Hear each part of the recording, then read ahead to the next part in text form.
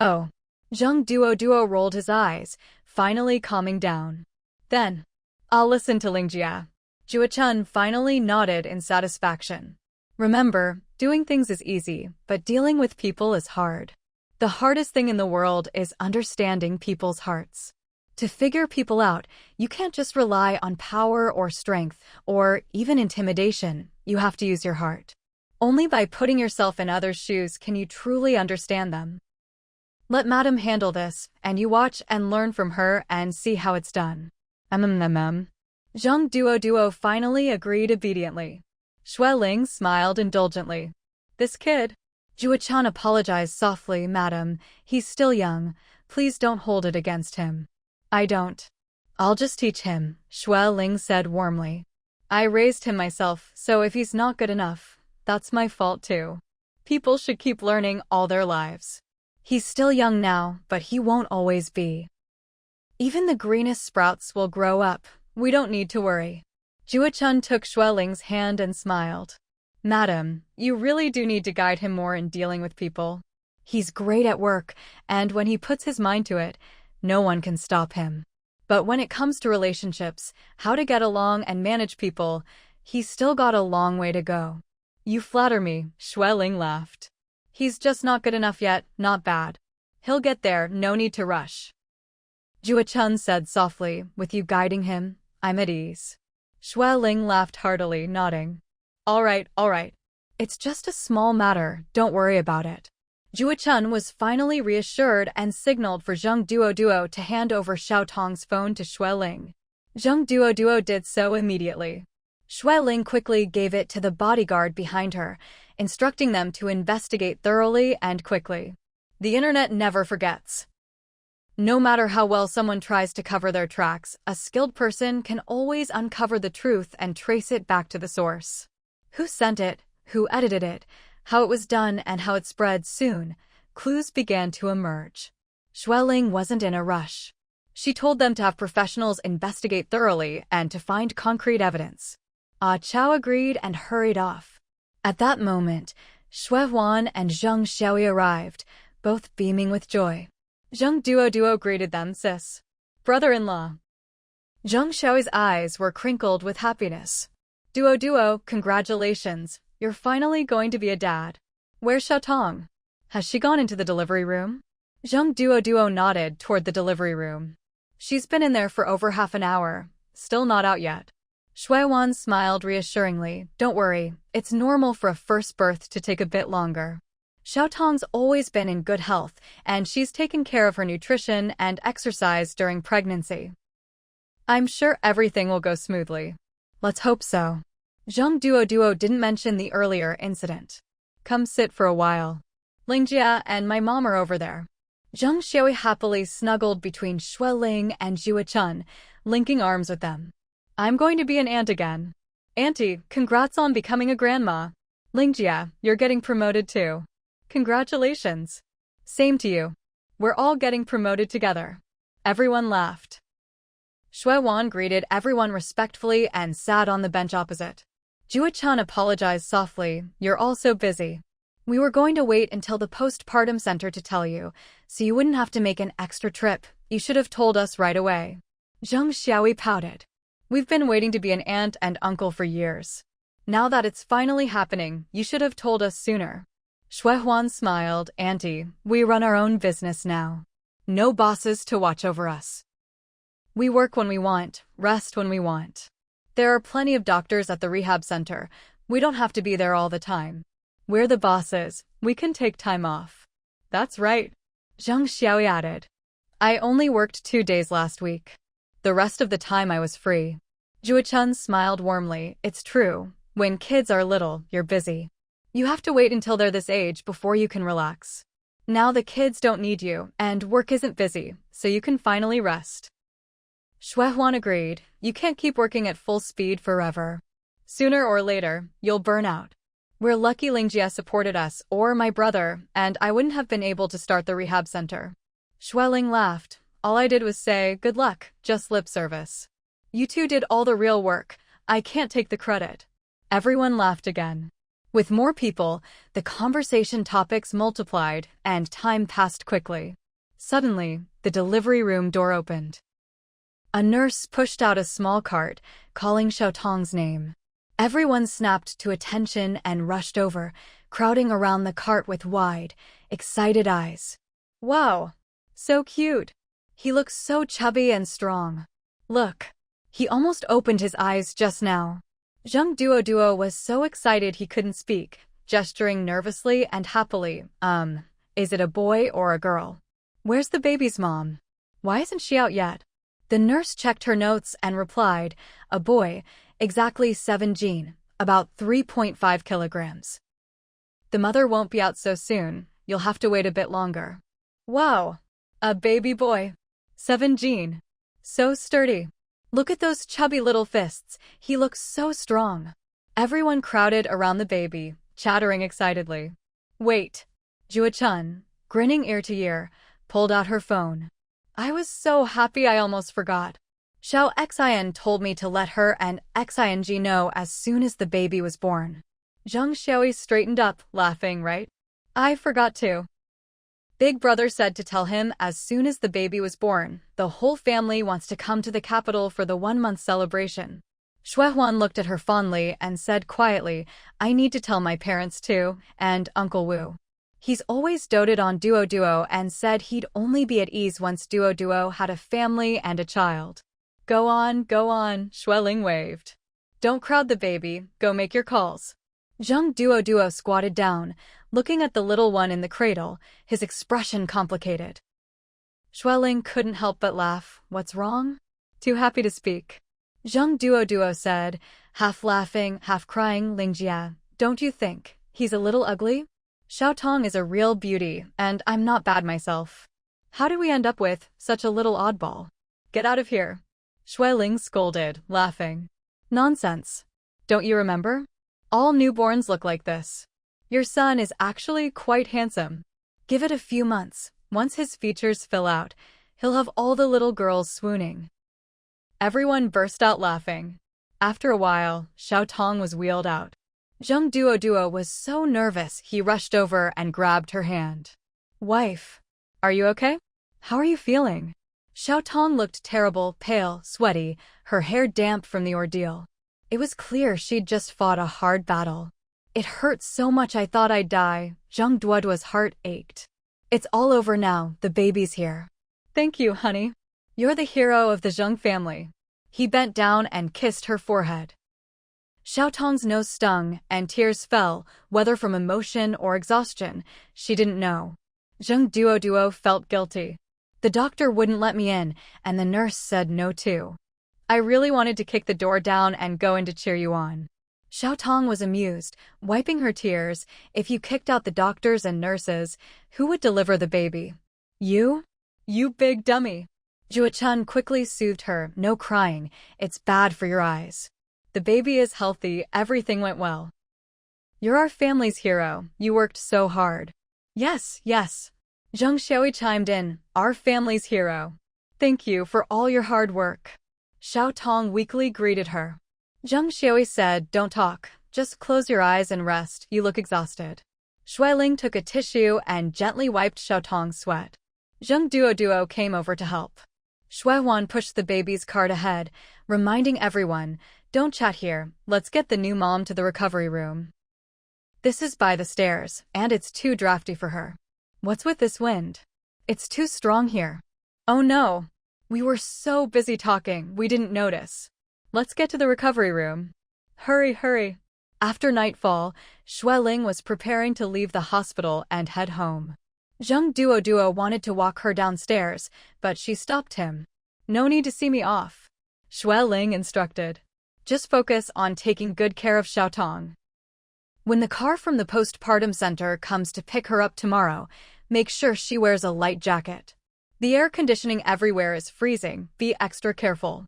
Earlier, Xiaotong had sneezed from a draft, which nearly sent Jua Chun into a panic. Zheng Duo quickly agreed, blinking a few times and lowering his voice. Lingjia, I'll leave the video matter to you.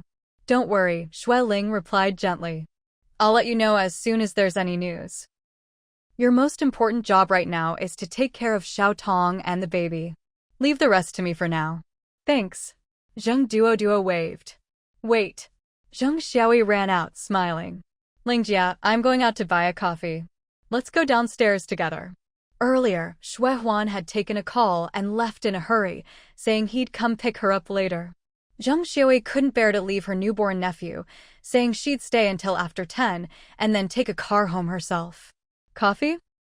Zheng Duo pulled out his phone. Sis, I'll order 2 cups for you. No need to run around in this heat. Delivery is just a tap away. Zheng Xiaoyi shot him a look and scolded. Can I just go for a walk? I want to see Lingjia off. Is that so wrong? Of course not. Zheng Duo raised his eyebrows and grinned. I'd love that. Go on, go on. So, Xue Ling and Zheng Xiaoyi walked arm in arm into the elevator. They chatted as they walked, all the way to the hospital entrance. Xue Ling stopped and smiled. So? Still not ready to talk? My car's right across the street, you know. It was obvious Zheng Xiaoyi had something to say, otherwise, she wouldn't have come up with such a flimsy excuse. Zheng Xiaoyi let go of her hand, turned to face her, and gave an embarrassed smile. Jie. I suddenly don't know how to say it. I'm not even sure where to start. Xue Ling raised an eyebrow teasingly. If you want me to know, just say it. If you really can't, you can always text me. I'll wait in the car while you type it out. Zheng Xiaoyi was amused, pinching her nose to hide her embarrassment. Yeah, it's about Awan, or rather, not really about him.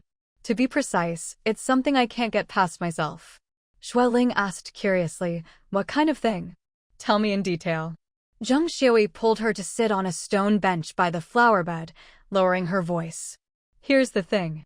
About 10 years ago, Ah Huan supervised a female PhD student. She was pretty, smart, capable, and had great academic achievements. She used to flirt with Ah Huan gifts, homemade meals, all sorts of things. Oh, Xue Ling nodded. Zheng Xiaoyi continued. Ah Huan was always busy, very serious about work. Even if he sometimes neglected the family, his sense of responsibility never wavered, and his feelings for me never changed. Maybe to avoid gossip, he transferred that student to another advisor and didn't take on any more students for years. That student later went abroad, but only stayed overseas for 2 or 3 years, and now she's back. Oh, Xue Ling nodded again. Zheng Xiaoyi gave a wry smile.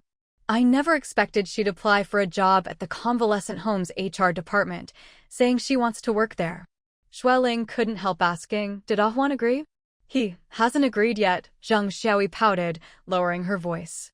But he personally selects all the doctors there. That student is very capable, and her specialty is exactly what our center needs most right now. I think Ah Huan will probably say yes. Xue Ling finally understood and laughed. So, you want me to talk to Ah Huan, right? Zheng Xiaoyi looked embarrassed and stammered. Yeah, it's not that I don't trust him. We've been together for years. We're an old married couple. He's in his 50s now. Even if he wanted to, he doesn't have the energy or interest. I just feel. You feel it's unnecessary, Xue Ling finished for her. No matter how rare the talent, there are always other options.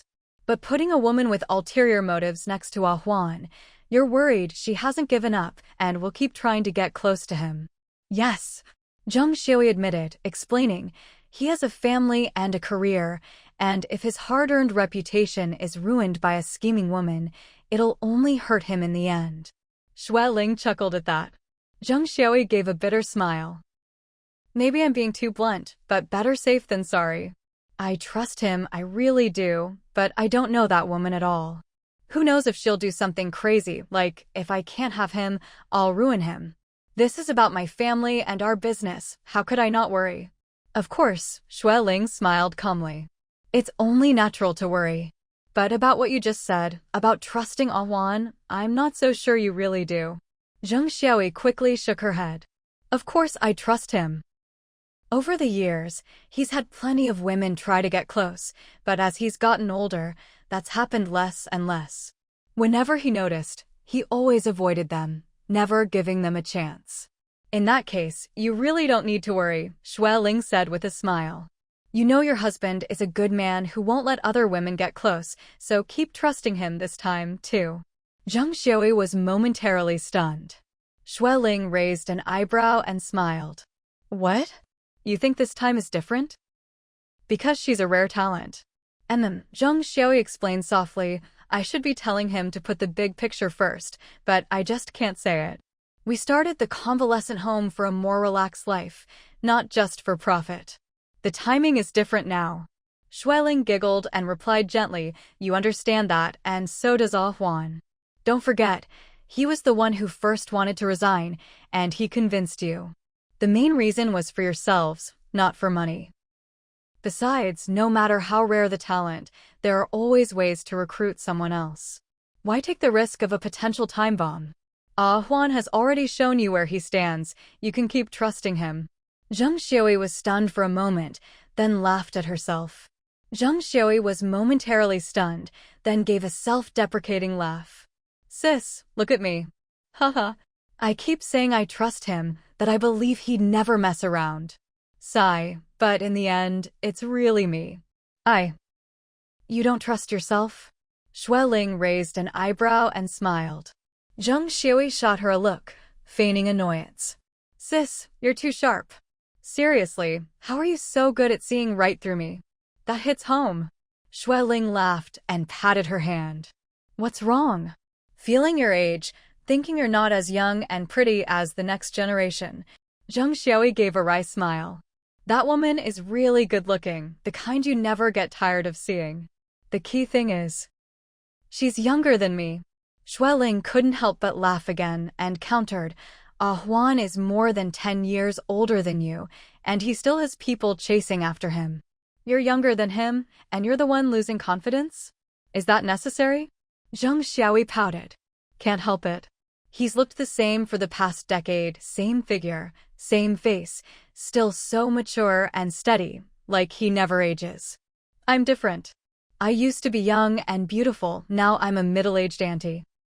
My belly's getting bigger, I can't fit into those pretty slim pants anymore, only skirts or elastic waist pants, otherwise I can't get them over my waist.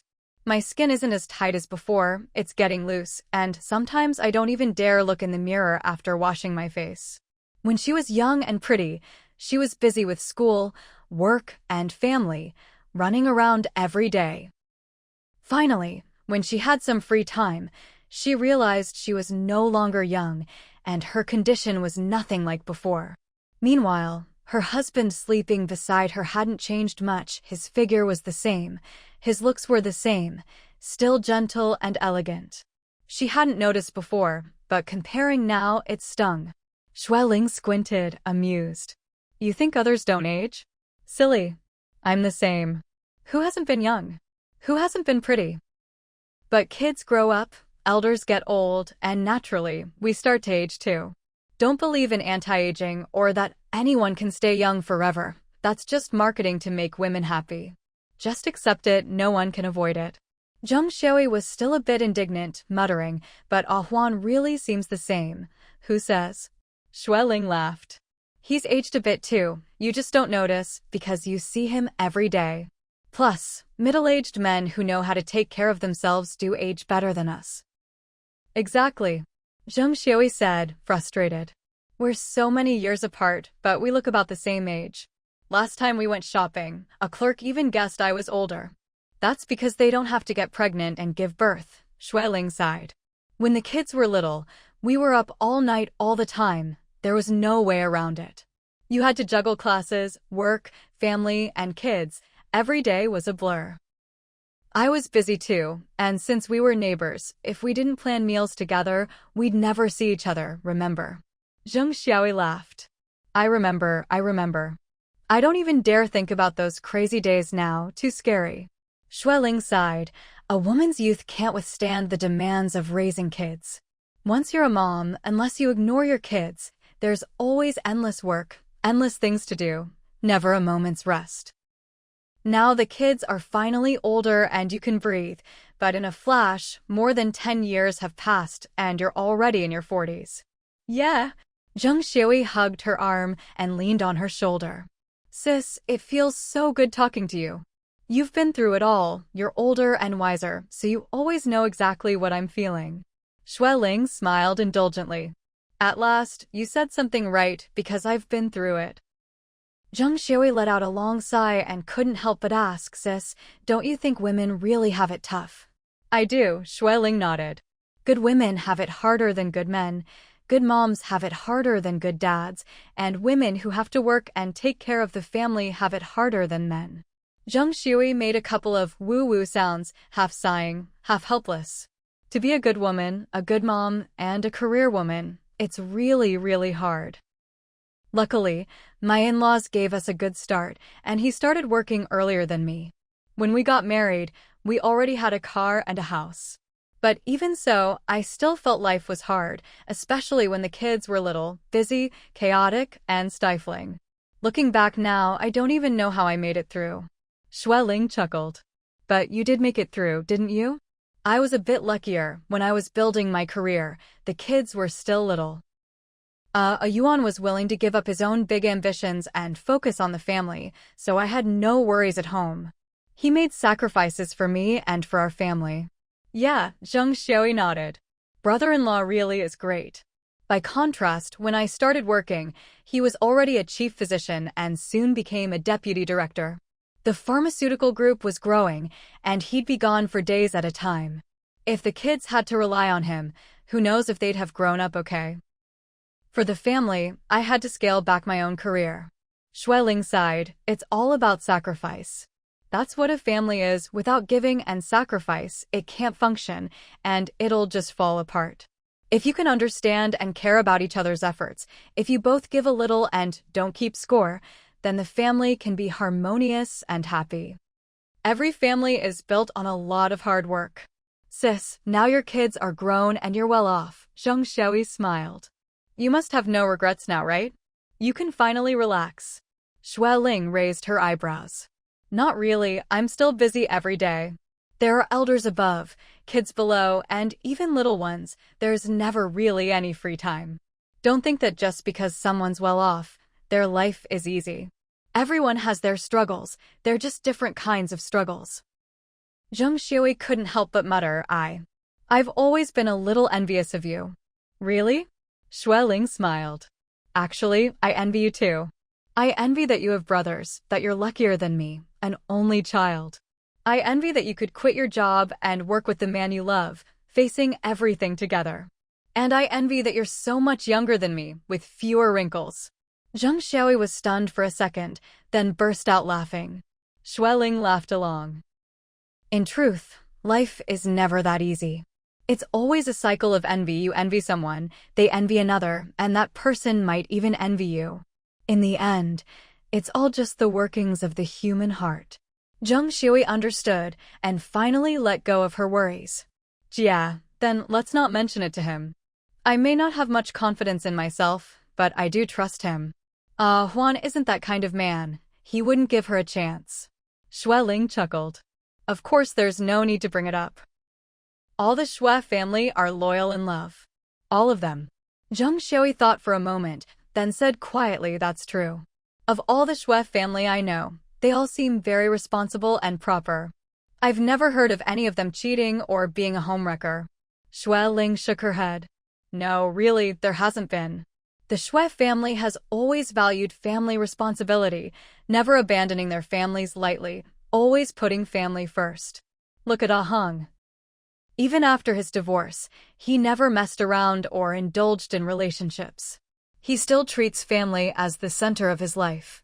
Of course, nothing in the world is absolute, and people aren't absolute either. Take Uncle Julien, for example.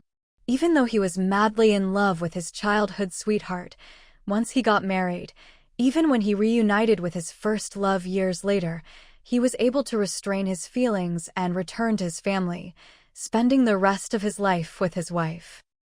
Shui exclaimed, Jia, what's going on with Ah Hung and Ah Fong now? Will they ever get back together? They're not young anymore. Their daughter's grown up. Why are they still dragging things out? All these years, they've often lived together, but always in separate rooms, sharing meals with their daughter. Whenever Qing Tianfong felt unwell, Shueheng would immediately take care of her, never avoiding her. In recent years, Cheng Tianfeng's health hasn't been great, and she's often stayed at the convalescent home. Shueheng would arrange her treatments, drive her back and forth, and keep her company whenever he could, just like any old married couple. Since they get along so well, why not just remarry? They can't go back, Xueling said honestly. If they could, would they have waited this long? The romance is gone. What's left is family affection. They were once a loving couple and share a daughter. Now, they care for each other as family, giving their daughter a complete home. In truth, they support each other as family, and whether they remarry or not doesn't really matter anymore. Zheng Xiaoyi sighed. I used to feel sorry for Ah Heng. It's all in the past, Xueling said softly. Time heals all wounds, even the deepest and most painful. Ah Feng learned her lesson and paid a heavy price. Luckily, Ah Heng made it through and chose to forgive her. She almost lost everything, even her life. Fortunately, she found hope again, and with her daughter and ex-husband, her remaining years won't be too hard. Zheng Xiaoyi was quiet for a moment, then said, the Xue family really is forgiving. My mother and father-in-law have always treated Cheng Tianfeng well, never resenting or blaming her. For a while, I even wondered if my father-in-law was encouraging Ah Heng to remarry Ah Feng. Ah Heng refused, Xueling explained. He took care of Ah Feng to help guide their rebellious daughter, so they started interacting again and eventually agreed to give their daughter a complete home by living together. Spending more time as a family, the atmosphere softened, and their daughter got through her rebellious phase. Now, the three of them are doing well. They really are, Zheng Xiaoyi said, lowering her eyes. In this situation, remarriage isn't necessary. It's not much different from being an old married couple. Xueling smiled. Uncle Jillian always says, why care so much about labels or whether you're remarried? Two people can accompany each other as family, what's wrong with that? There are too many social rules. When you get older, you see through it all. As long as you're comfortable, not breaking the law or morals, what does it matter what others think? Really? Zheng Xiaoyi giggled. My father-in-law said that? Xueling nodded. He said it himself. Zheng Xiaoyi gave a thumbs up. Impressive. When you're his age, you'll probably be even more open-minded, Xueling laughed. I'm not there yet, I still care about too many things, so I have more rules. Zheng Xiaoyi shook her head. No way. Yeah, you're not ordinary. You don't need to be his age to be wiser and more open-minded than him. Xueling was touched and couldn't help but think of her third son and Lin Qingji. She gave a bitter little laugh. Not yet, I'm not at that level. Zheng Xiaoyi patted her shoulder. Even if you're not there yet, you will be one day, it's not far off. Xueling smiled wryly. I hope so. Zheng Xiaoyi wasn't the most sensitive person, so she didn't notice anything amiss. She looked up at the dim night sky, squinting and sighing. Yeah, time really flies. In a blink, my kids are adults and I'm middle-aged. Even my much younger little brother is a dad now. Maybe the next time we have a chat like this, we'll both have gray hair. Xueling smiled. Life really does go by so fast. Even though she'd lived 2 lives and experienced so much, she still couldn't help but feel this way. When we're little, before age 7 or 8, we're clueless. Then it's all about studying, day after day, boring and monotonous. By the time you realize how important learning is, you've already left school. Just when you learn how to be a mom, the kids are grown, your mistakes can't be fixed, and your experience is mostly just regret. Before you know it, you look in the mirror and see gray hair and old age. Zheng Xiaoyi smiled and murmured, yeah, I feel the same way. It's like that for everyone, Xueling said gently. The only thing we can do is cherish every day and try not to leave too many regrets. Zheng Xiaoyi leaned on her shoulder and asked, Jia, do you have any big regrets in this life? What are they? I have plenty of small regrets, but no big ones, Xueling answered honestly. In this life, she'd already made up for her greatest regret from her previous life, and that was her greatest fulfillment. Zheng Xiaoyi asked, is there anything you're especially satisfied with? What's the thing you're most content about? There is, Xue Ling replied. Marrying a Yuan and building a happy family with him. Zhang Xiaoi giggled, teasing, wow, Jia, you're really laying on the sweetness. Xue Ling burst out laughing. Over the next 2 days, Xue Ling was busy following up on the video incident, but she still made time to visit Xiaotong at the postpartum center. Xiaotong was in good spirits, completely focused on her adorable newborn, and hadn't been affected by any negative fallout. Both Xue Ling and Zhang Duo were quietly relieved. Lingjia, I'll walk you downstairs, Zhang Duo insisted, escorting her and pressing for answers. How's the investigation going? There must be some leads by now, right? Xue Ling nodded lightly. We found out yesterday. Who was it? Zhang Duo immediately asked. Was it old Kai and his group? It must be, right? Xue Ling lowered her eyes and sighed, a bit helpless. The three of them did conspire over WeChat, but Xiaozhang later backed out. Old Kai was the one who handed the material to someone to send to Xiaotong's phone. Old Kai is the main culprit. Zhang Duoduo's face turned dark with anger, his teeth clenched. I knew it was them. Who else could it be? When I fired them, they looked like they wanted revenge. Unbelievable. I won't let them off. Don't rush, Xue Ling soothed, holding his arm. Don't make decisions or say things in anger. Duo, I told you, let me handle this. Don't get involved. Call the police, Zhang Duo said angrily. They've already been fired, they have nothing to do with the group anymore. Only the police can deal with them now, you can't do anything. Just thinking about the danger his wife and child had been in made him furious. But Xue Ling hesitated, lowering her voice. It's not that I don't want to call the police. I just feel I need to question old Kai and the others first, then decide how to punish them. After the investigation, she actually started to hesitate. The matter seemed simple on the surface, but was actually very complicated. If handled carelessly, it could affect thousands of employees in the group. That's not right, Zhang Duo said suspiciously. Sis, you're not going soft and planning to let them off, are you? You can't. If you're soft on people like this, it'll only hurt us and the company in the end. If they can betray the company once, they can do it again. I'll look into it more carefully, Xue Ling reassured him. Don't worry, they won't escape responsibility. Duo, just focus on taking care of Xiaotong and the baby. I promise I'll give you a satisfactory answer. Hearing this, Zhang Duo, though still unwilling, had no choice but to agree. Sis, I know I'm still young and sometimes impulsive, but I have to say, everything I do is for the company's future. Talent is our greatest resource, but not everyone is truly talented.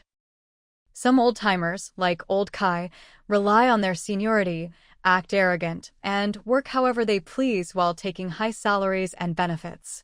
I know he's old and close to retirement, but I had to make an example of him. Xue Ling listened seriously and nodded. Zhang Duo continued, some senior staff have started slacking off, can't keep up with the times and waste company resources, which affects the motivation of the younger generation. If management is poor and rewards aren't fair, young people lose faith in the company's future and, over time, the company will lose its competitive edge. Xue Ling nodded again, but didn't speak. Zhang Duo lowered his voice. Old Kai only did this out of resentment. He knew it was illegal and could have serious consequences, but he still did it. People like him can't be tolerated. Xue Ling looked at him, thinking calmly. Zhang Duo patted her shoulder. Lingjia, if you let people like this go, the consequences will be disastrous. If old Kai does it today, someone else might do it tomorrow. People are complicated.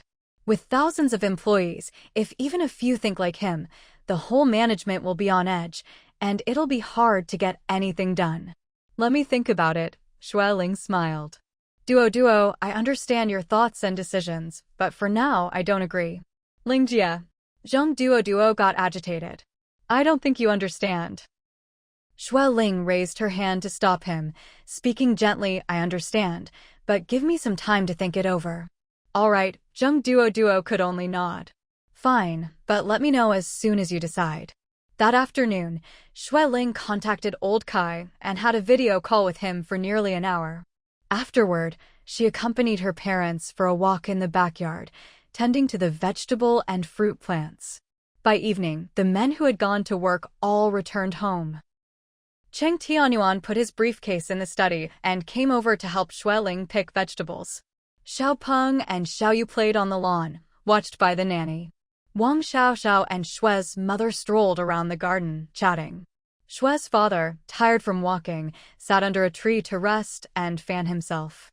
Cheng Huanchong came over cheerfully, calling, "Dad, Mom, can we eat yet? I'm starving." "We can eat now," Shui Yang said, balancing his briefcase on his head, flexing his muscles and dancing. "Big brother's right behind me. Everyone's here. Time to eat." Cheng Tianyuan looked around and asked, "Where's Xiao Xian? Isn't she on break? Haven't seen her these days." Xueling replied, "She's been filming videos these past 2 days, stayed out last night, and said she'll be back on the 10 p.m. high-speed train tonight. She's really busy." Cheng Tianyuan frowned. "It's been so hot lately, hope she doesn't get heat stroke." Cheng Huanchong grinned, her channel finally took off. "She's got about 5 million followers now. She made a lot of money last month, so she's motivated. She's planning to take her 2 employees on a dozen business trips this summer to film more good videos." "Wow!" Shui Yang exclaimed, "A lot of money? How much? Why hasn't she sent us a red envelope? Why is the group chat so quiet? That's not right." Cheng Huanchong, who had just arrived, squeezed in to wash his hands. Xiao Xian didn't say how much, just complained about all the taxes. She's already applied to open a studio, so she might get some tax breaks. She's got 3 or 4 employees now, so a small studio is a good fit. I guess she made 300,000 or 400,000 across all platforms last month. Whoa! Shui Yang's eyes widened in disbelief. Really? That much? Our little sister is quietly making a fortune. Everyone else was surprised too, and they all asked the eldest if it was true. Qing Huanran nodded. It's been almost 2 years now, so it's an old account. She invested quite a bit at first, and Arnhedge helped out behind the scenes from time to time. Otherwise, there's no way the fanbase would have grown so fast. With more traffic, more opportunities come. The more opportunities, the more traffic. Exactly, Shui Yang said with a smile. Her account gets a lot of ads, and it's really positive, well shot, too. Without those ads, there'd be no exposure or fans. Cheng Huanchong, fiddling with peanuts on the table, teased, of course. She's got a professional team, how could it be bad? Promoting knowledge about national treasures, offering both a visual feast and education, it's a really positive presence online. As long as the videos are good, creative, and fun enough to attract young people, plus with Fourth's nice voice, it all comes together. Sooner or later, it'll go viral. If it doesn't, it'd be a shame after 2 years of hard work. Keep at it, Shui Ling encouraged gently. You'll do well. Shui Yang shook his head. That's not a given, Mom. Society isn't what it used to be. People are so competitive now, the pressure is huge. It's not hard to start something, but getting ahead of the competition is really tough. Oh, Shui Ling laughed teasingly. That's true. If it were today, your dad and I probably wouldn't have made it either. Cheng Huanran finished wiping his hands and carefully cleaned his glasses. Not necessarily. Capable people can make money anywhere, it's just a matter of how much. Of course, the environment and opportunities matter too. Right, Shui Yang agreed. If you have ability, drive, the right method, and the timing is right, you'll succeed. But getting all those things to line up is already a huge challenge. Cheng Huanran smiled. Now it's the internet age, everyone has a phone, everyone can ride the wave. But with so many people, it's survival of the fittest.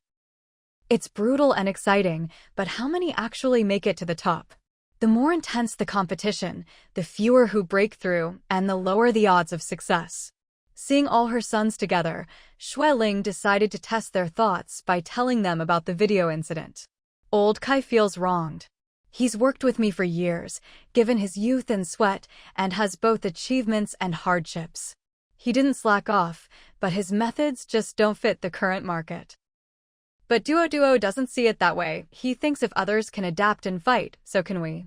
Old Kai resented Duo and deliberately took revenge on Duo and Xiaotong. Now, Old Kai is very calm. He's already consulted a lawyer and says it's not a serious crime, just a public order issue, maybe detention or a fine, but he's not afraid.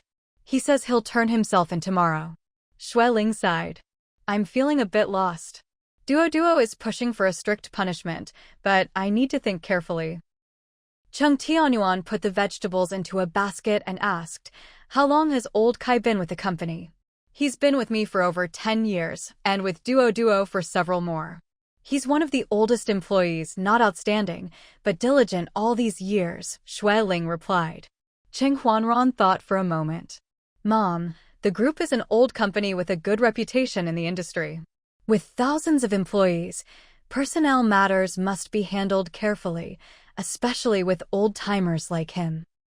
Xueling explained, Duo fired him partly for mistakes at work and partly to warn other senior staff not to rest on their laurels. Shui Yang, with his daughter on his neck, laughed. I never realized how hard it is to be a boss until I became one myself. If it was just about working hard, that'd be easy. The hardest part is dealing with employees and balancing relationships. That's the real headache. I'd rather do the toughest packing job in the warehouse. Cheng Tianyuan glanced at his second son and explained, the most complicated thing is people's hearts. Controlling yourself is easy, controlling others is hard. If you can win people's hearts and get employees to work for you willingly, that's much harder than doing the work yourself. Cheng Huanchong, who's always focused on his studies and art, has professionals running his company. He barely understands the reports and often asks Mom for help. I don't really get all this. But I think if you handle it like Duo wants, it might backfire. Old Kai is over 50, almost at retirement. Firing him now basically cuts off his livelihood. Most companies won't hire someone his age, except for hard labor, and he's too old for that. Even if he could swallow his pride, he doesn't have the strength. Xueling knew her third son was always kind and simple, so this was no surprise. He still has some savings. The company's always treated its old staff well. But he lost a lot in the stock market, so he's not well off, though daily life isn't a problem. He just can't swallow his pride, and with nothing to do, he got more and more frustrated, which led to him lashing out at Duo. If I'd known, I would have stopped Duo from firing him. At most, I'd have demoted him or let him retire early. Cheng Huanran waved his hand. Mom, Duo has it tough. He's at the top, responsible for profits and making sure everyone gets paid and gets bonuses. That's the hardest job. Too many senior staff resting on their laurels threaten his authority and hurt the younger generation's motivation. I understand, Xueling smiled. He's not wrong, I never said he was. Shui Yang, still playing with his daughter, laughed. Mom, you're still the old chairwoman. Some things are better handled by you than by Duo. For example, if you're the bad guy this time, you'll be more merciful than Duo, and this whole mess could have been avoided. The deterrent effect might not be as strong, but it would still warn the old-timers. Of course, you can't interfere too much, or Duo will lose authority. You have to strike the right balance. I trust you, Mom. Cheng Huanran nodded. You can't get rid of all the old-timers at once, or you'll hurt yourself and end up with a lose-lose. Xueling listened and smiled softly. You're all right. Cheng Tianyuan couldn't help but ask, do you have any ideas? If Duo and Xiaotong agree, maybe handle it privately. In the long run, internal resolution is more effective than external. Xueling smiled and asked, so, you also think it's better to handle this internally? Of course, Cheng Tianyuan analyzed calmly. If it were a major incident, then of course we'd have to call the police. But fortunately, Xiaotong and the baby are safe, just a bit frightened. As old Kai himself said, he doesn't deserve a heavy punishment. Even if we took this outside, the result wouldn't be ideal, and might even backfire. Exactly. Shui Yang agreed. How would the old-timers see it? They've given half their lives to the company, and now that they're old and not as useful, they get kicked out and end up with nothing. That's already disheartening enough. If we don't show some tolerance and try to save them, it'll only make things worse. Chung Tianyuan nodded. Right. So, why not have old Kai sincerely apologize to Xiao Tong and the others, let bygones be bygones, and resolve the hard feelings? Xiao Tong and the baby are safe, old Kai has vented his anger. Why not turn hostility into friendship? There's no need to keep dragging this out. If both sides keep retaliating, everyone loses in the end. Dad's right, Chen Huanran agreed. It's better to handle this internally and minimize the issue. Of course, Duo might be angry, maybe even blame Mom. You'll have to talk to him, maybe find another way to comfort him. Agreed. The third son gave a thumbs up. Best to show it with real action. For example, when you handle this, Mom, don't undermine Duo's decision, or he'll lose authority and respect in the company. Of course, Xueling said gently. He's the head of the group now. Protecting his authority is protecting the management's interests. I've always supported him over the years. Chung Huanran raised his hand. Mom, it's best if you handle this. Duo is too involved, so it's not appropriate for him to deal with it directly. Also, maybe you could come up with a plan and discuss it with the company's senior staff, give them a heads up? Like what? Xueling smiled. What kind of plan? What should I discuss? What kind of heads up? Chung Huanran explained, most big companies have retirement plans for senior and middle management. Some allow early retirement with full salary until retirement age, but no year-end bonus, and occasional dividends. Others have senior staff step back from major roles, giving those positions to younger colleagues. They still come to work and do what they can, with full salary, smaller bonuses, and year-end dividends. You think I should propose a plan now? Xueling asked. Chung Huanran nodded. It's about time. The oldest employees are all getting on in years. This kind of plan will have to be rolled out sooner or later. Right. Shuiyang added. The sooner, the better for morale. Everyone knows it's the young and middle-aged who do the real work. Once you're older, even if you want to work hard, you just don't have the energy. Not all old ginger is spicy, some are rotten, especially those who love to throw their weight around. They get the biggest bonuses and dividends but don't do much, so of course the young people resent it, right? Xueling wiped her hands with a wet towel, thoughtful. Actually, I've considered these plans before. But back then, there were hardly any employees old enough to retire, so I didn't pay much attention. You're right, it's time to take care of this. Exactly, Chung Huanran said. The sooner, the better for morale. Of course, you'll need to get their input, it can't be decided unilaterally. Xueling agreed gently. I'll talk to old Kai first, then to Duo. No matter what, this needs to be resolved. Will Duo agree? Chung Huanchong asked doubtfully. He cares so much about Xiao Tong. How could he let go of someone who hurt her? Shuiyang laughed, not necessarily. Men get soft after becoming dads, it's not like before. People change when they fall in love, and even more after becoming parents. You wouldn't understand, you haven't even dated or become a dad yet. Chung Huanchong, his handsome face turned red, and he glanced around nervously, not daring to say more. The others were too busy chatting to notice. Chung Huanran smiled and lowered his voice. Duo was a dad now. He's in a great mood. If he still won't budge, let Xiao Tong and Antachun talk to him. They're the most important women in his life, he'll have to listen to them. Right. Shuiyang pretended to sigh, you have to listen to your mom, and you can only listen to your wife. For men, there are only two paths in life. Chung Huanran pushed him away, laughing, go. Go be with your wife and kid. Haha. Aren't I already? Shuiyang teased his daughter. Little you grabbed her dad's hair, cheering, giddy up. Faster, giddy up. Shuiyang bounced around, making silly noises, making the little one giggle. Qing Tianyuan picked up the basket of vegetables and called out, "Third, take the choisem to the kitchen and have oldly get dinner ready." But Qing Huanchong, distracted by his phone, didn't hear. Qing Tianyuan raised his voice, "Third." Huh? Qing Huanchong looked confused. Dad, what is it? Qing Tianyuan laughed, "You're so young and already deaf? It's the phone's fault." "The deaf third son, I'll do it," Xueling said fondly, glancing at him. "You're so absorbed in your phone, weren't you just saying you were hungry? What, you think you can eat your phone?" Qing Huanchong blushed, quickly hiding his phone in his pocket. Xueling didn't tease him further and went to the kitchen. Qing Tianyuan clapped his hands and stretched lazily. "Dad, Mom, time to get ready for dinner." He walked over to his in-laws.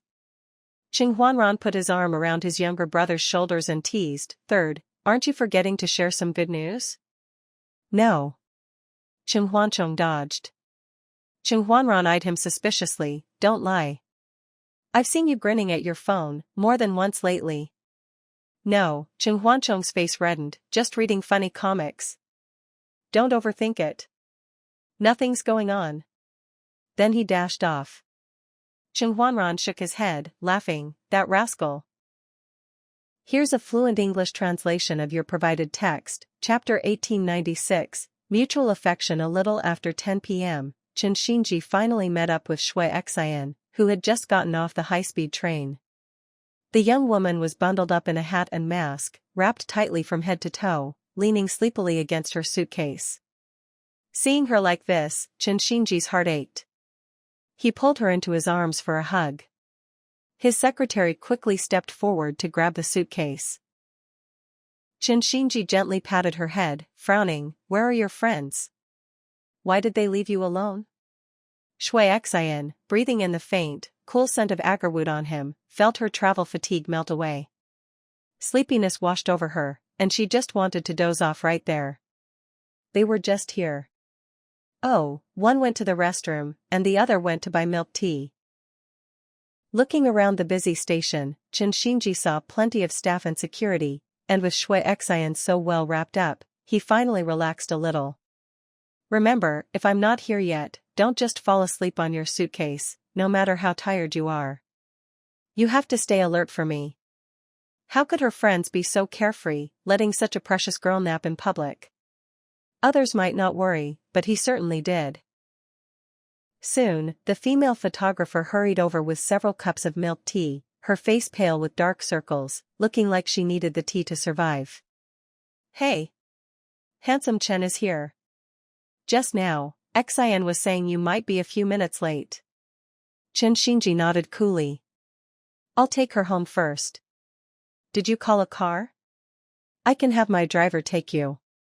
"No need," the photographer replied. "My husband's on his way. We'll drop Xiaolu at school, then head home. No need to go out of your way." "All right," Chen Xinji said. "We'll head out then." Shui Xian waved sleepily, "Qingjia, bye. Let's chat in the group." "Okay." The photographer stopped her and stuffed a milk tea into her hand. "It's late, no time for supper, have this to fill up a bit." Shui Xian thanked her and took it. Chen Xinji took her hand and led her toward the exit. The secretary followed quickly, suitcase in one hand, travel bag in the other. Once in the luxury car, Shui Xian quickly took off her hat and mask, slumped into the leather seat, and reached for her milk tea, only for Chen Xinji to stop her. He said gently, "Don't eat too much outside food." Then he handed her a thermos. Shui Xian giggled, playfully, "You can't stop me when I'm out. When you're traveling, you can't be picky, just eat what makes you happy." Inside the thermos was papaya, rock sugar, and bird's nest soup, sweet and nourishing. Shui Xian took a bite, smacking her lips in satisfaction. "This is the most nutritious and expensive thing I've eaten in 3 days." Chen Xinji explained, "Mom made it for Xiao Tong, but when she heard you were coming back, she had me bring you a cup. I know you're tired from traveling, and going out for supper is a hassle. Better to have something light and get to bed early." Mom mentioned it, so I agreed. Parents gave me life, but my husband understands me, Shui Xian said dramatically. Qin Xingji's lips curled in a small smile as he watched her eat with such delight. Things are on track now. Don't rush, just focus on steady quality and regular updates. The initial promotion had gone well, even better than expected. They'd attracted traffic and fans, so now it was time to focus on video quality, not more advertising. I think so too, Shui Xian muttered. Just keeping up with updates and quality is exhausting. From now on, we'll work steadily and take it easy when we can. Qin Xingji smirked, half teasing, already thinking about slacking off before the real busy times? Don't you want to make money? If you want to earn big, you have to put in the long-term effort. Even a hanged man needs to catch his breath, Shui Xian grumbled. We filmed several artifacts this trip, now I have to edit, adjust footage, and check all the info. That'll take days. I'll sleep in tomorrow, then get back to work in the afternoon. I'll only slack off a little, never completely. Qin Xingji chuckled indulgently. Get a good night's sleep. I'll take you out for lunch tomorrow. Tonight, you're taking me home? Shui Xian looked at him playfully. You're willing to let me go? He shot her a look, voice low, seeing how tired you are, I have to let you go, even if I don't want to. But you'll owe me, and you'll have to make it up to me double in the next few days. Huh? Shui Xian glared at him, laughing. When did I owe you? Was it in a past life? Don't start. Exactly, Qin Xingji replied, completely serious. You owe me not just from a past life, but this one and the next. You'll never pay it off. Shui Xian snorted and kept eating, ignoring him. Qin Xingji lazily played with her hair, admiring her rosy lips and fair neck, his heart quietly fluttering. How about coming to my place tonight? He'd rather die than sleep alone when he could have her in his arms. Shui Xian giggled, reminding him, my family knows I arrived in the capital at 10 tonight. They also know I came to pick you up, Qin Xingji said, unconcerned. Don't worry, just come to my place. Shui Xian huffed, stop tempting me. I need to catch up on sleep, I haven't had a good night's rest in days, I'm exhausted. Qin Xingji glanced at her, a hint of helplessness in his tone. How about we just get married at the end of the year? Shui Xian burst out laughing, reminding him, I'm graduating next summer. Remember what you promised my parents? Did you forget? He'd solemnly promised her parents he'd wait until she graduated before marrying her. He'd waited years, why couldn't he wait just a little longer? Qin Xingji shrugged, all right, I admit it, I overestimated myself. Yeah, right. Shui Xian giggled. Who would believe that? Even I don't. Qin Xingji pinched her cheek affectionately. The car's air conditioning is cold, eat quickly. Shui Xian ate happily, then asked, did you get to hold the baby? No, Qin Xingji replied. I brought some supplements to the postpartum center, but only stayed a bit. Duo was showing off, wouldn't let go of the baby, and kept teasing us about not having kids yet.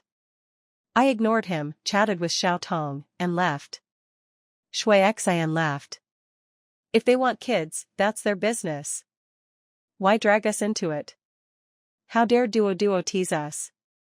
Qin Xingji said lazily, so what?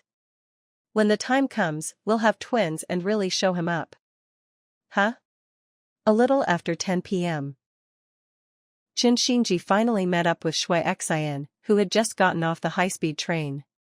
The young woman was bundled up in a hat and mask, wrapped tightly from head to toe, leaning sleepily against her suitcase. Seeing her like this, Qin Xingji's heart ached.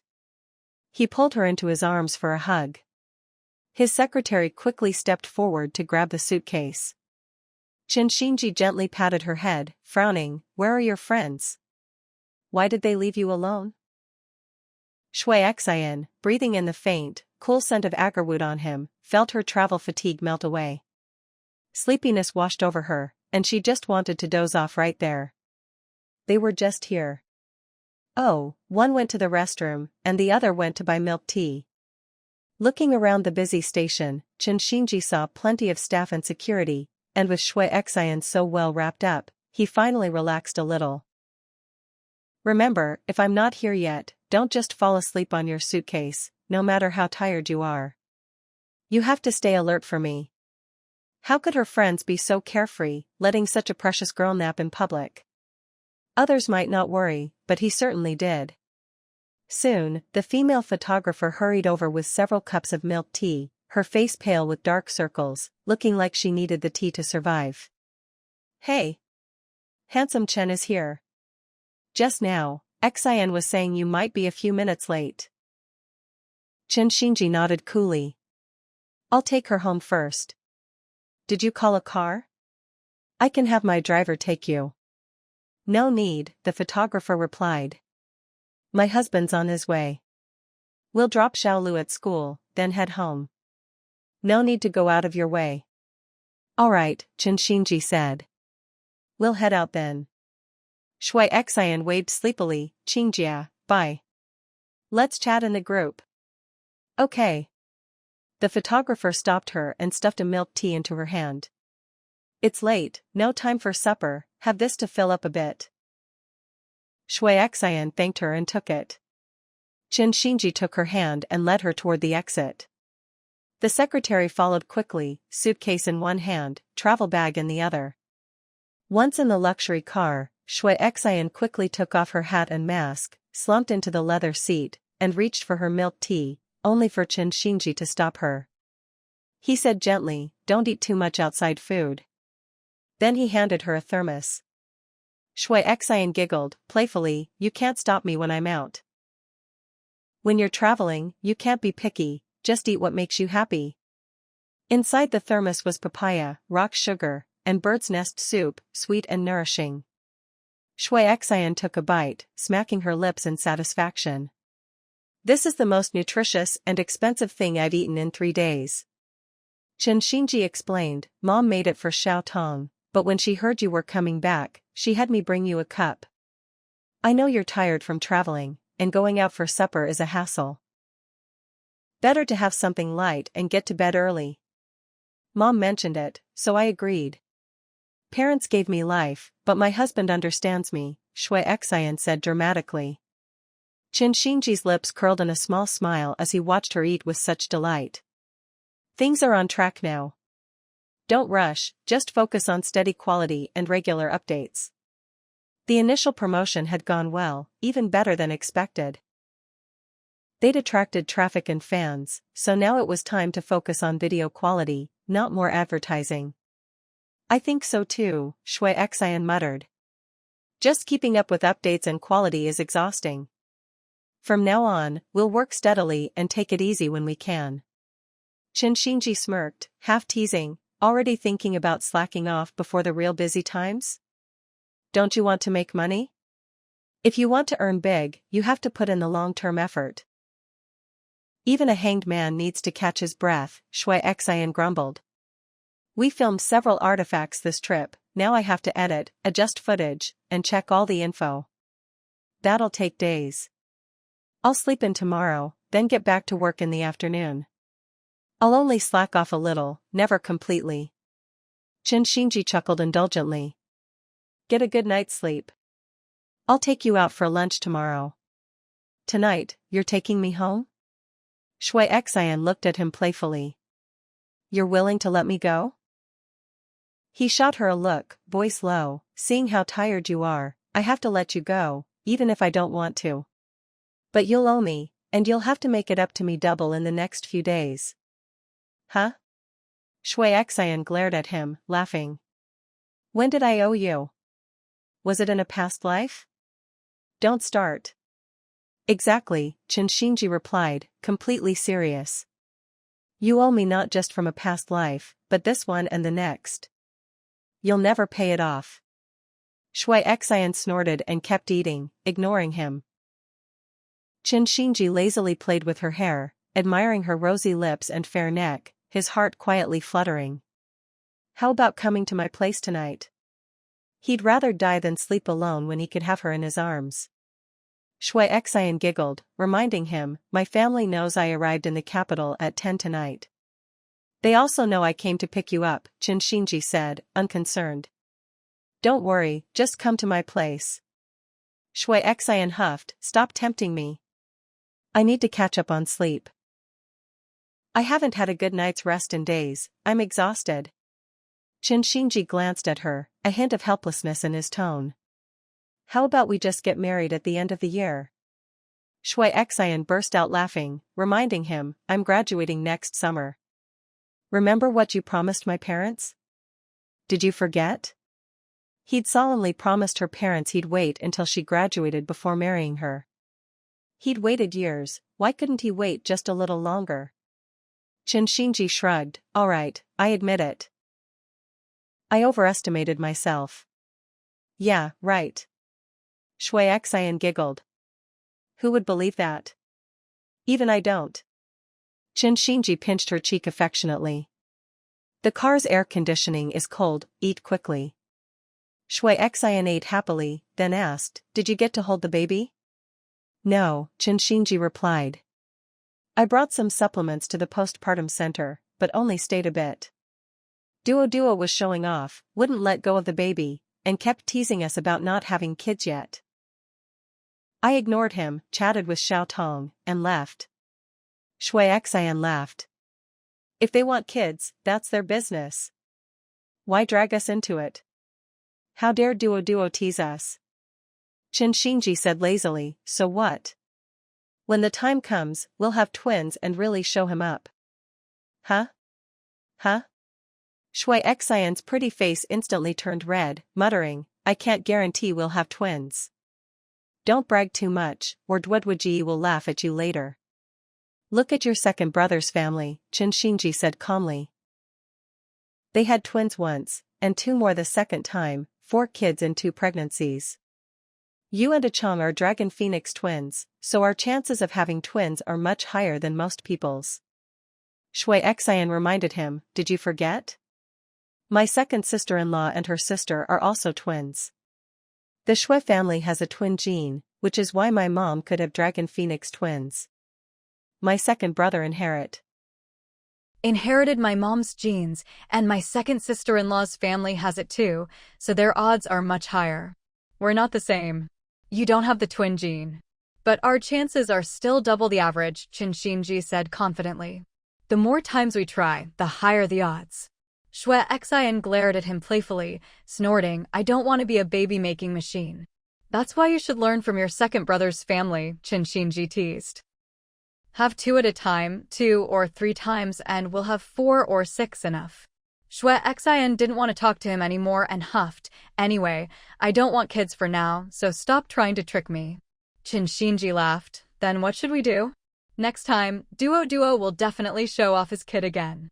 If we don't find a chance to outdo him, we'll lose face, right? He's family, who cares? Shui Xian giggled. If we can't outdo him, we'll just spank his son's little butt. He's our nephew, we don't have to be polite. Qin Xinji chuckled, gently stroking her hair. How about we do what your second brother's family did? Shui Xian raised an eyebrow. Do what? Having twins isn't something you can just decide. Even if I'm a Dragon Phoenix twin, there's no guarantee. Qin Xinji leaned down and gently nibbled her earlobe. I mean, what if we have a baby first? So when you graduate, you can take a graduation photo holding your child, just like your second sister-in-law. Unique and different. Shui Xian, how is that unique and different? She blushed and playfully punched him. What nonsense. My second sister-in-law had no choice. She had to take a break from school for the baby, all kinds of trouble. You think it's so great? So embarrassing. Qin Xinji laughed, letting her hit him. All right, I was just teasing you. See, now you're wide awake. You looked half asleep just now, but now you're full of energy and even hitting me. Go away. Shui Xian waved him off like a mosquito. They fooled around for a while, then couldn't help but snuggle up together. Qin Xinji held her in his arms, feeling content and a little tipsy, humming a tuneless melody with his eyes closed. Shui Xian lazily leaned against him, sniffing. By the way, when did you start using agarwood? You never even liked perfume before. Qin Xinji replied softly. Lin Qingji introduced it. You know I don't like perfume. Oh. Xue Xian raised her eyebrows in surprise. Qingxiao? You mean him, right? Qin Xinji smiled indulgently. Who else in the capital dares to use that name but Lin Qingji? Xue Xian was even more surprised. You know him well? Did my third brother introduce you? Sort of, Qin Xinji said. We've run into each other a couple of times recently, had a few meals, talked a lot. He's very knowledgeable, cool, but approachable, a remarkable scholar businessman. Xue Xian was amazed, then giggled. You rarely praise anyone like that. I've seen him once or twice, always in a rush, but just a glance and you can tell he's not ordinary. Qin Xinji laughed. He's just a person, how complicated can he be? People are complicated, Xue Xian mused. Especially someone like him. Like a banished immortal, untouched by the world. That's what they mean by a peerless, noble man, right? Qin Xinji flicked her forehead, laughing. You've read too many novels. If there really was someone like that, he'd be on display in a museum. Can't help it, Xue Xian sighed. He really is too perfect. Qin Xinji squinted, looking out at the neon lights flashing by the window. Silly, there's no such thing as perfect. No matter how flawless someone looks, that's just what outsiders see. Who really knows how much effort he puts in? You seem to know him well. Xue Xian teased. Did my third brother go with you? Isn't he traveling these days? Qin Xinji shook his head. No, a Chong wasn't there. What else would he do besides paint? He's probably painting at Xinyuan every day. Still there. Xue Xian was surprised. I thought he went traveling for inspiration. He said he was going to book a stay in a mountain inn for 10 days, maybe even a month. Qin Xinji raised his eyebrows and murmured, oh? He was still at Xinyuan today. Xue Xian giggled. If I have time, I'll fly over and stay with him for a couple of days, take a break. The quiet mountains are a nice escape from the city. Sometimes you need to relax and clear your mind. No, Qin Xinji's eyes flickered. Just let me go with you. Why bother a Chong? He's there to paint. Don't disturb him. Xue Xian huffed. He can't paint 24/7. We could eat and hang out together when he's resting, keep him company. Qin Xinji smirked, suggesting, how about I take you yachting for a few days? How could Cheng Huanchong possibly be lonely?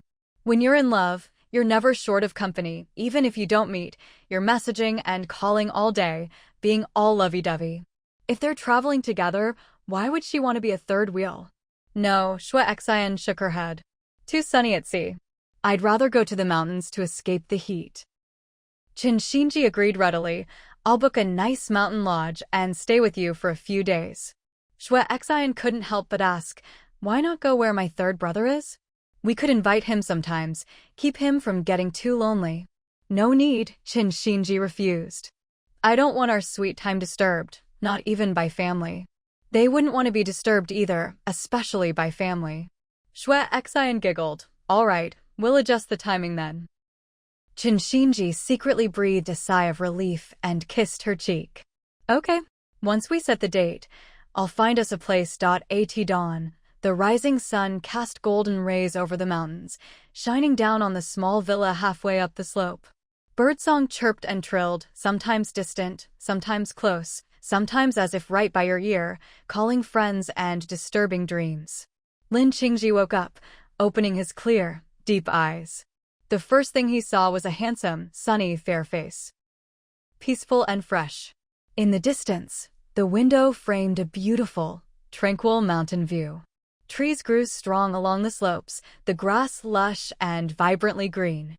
A gentle morning breeze blew, branches swayed, plants awakened, and flocks of birds darted by, playing among the trees. The mountain felt even more serene with their calls. Lin Qingji couldn't help but be entranced. He wasn't sure if it was because of the beloved person beside him or the beautiful scenery outside, but at this moment, he felt this was one of the most beautiful sights of his life, etched slowly and deeply into his memory. Cheng Huanchong seemed to be woken by the birds, half-conscious, instinctively snuggling closer, then draping a long leg over Lin Qingji, shifting to a more comfortable position before falling back into a deep sleep. Lin Qingji stayed still, gazing at the face in his arms, his cool eyes softening with affection. From downstairs, faint voices and the aroma of rice drifted up, carried by the mountain breeze.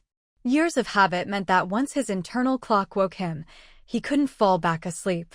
Cheng Huancheng wasn't one to sleep in either, but he sometimes stayed up late, never all night, just until 1 or 2 in the morning.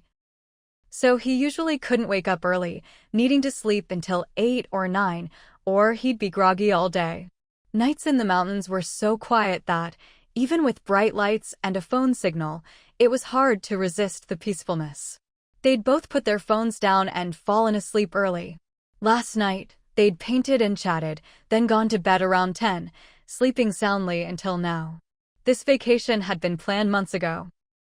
But Cheng Huancheng had to teach and keep up with regular updates, so he rarely had free time. Lin Qingji was busy too, but since he ran his own business, he had more flexibility. He could work whenever he wanted, or just close up shop and rest. So he'd been waiting for Cheng Huancheng's break. Finally, after saving up some content, Cheng Huancheng agreed to put the trip on the calendar. So Lin Qingji brought him to this little mountain villa. The villa belonged to his family. Several nearby hills had been bought by his great-grandfather in his old age, but he passed away before he could develop them. His grandfather didn't like the remoteness, so he just had the local caretakers plant pretty trees and flowers. Over the years, the plants grew tall.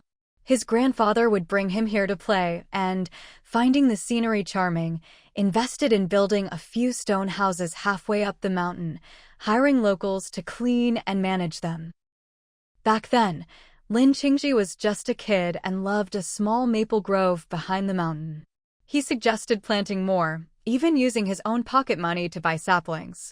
Later, the maples grew tall, and in late autumn, the hills blazed with red. After his grandfather passed, his parents were too busy to manage the property, so they left it all to him. A few years ago, one of the stone houses collapsed. Lin Qingji decided to invest more and build a small villa, adding a 2-lane road winding down the mountain, connecting to the county highway. Once the villa was finished, he hired 2 gardeners and 2 women to help with cleaning. His parents sometimes came to escape the summer heat, and friends or relatives would visit for a few days, but he, the owner, rarely came. This time, he brought only 2 bodyguards and a chef. He didn't want a crowd disturbing the peace or their rare time alone. They hiked, picked wild fruit, fished by the stream, played sports or ran, painted or worked in the evenings. Life was slow and easy, but wonderfully content. No wonder his parents said he didn't dislike vacations, he just lacked the right companion. It was true. He used to think vacation meant less work and more time for calligraphy, painting, or reading. Now, with a companion, vacation was full of fun and happiness beyond his expectations. Morning, Cheng Huancheng mumbled, opening his eyes lazily. What time is it? Lin Qingji sat up and glanced at the clock. About 7:13. Cheng Huancheng yawned and closed his eyes again. When did you wake up? Why aren't you up yet? Oh, we're supposed to dig bamboo shoots this morning, don't forget. Lin Qingji played with his soft hair, chuckling, I'd like to get up, but someone's got my leg pinned, I can't move. Huh? Cheng Huancheng belatedly realized his leg was draped across Lin Qingji's thigh, most of his body snuggled in his arms. He pretended not to notice, smiled, and quietly moved away. By the way, those bamboo shoots we saw yesterday, are they really wild? Are you sure they're edible? It'd be a shame to dig them up and not be able to eat them. Lin Qingji stretched his slightly numb leg, seeing someone feign innocence, and couldn't help pinching his fair cheek. The bamboo was planted over 20 years ago. The shoots are wild now, and they're delicious. Are you sure you want to eat them?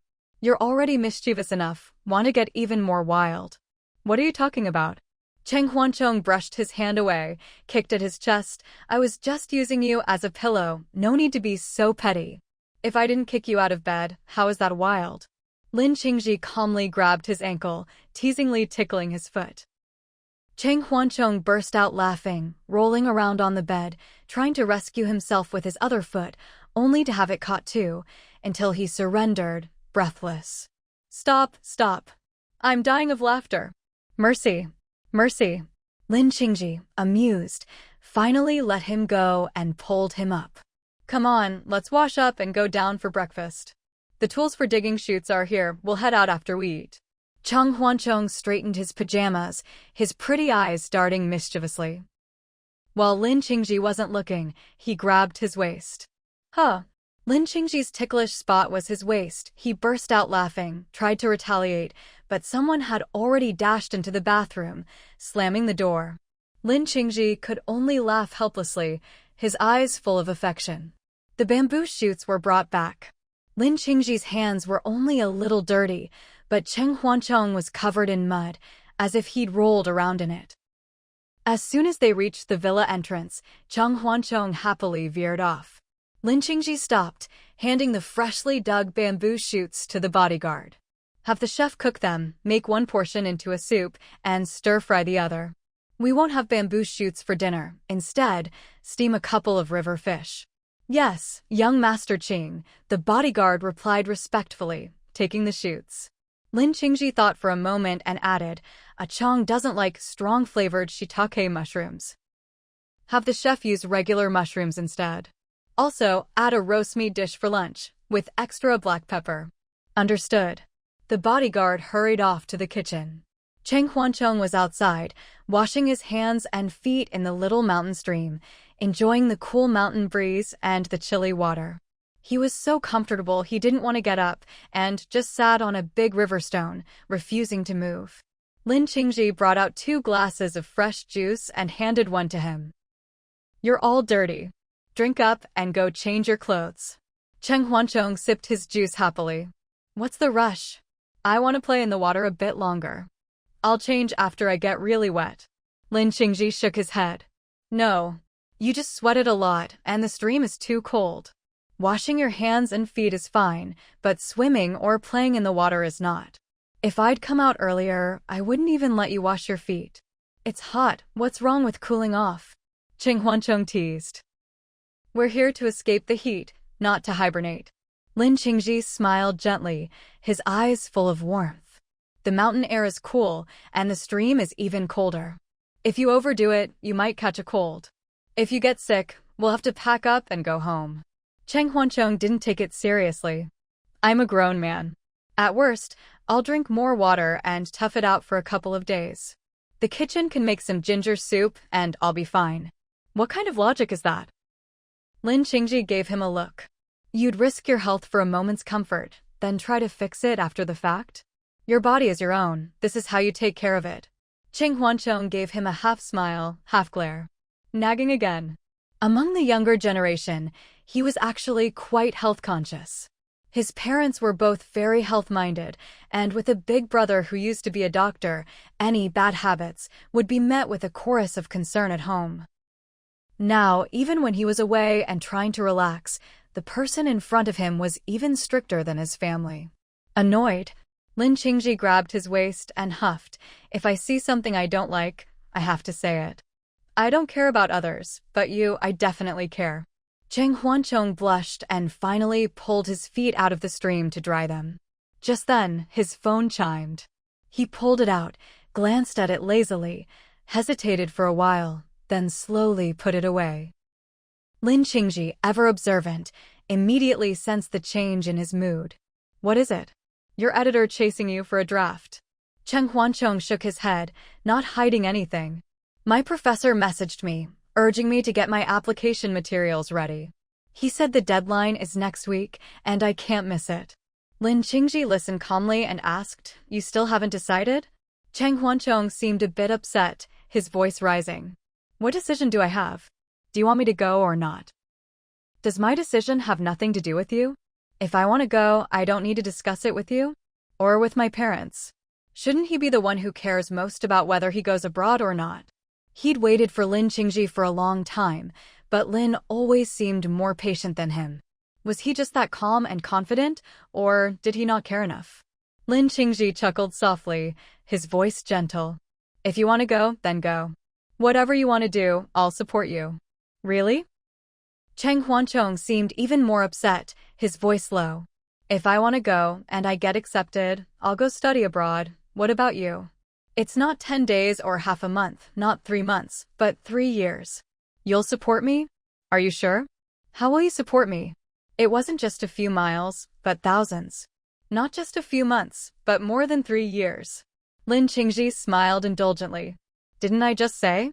If you truly want to go, of course I'll support you. However long you're gone, I'll wait for you. Whenever I have time, I'll fly over to see you.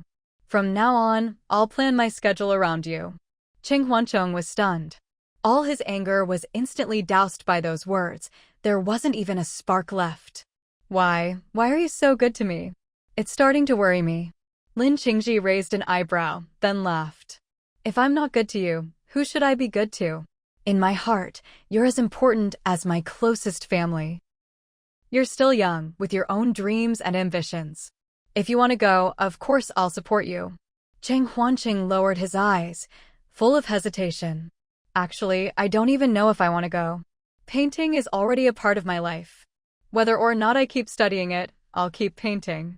Studying abroad doesn't really appeal to me. Lin Qingji nodded gently. I understand. Cheng Huanqing looked up at him. Really? You understand?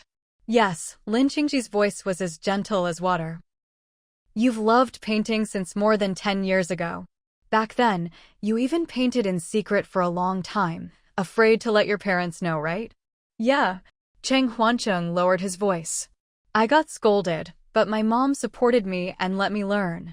She gave me emotional support, and my dad supported me with actions. At first, he was angry, said it affected my studies and rest, but he didn't stop me. Instead, he found the best art studio nearby and took me every weekend, rain or shine, for years, until I graduated high school. When I got into Capital University, I chose my own major. Lin Qingji smiled. So, even if you'd chosen another major, you'd still keep painting, right? You don't study just for painting, but you'll always keep at it, right? Yeah. Cheng Huancheng nodded. That's exactly how I feel. To me, it's not about going to Capital University or a famous school abroad. I'll keep painting because I love it. After a pause, Cheng Huancheng added, it's not necessary to have formal training or systematic study to be able to paint. In my view, painting is more about talent and passion, not about high-level, structured education. He hadn't started painting because of professional training, but because he genuinely loved it. It was this innate passion that kept him going all these years. True, Lin Qingji replied gently, that makes sense, but it's not the whole story.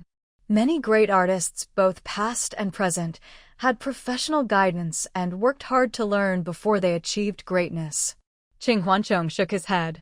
For me, if I have the time and interest, I'll learn more. If not, then forget it. I have enough foundation and financial support to pursue what I love. I learn and improve every day. I don't need to go to a formal school for formulaic, standardized education. Not to mention the family fortune he'd inherited. Just by painting, his daily net income was already in the tens of thousands. He had the capital and confidence to choose his own path. Studying abroad might be a bonus, but it wasn't necessary. Besides, he had another little thought. He realized he didn't want to be away from Lin Qingji for too long. He couldn't bear it, and he couldn't do it. Lin Qingji understood and smiled. As long as you've thought it through. Of course, you'll also have to convince your parents. They're open-minded and should support your decision. Qing Huancheng shook his head. Not necessarily. My dad can be stubborn, more traditional. Then my mom. In his view, more education is always better. But what's good isn't always what's right for me. Lin Qingji gently advised, honestly, whether you go or not doesn't make much difference right now. But in the long run, seeing more of the world is definitely more beneficial than not. Qing Huancheng was surprised. You really want me to go? Really? I don't want you to. Lin Qingji looked at him intently, enunciating each word, I can't bear to. Cheng Huancheng's ears turned red. He stammered, I knew it. After all that analysis, it's still emotion over reason. Not necessarily, Lin Qingji chuckled. If you really want to go, I'll put reason above emotion and fully support you. If you want to pursue knowledge and broaden your horizons, no matter how much I'll miss you, I'll endure it. We're still young, 3 years isn't that long. If love can last for a long time, why care about being together every day? Cheng Huanchong glared at him, amused. Really? Are you sure? Then I'll really go. Go if you want, Lin Qingji said after a moment's thought. I'll just get a bigger plane, maybe move half the house onto it, and fly over to see you every so often. The schools there don't require students to live on campus, so I'll buy a big apartment near your school and decorate it however you like. That way, you'll be comfortable and can focus on painting. Seeing Lin Qingji's "I've already planned it all" look, Cheng Huanchong couldn't help but laugh. Why not just say you'll go be my study companion? Lin Qingji shook his head. I might not be able to be there the whole time, but I'll try. Cheng Huanchong rolled his eyes, teasing, aren't you going to work? You have hundreds of people relying on you. Can you just leave them? 3 years, not 3 days. Salaries and bonuses will stay the same, Lin Qingji said confidently. There's an old saying in our business, 3 years without business. One good deal feeds you for 3 years. I've had plenty of good years, I can afford 3 off. He lowered his voice. Maybe it sounds a bit showy, but I've never held back with you. As long as we don't squander it, our family's wealth will last for generations, even if we don't earn another cent. Cheng Huanchong was amused, giving him a sidelong glance. All right, I'll reconsider. Lin Qingji nodded calmly. So, don't let not wanting to leave me be the reason you give up. Take that out of the equation, then decide. Cheng Huanchong, seeing he'd been seen through, felt a little embarrassed, but after thinking it over, he admitted it openly.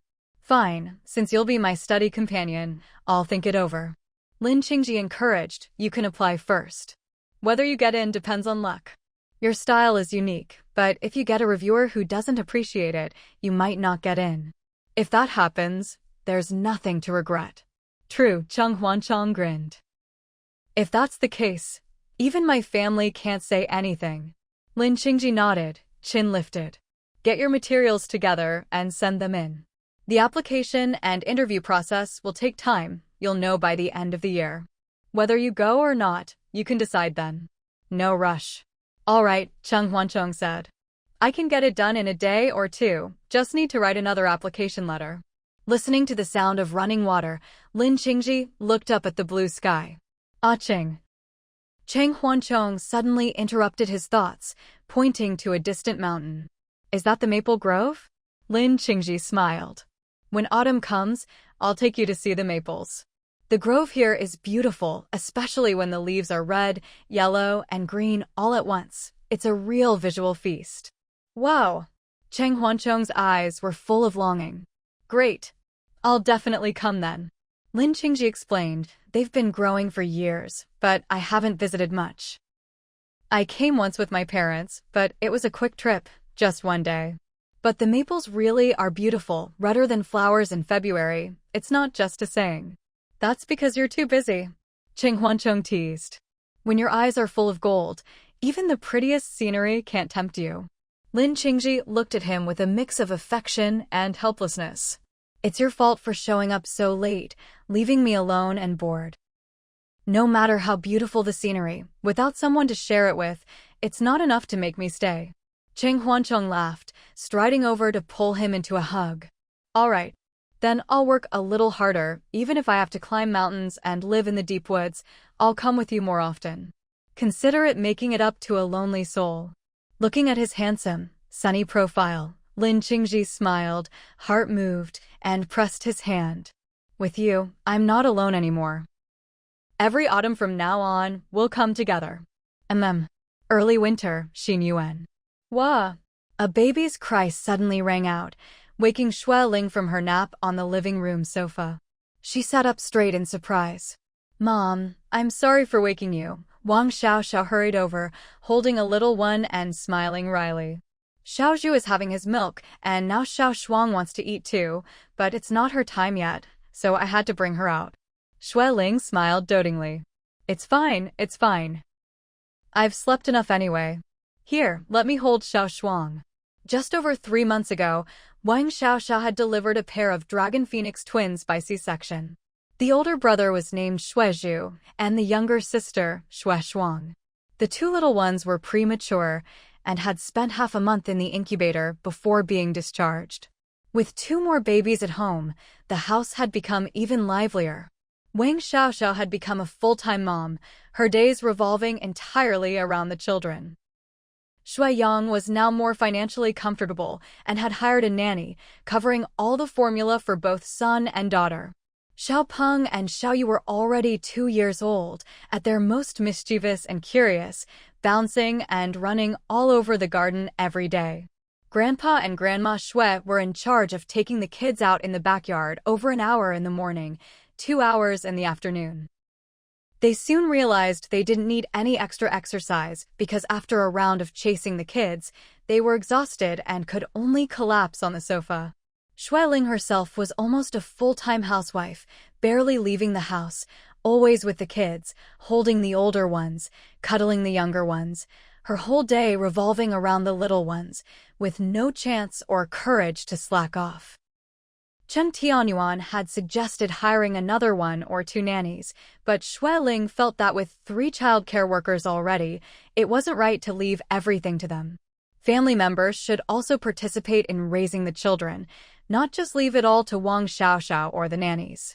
After some discussion, everyone agreed with Shuiling's reasoning. So, whenever the younger adults were home, they'd help out as much as they could. Unfortunately, everyone was busy, work, school, and so on. So the times they could help were few and far between. As a result, Shuiling and Wang Xiaoxiao became the main force, with Cheng Tianyuan helping out before and after work. Wang Xiaoxiao smiled, "No need, I can hold her." Shuiling didn't insist and turned to make tea. "Xiaoxiao, do you want black tea or green tea?" Wang Xiaoxiao thought for a moment. "Green tea. I heard it helps with weight loss." Maybe because her belly hadn't fully recovered before getting pregnant again, and each time it was twins, her poor stomach had been stretched to its limit. After this delivery, her belly was still loose, like she had several swim rings around her waist. She was frustrated, but with the kids to care for, she had no time for dieting or exercise. Plus, her C-section scar hadn't fully healed, so she couldn't rush into working out. She figured it would shrink back eventually. The idea was nice, but reality was cruel. Most of her old clothes no longer fit, even her sportswear was tight. To this day, she was still wearing her early pregnancy maternity clothes, and every time she looked in the mirror, she couldn't bear to look at herself. Shuiling chuckled and made her some green tea. Honestly, that's just marketing talk, not reliable at all. Black tea is good for the stomach, and even if you drink a lot, it's fine. I'm older now, so black tea suits me better. Wang Xiaoxiao thanked her and took a few sips. The little one in her arms stared with big curious eyes, waving her tiny fists, trying to reach for the cup. Wang Xiaoxiao, now a master of calm, set the cup down and gently caught the little fist. "Mom, even if it's just marketing, I want to believe it. With my body now, I have to believe in anything that claims to help me lose weight." Shuiling smiled and said softly, "Don't rush, it's only been a few months. Your skin and muscles were stretched for 10 months of pregnancy. It can't shrink back in just a few months, right? Don't worry." "Mom," Wang Xiaoxiao smiled bitterly. "I feel like I gained way too much this time, especially in the later stages. I just couldn't stop eating. As long as I wasn't lying down or sleeping, my mouth never stopped. Last time, after Xiaoyu and Xiaoping, I bounced back pretty quickly because I didn't gain as much. Now I'm so fat I'm starting to question my life." "It's giving birth, not questioning life," Shuiling teased. "You're lucky, 4 kids in one go, and you're still young enough to recover. Don't worry, your skin is still elastic, you'll bounce back faster." Wang Xiaoxiao sighed, "Mom, you don't have to comfort me. I've already decided, starting tomorrow, I'll diet and walk morning and night. By the end of the month, I'll go swimming. Swimming is the most effective way to lose weight. You see results in just a few days." Shuiling fully supported her and decided to help in action. "All right, we'll help watch the 4 little ones so you can focus on exercising. But dieting isn't really necessary. Your appetite is smaller than before, you know." "Before?" Wang Xiaoxiao shook her head. You can't compare to when I was pregnant. Xue Ling explained, I mean before you got pregnant. Really? Wang Xiaoxiao said with a bitter laugh.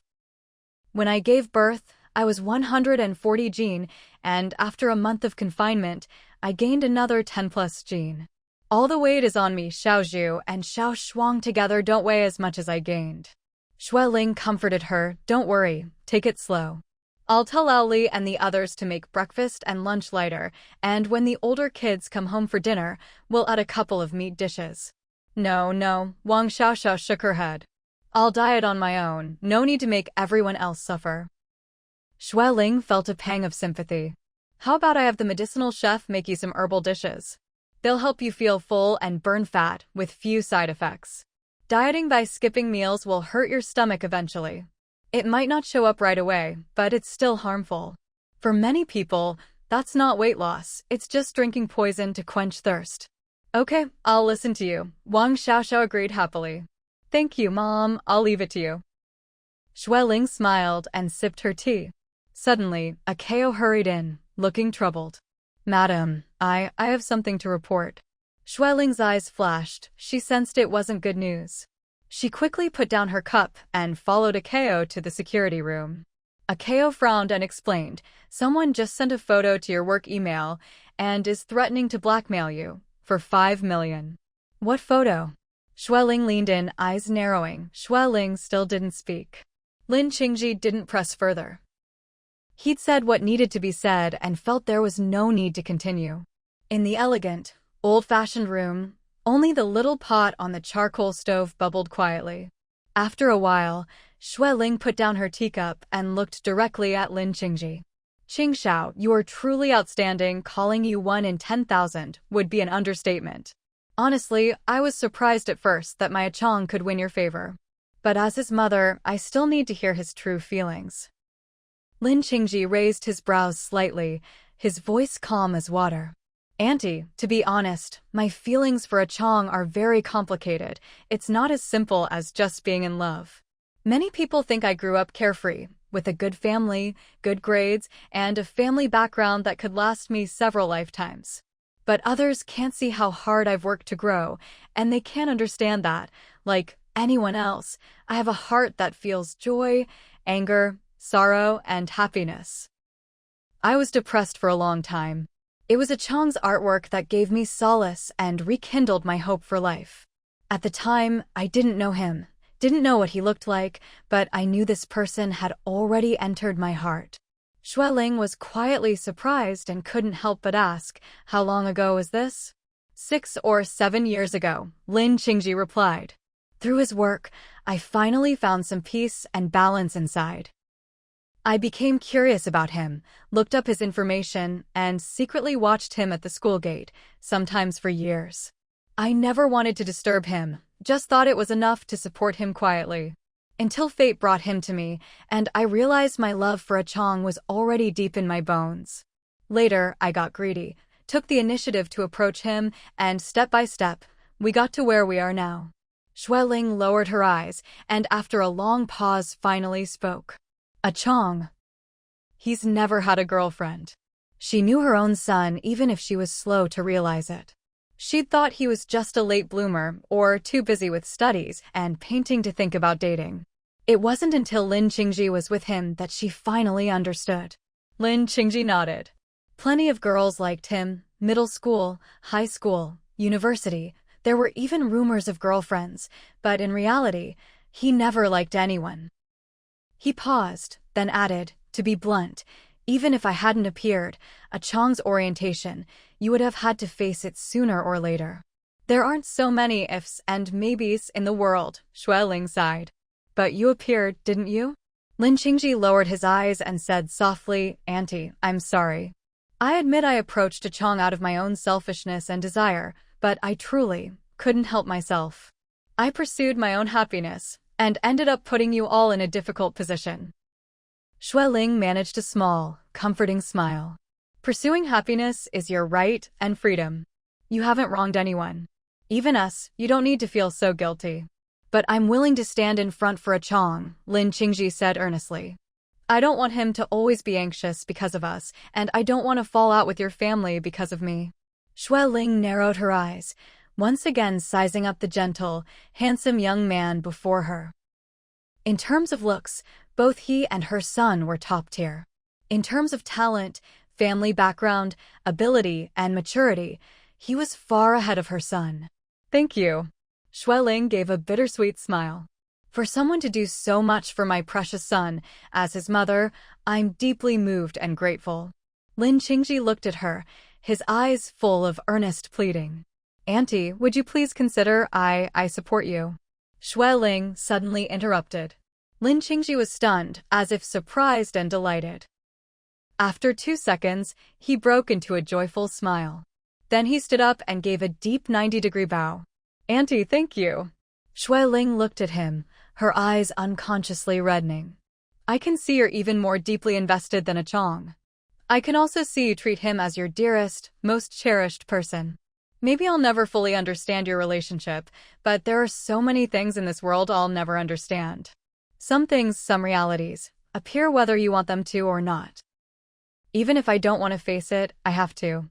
For parents, accepting a child's different orientation takes enormous courage. She'd been through it, doubted, disbelieved, even grieved for a long time. But what happened, happened. Sooner or later, they had to face it. Maybe most parents think this could never happen to their own family. She and her husband Cheng Tianyuan had thought the same. But it happened anyway. But over the past year, she'd slowly come to terms with it. This isn't something unique to her son. It's happened throughout history, all over the world, and in some countries it's already accepted and recognized. It just so happened that her family had one too. I used to think, don't care, don't look, don't think about your relationship. But after hearing what you just said, and seeing how you feel about a Chong, I don't want you two to fight alone, and I can't bear for my most well-behaved son to suffer in pain and fear. You care for him, and as his mother, so do I. Lin Qingji's eyes reddened as well. Auntie, thank you so much. Shui Ling patted her hand gently and said warmly, sit, let's talk some more. Lin Qingji sat down again, his face brighter and more cheerful. Auntie, have some tea. Shui Ling nodded and picked up her cup. Qingxiao, I want to ask, your parents must have known for a long time, right? What's their attitude? Lin Qingji smiled slightly. They like a Chong a lot, but since nothing is official between us yet, they're too shy to meet you. He added softly, my parents knew about my orientation since I was a teenager. After a few days, they said they respected and accepted me. My mom said, no matter how I change, I'm still her son. My dad told me not to feel different from others, to face it calmly, and not to give up on happiness. As long as I'm happy, that's all they want. Shui Ling's eyes flickered. In this, she couldn't compare to his parents. Thinking about it, it was no wonder such remarkable, open-minded parents could raise someone as outstanding as Lin Qingji. Chao looked a bit embarrassed and stammered, take a look. Shui Ling, now noticeably far-sighted, first saw a blur of red, but when she focused on the photo, she was momentarily stunned. In a sea of maple trees, Lin Qingji and Cheng Huanchong were both dressed in snow-white down jackets. A striking patch of white amid the red, beautiful and romantic. Cheng Huanchong was in front, with Lin Qingji's arm gently around him, hand resting at his neck. The two seemed to be chatting, both smiling, their manner intimate and full of tenderness. Shui Ling paused for a few seconds, then quickly regained her composure. Chao tracked down the sender's website and location. Yes, madam. Chao nodded immediately. Shui Ling turned to get her phone, intending to message her youngest son on WeChat, but her finger hesitated and she stopped. After a moment, she pulled up Lin Qingji's number from her contacts and called directly. Half an hour later, Lin Qingji's assistant arrived. President Shui, young Master Lin is already on his way back to the capital. He said he'll handle this matter properly, please rest assured. Shui Ling nodded lightly, saying nothing.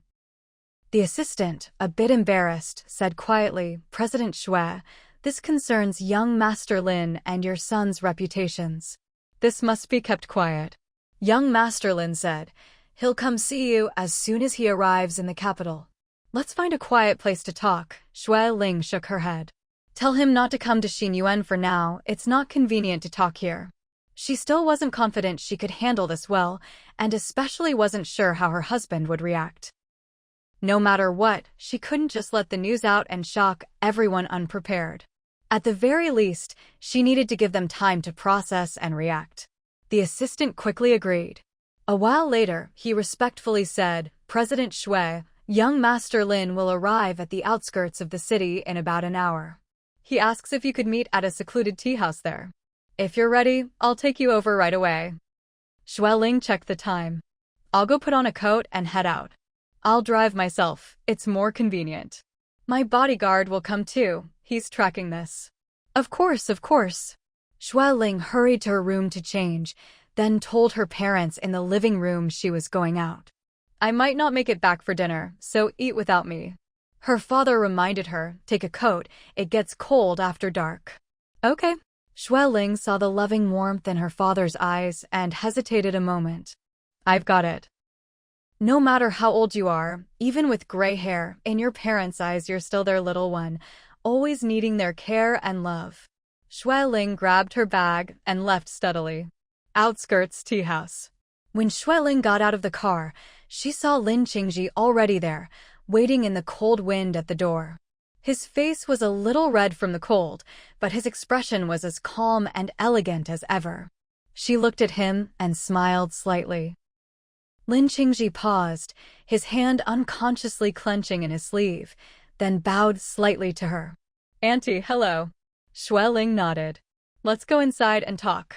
Lin Qingji hadn't expected her to be so calm.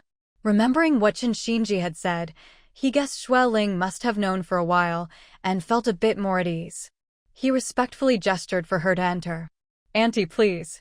The tea house was small, decorated in a classic style, with a gentle fragrance of tea in the air. It was actually Lin Qingji's own property, not open to the public, only for family use. Lin Qingji quickly washed his hands and made tea himself. Auntie, sorry to trouble you to come out in the cold. Please have some tea to warm up. Shui Ling nodded, took the tea, and drank. The tea was light and fragrant, clearly of high quality. After finishing, feeling a bit warmer, she slowly set down the cup. Lin Qingji knew she was waiting for him to speak, so he nodded politely. Auntie, I've already investigated. It was a gardener at the mountain villa who went astray, but it's under control and nothing has leaked. Shui Ling wasn't surprised by his swift action, just looked at him calmly. Qingji, you can cover things up today, but what about tomorrow? The day after? In the end, you can't hide it forever, can you? Lin Qingji gave a low and asked, Auntie, can I ask, why did you pretend not to know before? At first, I wasn't sure, Shui Ling answered honestly. Then I thought maybe you He's always been secretly worried the family wouldn't accept it. I didn't want him to be anxious and afraid. Shui Ling's eyes grew warm, her voice soft. I thought the same. When I first saw the photo, my first instinct was to handle it immediately. But thinking back, it was just a mother's instinct to protect her child. People who aren't parents don't understand, once you have children, they're your second life. No matter how old they get, even when they're old themselves, in their parents' eyes they're still precious. Auntie, Lin Qingji's deep eyes flickered. Your love for Huancheng is something I can't match, not even a fraction. But to me, he's the most important person in my life. In my heart, he's already family, not just a lover. Shui Ling didn't look up, just watched the tea in her cup. As a mother, to have one more person truly love my child, I'm grateful. I may not fully understand your relationship, but it's not that I don't support it. Not unsupportive, but not fully supportive either. Lin Qingji asked sincerely, Auntie, could you take one more step, support me and Huancheng? Shui Ling fell silent. Lin Qingji said softly, Auntie, I know it's hard for you. I know we can't hide forever, and we'll have to face you all eventually. I don't mind, but Huancheng is scared you'll blame him, scared you'll ignore him. You're the most important people in his life. Shui Ling still didn't speak. Lin Qingji didn't press further. He'd said what needed to be said and felt there was no need to continue. In the elegant, old-fashioned room, Only the little pot on the charcoal stove bubbled quietly. After a while, Xueling put down her teacup and looked directly at Lin Qingji. "Qingxiao, you are truly outstanding. Calling you 1 in 10,000 would be an understatement. Honestly, I was surprised at first that my Chang could win your favor. But as his mother, I still need to hear his true feelings." Lin Qingji raised his brows slightly, his voice calm as water. "Auntie, to be honest, my feelings for Chang are very complicated. It's not as simple as just being in love. Many people think I grew up carefree, with a good family, good grades, and a family background that could last me several lifetimes. But others can't see how hard I've worked to grow, and they can't understand that, like anyone else, I have a heart that feels joy, anger, sorrow, and happiness. I was depressed for a long time. It was Chang's artwork that gave me solace and rekindled my hope for life. At the time, I didn't know him, didn't know what he looked like, but I knew this person had already entered my heart." Xueling was quietly surprised and couldn't help but ask, "How long ago was this?" 6 or 7 years ago, Lin Qingji replied. "Through his work, I finally found some peace and balance inside. I became curious about him, looked up his information, and secretly watched him at the school gate, sometimes for years. I never wanted to disturb him, just thought it was enough to support him quietly. Until fate brought him to me, and I realized my love for Chang was already deep in my bones. Later, I got greedy, took the initiative to approach him, and step by step, we got to where we are now." Xueling lowered her eyes, and after a long pause finally spoke. "Chang, he's never had a girlfriend." She knew her own son even if she was slow to realize it. She'd thought he was just a late bloomer or too busy with studies and painting to think about dating. It wasn't until Lin Qingji was with him that she finally understood. Lin Qingji nodded. Plenty of girls liked him. Middle school, high school, university, there were even rumors of girlfriends, but in reality, he never liked anyone. He paused, then added, "To be blunt, even if I hadn't appeared, Chang's orientation, you would have had to face it sooner or later. There aren't so many ifs and maybes in the world," Xueling sighed. "But you appeared, didn't you?" Lin Qingji lowered his eyes and said softly, "Auntie, I'm sorry. I admit I approached Chang out of my own selfishness and desire, but I truly couldn't help myself. I pursued my own happiness, and ended up putting you all in a difficult position." Xueling managed a small, comforting smile. "Pursuing happiness is your right and freedom. You haven't wronged anyone. Even us, you don't need to feel so guilty. But I'm willing to stand in front for Chang," Lin Qingji said earnestly. "I don't want him to always be anxious because of us, and I don't want to fall out with your family because of me." Xueling narrowed her eyes, once again sizing up the gentle, handsome young man before her. In terms of looks, both he and her son were top tier. In terms of talent, family background, ability, and maturity, he was far ahead of her son. "Thank you." Xueling gave a bittersweet smile. "For someone to do so much for my precious son, as his mother, I'm deeply moved and grateful." Lin Qingji looked at her, his eyes full of earnest pleading. "Auntie, would you please consider I support you?" Xueling suddenly interrupted.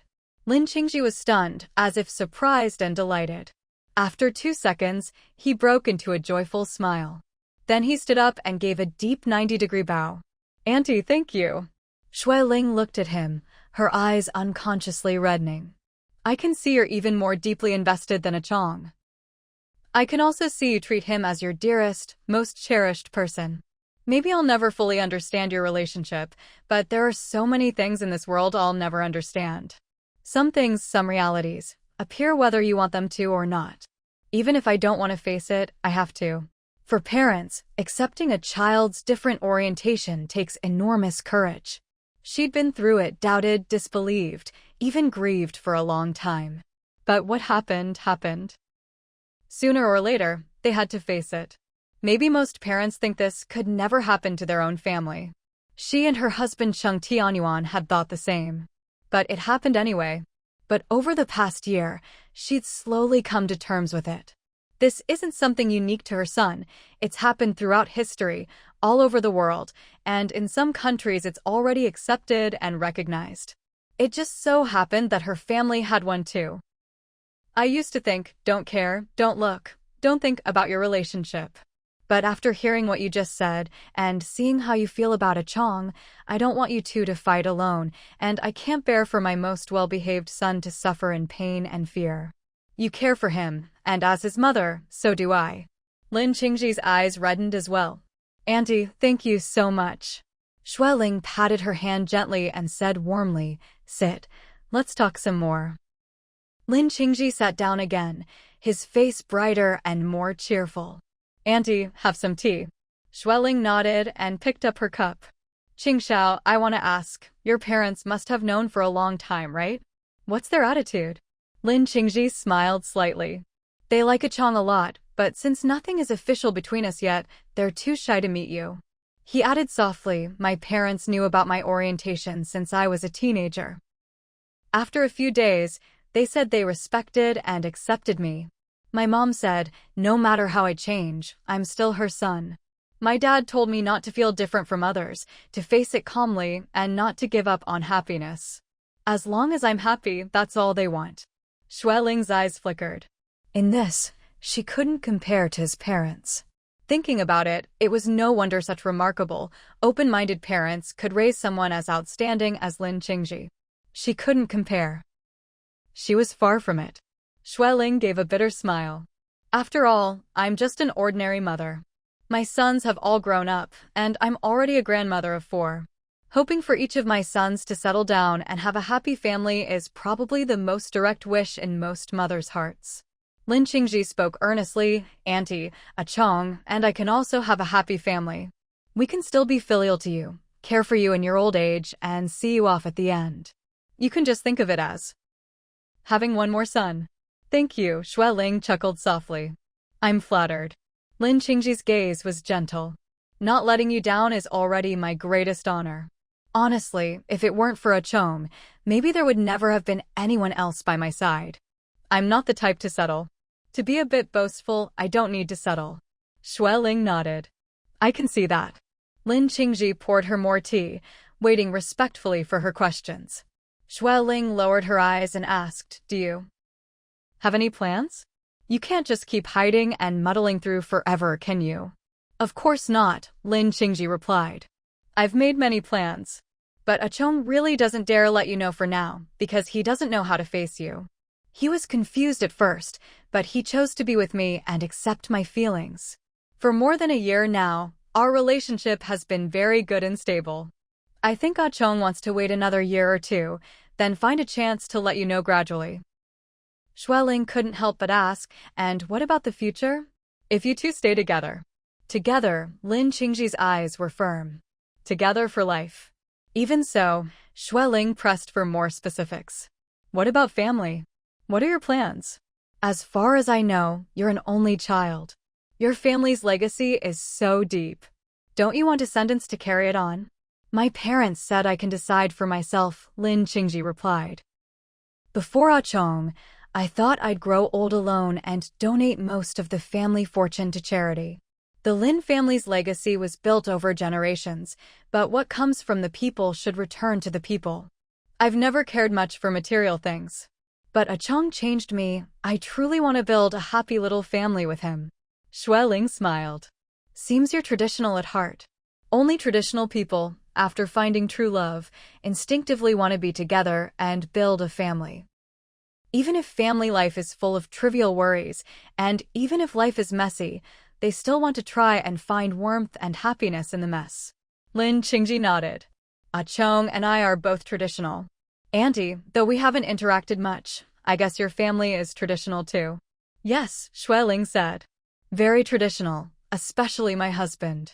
Lin Qingji, ever perceptive, understood immediately. Auntie, I hope you can help us. Xueling nodded. Since I've agreed to support you, of course I'll help. Thank you, Lin Qingji said softly, a little guilty. I know it'll be hard for Uncle to accept this right away. I hope we can take it slow and let him gradually get used to it. Yes, Xueling reassured. I think so too. I know my husband well after all these years. Give me some time and let A Chong face it himself. You can shield him, but you can't replace him. He'll have to get through this with his family eventually. There's no avoiding it. Lin Qingji, a little distressed, explained, Auntie, A Chong is sensitive by nature and very sincere in his feelings. It's because we protected them too well, Xue Ling interrupted softly. The third and fourth are the youngest in the family, spoiled by grandparents and protected by their brothers, so their personalities are softer. When they hit puberty, I was at the peak of my career, and the fourth almost got kidnapped. My cousin and I shielded her from that. After that, the elders were even more protective, so the twins' personalities aren't as strong or brave as their older brothers. Lin Qingji smiled. Auntie, how about I have him work with you? What do you think? All right, Xue Ling nodded. Lin Qingji lowered his voice. Andy, I'll keep today's conversation from A Chong and the others for now. He's already anxious. I don't want to scare him. I don't want him under too much pressure. Good, Xue Ling agreed. He and Xiao Xian are both innocent and sensitive. Don't startle them for now, or the family will notice something's up. I need time to prepare your uncle, too. Thank you, Auntie. I'm counting on you, Lin Qingji said sincerely. On the way back, the cold wind outside was clearly a sign of an approaching cold snap. Xue Ling sat in the car, looking at the darkening sky, thinking it would take at least 40 minutes to get back to the city. She'd probably miss dinner. Since she was out, she decided to stop in the city center to buy a couple of sweaters and coats for the elders to prepare for the coming winter. Young people these days are used to shopping online, but she and Cheng Tianyuan weren't. The endless product listings on her phone made her dizzy, and her aging eyes couldn't take it. Cheng Tianyuan was even more old-fashioned. He wouldn't even install shopping apps, insisting he'd never buy anything he couldn't see and touch himself. Thinking of this, Xue Ling couldn't help but laugh. Clearly, they were out of step with the times. Suddenly, her phone rang. Xue Ling pulled it out. It was a call from Cao Cao. Hello? I'm still out. I won't make it back for dinner. Yu Ling, where are you? Can you come back quickly? Something's happened. Xue Ling's heart skipped a beat in alarm. Could it be he found out? Did he get that photo too? No, Qingji is always so careful. He wouldn't let anything slip. Hearing her husband's anxious, flustered voice, she calmed herself. What's wrong? What happened? Earlier, Wang Qing came over crying, saying Ahu's not doing well. The young people aren't home, so she asked if I could take him to the hospital. I rushed over. Ahu kept sighing, said he didn't need the hospital, then said Xiao Huzi and Yu are getting divorced. They had a big fight at noon and Yu hasn't come back since. We've all called, but her phone's off. It's dark now and everyone's worried. Xue Ling was startled again. Why are they suddenly talking about divorce? When Xue Ling rushed back to Xian Yuan, night had completely fallen. The north wind howled, making people feel restless and uneasy. How is it? Did you find Yu? Cheng Tianyuan hurried out to meet her, his face looking grim and his brows full of worry. Not yet. Xiuhu and his sister have both gone out to look. The eldest and second son just got home from work, and I immediately sent them out to search as well. I also sent 2 bodyguards and 3 security guards out, hoping we can find her quickly. Xue Ling was deeply worried and said in a low voice, Yu's situation is rather special. Her emotions can't be too agitated. She absolutely mustn't do anything foolish. Shan Yu had once suffered from depression and had only barely recovered after years of treatment. Even so, she was still much more sensitive than ordinary people and couldn't handle any strong emotional shocks. Cheng Tianyuan lifted his chin slightly and said, Ahu and Wang Qing are inside. Xue Ling hurried into the main living room and saw little Xiuhu playing with magnetic blocks in the corner. Ahu and Wang Qing each sat on a sofa, both looking utterly exhausted and fragile. Lingling, Wang Qing choked up as soon as she spoke. Thank goodness you're back. Xue Ling tossed her handbag aside and went over to hug her. Don't worry, Yu will be fine. I'll have some hot water and grab another coat, then I'll go out with you to look for her. Wang Qing sobbed, let's go together. I don't think Ahu can make it. I'm so anxious, I can't sit still unless I go out and search. What a mess. This is just too much. Don't get worked up, Shue's father stood up to comfort her. Let's all split up and look. We'll get news soon. If we still can't find her later, we'll call the police right away. Yes, yes. Shue's mother chimed in, don't panic, don't lose your heads. Young couples always have arguments. Give it a bit of time and they'll make up before you know it. At this moment, Chung Tianuan brought in a large stew pot. I asked the kitchen to make some nourishing soup. Everyone should have some to warm up and calm your nerves. Xueling went over and asked, have you all eaten? Barely, Chung Tianyuan forced a smile. Once we heard Shan Yu had run off, who had any appetite? We just forced down a few bites earlier. With that, he handed her the first bowl of soup. Wife, have you eaten? There's still some sea cucumber stew in the kitchen, all right, bring me a bowl, Xueling said softly. I've had a lot of tea, my stomach's been empty for a while. Chung Tianyuan agreed and hurried out again. Xueling quickly finished the soup and wiped her mouth with a tissue. Qing, Xiaohu, and Shan Yu have had a good relationship these past few years. When Shan Yu came back from the southern island recently, the two of them were inseparable, always together. How did they suddenly have such a big fight? Even to the point of running away from home. Wang Qing wiped her tears and said in a low voice, Shan Yu's parents went too far. They said they wanted Minnie Hu to change his surname to Shan. Not only that, they want to keep Minnie Hu with them on the southern island and have him live with them from now on. What? Xueling stared in disbelief. When did this happen? These past few days, Wang Qing replied. At first, Shan Yu didn't dare say anything, but later she seemed to test the waters with Xiaohu, and he flatly refused. Today, they argued about this. Xueling couldn't help but ask, why didn't they mention this before? Why suddenly want Minnie Hu to change his surname? Maybe after being seriously ill, they feel having a grandchild around would be good for them, Wang Qing explained. Shan Yu also said her parents love Minnie Hu dearly, always saying that having a little one around keeps the house lively. She said leaving Minnie Hu on the southern island was mainly for her parents' health and spirits. Xueling frowned. This isn't something to rush. They should discuss it slowly. Xiaohu and Shan Yu are still young, they'll have more children in the future. No matter what the child's surname is, he's still your grandson. That will never change. That's true, but Ahu and Xiaohu both disagree, Wang Qing sighed. Xiaohu said if they had more kids, he might consider it, but right now he only has 2 sons, and even that feels too few to him. How could he bear to send one away to the southern island? Shan Yu accused him of not caring about her or her parents, called him selfish, and said he didn't really love her. Xueling pressed, and then she ran off. As far as she knew, Shan Yu's mental state had been very good these past years, especially after becoming a mother. She wasn't as weak as before, spoke more confidently, and managed her emotions better.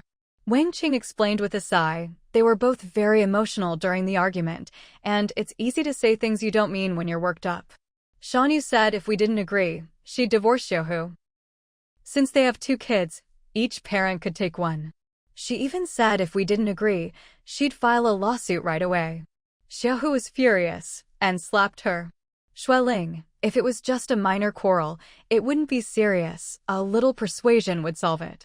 But after hearing Wang Qing's explanation, things seemed much more complicated. Not only was it a matter of principle, but the 2 sides were worlds apart in their views, and a bigger problem, like divorce, could erupt at any moment. Wang Qing quickly added, Xiaohu regretted it immediately after hitting her and apologized, saying he lost his temper. But Shan Yu suddenly went crazy, crying loudly, and then ran out the door.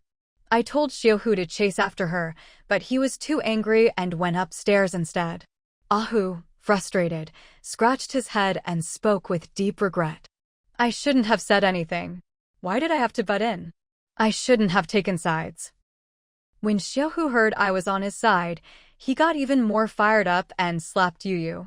I scolded him right away for hitting her, but Shan Yu ran out so fast, I couldn't stop her even if I tried. I got so worked up, my high blood pressure flared up again. Xueling shot him a look and asked, how long ago did this happen? How long has Shan Yu been gone? The worst thing elders can do when a young couple fights is to take sides or add fuel to the fire. No matter who's at fault, it takes two to argue. If the in-laws don't support the daughter-in-law and instead side with their son, no matter how reasonable the man's argument is, it won't end well. Ahu replied, "A few hours." Seeing his face full of regret, Xue Ling didn't say much more. After all, now wasn't the time to blame anyone.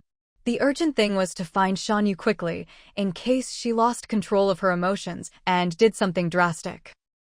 Cheng Tianyuan brought in a steaming bowl of sea cucumber. Xue Ling quickly ate, put on her coat, and went out with Wang Qing. Ahu's high blood pressure had flared up again, so Cheng Tianyuan had to stay behind to look after him and little Xiuhu, just in case anything happened. The temperature dropped again outside, the northern wind howling and bitterly cold. Cheng Tianyuan settled the two elders in for the night, then returned to the main living room. Little Xiuhu ran over and hugged his leg. "Uncle Yuan, I'm hungry." Cheng Tianyuan took his little hand and asked, "What do you want to eat? How about some sweet soup?" "Okay." Little Xiuhu nodded eagerly. Ahu, lying on the sofa, turned his head and rasped, "It's not good to eat sweets at night, you'll get cavities." Cheng Tianyuan lowered his voice, "It's just milk with bird's nest and a bit of rock sugar for flavor, not very sweet." Ahu raised an eyebrow and muttered, "Kids don't need those expensive, beauty-boosting things, do they?" "There's too much at home," Cheng Tianyuan explained. "Last year, Shinji partnered with someone to lease an island. I heard there are over a dozen cliffs there covered in swallow nests. They even set up a bird's nest production line, selling to high-end supplement buyers in China." "Oh." Who asked curiously, "You can make a production line for bird's nests? Get the swallows to work?" Cheng Tianyuan shook his head. "I don't know the details." Xian said that during nesting season, they attract swallows to the island with food, have professionals collect the nests, and skilled workers clean and sort them. Then they're dried, packaged, and graded for quality. It's a whole production chain. Who blinked? "Must be a good business. Sounds like a moneymaker." "Probably," Cheng Tianyuan chuckled. "I don't ask how much they make. But since last year, we've never run out of bird's nest at home. Like fruit, it comes in by the box. Lingling gives some away, the rest we eat. In hot weather, no one wants late-night snacks, but now that it's cold, I have the kitchen make some almost every night. If my parents stay up late, I'll bring them some. Sometimes I have it made in the morning for their breakfast. Really damn extravagant." Ahu grumbled. Cheng Tianyuan countered, "We've got a dozen boxes left. If we don't eat it, it'll go to waste." Shinji says not everyone likes bird's nest, mostly just us Asians. The island fishermen live on fish and wild fruit. They don't get why we eat swallow nests. For those who appreciate it, it's a treasure. For those who don't, it's trash." Who thought for a moment. "That makes sense." Cheng Tianyuan sent a voice message to the kitchen, then sat with little Xiuhu to watch TV. "By the way, Lingling gave 20 nests to Wang Qing and a box to Yu. You didn't know?" Who shook his head. "No, no one told me." Cheng Tianyuan said, "It's good for women's health and skin, probably not for you, so Wang Qing and the others didn't mention it." Who pouted, "What do you know? I'm old, my mind's not sharp, can't make money, and no one tells me anything at home. I'm not needed, you know." Cheng Tianyuan handed a small cake to little Xiuhu and glanced at him. "You think you're still the Ahu from 40 years ago? Back then you were in your 30s, full of ambition. Now you're over 70, been recovering for over a decade. What do you want, to go out and fight again? Can you?" Who fell silent, embarrassed. Cheng Tianyuan didn't hold back. "Even if you wanted to, you couldn't. That's reality. When we're no longer useful, society treats us as cast-offs. If our kids are filial, they won't abandon us, and they'll do what they can to keep us happy. Don't expect too much. If they take care of us and let us live out our days in peace, we should be grateful. Still want to be the head of the family? Why not go to the moon while you're at it?" Who muttered, I really was out of line today. But I had a right to be angry. Shan Yu and his wife aren't easy people. They egged Shan Yu on to fight with Xia Hezi, even dared to push for divorce. Not necessarily. Chung Tianyuan interrupted, analyzing seriously. Shan Yu and his wife have been hustling since their teens, done more business than they have hair. Sure, they're not saints, but I don't think they'd push Shan Yu to divorce. As far as I know, they're satisfied with Xiaohezi. Plus, Yu's had 2 sons, life is stable and good, why would they want their daughter to be a single mom? Is that possible? Ah Hu fell silent, frowning in thought. Qing Tianyuan continued, they want Minnie Hu to have their surname, but they'd never want their daughter to pay the price of divorce. They're not great people, but not that bad. Just then, Old Li brought in a small stew pot. Qing Tianyuan smiled and waved, saying to little Xiaohu, quick, thank Grandpa Li. Little Xiaohu chirped, thank you, Grandpa Li. Old Li beamed, it's hot, be careful when you eat. He turned to Qing Tianyuan, sir, bird's nest can't be stewed too long.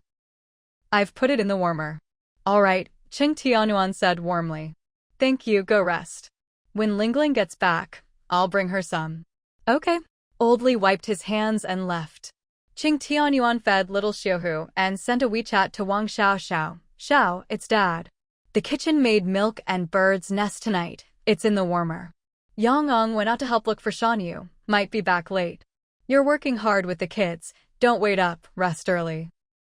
A while later, Wang Xiao replied with a thank you, Dad sticker. Qing Tianyuan put away his phone and kept feeding little Xiaohu. Who couldn't help pulling out his phone, squinting at it with his aging eyes. Why hasn't anyone called?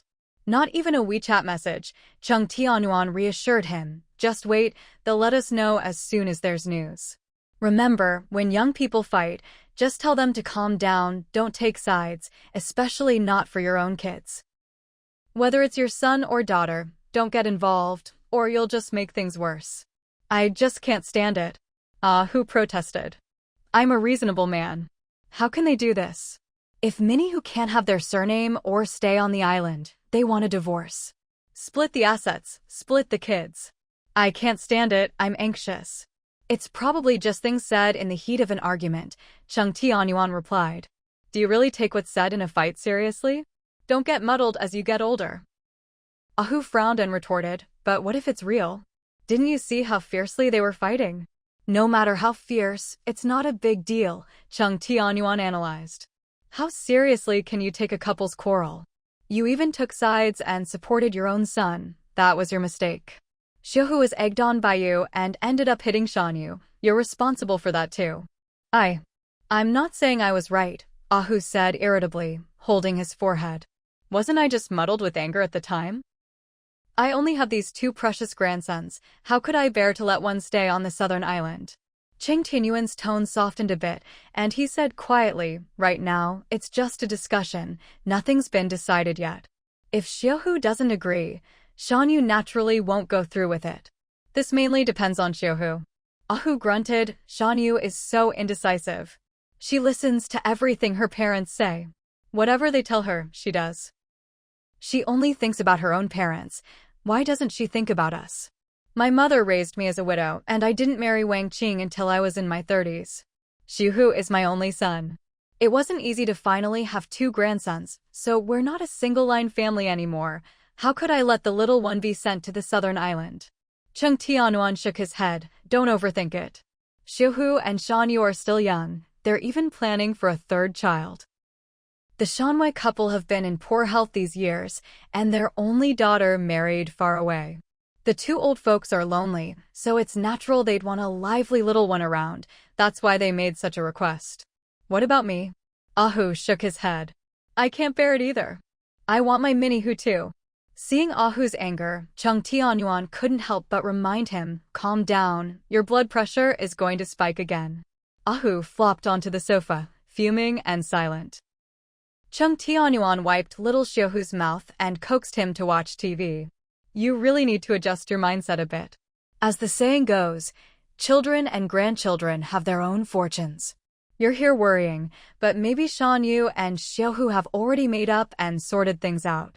When a son and daughter-in-law argue, if it's just a minor spat, pretend you didn't hear it. If it's serious, then step in and mediate. During a fight, both sides refuse to back down, but if someone steps in and helps calm things down, It'll be fine soon. But not only did you not help mediate, you even took your son's side. That was your biggest mistake today. Actually, both Wang Qing and I care about you too, Ahu muttered. You know that. Qing Tianyuan nodded, I know. But everyone was angry at the time. No one could calm down and think things through. If we could, there wouldn't be a fight, right? Ahu let out a long sigh. Qing Tianyuan said, a daughter-in-law isn't the same as your own daughter. My Xiaoxin is the youngest in our family, the most spoiled and willful, with plenty of bad habits. Even though I dote on her, I still have to scold her when needed. Lingling always says she's the one who worries us the most. But Xiao Xiao is different. We can scold Xiaoxin, but it's not appropriate to scold a daughter-in-law, not even in a harsh tone. A daughter, even if you hit her, she's your own flesh and blood, she'll recover and things will go back to normal. But a daughter-in-law is different. It's your duty to care for her, but scolding her is going too far. You rarely scold your kids, Ahu grumbled. Unlike Xiuhu, he's been making me mad since he was little. Cheng Tianyuan nodded. Every child is different. Xiuhu is mischievous from a young age, while the rest of us are more gentle. He makes you mad, but he's also filial, right? Xiao Xiao is a good kid too, hardworking, polite, and resilient. Carrying twins was tough, but she persevered. In less than 2 years after marrying in, she gave us 2 boys and 2 girls. She's a great contributor to our family. Just for that, our whole family must cherish and love her. Ahu couldn't help but ask, if your in-laws came and said they wanted 1 or 2 grandkids to have their surname, would you agree? Would you give them one? Let Yang Yang and Xiao Xiao decide for themselves, Cheng Tianyuan chuckled. Lingling and I really can't control that much. When my mother was still alive, she was upset that Xiao Yu and Xiao Peng didn't take the Cheng surname and even made a fuss for days. You remember that, right? Yeah, Ahu replied, I remember. Cheng Tianyuan continued, back then, Lingling and I thought the same. Let Shui Yang and Xiao Xiao handle it, we wouldn't interfere. My mother couldn't accept it because she was old-fashioned. Lingling and I agree no matter what the kids' surnames are, they're still our grandchildren, there's no difference. We have 4 kids, 2 with our surname each. But no matter what their surnames are, they're all our children, there's really no difference. Old friend, times have changed, and so have people's ideas. Don't get too hung up on these things. Living a peaceful life is what really matters. You make it sound so easy. Ahu said gloomily. That's because you're open-minded, but deep down, you're traditional too. Cheng Tianyuan chuckled. I've changed a lot over the years.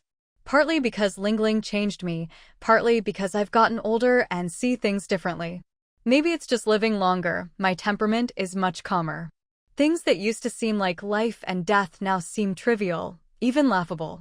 I really have gotten old. The longer you live, the less you care about many things. Sometimes it's helplessness, sometimes it's a calm detachment, a kind of wisdom that comes with age. Ahu thought for a moment and said quietly, what you said earlier, some people treat birds' nest as a treasure, others as trash.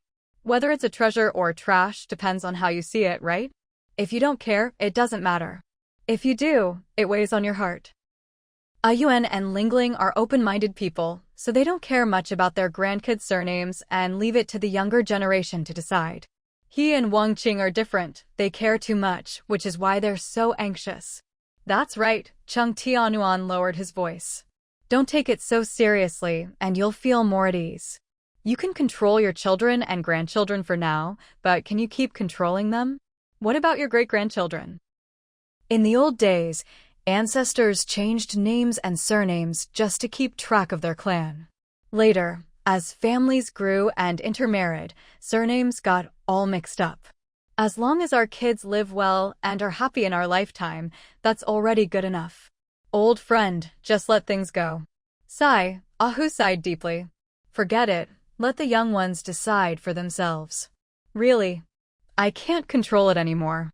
It was past 10 in the evening when Xueling and Wang Qing returned. Not only did they come back, but Cheng Huanran and Shui Yang also arrived home soon after. Xueling, exhausted, collapsed onto the sofa and explained, Little Huzi found Shan Yu. She just isn't willing to come back yet. But little Huzi has already calmed her down, said he'd keep her company and take her out for a drive to clear her mind. Ahu stared in surprise. What? Going out for a drive this late at night? It's freezing outside. Wang Qing sighed tiredly. They said they wanted to drive around to relax. What could we say? It is cold, but at least it's warm in the car. As long as they found Shan Yu and calmed her down, that's all that matters. I can't worry about anything else right now. Cheng Huanran smiled and reassured Uncle Hu, don't worry. Shan Yu's emotions have stabilized, and she hasn't done anything extreme.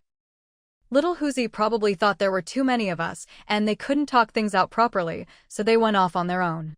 Exactly, Shui Yang said, sipping water. The young couple might even want a little romance. Let's not worry ourselves over nothing. Cheng Tianyuan, holding the sleeping little Hu, lowered his voice. All right, they've been found. Everything's fine. The child's asleep, so keep your voices down. Ran, go to the back kitchen and bring out the insulated pot. Everyone have a bowl of bird's nest soup to warm up, then head to your rooms to rest. Okay. Qing Huanran hurried off. Shui Yang stood up and waved his hand. I'll skip it. Don't want to get fat. I had a big dinner and I'm not hungry. I'll go be with my wife and kid. Good night, everyone. Go on. It's cold. Check the temperature in the kids' rooms and see if they've kicked off their blankets. Shui Yang responded and quickly slipped away. Wang Qing rubbed the back of her neck, frowning in discomfort. Ahu, come help me massage my neck. My cervical spondylosis is acting up again. What? Ahu quickly sat up and shuffled over. It's acting up again? Did you catch a chill outside? Wang Qing slumped onto the sofa, annoyed. Hurry up, will you? Ahu, half laughing, half crying, explained, my head's buzzing, and it hurts when I move. I want to be quick, but I just can't. Useless. Wang Qing couldn't help but scold. You always let me down at the crucial moment. When I need you most, you're no help at all. If I relied on you, I'd probably be dead by now. Ahu finally made it behind the sofa, forcing a smile. What nonsense. Only if you don't eat will you get cold.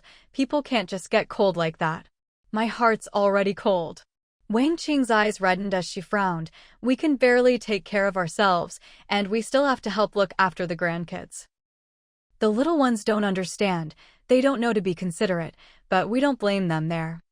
Still young. But our son and daughter-in-law aren't kids anymore, and yet, when have they ever really thought about us? They have a fight, you get sick, I get sick, and we're practically skinned alive. It's just too much. Ahu pursed his lips in frustration, unable to find words to comfort his wife. He felt miserable too. He could barely take care of himself. His head was pounding, and he still had to massage his wife's neck. Didn't he deserve some understanding and comfort too? Sigh. What a hard life. Cheng Tianyuan gently patted little Hu's back and said quietly, all right, enough. Don't make things worse. Little Huzi just doesn't know how to be considerate. He's just not that kind of person, and you can't force it. Just let it go. What else can we do? All it does is make my heart cold. Wang Qing choked up. It's not something you're born with. If anyone's to blame, it's us, for not raising our son right. That's how things ended up like this. Shui Ling sat up and tugged at her sweater. It's not that serious. What are you two doing? Qing, we're all getting older. Of course we have little ailments. There's nothing we can do. That's just aging. Look at little Huzi and Ran. They've been running around for hours and are still full of energy. Us? We can't walk far, and a cold wind makes us shiver. You can't blame little Huzi. He's busy comforting Yu and keeping his wife company, so of course he's not thinking about whether you need him too. He's never had that habit, so he just doesn't do it. Right. Wang Qing sobbed softly. It's because we never taught him that habit. We just kept giving, making sure he had a good life, giving him whatever he wanted, letting him do whatever he pleased. Now look, even though he's grown up and has his own family, he still thinks our sacrifices are just normal. But we're old now. We're not what we used to be. They can still run around, but we really can't anymore. Seeing his wife so upset, Ahu felt even worse. Qing, how about we go back to Rongqing to retire? Instead of staying here and being resented by the kids, we might as well go back home for some peace and quiet. Wang Qing was stunned for a moment, as if considering the idea. Qing Tianyuan glared at Ahu and said sternly, "Don't be so impulsive. Why did you choose to retire in the capital in the first place? Wasn't it because you wanted to be close to your children, so that when you really needed them, they'd be there to take care of you? You wanted to spend time with your grandkids, enjoy some family happiness. What, you want to give all that up now? Is that even possible?" Wang Qing wiped her tears, her voice weak. "They love to make a fuss. My heart is a mess. Let them do what they want, I don't care anymore. We need them so much, but how much can they really do for us? They don't even ask how we're doing." Xueling handed her a tissue and sighed. "We do things for our children not because we expect anything in return. Maybe it's because we can still move around and take care of ourselves, so they take it for granted and don't think much about us. But if we ever really collapse, they'd never just ignore us. You chose to retire near your kids so that when you really can't move, they'll be there to care for you, right? So you can see them every day and enjoy your grandkids' company, right?" "Exactly." Chung Tianyuan glanced at them and said quietly, "If you two go back home to retire, will the environment really be better than here? Won't it still just be the two of you looking after each other? If you're far away, how can you see your kids often? If something really happens, can they always be there for you? If you don't see your grandkids every day, will you really sleep well and eat happily? Calm down." Ahu fell silent. Wang Qing, exhausted, waved her hand. "Don't ask me, I really can't take it anymore. Even if the plane is fast, we can't keep flying back and forth. We're already like this, who knows how much longer we'll live.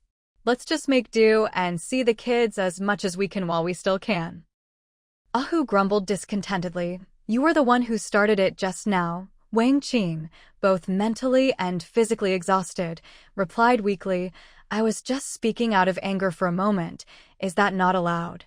At this moment, Chung Huanran brought in some bird's nest soup, scooping it into small bowls and handing them out one by one. "Dad, let me hold little Xiaohu." Qing Tianyuan shook his head. "No need, he's just fallen into a deep sleep. If we move him now, he'll wake up. You eat something to warm up first, then go back to your room and rest. No rush." Cheng Huanran ate quickly and suggested, "Uncle Hu, Aunt Qing, why don't you stay in the guest room tonight? The wind outside is fierce and cold, and you both don't look well. It's better to stay here. If you feel unwell during the night, just let me know." "That's right," Xueling reminded. "You haven't been home all afternoon. Your rooms must be freezing. Don't go out into the cold wind, just sleep here tonight. If you feel better tomorrow, you can go back." Ahu and Wang Qing gratefully agreed. "We don't know if we'll make it through the night. We'd better stay in the room next to Ranran's. If anything really happens, at least he's a doctor and can help right away." "Don't talk like that," Chung Tianyuan frowned. "Can you think a little more positively? At our age, it's normal to have some health issues. Just stay steady and keep a good attitude, and nothing will happen." "Exactly," Xueling said with a laugh. "Adjusting your mindset is the most important thing." Ahu replied weakly, "All right, I'll try." Cheng Huanran ate quickly, finishing his bowl of bird's nest soup in a few big bites. "Uncle Hu, after you finish eating, rest for a bit. I'll come over and check your blood pressure after I change. Auntie, eat something warm and then lie down with your head elevated. I'll bring the neck massager for you in a bit." After giving his instructions, he hurried back to his room. Wang Qing looked at Cheng Huanran's tall, refined figure and couldn't help but sigh softly. If only Xiaohu had half of Ranran's qualities, no, even a third or a quarter would do, I wouldn't feel so disappointed. "What are you saying?" Xueling emphasized again. "Xiaohu isn't unfilial. He's just naturally careless and not very considerate. Besides, he's used to you taking care of him and hasn't switched roles yet. When you're sick, he worries a lot, takes you to the hospital, stays with you, pays for everything. Has he ever fallen short?" "Exactly," Qing Tianyuan added. "Xiaohu is a good kid, and he's become more mature and steady over the years. You two usually take care of each other, and he's busy with work every day, so he doesn't have much time to be with you. But whenever you're sick, he never shirks his responsibility as a son. That's true, Wang Qing admitted in a low voice. Xueling couldn't help but tease. You're just a bit greedy, thinking it's never enough. Actually, Ran is also very busy. If it weren't for tonight's incident, he'd probably be reading or on his phone in the study, and you wouldn't even get to see him. Remember, your own child's care is like a gentle stream, steady and long-lasting. Ran's care is like a thunderstorm. If you catch it, it's intense, but if you miss it, you don't see it at all. Cheng Tianyuan chuckled and asked, who usually does the shopping and cooks for you at home? It's the housekeeper, right? But it's Xiaohu who works hard to pay for the housekeeper, isn't it? Who takes you to the hospital and gets your medicine? Whenever you're not feeling well, it's always your children who are there first. What's there to envy? In this respect, Ran can't compare. That's true, Ahu laughed. No matter how lacking our own son is, when something happens, he's still the one we rely on most. Cheng Tianyuan asked, so, do you still want to go back to Rongqing to retire? If something happens, even if you want to rely on Xiaohu, he can't rush over from so far away. No, Wang Qing said with a laugh, no matter how bad things get in the capital, it's still 10,000 times better than Rongqing. Here, I get to see my children and grandchildren every day. Just for that, I have to take good care of myself. The four of them all laughed quietly. A while later, Cheng Huanran came to check on them, and only after making sure they were feeling better did he send them to the guest room to sleep. Little Xiaohu was still too young to be left alone, so Cheng Huanran took him to sleep in his own room, letting the two elders get a good night's rest. Xueling, already exhausted, had long since gone to bed. Cheng Tianyuan took the thermal pot to the main kitchen, tidied up the living room, checked the temperature in the elders' rooms, and then hurried back to his own room to rest. That night passed peacefully, with no further incidents. The next morning, the cold wind outside finally stopped. Ahu looked at the gloomy sky outside the window and couldn't help but ask, I wonder where those two kids went? Looks like it's going to snow. They're not 3-year-olds, Cheng Tianyuan said. If it snows, they'll find somewhere to take shelter. You should worry about yourself instead. Ahu quickly shook his head, my blood pressure's down, and I'm not dizzy anymore. You still need to keep taking your medicine, Cheng Huanran reminded. Uncle Hu, your blood pressure meds need to be changed regularly, and you should check your blood pressure every day or two. Don't get careless. Ahu nodded perfunctorily, it's fine. Everything's fine. You're not taking this seriously, Cheng Tianyuan said, giving him a look. Classic case of forgetting the pain once the wound's healed. Ahu grinned. I'll take my medicine on time, don't worry. Wang Qing was feeding little Xiaohu, but she couldn't help feeling anxious. No matter what they decide in the end, the two of them can't keep fighting. Arguing all the time will only hurt their relationship. If Xiaohu doesn't call back, let's try to find him around 10 o'clock. All right, we'll look for them later, Xueling agreed. This matter needs a clear resolution, right? Whatever they decide, they need to give you two elders an explanation. Ahu and Wang Qing exchanged glances, both looking worried. I think. Shanyu might pressure Xiaohu to agree. I won't object, but Minnie who can't stay on the southern island all the time. He's our grandson too. We have a right to love him, don't we? Maybe he can spend a few months there, go to the southern island when it's cold, and come back when it's warm. That's right.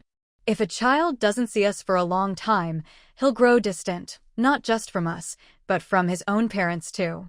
That can't happen. Xueling comforted them, don't worry, just wait and see what the two of them decide. There's no need for you to rush to take a stand. Listen to what they say first, then respond accordingly. Don't worry, Cheng Tianyuan said softly, Xiaohu and Shanyu should be able to handle it. Give them a little confidence. Shue's mother, who was shelling peanuts on the side, interjected, if you ask me, Shanyu is a very filial child. She may not have many ideas of her own, but she truly respects you too from the bottom of her heart. Yes, Shue's father agreed. She may be a bit weak, but she's kind-hearted and gentle. Don't push her, just give her some time. Ahu gave a wry smile. I know. We knew from the start that Shanyu was a good girl. It's just, Shanwei and his wife are always scheming, constantly urging her to do this or that. After all, They're her biological parents, so sometimes she just can't say no, right? We thought that being far away, out of sight and out of mind, would help, but their hearts are just too much, Wang Qing said in a low voice. They're just so troublesome. One moment they want a villa, the next a luxury car, then they want insurance. Other than some small online income, Shanyu doesn't have any other source of money. All those things are paid for by little Huzi, but they're always nitpicking him. Xueling had known Shanwei and his wife for decades and understood them well. They're not exactly honest people, but they're not bad either. Shanwei is bold and straightforward, but easily tempted down the wrong path. With his vision and drive, he could have made a fortune, maybe even become a wealthy tycoon. But he's taken the wrong path several times. Every time he made money, he lost it all again, so their family's foundation is thin. But Shanyu is their only daughter, Cheng Tianyuan couldn't help but remind them. Everything they have will eventually go to her. Even though little Huzi has bought them a lot of expensive things, it's all in Shanyu's name, not theirs. In the end, it's all for their daughter. Exactly. Xueling chuckled. They think little Huzi is smart and capable, while their own daughter is a soft-hearted, naive girl. They worry she'll be bullied by little Huzi in the future, or that her life won't be good, so they keep coming up with excuses for little Huzi to buy villas and houses in the South Island, just to give their daughter some financial security, maybe even a way out. Wang Qing complained, frustrated. Their daughter's already married, and they're still always thinking about her backup plans. Is it that they don't trust little Huzi, or they don't trust their own daughter? You can't really blame them. Cheng Tianyuan finished his last spoonful of porridge and wiped his mouth. Divorce rates are sky-high these days. Lots of young people don't want to get married, or they rush into marriage and divorce just as quickly. Parents looking for a backup plan for their kids is really just out of helplessness. Yeah, Shue's father shook his head. If marriage could give young people a sense of security, if they could give each other that security and feel it themselves, there wouldn't be so much to worry about. The problem is, who knows what's up with young people these days? Call them materialistic, but it's not just that. Say they're too rational, but they're always doing things that give us old folks heart attacks. Honestly, I just don't get young people anymore. Shue's mother laughed and wiped her fingers with a damp towel. If you could understand, you'd be young yourself. You're almost 90, and you still expect to understand today's young people. Shue's father chuckled and scratched his thinning white hair. Back in our day, people weren't so fancy and we didn't know what romance was. Most couples just wanted to live a good life. In the whole neighborhood, even the whole factory, you'd hardly ever hear of a divorce. Exactly, Shue's mother agreed. Even in the cities and counties, divorce was rare, let alone in the countryside. Some people didn't even know divorce was a thing. Times have changed, Xueling smiled. Now that people have more material wealth, they naturally want more spiritual freedom and enjoyment, and they like to do as they please. It's too indulgent, Shue's mother said seriously. People are like animals. If you indulge yourself too much, you'll lose your way and never find yourself again. Xueling giggled and kept eating. That's true, but young people don't like to hear it. Qing Huanran, wiping his mouth, smiled at the conversation. I like hearing it. After all, I'm a pretty traditional young person. Young? Shue's father teased. You're well over 30, still young. At your age, other people's kids are already teenagers. Look at you. You've got money, a house, a car, and there are billions of women in the world, but you can't find a wife. When I was your age, I had nothing but a shabby dorm room and a few wrinkled love letters, and that was enough to marry your grandma. Qing Huanran. All right, he was wrong. Very wrong. The truth is, as long as there's an age gap, there will always be a generation gap. So Cheng Huanran slipped away. I'm full. Off to work. Shue's father laughed heartily. Shue's mother glared at her daughter and asked, Aren't you worried? Huh? Your eldest son is already in his 30s, don't you know? Other mothers are always asking relatives and friends to introduce girls to their sons, running to matchmaking corners every few days. Are you even his mother? Xueling looked innocent and retorted, How is it my business if he can't find a partner? He has everything money looks. If he can't find someone, what can I do? You spoil him too much. Shue's mother scolded angrily. Ahu laughed and asked, speaking of which, our little Huzi is several years younger than Ranran, and his son is already in kindergarten. Aren't you worried? Don't you plan to do something about it? Chung Tianyuan looked a bit embarrassed and asked in return, what can we do? Arrange blind dates?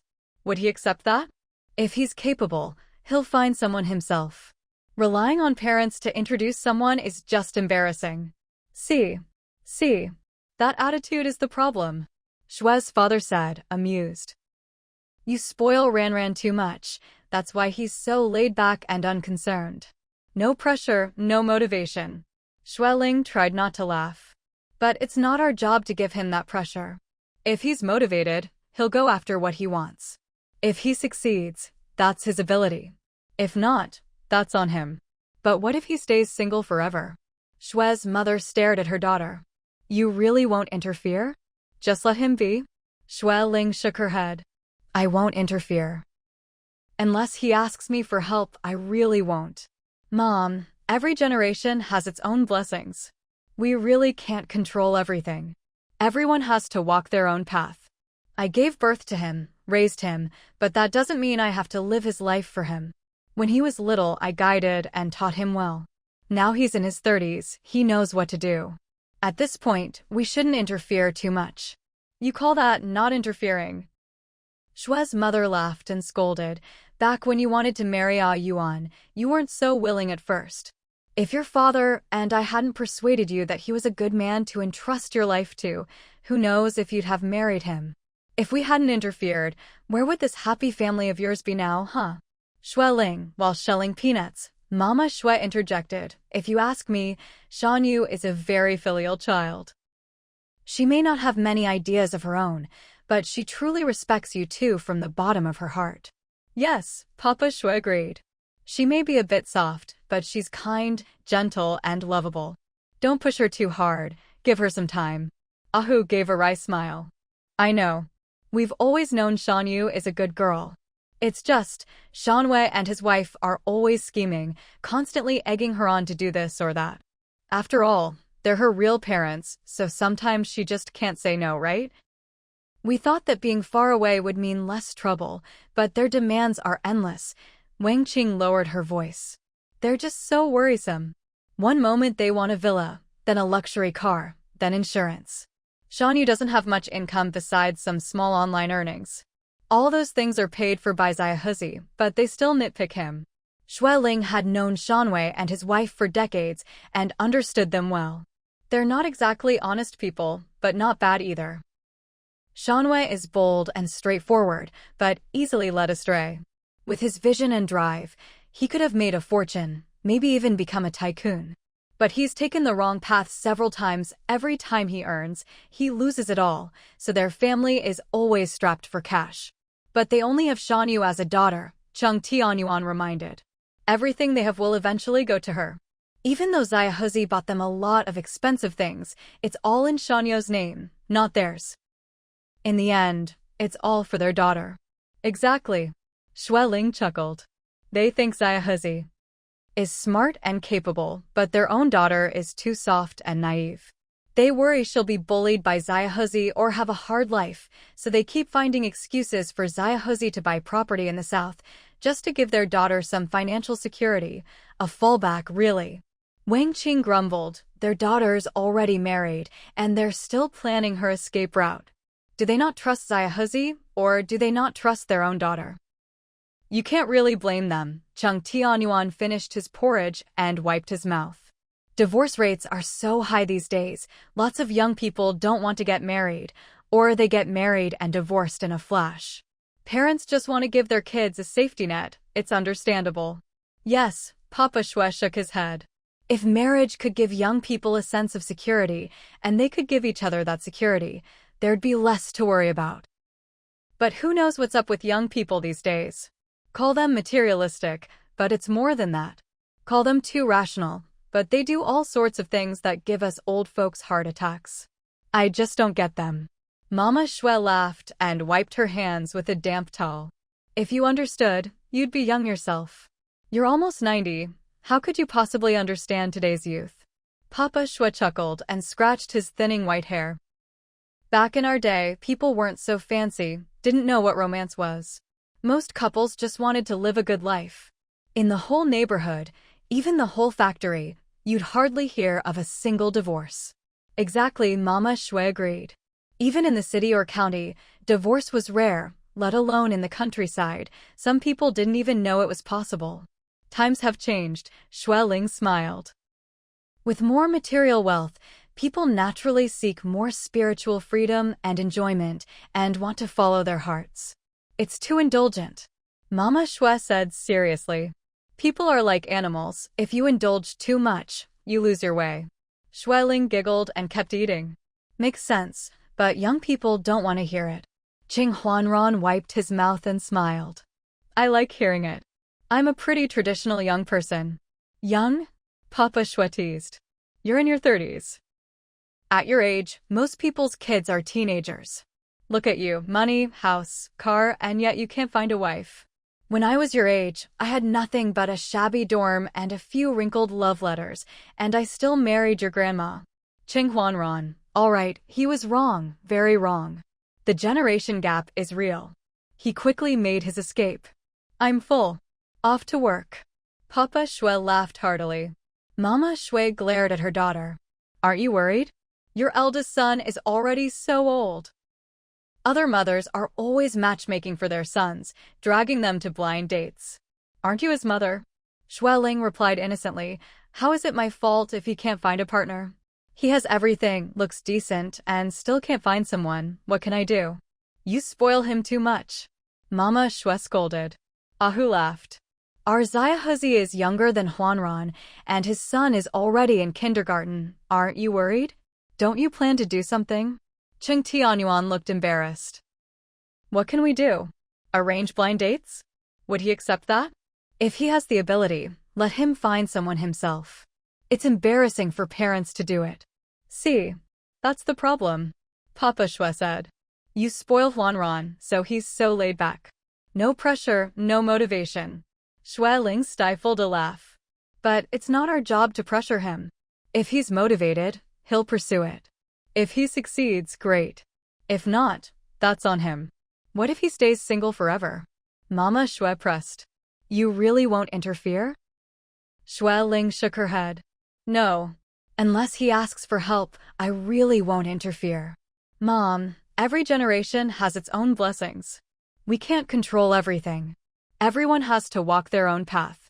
I gave birth to him and raised him, but I don't have to live his life for him. When he was young, I guided and taught him. Now he's in his 30s, he knows what to do. We shouldn't interfere too much. That's not interfering, Mama Shwe retorted. When you wanted to marry Ah Yuan, you weren't sure at first. If your dad and I hadn't convinced you he was a good man, you might not have married him. If we hadn't interfered, where would your happy family be now? Shwe Ling, this must be what it means to shoot yourself in the foot. Everyone burst out laughing. Cheng Tianyuan doted on his wife and quickly tried to smooth things over. Dad, Mom, things are different now. The way people view marriage has changed a lot. I was dirt poor, deep in debt, but Ling Ling didn't mind. The day after we married, she went to the county with me to earn money. We just wanted a happy family. Young people today don't lack for anything, so their thinking is more complicated. Exactly, Shwe Ling added. People are more guarded, more cautious about marriage. Like our eldest, he doesn't lack anything, so he doesn't see marriage as a necessity.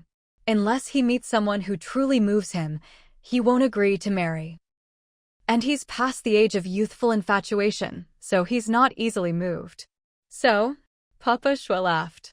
After all that analysis, your eldest will stay single unless the god of matchmaking sends him a fairy. Everyone laughed again. Mama Shwe said, a little nagging is good, so he knows the family wants him to settle down. No need, Shwe Ling shook her head. He knows.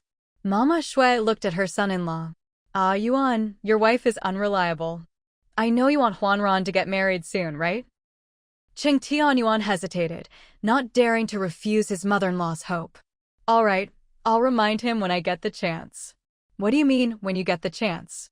Ahu joked. He lives at home. You need an appointment to talk to him? Chung Tianuan glared at him, warning him not to ruin things. Ahu stifled a laugh. Papa Shui, always curious, asked his daughter if your eldest or third son never plans to marry, what would you do as parents?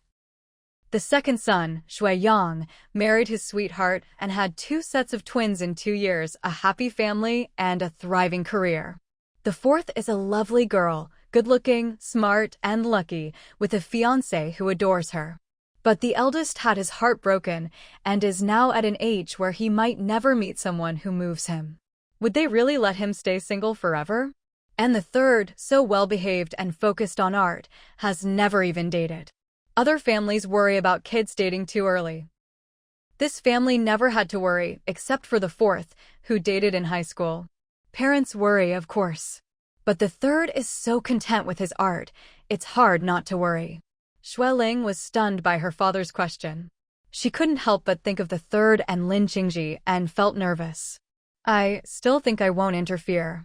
As long as they're healthy and happy, that's enough. Sometimes you just can't force things. Marriage is important, but young people may not see it the same way. We're doomed, Mama Shui sighed. You're so easygoing. Xueling laughed awkwardly. What else can I do? If I could persuade them, I would, but I can't interfere. They're grown up and have the right to choose their own happiness. Sometimes we really can't control them. We can't, so we don't, Chung Tianyuan laughed. They're grown up now, sometimes you really can't control them. Wang Qing didn't believe it. Really? Don't regret it later. It's easy to say now, but when Huanran is 40, let's see if you're still so relaxed. Ahu waved his hand. Don't listen to them, they're just chatting. The kids are all so outstanding, they'll find someone. They're just confident in Huanran and the others, that's all. Xueling giggled, neither agreeing nor disagreeing. Chen Tianyuan also took it as just talk. Unexpectedly, Xueling suddenly said, the third might not want to get married, he wants to be single. What? Everyone was shocked and stared at her. What? Who doesn't want to get married? The third? He said that. No way. Why would he do that? Xueling saw their shock and felt a cold sweat. If they knew the third's real orientation, it would be a storm. Better to give them a warning now so they're not too shocked later. Well, he said it himself, Xueling said quietly. Of course, he hasn't made a final decision. He just said he hasn't found a girl he wants to spend his life with. What? He really said that. We were talking about the eldest. How did it become the third? He's so young. He's not even graduated, already planning to stay single? He's been poisoned by bad ideas. When did he say that? I never heard. Did he really say that? Xueling didn't dare stay any longer and quickly got up. All right, let's not talk about it anymore. It's true, he's thinking about it. I haven't tried to persuade him yet. He's still young and might change his mind, so I'm waiting. With that, she hurried off. Papa Shui called after her, that won't do. If you won't interfere, we will. Mama Shui scolded, what kind of mother are you? If you can't control him, you just give up. Cheng Tianyuan was stunned. The third, he really wants to stay single? Ahu nudged him. Don't worry, he's probably just saying it. Lots of young people talk about not marrying or having kids. He'll probably change his mind when he falls in love. No matter how open-minded Chung Tianyuan was, he was still influenced by traditional thinking. Late marriage or flash marriage is one thing, but not marrying at all? That's too much. The third son had always been obedient and cheerful, a top student who loved art for over a decade. He never needed his parents to worry about his studies. Even at a top university, he won scholarships every year. While others relied on their parents for spending money, he was financially independent since high school, and now, before graduation, he was already earning millions a year. Others struggled to study abroad. He was recommended by his professor and would get a full scholarship. Who would have thought the most worry-free child would suddenly have such an odd view on marriage? Chung Tianyuan was deeply unsettled. Papa Shui agreed. It's fine to marry late, people look young even at 40 or 50. He's going abroad soon, so it's fine if he marries late. His older brother sets the example, so we won't rush him. He said he doesn't want to marry. Mama Shui slammed the table. Not late marriage, no marriage. Did you hear that? He said he won't marry. Wang Qing tried to smooth things over. He's young and probably just joking with his mom. Exactly, Ahu said. Sister-in-law doesn't take it seriously, so she hasn't even tried to persuade him. If it were serious, she'd be the first to object. But Cheng Tianyuan wasn't convinced. Once the worry was there, it wouldn't go away. He knew his wife well. She wouldn't say this for no reason, and he could tell if she was joking. If the third was just joking, Lingling wouldn't look so troubled. Wang Qing wiped her son's mouth and said, "The internet is too influential. Every phone is a world. Young people are so free and easily swayed. The third works online, so he's bound to be influenced. I've heard that in developed countries, few young people want to marry or have kids. Maybe as we get richer, more kids won't want to marry. But the third grew up in a big family and loves kids. I think it's just a phase." That's right, Papa Shui said. Kids from traditional families are more traditional. The third does internet art, so he's easily influenced, but if we talk to him, he'll come around. Ahu nodded. Yeah, the third loves kids. When Xiaoyu and Xiaopeng were little, he'd always play with them. People who love kids love family, no need to worry. Mama Shui was more action-oriented. When he comes home this weekend, we'll test him. If he dares say he won't marry, we'll scold him, no nonsense. What are you saying? Papa Shui laughed. You'd let him get away with anything if he called you Grandma. Mama Shui glared. That's different. If he wants to be a hedonist, we can't allow it. What? Hedonist? Papa Shui asked. What's that? Mama Shui explained, on TV, they say some young people feel too much pressure, so they just want to enjoy life, spend what they earn, and live for the moment. That won't do. Papa Shui shook his head.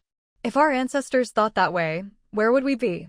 Even animals know to care for the next generation. How can people not understand? Who knows? Mama Shui sighed. There are too many strange ideas now. Some young people say, I'm not breaking the law, so I'll do what I want. My life, my rules. Some can't handle pressure and just give up. We really can't understand. Cheng Tianyuan smiled gently. Dad, Mom, even we in our 50s can't figure it out. Exactly, Ahu said. We had nothing, and a full meal was happiness. Young people have everything, but love to make trouble. Life's too easy for them. No, Wang Qing corrected. They think life is too hard. Papa Shui tried to analyze. Maybe it's because they're too comfortable.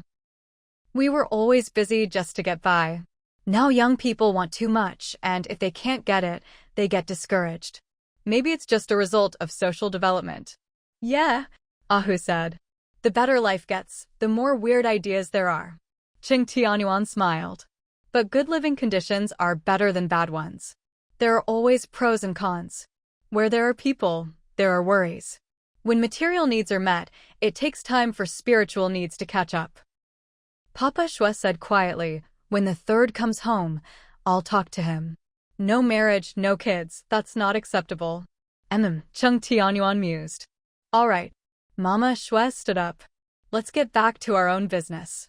Life goes on. Things will work out. Right? Yuan, you should get to work. Xiaohuzi needs to go to kindergarten. It's about time. After breakfast, everyone went about their own business. Cheng Tianyuan and Xueling went to the study to work, while Ahu and Wang Qing took their son to kindergarten. The old couple, Papa Shui and Mama Shui, sat in the living room, chatting as they shelled peanuts. Not long after, the eldest son, Cheng Huanran, came downstairs, dressed neatly and looking refreshed. Mama Shui glanced at him and asked, You're not working from home today? Cheng Huanran replied, I have something to do outside. Papa Shui looked up. What's so important? Cheng Huanran hesitated for a moment, then said, A friend introduced me to someone. I'm going to meet her. Mama Shui's eyes lit up. A blind date? Cheng Huanran nodded, a little embarrassed. Mama Shui immediately put down the peanuts and wiped her hands. Good. Where are you meeting? What's the girl like? Who introduced you? Cheng Huanran replied, Auntie Lu from next door. She said the girl is her niece, just returned from studying abroad, works in finance, and is about my age. Mama Shui was overjoyed. Auntie Lu's niece? That's a good family. I've met her before. She's a nice girl, very polite. You must behave yourself, don't be too serious, and remember to smile more. Papa Shui also encouraged him, don't be nervous, just treat it like making a new friend. If you get along, that's great. If not, don't force it. Cheng Huanran smiled. I know, Grandpa, Grandma. I'm not nervous.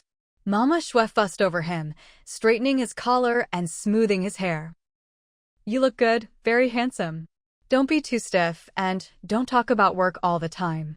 Girls like men who are gentle and considerate understand. Cheng Huanran nodded, a little helpless. Got it, Grandma. Mama Shui was still worried. Do you have a gift? It's your first meeting, you should bring a small present. Cheng Huanran shook his head. Auntie Lu said not to bring anything, just have a meal together. Mama Shui thought for a moment, then said, all right, then just be yourself. Don't be too reserved, and don't be too eager. Take it slow. Papa Shui added, if you like her, let us know. We'll invite her over for a meal. Cheng Huanran smiled. Okay, I'm leaving now. Mama Shui watched him go, her face full of hope. I hope it goes well this time. Papa Shui comforted her, don't worry, our grandson is outstanding. He'll definitely find a good match. Mama Shui sighed, he's not young anymore. I just hope he can settle down soon. Papa Shui smiled, it's fate. When the time comes, it will happen.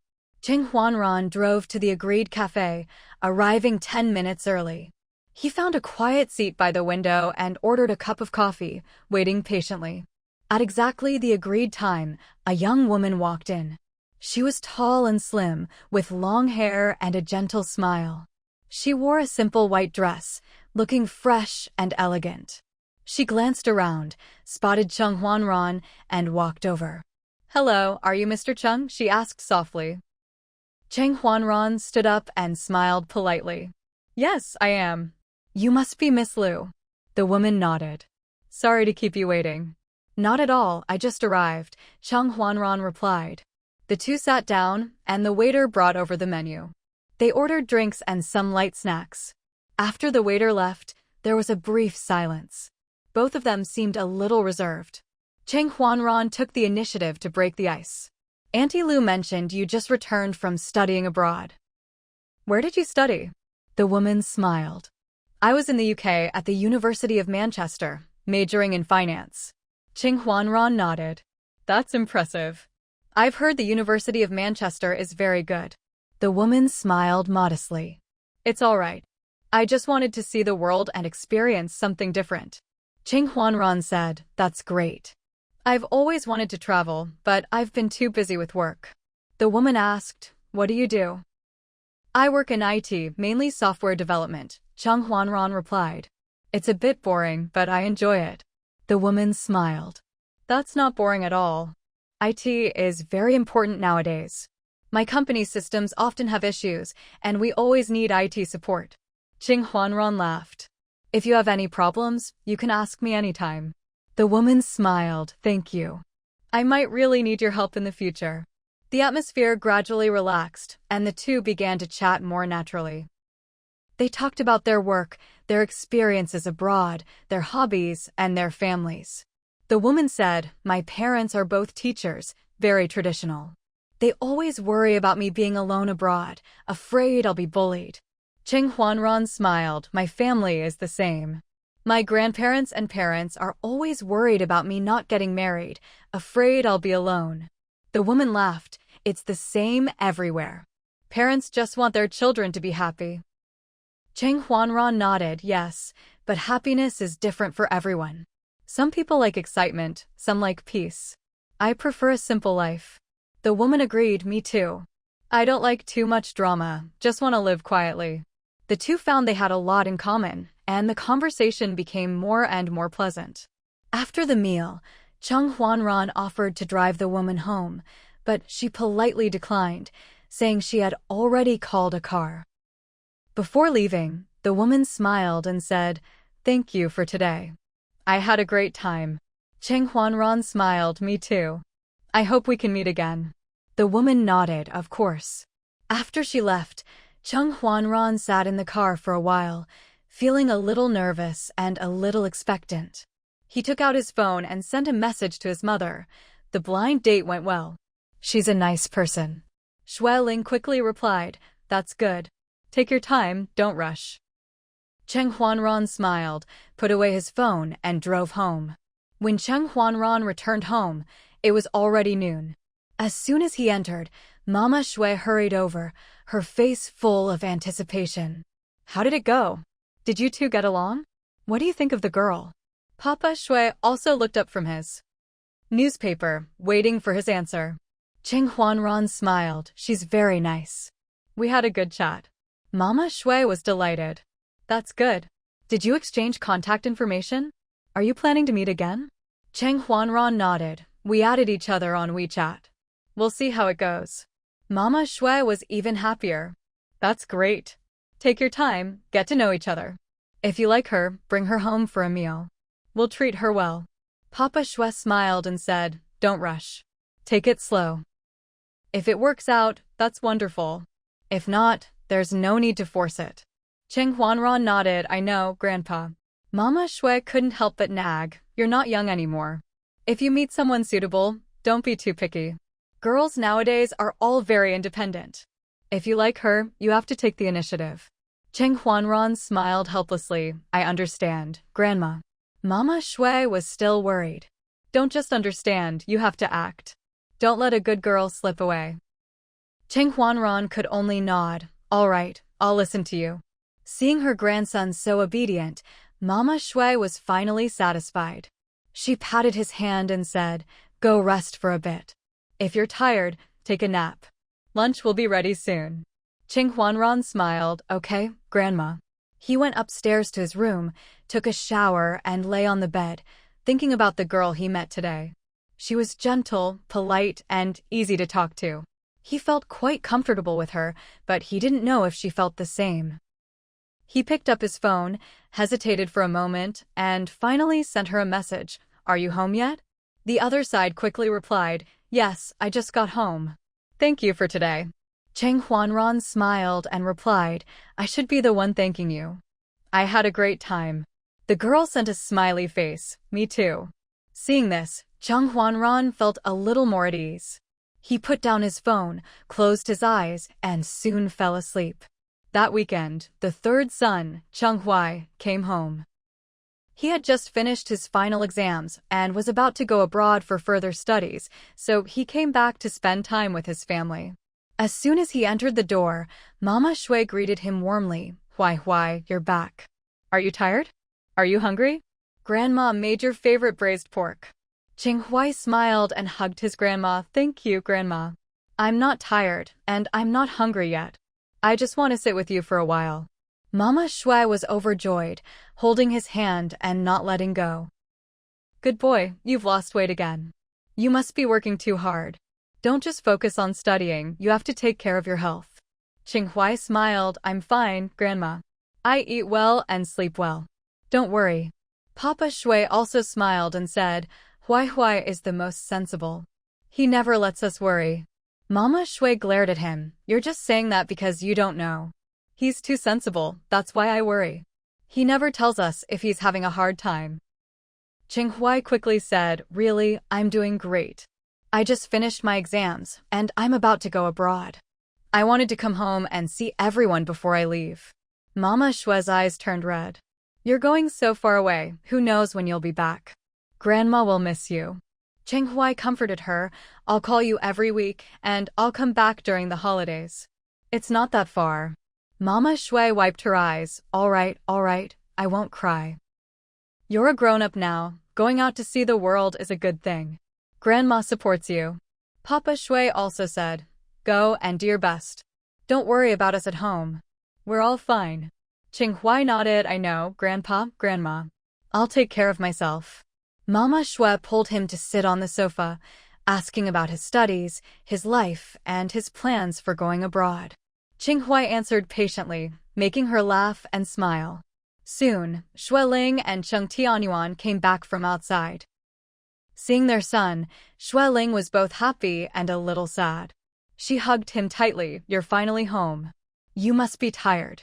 Qinghuai smiled. I'm not tired, Mom. I missed you. Xueling patted his back. You're leaving soon. If you need anything, tell us. Don't be shy. Qinghuai nodded. I know, Mom. The family gathered together, the house full of warmth and laughter. After dinner, the family sat together in the living room, chatting and watching TV. Mama Xue kept glancing at Qinghuai, wanting to say something but hesitating. Xueling noticed and smiled. Mom, if you have something to say, just ask. Don't keep it in. Mama Xue coughed lightly, put down her teacup, and looked at her grandson. Huai, you're going abroad soon. Grandma wants to ask you something. Don't get annoyed, okay? Qinghuai smiled gently. Grandma, what is it? I won't get annoyed. Mama Xue hesitated for a moment, then said, You're already in your 20s, and you've never brought a girlfriend home. Grandma isn't in a hurry, but I just want to ask, do you have someone you like? Or is there someone pursuing you? As soon as she finished, everyone looked at Qinghuai, waiting for his answer. Qinghuai was stunned for a moment, then smiled. Grandma, I really don't have anyone I like, and no one is pursuing me. I've been busy with my studies and art, and I haven't thought about these things. Mama Xue sighed. You're so outstanding. There must be girls who like you. Don't be too focused on your studies. If you meet someone suitable, don't miss the chance. Qinghuai nodded. I know, Grandma. If I meet someone I like, I'll definitely bring her home for you to see. Papa Xue smiled and said, That's right. Don't be too anxious, Mom. Young people have their own plans. Mama Xue glared at him. You're always so easygoing. If we don't ask, how would we know what he's thinking? Xueling smiled and said, Mom, Huai has always been sensible. He knows what he's doing. Don't worry too much. Mama Xue muttered, I'm just worried he'll be like his big brother, not in a hurry at all. If both of them stay single, what will we do? Qinghuai quickly said, Grandma, don't worry. I won't stay single forever. If I meet the right person, I'll definitely get married. Mama Xue was finally a little relieved. She patted his hand and said, That's good. Grandma isn't forcing you. I just want you to be happy. Qinghuai smiled. I know, Grandma. Thank you. The atmosphere relaxed again. The family continued chatting, talking about Qinghuai's plans for studying abroad, what to pack, and what to pay attention to. Mama Xue kept reminding him to take care of his health, eat well, and not to be afraid of trouble. If anything happened, he must tell the family. Qinghuai listened patiently, nodding and agreeing to everything. That night, after everyone went to bed, Xueling sat in her room, thinking about what her son had said. She felt a little uneasy, but also relieved. No matter what, as long as her child was happy, that was enough. After everyone had gone to bed, only Papa Xue and Mama Xue remained in their room, unable to sleep. Mama Xue lay on her side, sighing softly. Old man, do you think Huai was telling the truth tonight? Papa Xue turned over and looked at her. What do you mean? Mama Xue frowned. He said he doesn't have anyone he likes, and no one is pursuing him. But he's so outstanding, how could there be no girls who like him? I just feel something's off. Papa Xue thought for a moment, then said, maybe he's just focused on his studies and hasn't thought about these things. Young people nowadays are different from our time. They have their own ideas. Mama Xue shook her head. I know he's sensible, but he's too sensible. He never lets us worry, never tells us if he's having a hard time. I'm afraid he's keeping things from us. Papa Xue comforted her. Don't overthink it. Huai has always been steady. If he really has something on his mind, he'll tell us when he's ready. Mama Xue sighed. I just hope he can find someone who truly understands him. He's going abroad soon, and I'm worried he'll be lonely. Papa Xue patted her hand. Don't worry. Our grandson is so outstanding, he'll definitely meet someone good. Besides, he's still young. There's no need to rush. Mama Xue muttered, you always say not to rush, but look at Huanran, he's almost 30 and still single. If Huai is like him, what will we do? Papa Xue smiled, it's fate. When the time comes, it will happen. We can't force it. Mama Shui sighed again. I just want them to be happy, to have someone to rely on. We're getting old, and we can't take care of them forever.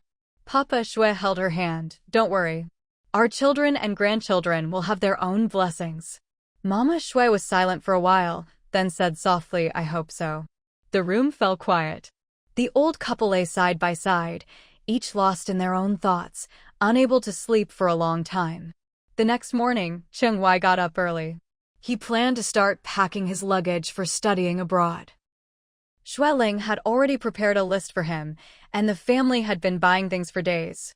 Clothes, daily necessities, snacks, medicine, everything was neatly arranged in the living room. Mama Shui watched as her grandson sorted through his things, her heart both happy and sad. Why, don't bring too much. You can buy whatever you need over there. Just bring what's necessary. Qing Huai smiled, I know, Grandma. I'll only take the essentials. Shui Ling came over with a new suitcase and opened it for him. Put your important documents in your carry-on bag. Don't check them in. Also, bring a few family photos. If you get homesick, you can look at them. Qing Huai nodded, okay, Mom. Qing Tianyuan helped check the list, passport, admission letter, visa, bank card, cash, phone, charger. Don't forget anything. Qing Huai replied, I've checked everything. I won't forget. Mama Shui stuffed a red envelope into his bag. This is for good luck. Don't lose it. Qing Huai smiled and accepted it. Thank you, Grandma. Mama Shui wiped her eyes. You're going so far away. If you need anything, call home. Don't be afraid of trouble. Don't try to save money on phone calls. Qing Huai nodded. I know, Grandma. I'll call you every week. Shui Ling reminded him, when you get there, let us know right away. If you have any problems, tell us. Don't keep things to yourself. Qing Huai smiled. I know, Mom. Don't worry. The family helped him pack, each person reminding him of something, afraid he'd forget. The living room was filled with warmth and laughter, but also a hint of reluctance. After packing, Qing Huai looked at the two large suitcases and felt a little emotional. I'm really leaving this time. Mama Shui's eyes turned red again, but she forced a smile. Go and see the world, Huai. Grandma will wait for you to come home. Qing Huai hugged her. I'll be back soon, Grandma. The family gathered together, taking a group photo. Shui Ling said, let's take a few more so you can look at them when you miss home. Qing Huai agreed, okay. The camera captured the family's smiles, their love and reluctance frozen in that moment. The day of departure arrived. The entire family went to the airport to see Qing Huai off. Mama Shui and Papa Shui held his hands, their eyes red with tears. Huai, take care of yourself over there. Eat well, sleep well, and don't get sick, Mama Shui choked out, her voice trembling. Qing Huai hugged his grandma tightly. I will, Grandma. Don't worry about me. Papa Shui patted his shoulder. Go and do your best. Don't worry about us at home. We're all fine. Qing Huai nodded. I know, Grandpa. Shui Ling and Qing Tianyuan stood by, their eyes also red. Shui Ling held back her tears, trying to smile. Remember to call us when you land. And don't forget to send us photos. Qing Huai smiled. I will, Mom. I'll send you lots of photos. Zheng Huanran, Ahu, and Wang Qing also came to see him off. Ahu patted his back. Little brother, study hard. When you come back, we'll go out for a big meal. Qing Huai laughed. Okay, big brother. It's a promise. Wang Qing handed him a small bag. This is some homemade jerky. It's good for snacking when you're studying late. Qing Huai took it. Thank you, sister-in-law. Xiaohuzi, still a child, didn't fully understand the meaning of separation. He just clung to Cheng Huai's leg, looking up at him. Third uncle, when are you coming back to play with me? Qing Huai knelt down and hugged his nephew. Third uncle will be back soon. When I come back, I'll bring you lots of fun toys. Xiaohuzi clapped his hands. Really? You promise? Qing Huai smiled. I promise. The boarding announcement for Qing Huai's flight began. It was time to say goodbye. Mama Shui couldn't hold back her tears anymore, burying her face in Papa Shui's shoulder. Papa Shui also had tears in his eyes, but he tried to stay strong. Xueling hugged her son one last time, whispering, "Take care, my child. We'll be waiting for you to come home." Qinghuai hugged his mother tightly, then looked at his father. Qing Tianyuan patted his head. "Go, my son. We're proud of you." Qinghuai nodded, took a deep breath, and picked up his luggage. He waved to his family, then turned and walked towards the boarding gate. He didn't look back, afraid he wouldn't be able to leave if he did. The family watched his retreating figure until he disappeared from sight. Mama Shui cried softly, "He's gone. Our Huai is gone." Xueling comforted her, "Mom, he'll be back. It's just for a few years." Qing Tianyuan put his arm around Xueling's shoulder, his own eyes a little red. "Let's go home." The family slowly walked out of the airport, leaving behind the bustling terminal and the lingering sense of farewell. 2 days later, Cheng Huanran came home, lugging big and small bags. This business trip was a bit long. "Is everyone doing well?" "Oh, I bought gifts for everyone." Everyone knew what was going on, exchanging secret smiles, but no one exposed him. They just accepted the gifts and put them away. Wang Xiaoxiao arrived, leading the children, with 2 nannies by her side. The housekeeper pushed Xiao Shuang and Xiao Zhu in their stroller. A big group surged into the living room, making it instantly lively. "Big brother, you're finally back." Qing Huanran grinned sheepishly. "I've been too busy lately, really didn't have time to come home." "Xiao Xiao, this one's for you." "Xiao Peng and Xiao Yu too, I got them each a big towel." Wang Xiaoxiao, of course, understood, and thanked him as she accepted the gifts. Xiao Yu and Xiao Peng hadn't seen their uncle in a long time. Each clung to one of his legs, refusing to let go. "Uncle, uncle, we missed you so much. Where did you go?" Cheng Huanran was deeply moved, picking them up one on each side, kissing them again and again. "Uncle missed you too." Wang Xiaoxiao couldn't help but say quietly, "Big brother, you were gone so long this time. The kids talked about you every day, even running to your room to knock on the door." Cheng Huanran felt a pang in his heart and kissed the little ones again. "Good kids. Uncle's back. From now on I'll be home, and I'll play with you in the evenings when I'm free." Xiao Peng nodded happily. "Okay." Xiao Yu kissed his uncle's cheek and hugged his neck tightly. "Uncle's not here. Daddy's not here either." Ching Huanran's heart ached. He comforted them softly, "We'll both be here from now on. Your dad and I have just been too busy lately. When the New Year holiday comes, we'll play with you every day." The always doting uncle hugged the kids, kissing the eldest, then the third, circling around them, laughing and playing, full of joy. Xueling asked, "So, did you get any big results from this business trip?" "It was okay." Cheng Huanran looked around. "It wasn't all at once, I was in the capital off and on. The group is just really busy at year-end, so many reports to review, so many summary meetings. Work and making money come first, so I couldn't come home every day. By the way, Xiao Xiao, when does Yang Ong get his holiday? Are you going south for the New Year?" Mom is too sly. She's poking right at his sore spot. Wang Xiaoxiao smiled, "We haven't decided yet. Yang Yong's been busy at the company, sleeping there for days. My parents and sister might come to the capital to see us. They said the kids are still small, and they miss us, so they'll try to come north. School's out, but my sister still has to work, so my parents will wait for her. If they can get tickets, they'll come, but it depends." Her twin sister became a civil servant after graduation, working at the local civil affairs bureau, not dating or moving out yet, enjoying her parents' undivided love. "If your in-laws can come for New Year, it'll be even livelier." Cheng Huanran turned to ask, "Mom, are the guest rooms ready?" Xueling was unimpressed by his attempt to change the subject. "Already done, you don't need to worry. If they can't get tickets, I'll have Old Shen pick them up and send them back after the holiday. We'll take good care of them. But are you sure you'll be home for New Year? Aren't you busy?" Cheng Huanran smiled awkwardly. "No matter how busy, I have to take time off for New Year, right?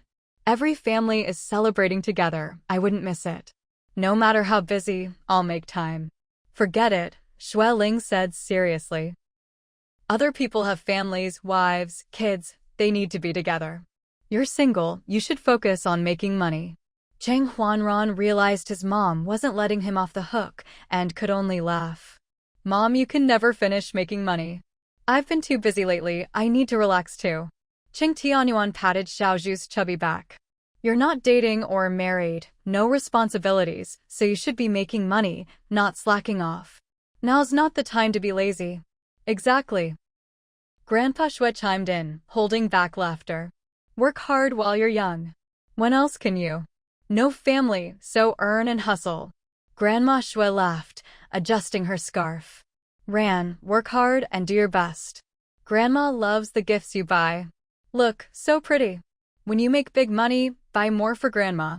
Cheng Huanran's face twitched, 3 black lines on his forehead. They've been teasing him for ages, can't they give it a rest? Can't a single guy catch a break? Shui Ling saw his almost kneeling expression and secretly laughed. It's almost New Year, the house is busy.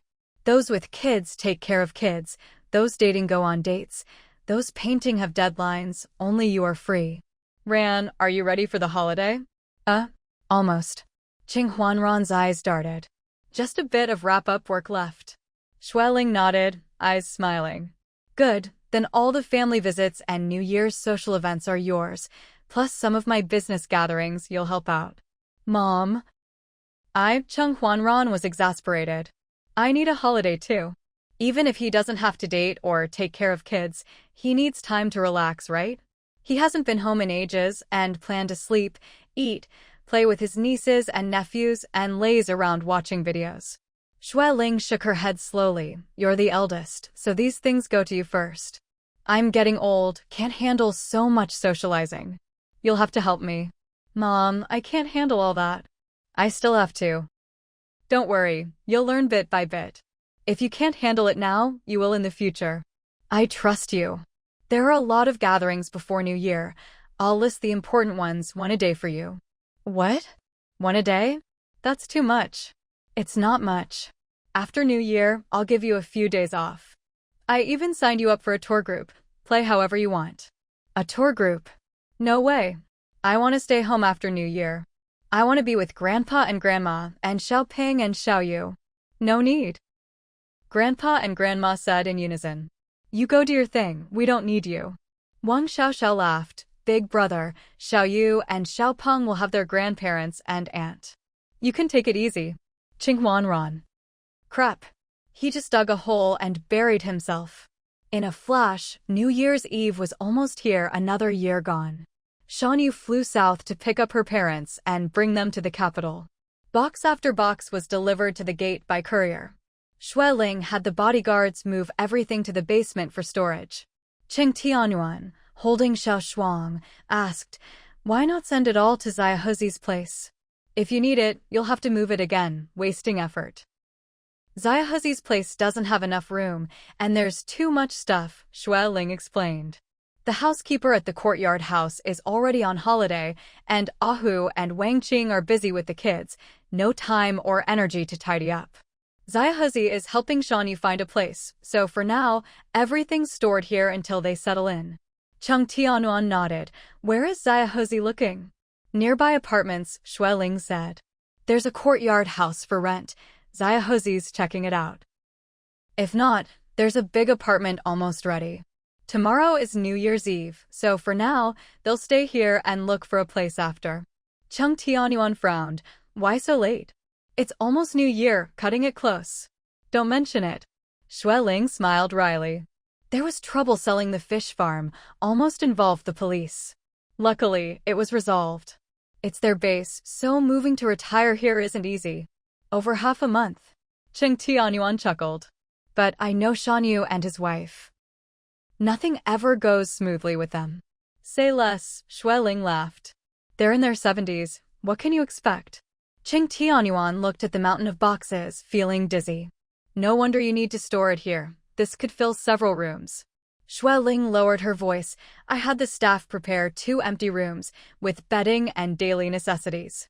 Shanyu and his wife need a big room. The in-laws need a room too. Xiaoxiao's sister brought a colleague, both girls, so I'll put them in the back garden. Good, Cheng Tianyuan nodded.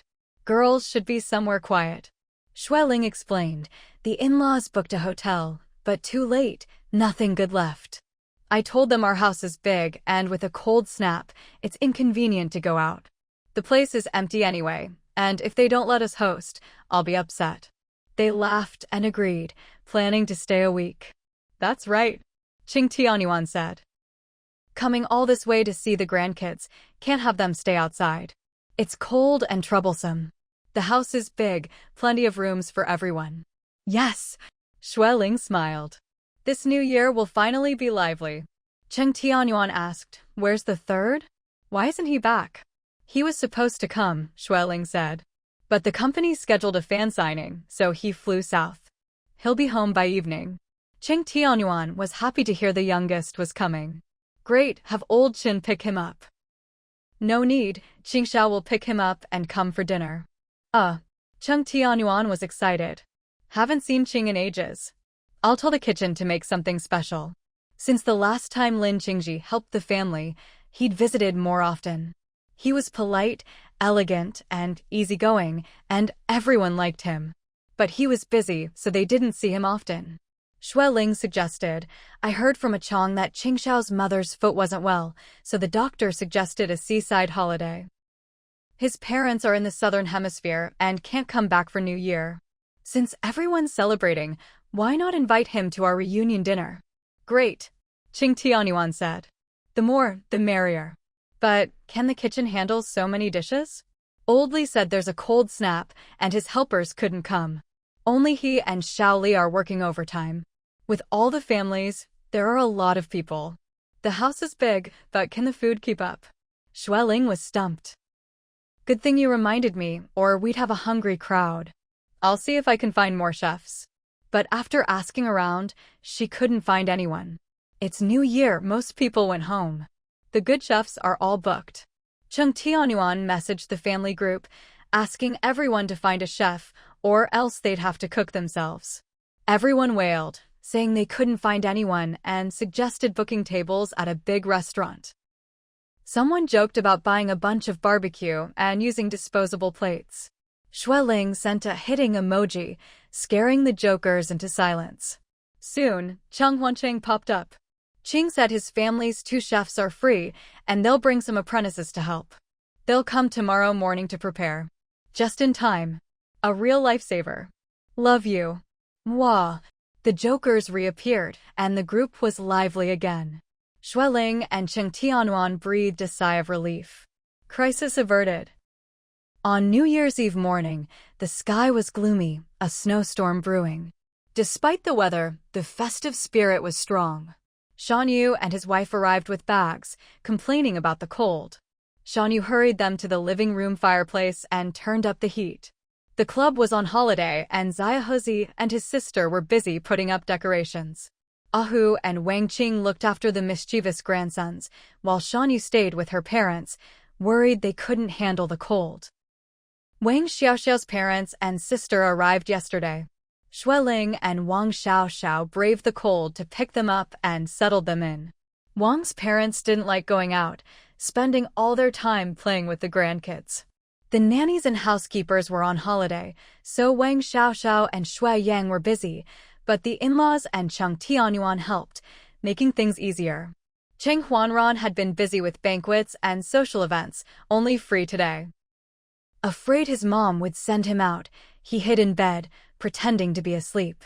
Shui Xian was busy with her studio, barely seeing Chen Xinji. Now that both were on holiday, they hid away together.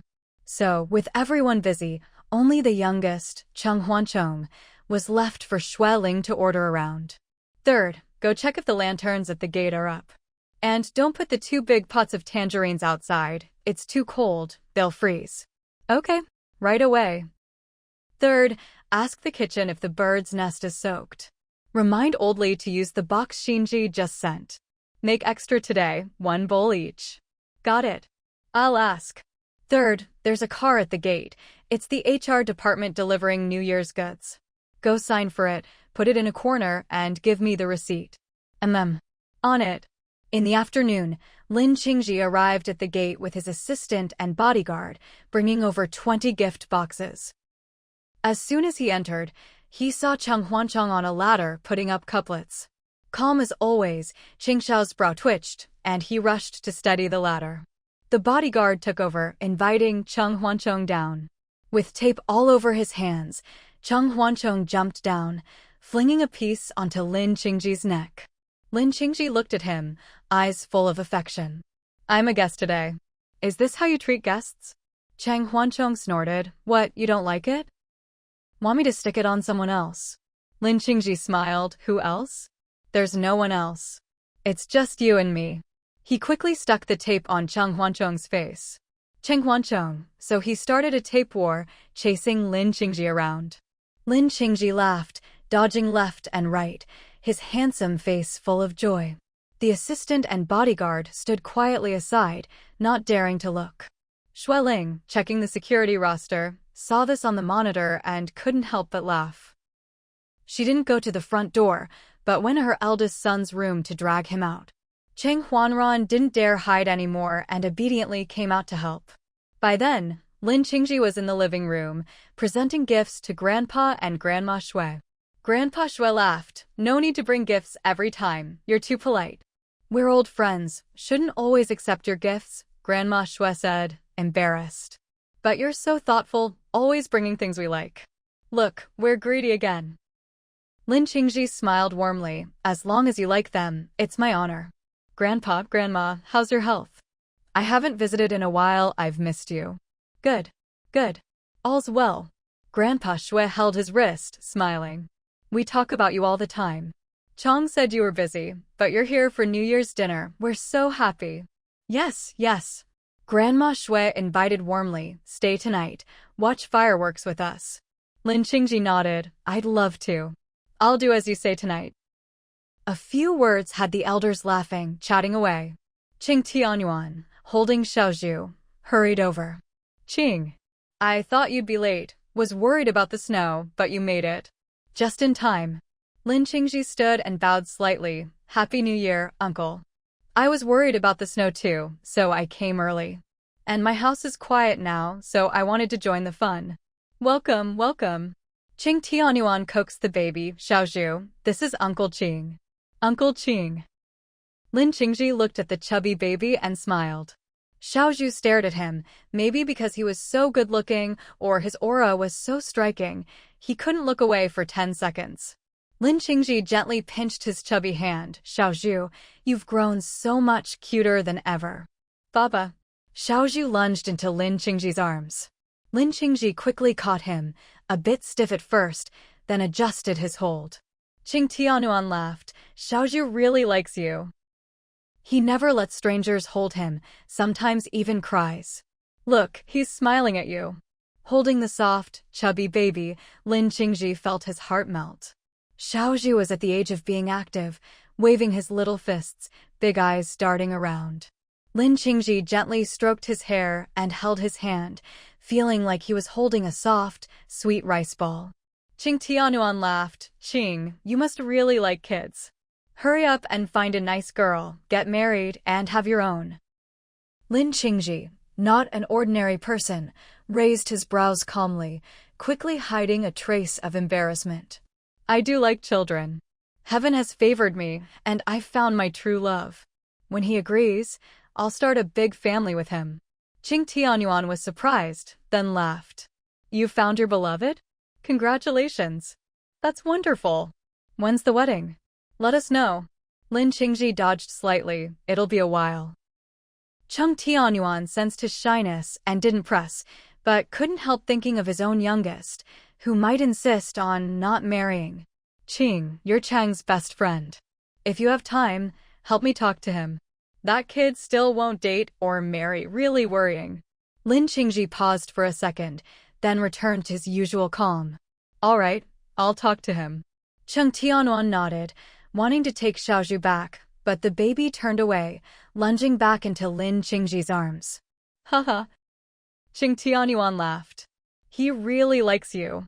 Lin Qingji smiled. Uncle, you go ahead. I'll hold Xiaozhu for now. If he gets fussy, I'll give him back. Okay. Qing Tianyuan went off to the dining room. Xiaozhu tapped Lin Qingji's chest with his chubby fists, babbling baby talk. Lin Qingji chuckled, nodding. Good, very good, excellent. Cheng Huanchong sneaked over from the dining room, seeing someone chatting with his nephew. Curious, he leaned over, chin on Lin Qingji's shoulder. Xiaozhu, what are you telling him? Xiaozhu was startled, blinking his big eyes. Baba, Cheng Huanchong nodded seriously, making up nonsense. You're saying this uncle is a bad guy, wants to kidnap you and make you his son. Do you want that? Lin Qingji smiled, looking at the baby. Do you want that? Xiaozhu glanced at his unfamiliar uncle, then babbled on. Cheng Huancheng pretended to listen. So you think he's too scheming, too serious, don't want to be his son. Lin Qingji laughed. Think it over, last chance. If you don't want to, I'll have my own with your uncle and won't need you.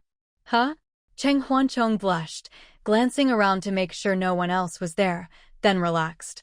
He playfully squeezed Lin Qingji's neck, scolding, Are you crazy? I wanted you to tease, not go all out. The coming snowstorm isn't as wild as you. Lin Qingji let him mess around, standing straight and elegant as always. Xiaozhu, seeing his uncle get mad, looked on curiously. Baba? Lin Qingji said softly, See, even your nephew can't stand it. Cheng Huanchong let go, glaring at Xiaozhu. Brat, don't side with outsiders. Or I'll spank you. Though young, Xiaozhu knew a smile was good, but this uncle's tone was scary. He pouted, eyes filling with tears, about to cry. Oh no! Cheng Huanchong panicked, Don't cry. Uncle's just kidding, I'd never hit you. Lin Qingji gently rocked the baby, his warm voice soothing, quickly calming him down. Cheng Huanchong sighed in relief, noticing how skilled Lin Qingji was at comforting kids. What, are you professionally trained? Lin Qingji smiled. Some talents are innate, no need to learn. Cheng Huanchong's eyes sparkled. You really like kids that much? I do, Lin Qingji said softly. I didn't think much of it before, but now my mindset's changed. Cheng Huanchong's ears reddened, chin lifted. Xiaozhu, maybe I'll give you to him. Give him a taste of baby pea, see if he still likes little devils. But Xiaozhu was already fascinated by the jade bracelet on Lin Qingji's wrist, reaching out to touch it, then trying to lick it. Stop. Cheng Huanchong pressed a finger to his forehead. No licking. Dirty. Blocked. Xiaozhu pouted, about to cry. Lin Qingji, a bit helpless, handed the baby back. Cheng Huanchong hurriedly took him, exasperated. What? Aren't you good at this? You comfort him. Lin Qingji adjusted his sleeve, putting away the jade bracelet. Whoever made him cry, comforts him. Cheng Huanchong grabbed the baby, shouting, Second brother. Second sister-in-law. Xiaozhu's crying. Lin Qingji calmly took out his phone, recording the scene of someone helplessly holding the crying baby. Cheng Huanchong, he glared, baring his teeth. Lin Qingji smiled, recording even his funny faces. Cheng Huanchong kicked him, then rushed off with the wailing baby. Second brother. Second sister-in-law. Help. Your third is crying. Shui Yang came out yawning, expertly scooping up his son and patting him on the back. There, what's the fuss? Daddy's here. Hearing his father's voice, the baby quickly stopped crying. Cheng Huanchong sighed in relief, waving his hand. Your uncle's scared of him, you take him. TCH. Shui Yang scoffed. Son, look at your cowardly uncle. Laugh at him. Cheng Huanchong protested. Laugh at what? How am I cowardly? Shui Yang played with his son, a man who doesn't even dare get married. If that's not cowardly, what is? Even a meat bun can beat a dog, but you're not even wanted by a dog. Cheng Huanchong's face turned red with anger. He grumbled, If I'm dog ignored, then your dog ignored's brother. What, you think that's something to be proud of? All right. Shui Yang laughed, teasing, You get so worked up, but how come you can't find yourself a partner, huh? Cheng Huanchong snorted, I could grab a handful at random. You think I'm like you, getting someone pregnant before marriage, then using a few kids to climb the social ladder? If not for that, would second sister-in-law have married a muscle-brained guy like you? Shui Yang was stung by the jab, his eye twitching. At least I graduated from Imperial Capital University. That's a top school, not just in China but worldwide. My diploma's still hanging on the wall. I'm a well-rounded graduate, athletic, smart, artistic, and good-looking. That's gotta be better than a wimp like you.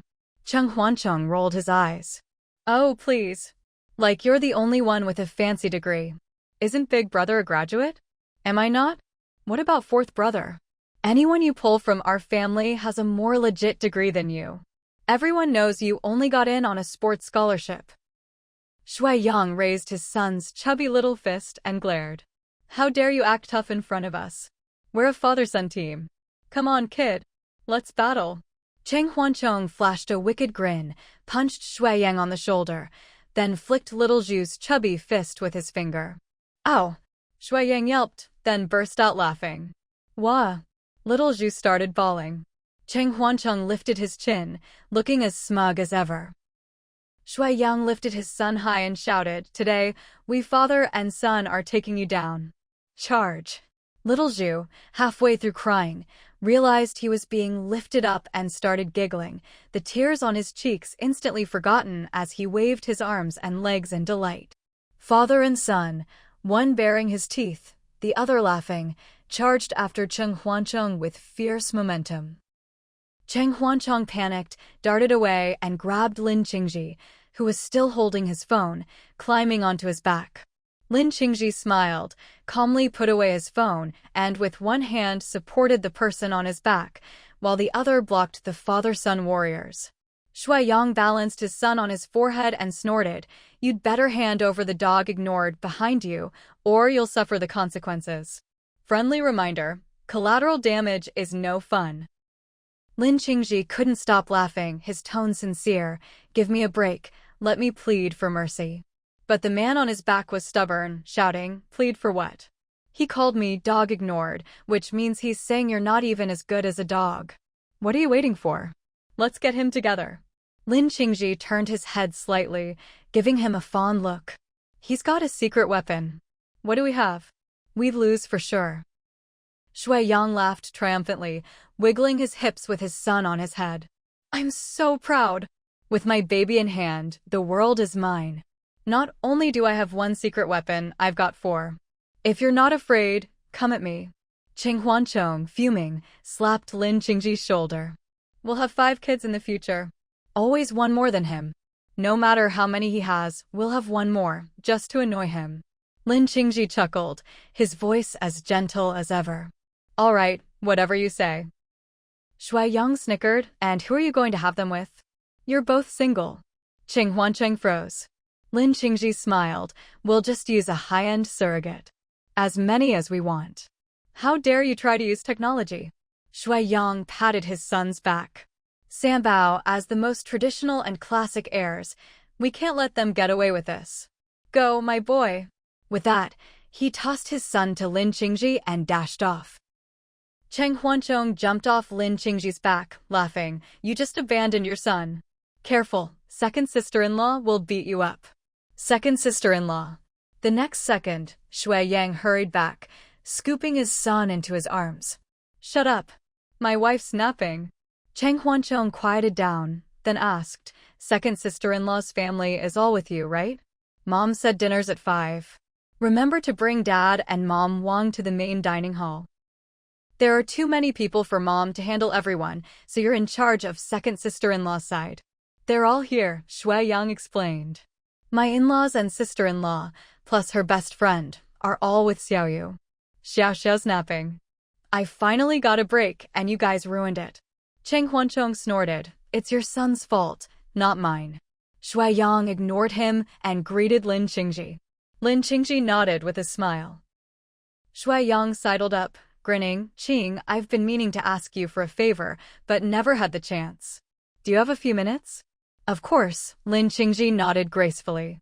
Plenty of time, go ahead. Shui Yang quickly handed his son to Cheng Huancheng and pulled out his phone. Here, take a look. This is a little porcelain bottle passed down from my father-in-law's grandfather. Supposedly, there used to be a pair, but one got broken while cleaning, so only this one's left. My mother-in-law thinks it's pretty old, but isn't sure if it's valuable or an official kiln piece. Here are some photos she took, including the base. They've always wanted a professional opinion but didn't know where to look. They're low-key, don't want to go on TV shows, and don't trust them anyway. I know you're the real expert, so I've been wanting to ask you. Lin Qingji took the phone, carefully examined the photos, and scrolled through them. After a while, he said confidently, "It's from the Ming Dynasty, and it's in pretty good condition." These bottles are usually made in pairs, so losing one really affects the value.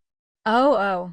Shui Yang's eyes sparkled, getting to the point. There's a blurry red stamp on the base. Is it from an official kiln? Is it valuable? About how much? Lin Qingji smiled. It's an official kiln piece. The color and texture are excellent, so it's definitely valuable. But the exact price depends on the context. Huh? Like what? Shui Yang asked. If my father-in-law took it to auction, how much could it fetch? Lin Qingji replied gently, value is value, price is price. Most of the time, the price only reflects a certain value at a certain time. It's not fixed. For reference, a slightly larger pair sold for 4.5 million 2 years ago. Shui Yang's eyes lit up. So this one could go for 2 million? Probably a bit less, Lin Qingji explained. It's smaller and missing its pair. These bottles are only really valuable as a set. Missing one cuts the price a lot. Shui Yang chuckled sheepishly, lowering his voice. Qing, we're old friends. Just give it to me straight. How much is it really worth? Hey, Cheng Huanchong couldn't take it anymore. There's no fixed price for this stuff. Even at auction, you only get a ballpark figure. With antiques, once one is missing, that's it, can't be replaced. The older it is, the rarer and more valuable. If Qing says less than 2 million, it's probably around 1.6 or 1.7 million. If someone does some hype, or Qing says a few extra words, it could go for 5 million, even 10 million if people start bidding like crazy. Shui Yang was stunned. Whoa, seriously? Of course. Cheng Huanchong raised an eyebrow. A lot of so-called high-end art is just hyped up, you know? I didn't get it at first, but after being in this circle, I learned the ropes. Shui Yang nodded, teasing. Qing taught you, right? Did he ever trick you? Or did you trick him? Haven't you two ever hyped each other's work? Qing, why don't you invest in his stuff? If he gets famous, you'll make a fortune. Lin Qingji just smiled. Get lost. Cheng Huanchong snorted. Who needs hype? My work doesn't need his investment. Besides, even if he wanted to, I wouldn't take it. I don't need anyone's help. Do you know how many fans your little brother has now? Shui Yang asked casually. How many? 20 million, Cheng Huanchong replied. Shui Yang whistled, looking at him excitedly. Old 3, looks like you made a killing this year. Awesome. Little Zhu, give your third uncle a kiss. Tell him to give you a big red envelope for New Year's. And your siblings too, remind him not to play favorites. Every envelope has to be the same, or you'll all go cry in his room. Cheng Huanchong rolled his eyes and tossed little Zhu back to him. A few thousand? A red envelope? You've got some nerve. Shui Yang laughed, playing with his son. Uncle, don't be so stingy. The babies need milk money. Cheng Huanchong grabbed Lin Qingji and walked off. Shui Yang chased after them, shouting, red envelope. Red envelope. Lin Qingji realized he'd smiled more today than usual and pulled Cheng Huanchong into his arms. Just then, Shui Yang caught up, little Zhu giggling in his arms. Lin Qingji waved to his assistant, who quickly brought over several big pink boxes. These are New Year's gifts I prepared for the 4 little ones. The biggest box is for you and your wife. I hope you like it. Shui Yang's eyes widened with delight. Wow. Thank you. We won't be shy about accepting.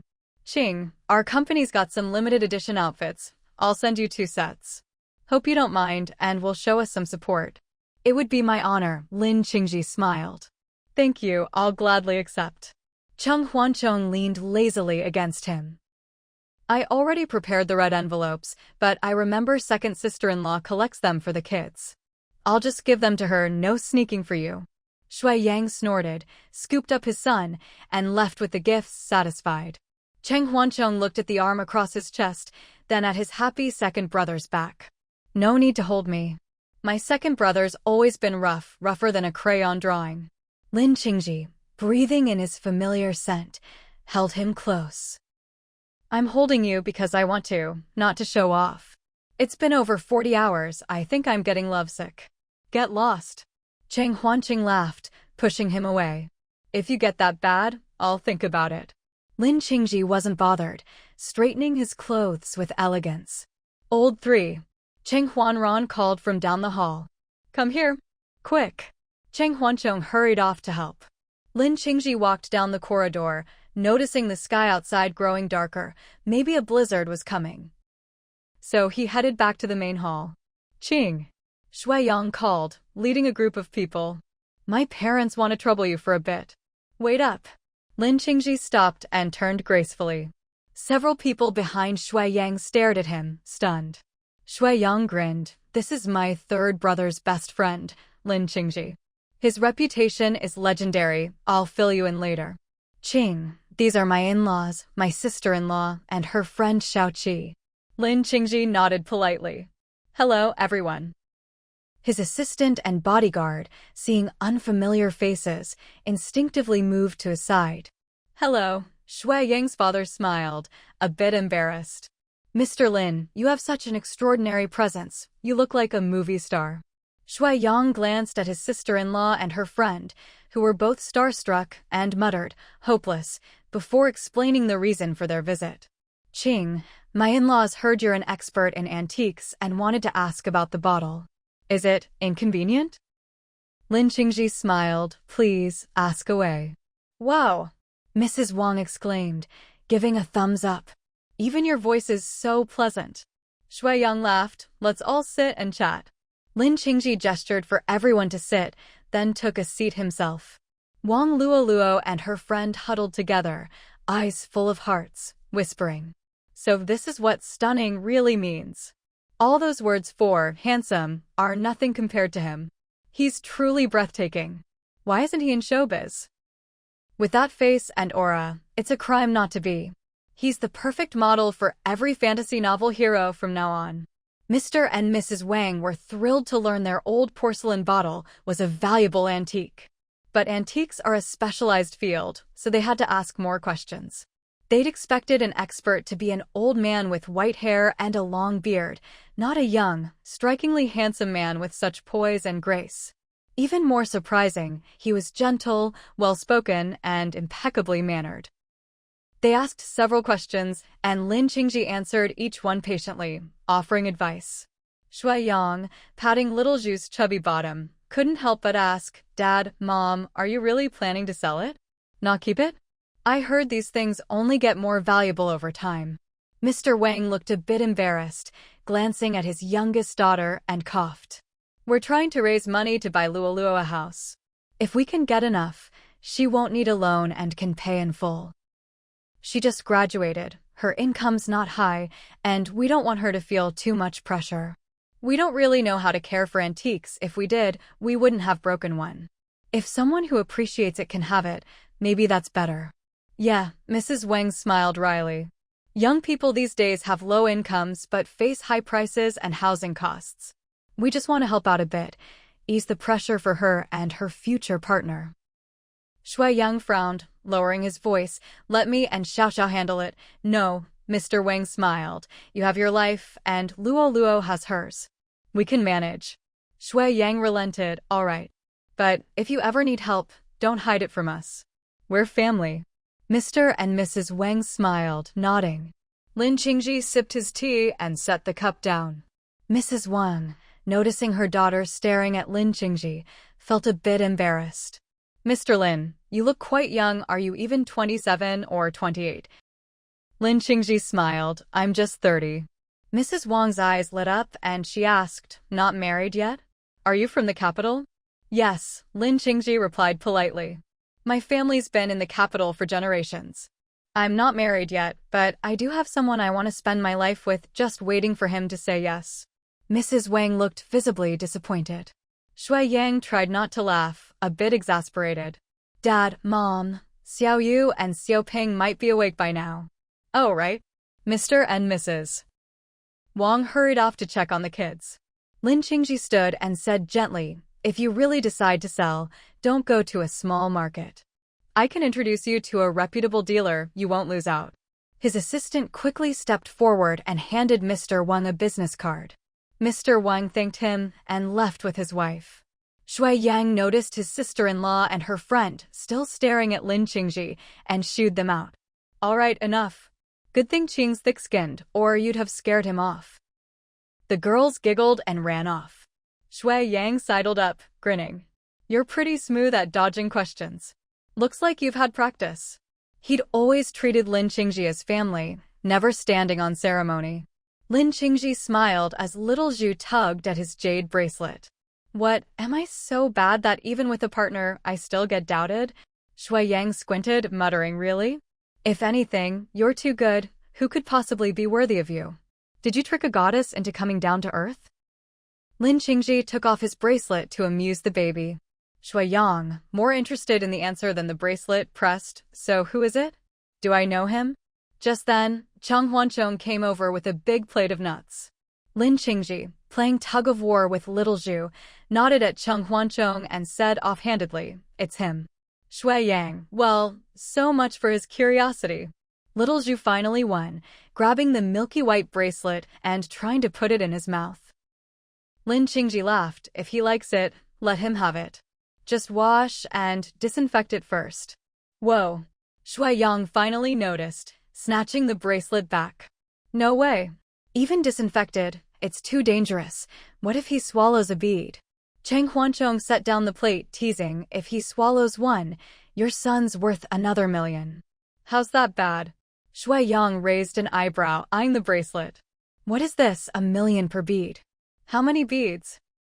Anything Qing wore had to be special, but this was next level. Lin Qingji didn't mind, handing it over. Unless he bites like a crocodile, he can't break it. If he likes it, just clean it and let him chew. Shui Yang shook his head. No way, it's too valuable. If my son wore it, he'd get kidnapped. Lin Qingji laughed softly. His assistant explained, there are 11 beads, all carved and polished by Qing himself, from the same piece of top-grade mutton fat jade. They're large, heavy, and so pure that even in water, they stay dry. You can't buy this on the market. Over 10 million? Shui Yang squinted. The assistant shook her head more. Shui Yang pretended to faint. Rich guy, can you not be so extravagant? My son's only a few months old, and you're giving him something I'd want to steal myself. +1 to midnight theft, Cheng Huanchong added, cracking peanuts. Lin Qingji laughed again. Shui Yang put his son on his head and called, Old 3, make sure he stays over tonight. That way, we'll have the advantage. We'll split the spoils 50-50. We're counting on you. With that, father and son ran off. Cheng Huanchong rolled his eyes. If I steal it, why split? I'll keep it all. Lin Qingji smiled indulgently, no need to be greedy. You can have all of me. Cheng Huanchong blushed, glared at him, and shoved a handful of nuts into his mouth. Eat. Shut up. Lin Qingji obediently did as told. Shui Yang returned to his base camp, only to be cornered by his sister-in-law and Xiaoqi. Wang Luoluo asked, brother-in-law, was he lying? My sister said Lin Qingji doesn't even have a girlfriend. Huh. Shui Yang handed little Zhu to Wang Xiaoxiao. He's due for a feed. Wang Xiaoxiao took her son, but couldn't help asking, Qing already has someone? Really? That's recent, right? I never heard about it before. Shui Yang sat down, popped a big cherry in his mouth. No idea. He said he has a fiancé, but won't say who. Wang Xiaoxiao looked skeptical. No way. Xiaoqi grinned, who cares? Even if he's married, with that face and aura, he's worth being someone's mistress. Wang Luoluo asked excitedly, brother-in-law, why isn't he in showbiz? He'd be perfect for fantasy dramas. Now we finally have a real-life model for all those novel heroes. Shui Yang licked his lips, smiling helplessly. Do you know who he is? Him in showbiz? That's the biggest joke in the capital. Some of the top entertainment bosses can't even get a meeting with him. You have no idea. Wang Luoluo and Xiaoqi stared, demanding an explanation. He's from a big family, Wang Xiaoxiao whispered. I heard his family owns a lot of businesses in the capital, especially antiques. No, Shui Yang corrected. His family is antiques. Their house is full of them. He became an expert because he grew up surrounded by them. I grew up in the capital, mixed in some upper circles, and only ever heard his name. Never saw him, not even a photo. If he didn't know my old three, I'd never have met him, let alone talked to him. Everyone was stunned. Mr. Wang laughed. So he's from a noble family. No wonder he's so refined and elegant. Exactly. Wang Xiaoxiao agreed. He does the same things as everyone else, but it just looks better when he does it. Wang Luoluo giggled. Good thing I didn't ask for his number earlier. Xiaoqi wanted to get it for her agent friend. I just want to ask him out, Xiaoqi laughed. No car, no house, no income, doesn't matter. If he says yes, I'll go with him. With that face, I'd give him everything I own for generations. Everyone burst out laughing. Shui Yang teased, girls, he's got more houses than you can count. His family's old mansion covers hundreds of acres, almost a protected heritage site. In winter, he has his own plum garden. In summer, his own private island. In autumn, his own maple estate. No one can estimate his family's wealth. A man like that is the best of the best. Just seeing him is a blessing. As for chasing him, do you think he needs it? Wang Luoluo was dumbfounded. Xiaoqi was speechless. Wang Xiaoxiao, making formula, laughed. See? Isn't he perfect? I couldn't believe it at first either. What's more amazing is how gentle and humble he is. Like a real-life nobleman from a period drama. He's perfect, Mrs. Wang agreed. Even I couldn't stop staring at him earlier, let alone the young ones. That look, that aura, just amazing. Shui Yang took the bottle, fed little Zhu, and told everyone about Lin Qingji's generosity. He gives away things that most people couldn't afford in a lifetime. Xiaoqi swooned, leaning on Wang Luoluo. We can't let this chance slip by. You try, or I will. A guy like that, if I could sleep with him once, I'd die happy. And who knows, maybe he'll give us something nice if he's in a good mood. We'd never have to worry about money again. Wang Luoluo giggled, nudging her. Get a grip. I'm afraid you'll pounce on him if you see him again. Shui Yang, feeding the baby, warned, don't say I didn't warn you. Don't get too close, or his bodyguards will throw you out. I'm serious. Mr. Wang gave his daughter a look. He's an untouchable noble. Know your place. We're guests. Don't embarrass your brother-in-law or your sister. Wang Luoluo quickly sobered up. Got it, just joking. Xiaoqi, still unconvinced, said, he seems so friendly, not as untouchable as you say. Shui Yang, losing patience, said, everyone in high society knows he's very reserved. I've known him for over a year. Besides being close to my old three, he barely even shakes hands with others. He'll play with kids, but not often. Just now, he was being polite to old three and me, otherwise, I wouldn't have dared bring you over. Xiaoqi pressed, will we have dinner with him later? Will your third brother be there too? Yes, Shui Yang explained. Tonight's reunion dinner will be lively, not just my whole family, but my dad's godbrother's family, and my sister and brother-in-law too. Little Tiger twisted and carried things. Shanyu held her father's hand with her left and hugged her mother with her right. Ahu held his eldest grandson, and Wang Qing carried Mini Tiger. The whole big family arrived in a grand procession. Cheng Tianyuan and Xue Ling hurried to the back door to greet them. Little Tiger, where's your sister? Why didn't she come with you? Little Tiger stuffed some of the gifts in his hands to Cheng Tianyuan and explained with a smile. Her boyfriend picked her up for New Year's Eve dinner. His parents insisted on it. They've already met the parents, so I guess good news isn't far off. My parents didn't want her to go at first, but I made the call and let her go. Cheng Tianyuan couldn't help but glare at Ahu and questioned, that's a good thing. Why did you two try to stop her? We haven't set the engagement yet, and they're not married, Ahu muttered awkwardly. Any other time would be fine, but today is New Year's Eve. Every family celebrates reunion, and she hasn't even married out yet, but isn't eating reunion dinner with us. In the future, won't there be even fewer chances? Xue Ling teased, so, in the end, you just can't bear to marry off your daughter. Everyone burst out laughing. Chen Shuiyu gently stroked her daughter's hand and scolded, daughters are always the apple of their parents' eye. If it weren't for Yu getting pregnant with little Tiger, I wouldn't have let her marry so early and to somewhere so far away. In the past, no matter how far, now it's all close, Xueling joked. Knock on the wall and your daughter and son-in-law can hear you. Once they settle down, it'll only take a few minutes to see your grandson. How is that far? Shanwen nodded with emotion. That's true.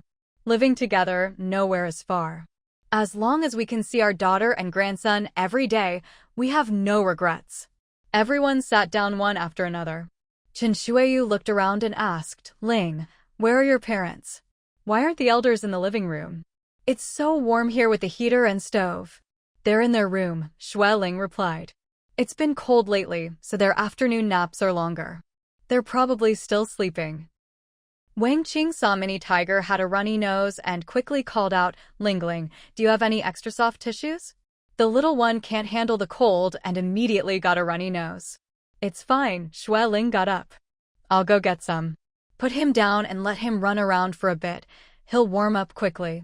The living room is warm, no need to hold him all the time. Wang Qing hurried after her with Mini Tiger. Little Tiger saw his brother and grandma run off and followed after them. Ahu and Cheng Tianyuan had no choice but to follow as well. Shanyu helped her parents sit down and turned to make tea. Dad, Mom, you said lunch was a bit greasy. How about some tangerine peel tea to help digest? Chen Shuiyu squinted her presbyopic eyes and looked around. Over there, is that the third child? Who's the other man? Little Tiger peeked and answered, that's the third and his good friend Qing Xiao. Chen Shuiyu was amazed. What do young people eat these days? How do they all grow up so good-looking? A Chong is even more handsome now, better looking than TV stars. And his friends are all so handsome too. Little Tiger, call them over to chat. Little Tiger shivered in fear. Mom, the third is fine, but Qing Xiao isn't an ordinary person. You can't just call him over. Shanwei was puzzled. Why? Is he some big shot? Not just any big shot. Little Tiger lowered his voice. He's got high status, power, wealth, and is very influential. He's not someone ordinary people can just meet. I'm warning you. As long as he's here, we should keep a low profile, don't say the wrong thing, and don't make him angry. Chen Shuiyu rolled her eyes at her son-in-law. Why would we make him angry for no reason? I just want you to call them over for tea and a chat. What's wrong with that? Little Tiger almost fainted. He's not an ordinary person, you can't just call him. He's only here because he's close with the third, giving us a huge honor by coming to Xinyuan for dinner. We're not familiar with him, so just greet him politely. If he doesn't invite us, we shouldn't approach. His people won't let strangers get close either. Shanwei, seeing his son-in-law so jumpy, grew even more curious. Really? What kind of big shot is he? Tell us more. Little Tiger hesitated. I can't really say. It's too complicated, I don't know how to explain. But he's very influential in the capital. If he stomps his foot, the whole city shakes. Chen Shuiyu laughed. If that's the case, I'll have to take a good look at him later. Don't get too close, Little Tiger reminded again. Shanwei couldn't help but ask, how did the third get to know such a big shot? Why don't you ask the third to introduce you? If you ever need help, maybe he could lend a hand. I wouldn't dare, Little Tiger shook his head. I know my own limits. The third is different, he's in the arts, and I think he and Qing Xiao are like senior and junior brothers. They're close, so Qing Xiao sometimes visits Xinyuan. Today we're lucky to taste his family chef's special dishes and see him in person. Normally, even with connections, you might not get to meet him. So you invited his family chef, Chen Shuiyu realized. No wonder he's here for dinner. Little Tiger rolled his eyes. It's not like that. Auntie couldn't get a top chef, and it just so happened that Qing Xiao's family chef had made some new dishes, so he brought them over for us to try. Wherever he goes, he has chefs. Even at his vacation villa, there are professional chefs, and even on his plane, there are star chefs. He has more than just a few chefs. Oh. Chen Shuiyu finally understood and nodded. So he really is a big shot. Shanyue's eyes shone with longing. What kind of business does he do? Can he help you out? Little Tiger shook his head. I wouldn't dare. His family is in many industries, mainly antiques, then energy, and I think they have shares in several big banks. I heard he only needs to manage the antiques business, and the rest is just waiting to collect billions in dividends every year. Shanwei and Qin Shuiyu were stunned. Then why not ask the third to introduce you? Why not? To make money, you have to be thick-skinned. If he invests even a little, you'll be rich. The sky grew darker, and after days of heavy clouds, fine snowflakes finally began to fall. It's snowing. Wow! Finally. We've been waiting for days. I heard there might be a blizzard tonight. I hope it's thick enough to build snowmen tomorrow. Xue Ling rushed over, laughing, dinner's ready. Everyone, stop chatting and head to the big dining hall. Everyone forgot about the snow and hurried to the dining hall. The dining hall had been prepared by the chef's assistants since morning. The usual table was replaced by a huge circular ring, with chairs on the outside and two chefs cooking in the center. A wide glass track circled the ring, carrying dishes around so everyone could try each one. Everyone sat down, chatting and laughing. Shanwei pulled Little Tiger aside and whispered, "When the third brings his friend over, be smart and grab a seat next to him. The closer you sit, the more chance you have to chat." Little Tiger felt dizzy. "Dad, why are you still thinking about this? Qing Xiao won't let strangers sit next to him." Qin Shuiyu glared at him. "Just go. How do you know if you don't try? Such a good opportunity and you're not taking it. What's wrong with you?" Shanwei was annoyed. "Isn't your club expanding? Don't you need investors?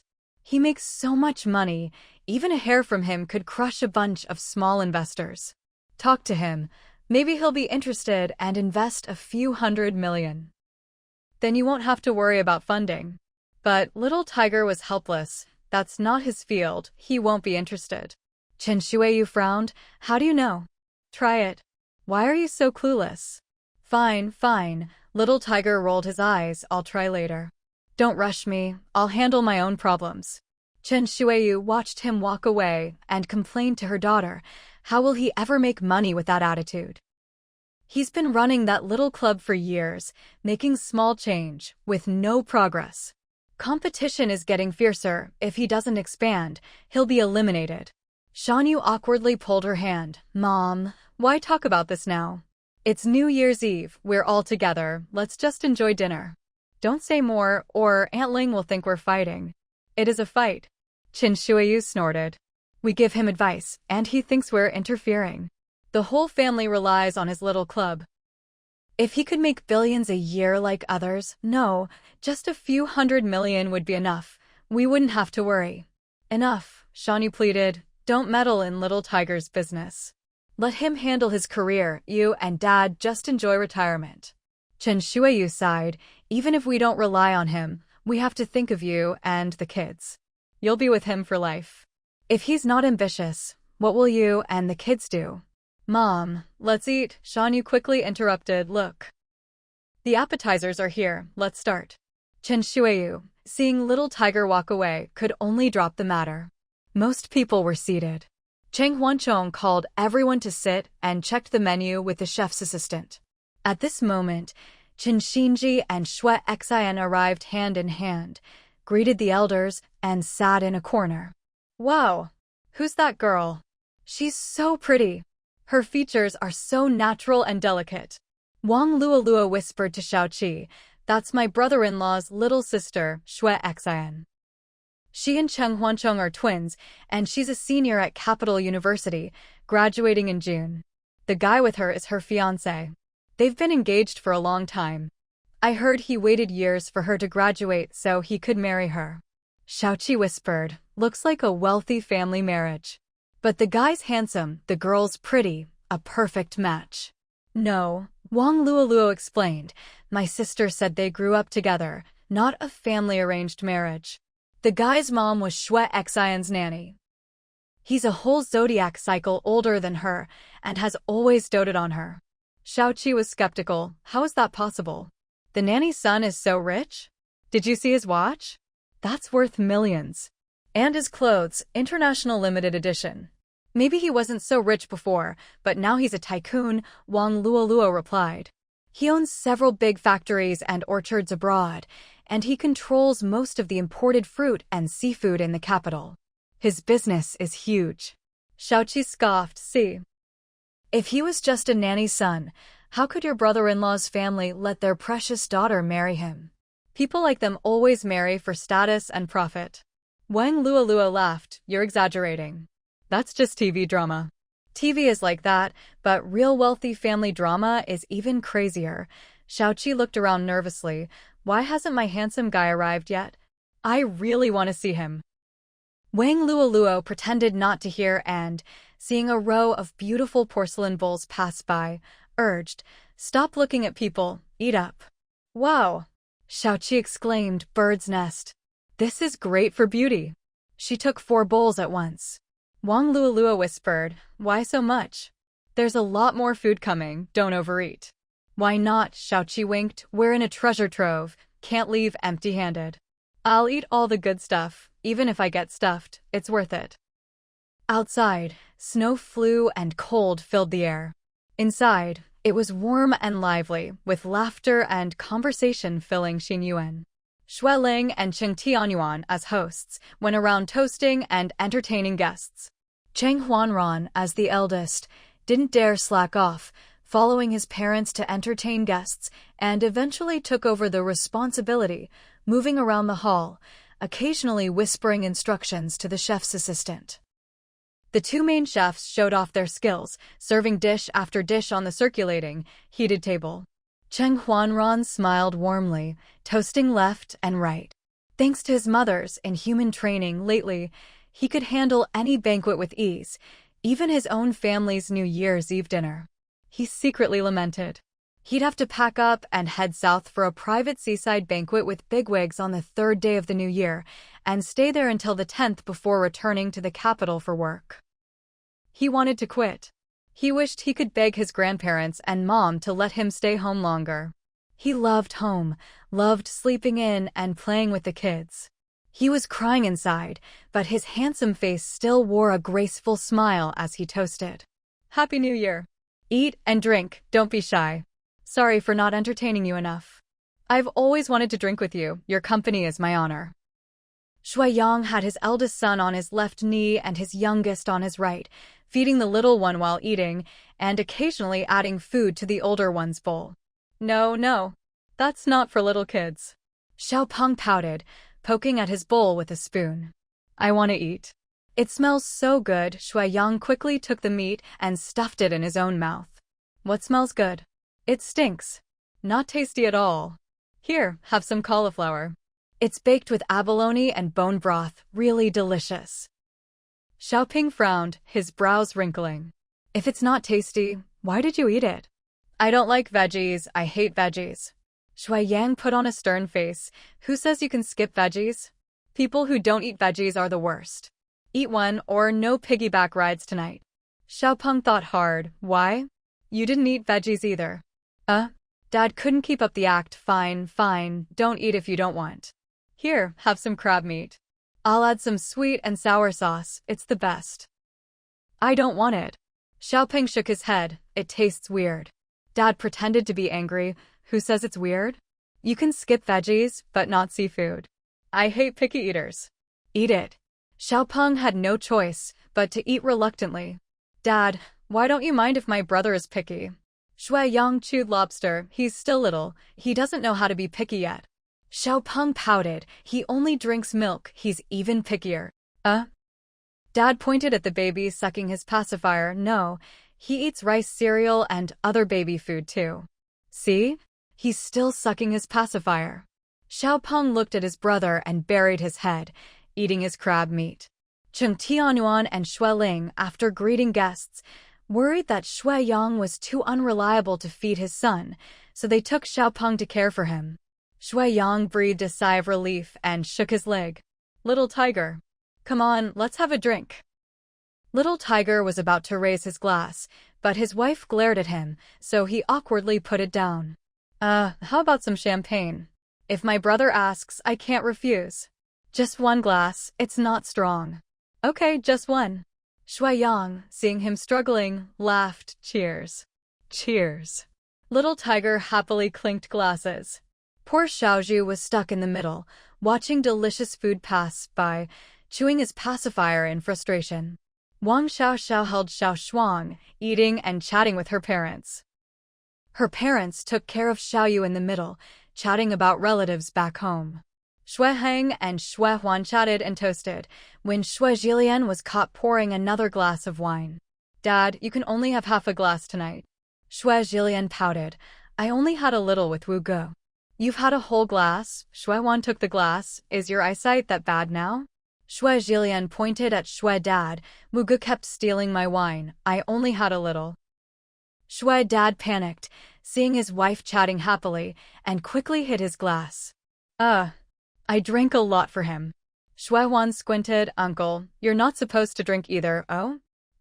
Shui Dad grabbed his cousin's hand. "Let's go play chess, no more drinking." He turned and hid his glass. The two old men slipped away. Shui Heng and Shui Huan didn't notice, clinked glasses, and were about to drink. Huan. "Don't drink too much," Zhang Xiaoyi shouted. Shui Huan stopped and dragged his brother to the corner. No. You eat with the kids. We'll go have some roast lamb. It smells so good."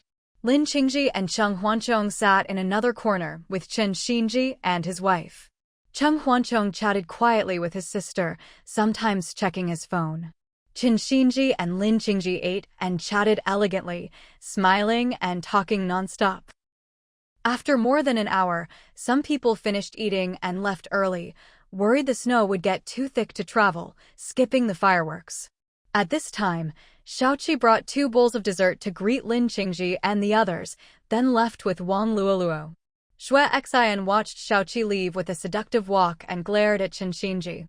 "Who is she? Why did she bring you dessert? Taking our food to give to you, what a way to offer someone else's flowers."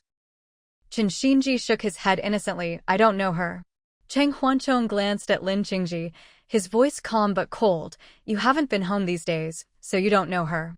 She's second sister-in-law's best friend, surnamed Qi. Everyone calls her Xiaoqi. She came with her family a few days ago." Lin Qingji also looked innocent. "I don't know her either." Shui Xian, hearing she was a relative, relaxed a bit. "Then why did she bring you bird's nest?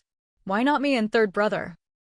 There were over 30 people at dinner. Why only you? Chen Xinji pushed the dessert away. "I don't even know her. How would I know? Maybe she made a mistake."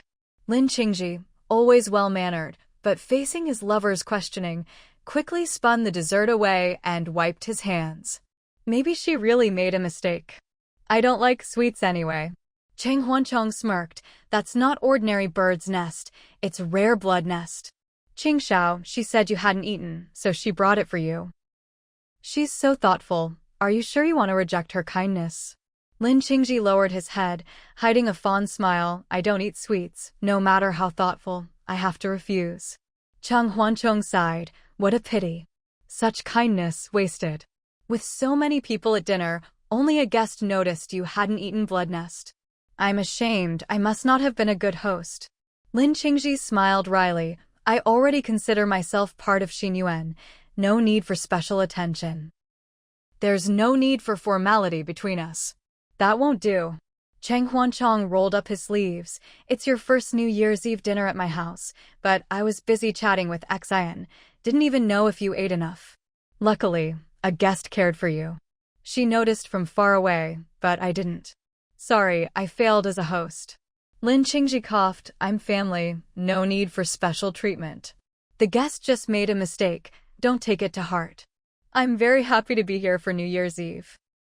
That was the truth. They'd finally made progress, and he was finally allowed to visit Xinyuan more often.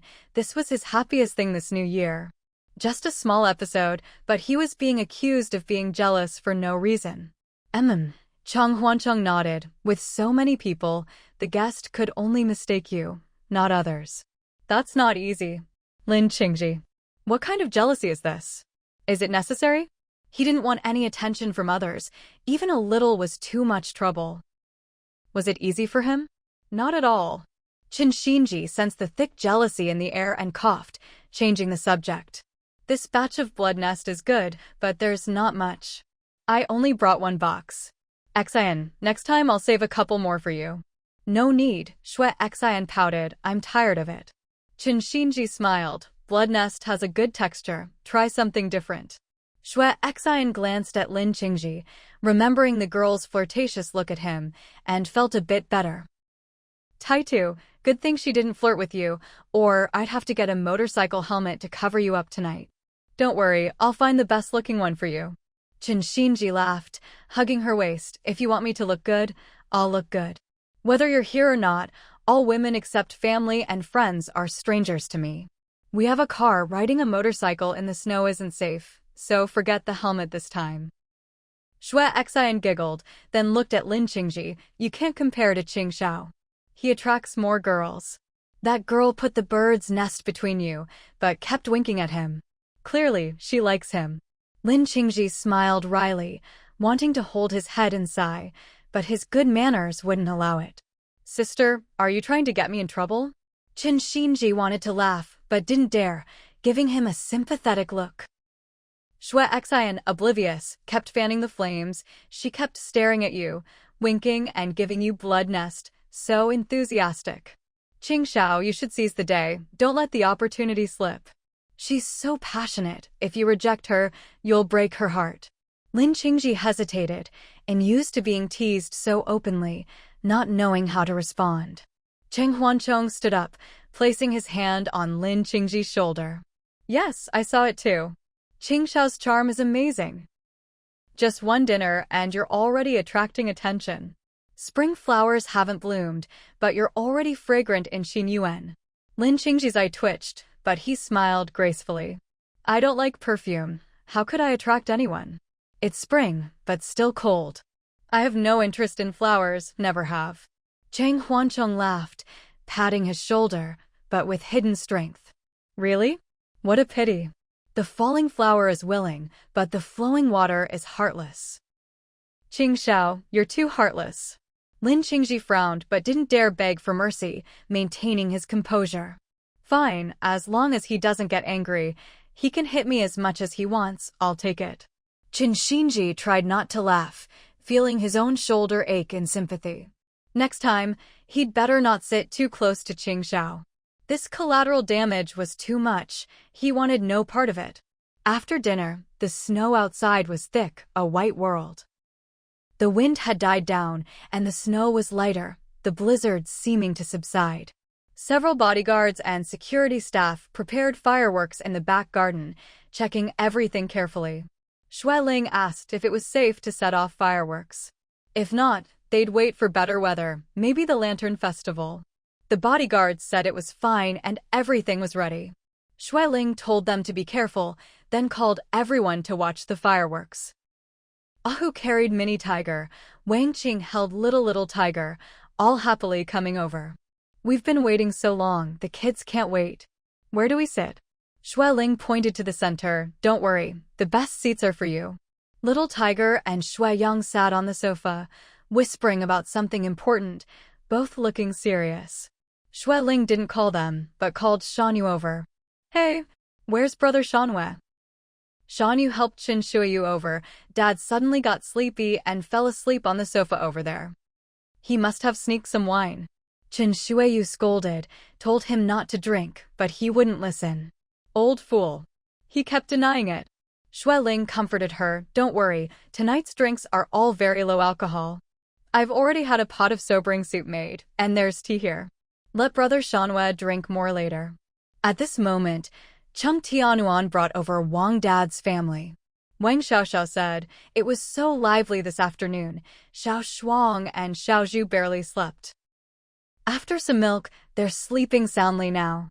Shui Ling reminded, fireworks in 5 minutes, don't leave the kids unattended. Close the door to muffle the sound, and put on their earmuffs so they don't get scared awake. Okay.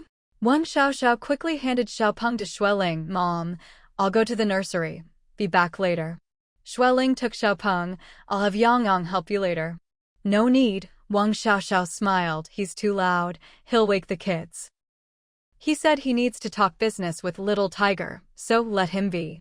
Shui Ling nodded. Wang Xiaoxiao told her parents and hurried to the nursery. Cheng Tianyuan seated Wang Dad and Mom by the window, explaining, "It took a long time to get the fireworks permit this year. We can only set them off before 10, and there can't be any buildings nearby. Luckily, the back garden is big enough. We don't know if we'll get a permit next year, so we're setting off extra tonight. We've already notified the neighborhood." "Oh."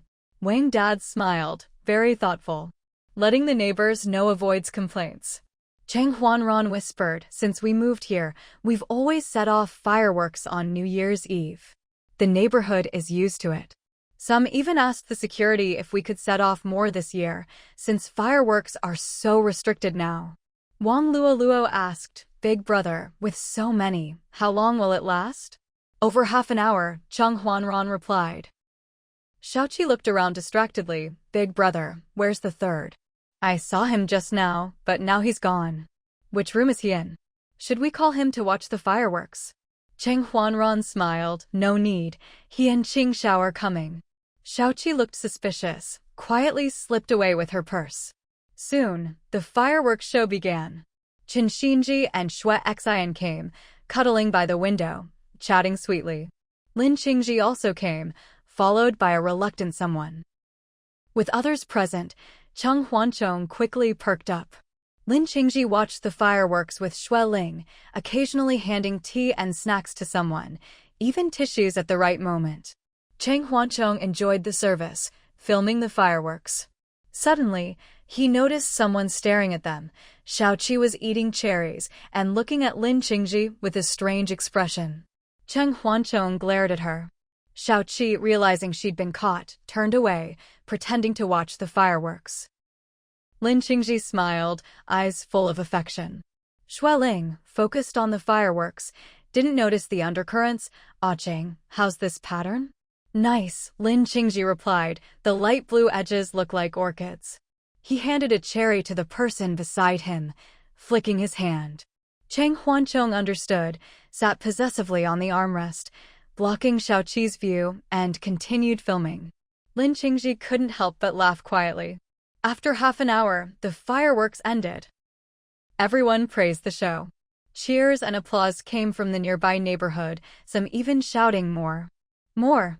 The bodyguards cleaned up. In the living room, everyone drank tea and chatted warmly. Suddenly, Shan Yu rushed in, panicked. "Ranga. Ranga. Where are you?" Little Tiger and Shui Yang jumped up. "Honey, what's wrong? Why are you looking for Rango?" Shan Yu was so nervous she almost cried. "Dad, my dad is acting weird. I can't wake him up." Little Tiger panicked. Where is he?" Shan Yu pointed shakily toward the dining hall, on the sofa over there. Shui Yang said, "Go check. I'll get my brother." The sudden incident broke the festive mood. Cheng Huanran checked Shanwei and immediately decided to go to the hospital. "Get the car ready. Quick." Shui Yang rushed out. "I'll drive." Cheng Tianyuan and Xue Ling turned pale. Ran, is it serious?" "Yes," Cheng Huanran said gravely. "Uncle seems to have taken too many sedatives and is in a deep coma. He needs emergency treatment, or his life is at risk." "Oh no." Everyone was terrified. Upon hearing the news, Shen Shuiyu nearly collapsed, but Xiaohu quickly caught her. "Mom." Shan Yu rushed over, crying, and hugged her mother. "You, just try to stay calm." Cheng Huanran hurriedly asked, "Did Uncle take any medicine earlier?" You, find it for me right now." "No," Shan Yu explained. "Dad's high cholesterol has improved lately, so the doctor said he could stop those meds for now. But he still has high blood pressure and takes an imported pill every morning. I remember he took it this morning. He only takes it in the morning, not at other times." She looked uncertain and quickly checked with Chen Shuiyu. Chen Shuiyu nodded anxiously. "Yes. He only took one this morning. He was with me all afternoon, didn't take anything else. Later, at the courtyard, he just had tea and water, then came here for New Year's dinner." "Could it be he secretly drank alcohol? Is that it?" Cheng Huanran shook his head. "Uncle didn't drink. There's no smell of alcohol at all." "Are you sure? Just the blood pressure pill this morning?" You, bring me all the meds Uncle's taken recently." "The car's here," Qin Xinji called. Xiaohu quickly crouched down, and Qing Huanran and Qin Xinji helped lift the elder onto Xiaohu's back. Soon, Xiaohu carried his father-in-law to the car. Shui Yang's new SUV was spacious enough for the elder to lie down comfortably. The snow's too heavy outside. My car's the only one that can get to the hospital without trouble. Who's coming with? Qing Huanran took the medicine and said, I have to go. Xiaohu poked his head out the car door. Honey, take care of Mom and the kids. The three of us are enough at the hospital. Shanyu nodded through her tears. Cheng Huanchong ran over, handing down jackets to Shui Yang and Cheng Huanran. As he put on the jacket, Cheng Huanran instructed, Old 3, go check the dining hall and review the surveillance footage. The blood pressure meds are fine, but we need to find out how Uncle ingested a sedative. Judging by the timing, it probably happened during the reunion dinner. Go check quickly. Got it. Cheng Huanchong nodded. The SUV sped off toward the hospital. Chen Shuiyu sobbed, insisting she had to go too. No, Shui Ling held her back. The snow's too heavy. You need to take care of yourself. Don't worry, Huanran said it was caught in time. If we get to the hospital quickly, it shouldn't be too serious. Right, Ahu said nervously. It's just a sedative, not poison. Chen Shuiyu was distraught. Where did the sedative come from? Who gave it to him? When did he take it? Shanyu hesitated. Dad went to the bathroom halfway through dinner and took a call outside for about 10 minutes. When he came back, most people had finished eating. He said there was still a lot of food, told me to stay with Mom, and ate by himself. At that point, only Old 3 and Qing were left in the dining hall. Cheng Huanchong thought hard, I think. When Qing and I left, Uncle was still eating, sitting in the northeast corner. Not far away, Lin Qingji stood quietly, turning the jade ring on his thumb. Huanchong, check the surveillance after 6:30. We left the dining hall around 6:45. Okay. Cheng Huanchong ran off to the security room. Shui Ling and Cheng Tianyuan started to follow Uncle. Auntie, may I have a word? Lin Qingji called. They exchanged a look, guessing what was up. Qing, this way. A while later, Shui Ling came out of the study, face grim, and signaled to the bodyguards, who quickly left. Cheng Tianyuan and Lin Qingji also emerged. Wife, should we have Xiaoxia come over? There's no hard evidence yet, so it's hard to confront anyone. Shui Ling shook her head. I'll have the security keep the doors tight. No one leaves or wanders.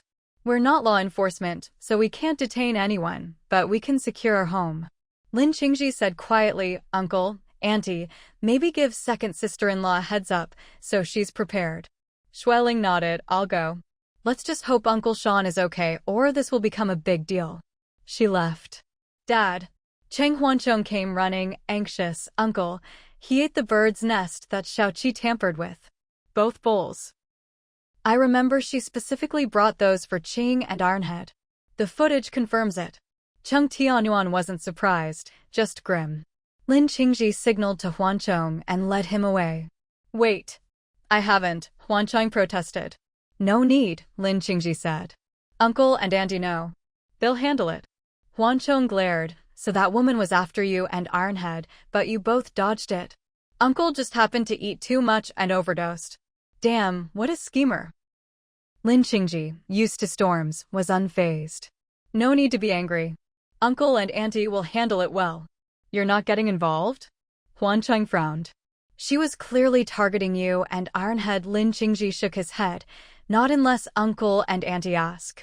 I'm just a guest, and I wasn't harmed. Plus, she was brought by your second sister-in-law's family. She's not related to you, but your second sister-in-law's family is. This has to be handled carefully, or your second sister-in-law will be in a tough spot, especially her parents. Huanchong paused, then nodded. Then at least tell Ironhead he was almost a victim too. Lin Qingji smiled wryly, of course. In the end, it's all about greed. Not just greed for money? Huanchong teased. Lin Qingji replied, why? You think your brothers, or I aren't good looking. If she was after looks, why wait until now? Maybe. She wanted to take advantage of the chaos today, Huanchong guessed. Lin Qingji was more perceptive. Strong sedatives aren't easy to get, especially ones that cause deep coma. She must have planned this, waiting for a crowded day to target me and Shinji. Why? Huancheng glanced at his jade ring and necklace. Did you guys flaunt your wealth? Lin Qingji laughed. Not just that, probably your second brother let something slip. Huancheng recalled the earlier conversation about the family's antique vase and understood. Probably. But my second brother may seem careless, but he knows his limits. Lin Qingji shook his head. I know. But sometimes, people hear what they want to hear. Huancheng snorted. Maybe your reputation is just too good. People see you as a walking gold mine. Who could resist? My reputation? Lin Qingji smiled. In what way? Everyone says your family is super rich, making billions a year. With that kind of reputation, who wouldn't be tempted? That woman probably wanted to drug you, sleep with you, and then force you to pay her billions. Lin Qingji laughed. My family does well, but not as exaggerated as the rumors. I live my life, others' greed is their problem. I'm generous, but only to those close to me. For those with bad intentions, I'd never let them succeed. If I didn't send her to jail, that'd be too kind. His family had been wealthy for generations, and he'd seen every trick in the book. If Uncle Shan's condition is serious, she won't escape responsibility, Huancheng said. Lin Qingji took his hand, eyes twinkling. You're not greedy, you're smart. That's what I worry about most. Huancheng snorted. So if my family ever goes broke, maybe I'll try some dirty tricks? How much is your innocence worth? Can you give me a hint? No rush, Lin Qingji laughed. You name the price, and that's what it's worth. Huancheng laughed, walking ahead. Not a cent. Not worth a penny. Lin Qingji strolled after him, sighing. Fine, I'm already worthless. I'll just give you my life. Hope that's worth something. Huancheng blushed, glancing at him. This is my house. Watch your mouth. Lin Qingji, utterly shameless, replied. Okay. Huancheng knocked on Shui Xian's door. A moment later, Qin Shinji sipped his wine and said calmly, I'm not getting involved either. Why? Shui Xian fumed. If you and Qing don't step in, my parents might let her off for second sister-in-law's family's sake.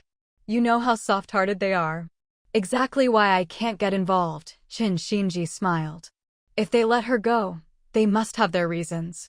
If Uncle Sean is okay, it can be handled quietly. If not, it'll go to the police. Soft-heartedness has its benefits.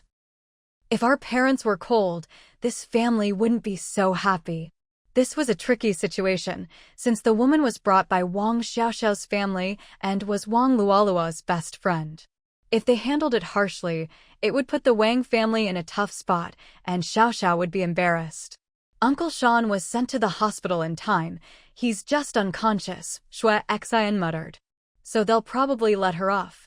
It's not letting her off, Qin Shinji said quietly. It's giving face to your second sister-in-law and the Wang family. She's the one who'll feel most guilty. If we go by the book, she'll be the most embarrassed. Giving face now means she won't be caught in the middle. She's part of this family, the mother of the kids. No matter how angry our parents are, they won't want her to suffer. Lin Qingji smiled. I already told uncle and aunt. Aunt's gone to talk to second sister-in-law. Qin Shinji exchanged a knowing smile with him. Qing gets it. He knows where the line is. Neither of us were harmed, and we're the younger generation. If something big happens, we'll step up. But for this, we'll keep our heads down and let it go. Shui Xian nodded. Your family, sometimes you just have to swallow it. Qing's a guest, though. It's tough to ask him to do the same. Qin Shinji smiled, glancing at Lin Qingji. Lin Qingji raised an eyebrow, giving Huancheng a look that practically said, so aggrieved. Huancheng coughed. Well, he's basically family now, too. The surveillance footage was clear. There was no way to deny it. Wang Xiaoxiao's face was cold as she gripped her phone. Wang Luoluo, after watching the video, stared at Xiaoqi in disbelief, her face pale. Xiaoqi, panicked, clung to Wang Xiaoxiao's arm, half collapsing. Sis, please save me. Help me. I really just lost my head for a moment. I didn't mean it. Really. Wang Xiaoxiao sneered. There was still a bag of white powder in your 20,000 yuan purse. The bodyguards found it. There's surveillance, and the same drug in your bag. That's enough for the police to arrest you. Sis. Xiaoqi burst into tears. I really didn't mean to hurt anyone. I've known you and Luo for years. We're like sisters. I won't do it again. Please forgive me. I thought if they each ate one bowl, they'd just sleep it off. How was I supposed to know an old man would eat both and end up in a coma? So it's someone else's fault? Wang Xiaoxiao snapped. That drug isn't safe for everyone. Uncle Sean is elderly, with high blood pressure and a heart condition. Even if he's okay, that much sedative could have killed him. Sis. Xiaoqi clung to her leg, sobbing. I never meant to hurt anyone. I was just stupid. I'm sorry. Wang Luo, eyes red, rushed over and hit her.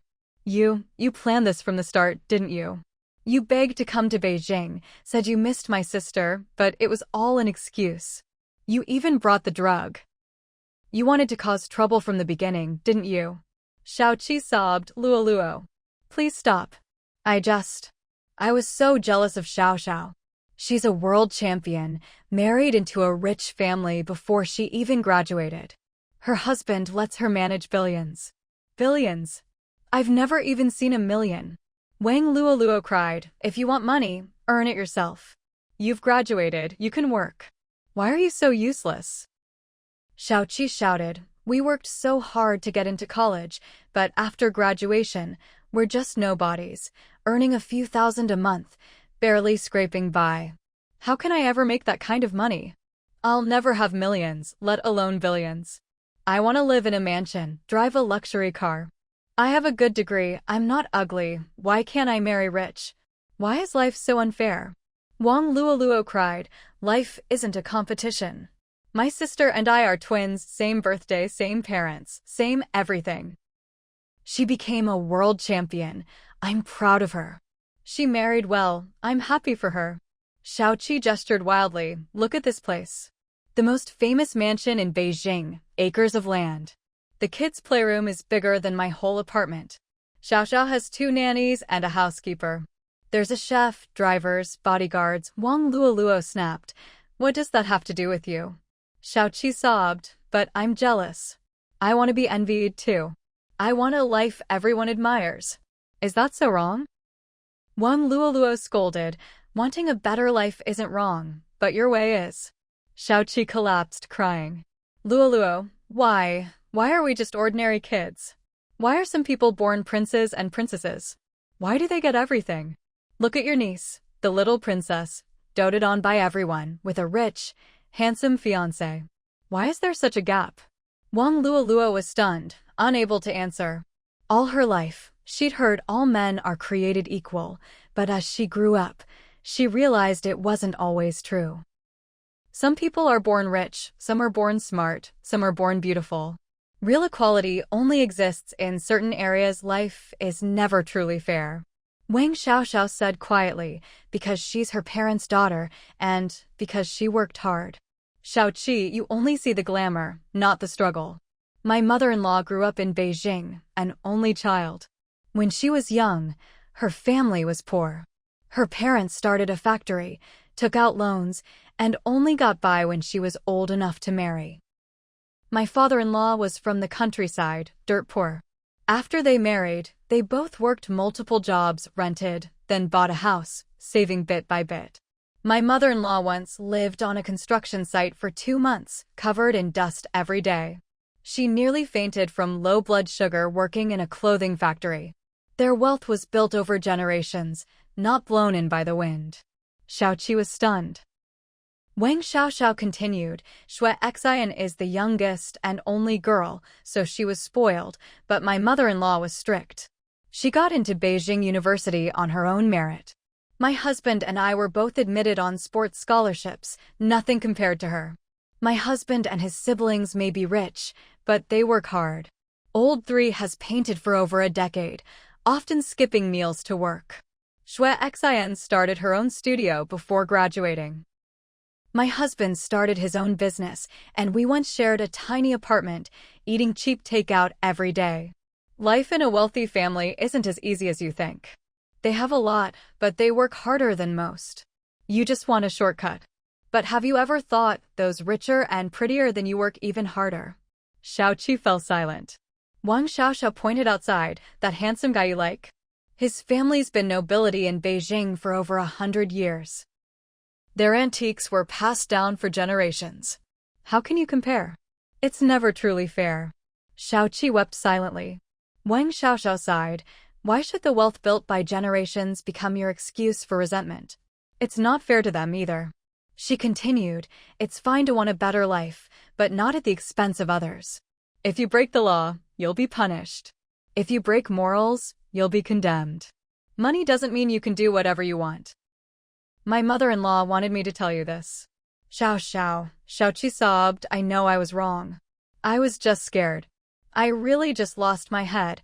Wang Xiaoxiao put her phone away. If Uncle Sean is okay, and the family is willing to settle privately, you'll have to apologize and compensate.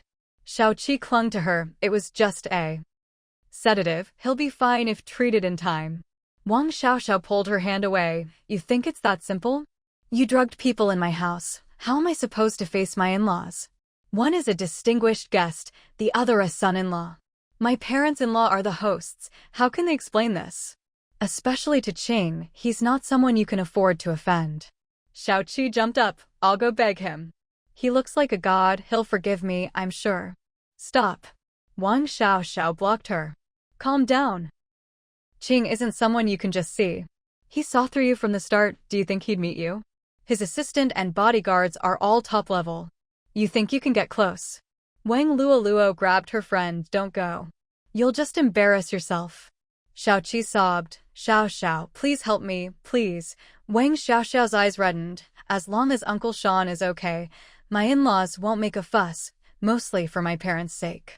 You're my parents' guest, so I have to help.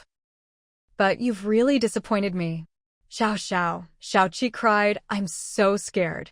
I'll be good from now on, I promise. Wang Xiaoxiao turned away, from now on, stay in your room. When we hear from the hospital, I'll ask my in-laws what to do. And this must stay secret, my parents can't know. Sis, Wang Luoluo asked, this is a big deal, shouldn't we tell mom and dad? No, Wang Xiaoxiao shook her head.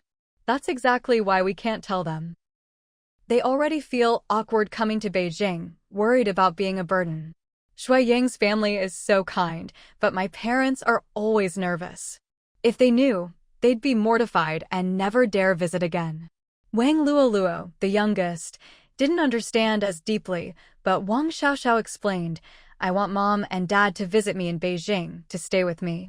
This is their first time here, and something like this happens, if they knew, they'd never come again. She sighed, so, don't let them know. I'll handle it. You two stay put, and don't say a word. Xiaoqi nodded quickly. Wang Xiaoxiao wiped her eyes and left to find Shui Yang and ask about the hospital.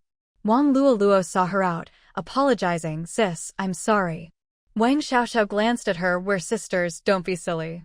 With that, she hurried away. The surveillance footage had already been pulled up. The evidence was irrefutable.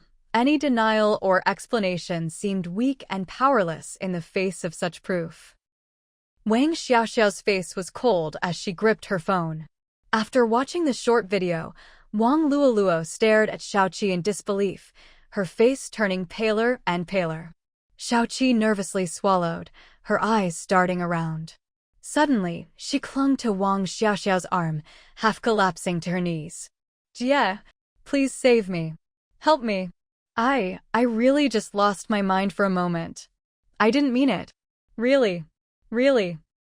Wang Xiaoxiao sneered coldly, there's still a bag of white powder left in your 20,000 yuan designer purse. The bodyguards just found it. There's surveillance as evidence, and the same kind of drug in your bag. That's enough for the authorities to arrest you. Jie. Xiaoqi burst into tears, choking, I really just made a stupid mistake. I've known Luoluo for over 10 years, and I've known you for so many years. We're not blood sisters, but we're closer than sisters. Jie, I'm scared. Please forgive me. I didn't know they wouldn't eat it. If each of them had just eaten one bowl, at most they'd have just slept through the night. Who knew an old man would be so greedy and eat it all at once? So it's someone else's fault? Wang Xiaoxiao shook off her hand, scolding, that stuff isn't something just anyone can take.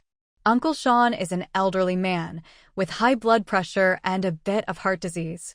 Even if nothing else was wrong, he might not have been fine. Taking that much sedative could have killed him. Jie, Jie. Xiaoqi lunged forward again, hugging Wang Xiaoxiao's leg. I never meant to hurt anyone. Really? I was wrong. I was wrong. Wang Luoluo, eyes red, rushed over and slapped her hard on the back. You planned this from the start, didn't you? Didn't you? You kept pestering me to come to the capital, saying you'd never been, saying you missed my sister. It was all an excuse. All an excuse. You even brought the drug with you. That's not something you can just buy anywhere. You planned to cause trouble from the start, didn't you? Didn't you? Xiaoqi dodged, sobbing, Luoluo. Stop hitting me. Please stop. I just envied Xiao Jia so much. I envied her for being a world champion, for marrying into a wealthy family before even graduating. Her husband lets her stay home, and she'll manage tens of billions in the future. Tens of billions. I've never even seen a few 100,000 in my life. Wang Luoluo cried too, scolding, if you want money, earn it with your own hands. You've already graduated. You can make your own living. Why are you so useless? Xiaoqi shouted in frustration. We worked so hard to get into college, and after graduating, we're just ordinary office workers, making a few thousand a month, barely scraping by. How can I earn that much? Even if I worked my whole life, I'd never make that much. Not even a few million, let alone tens of billions. I want to live in a mansion and ride in luxury cars too. I have a good education. I'm not ugly. Why can't I marry into a rich family? Why? Why is life so unfair? Wang Luoluo cried, there's no such thing as fair or unfair. Life isn't a competition. My sister and I are twins. We were born on the same day, same month, same year, same hour. We have the same parents, ate the same food, lived in the same house, even look almost identical. She became a world champion, and I'm proud of her.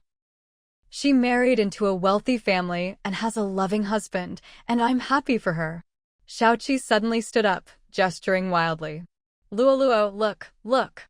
This is the most famous mansion in the capital, with acres and acres of land. There's a nursery and a baby room. Even the nannies and babysitters have their own rooms. The kids' playroom is bigger than the apartment I rent for 2,000 a month. Xiao Jia has 4 kids, with 2 nannies and a housekeeper to help. There's a chef for meals, a housekeeper for cleaning, even a driver and bodyguards for going out. Wang Luoluo snapped, what does that have to do with you? It's none of your business. Xiaoqi sobbed, shaking her head, but I'm jealous, so jealous I'm almost bitter. Why do some women get to marry into wealth, live a life of luxury, and have jewelry worth more than I could ever earn in a lifetime?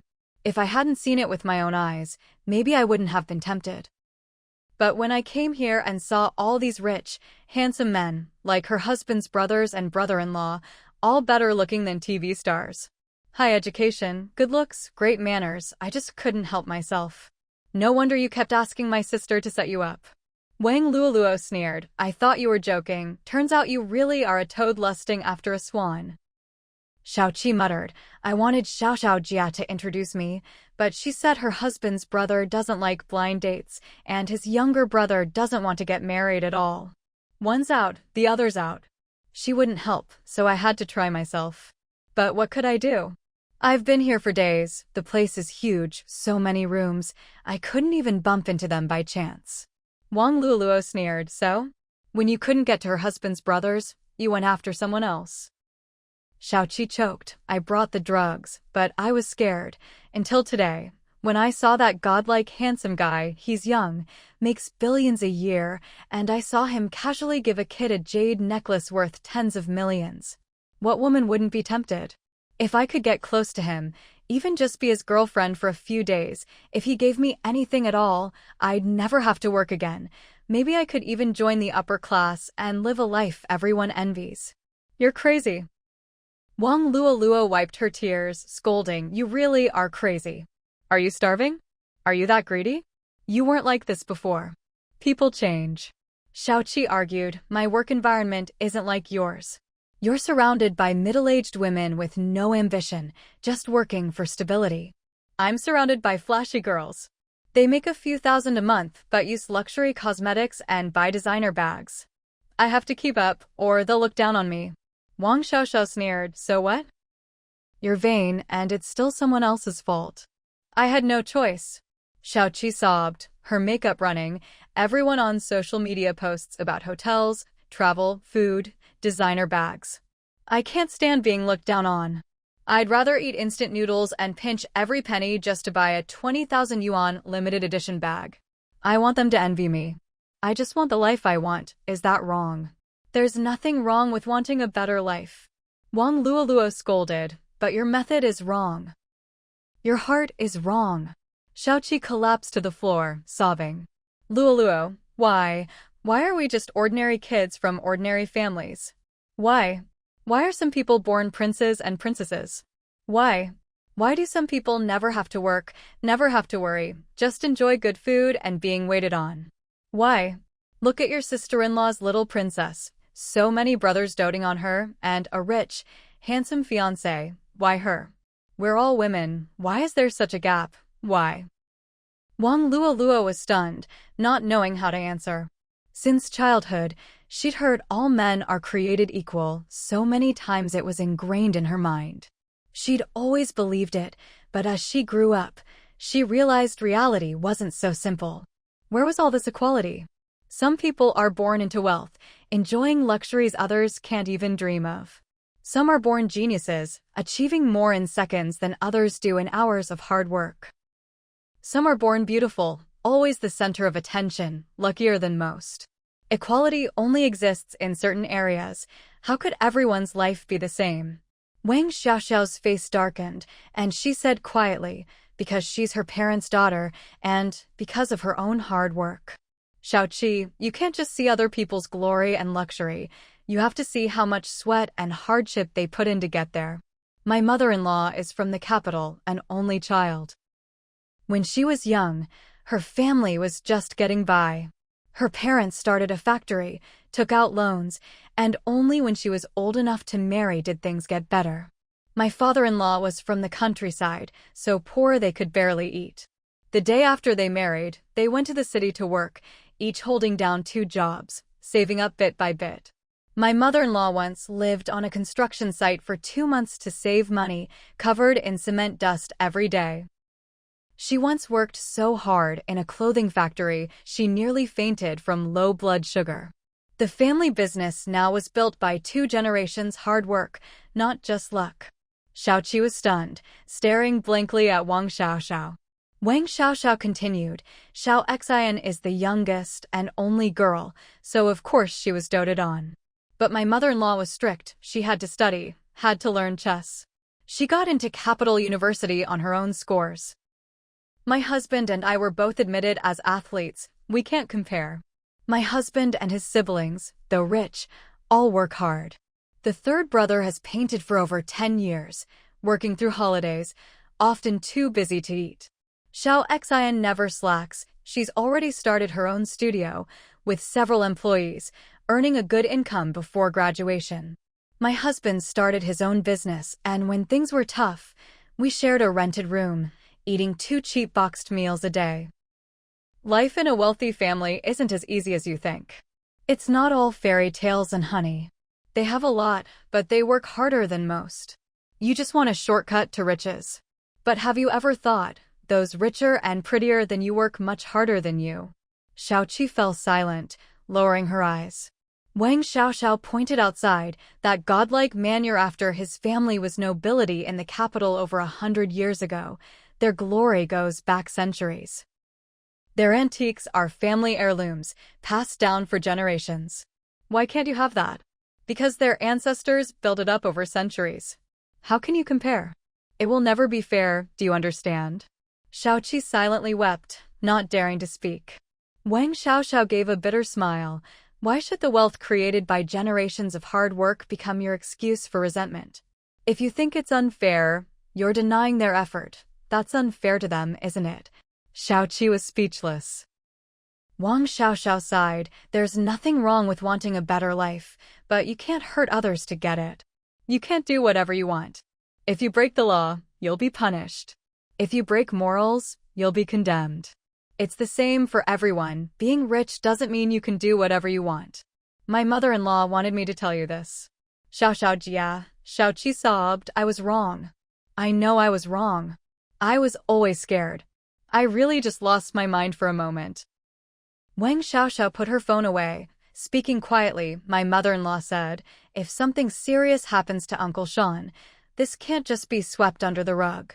All you can do now is pray he's okay and willing to settle privately. Apologize and compensate however you can. Xiaoqi lunged forward, grabbing her hand. Jie, it was just a sedative. If treated in time, he'll be fine. Wang Xiaoxiao frowned, pulling her hand away, lowering her voice. You think it's that simple? Xiaoqi, you drugged someone in my house. How am I supposed to face anyone? He's a respected guest and a son-in-law.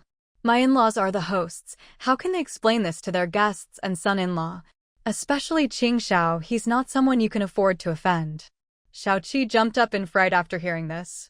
I'll go beg him. I'll beg him right now. He looks like a god. He'll definitely forgive me, definitely. Stop. Wang Xiaoxiao blocked her, frowning. Calm down. Qing Xiao isn't someone you can just see. He saw through you from the start. How could he possibly meet you? With his status, how could he eat something a stranger gave him? His assistants and bodyguards are all top level. You try to target him, do you think he'll see you? Is that possible? Wang Luoluo grabbed her friend's hand, shouting, don't go. You'll only embarrass yourself. Xiaoqi sobbed. Xiao Jia, please help me, please. Wang Xiaoxiao's eyes were red, her voice low. As long as Uncle Sean is okay, my in-laws don't want to make a fuss, mostly for my parents' sake. You're here because of them, you're half family. If I don't help, my parents will be in a tough spot. Xiaoqi, you've really disappointed me.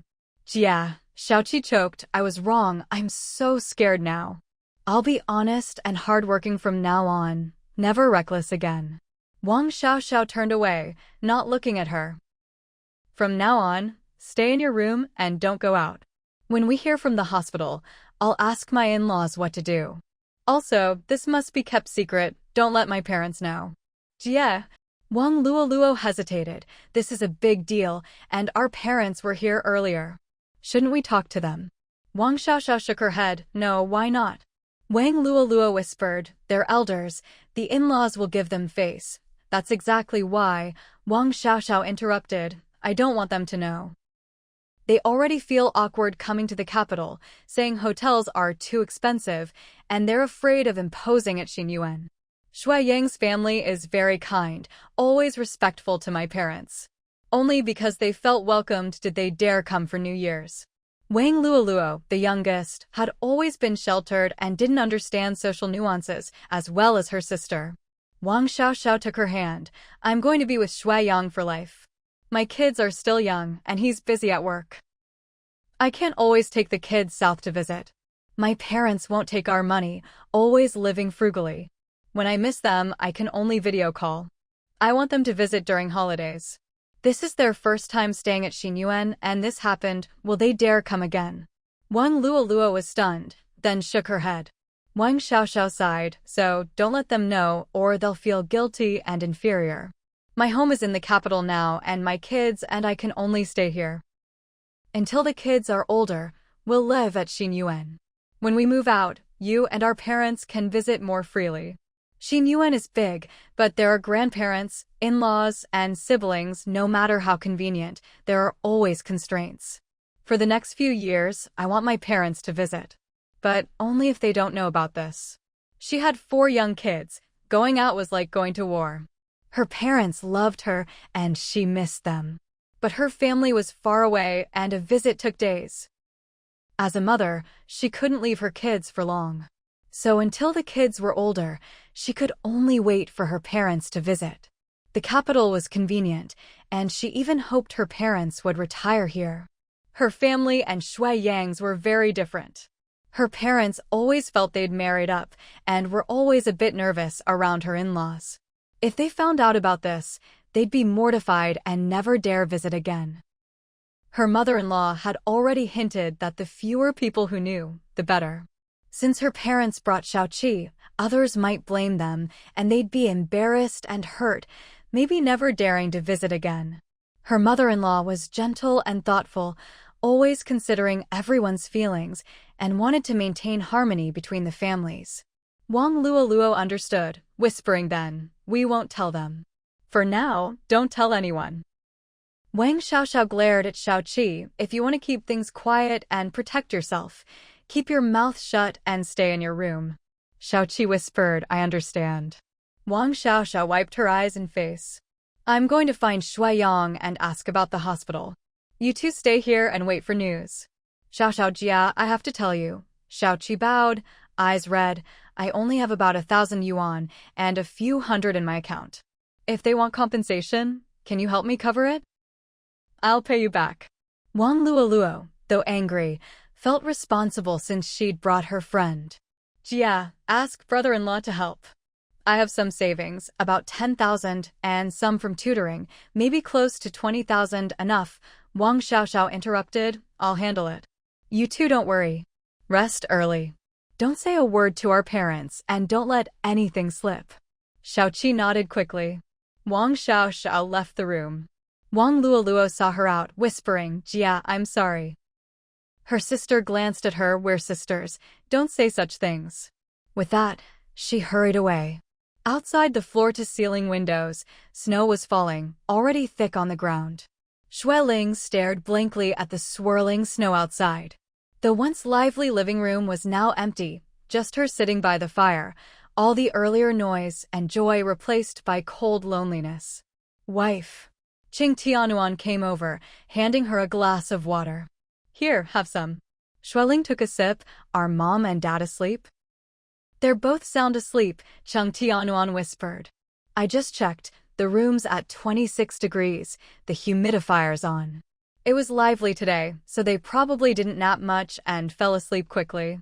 Xueling smiled bitterly. So many surprises during the day, and a shock at night. Today was really eventful. Cheng Tianyuan smiled helplessly. "We've lived most of our lives and found there are always unexpected things on the road." The couple sat by the fire, drinking water, watching the snow, chatting quietly. After a while, Cheng Huanchong came in.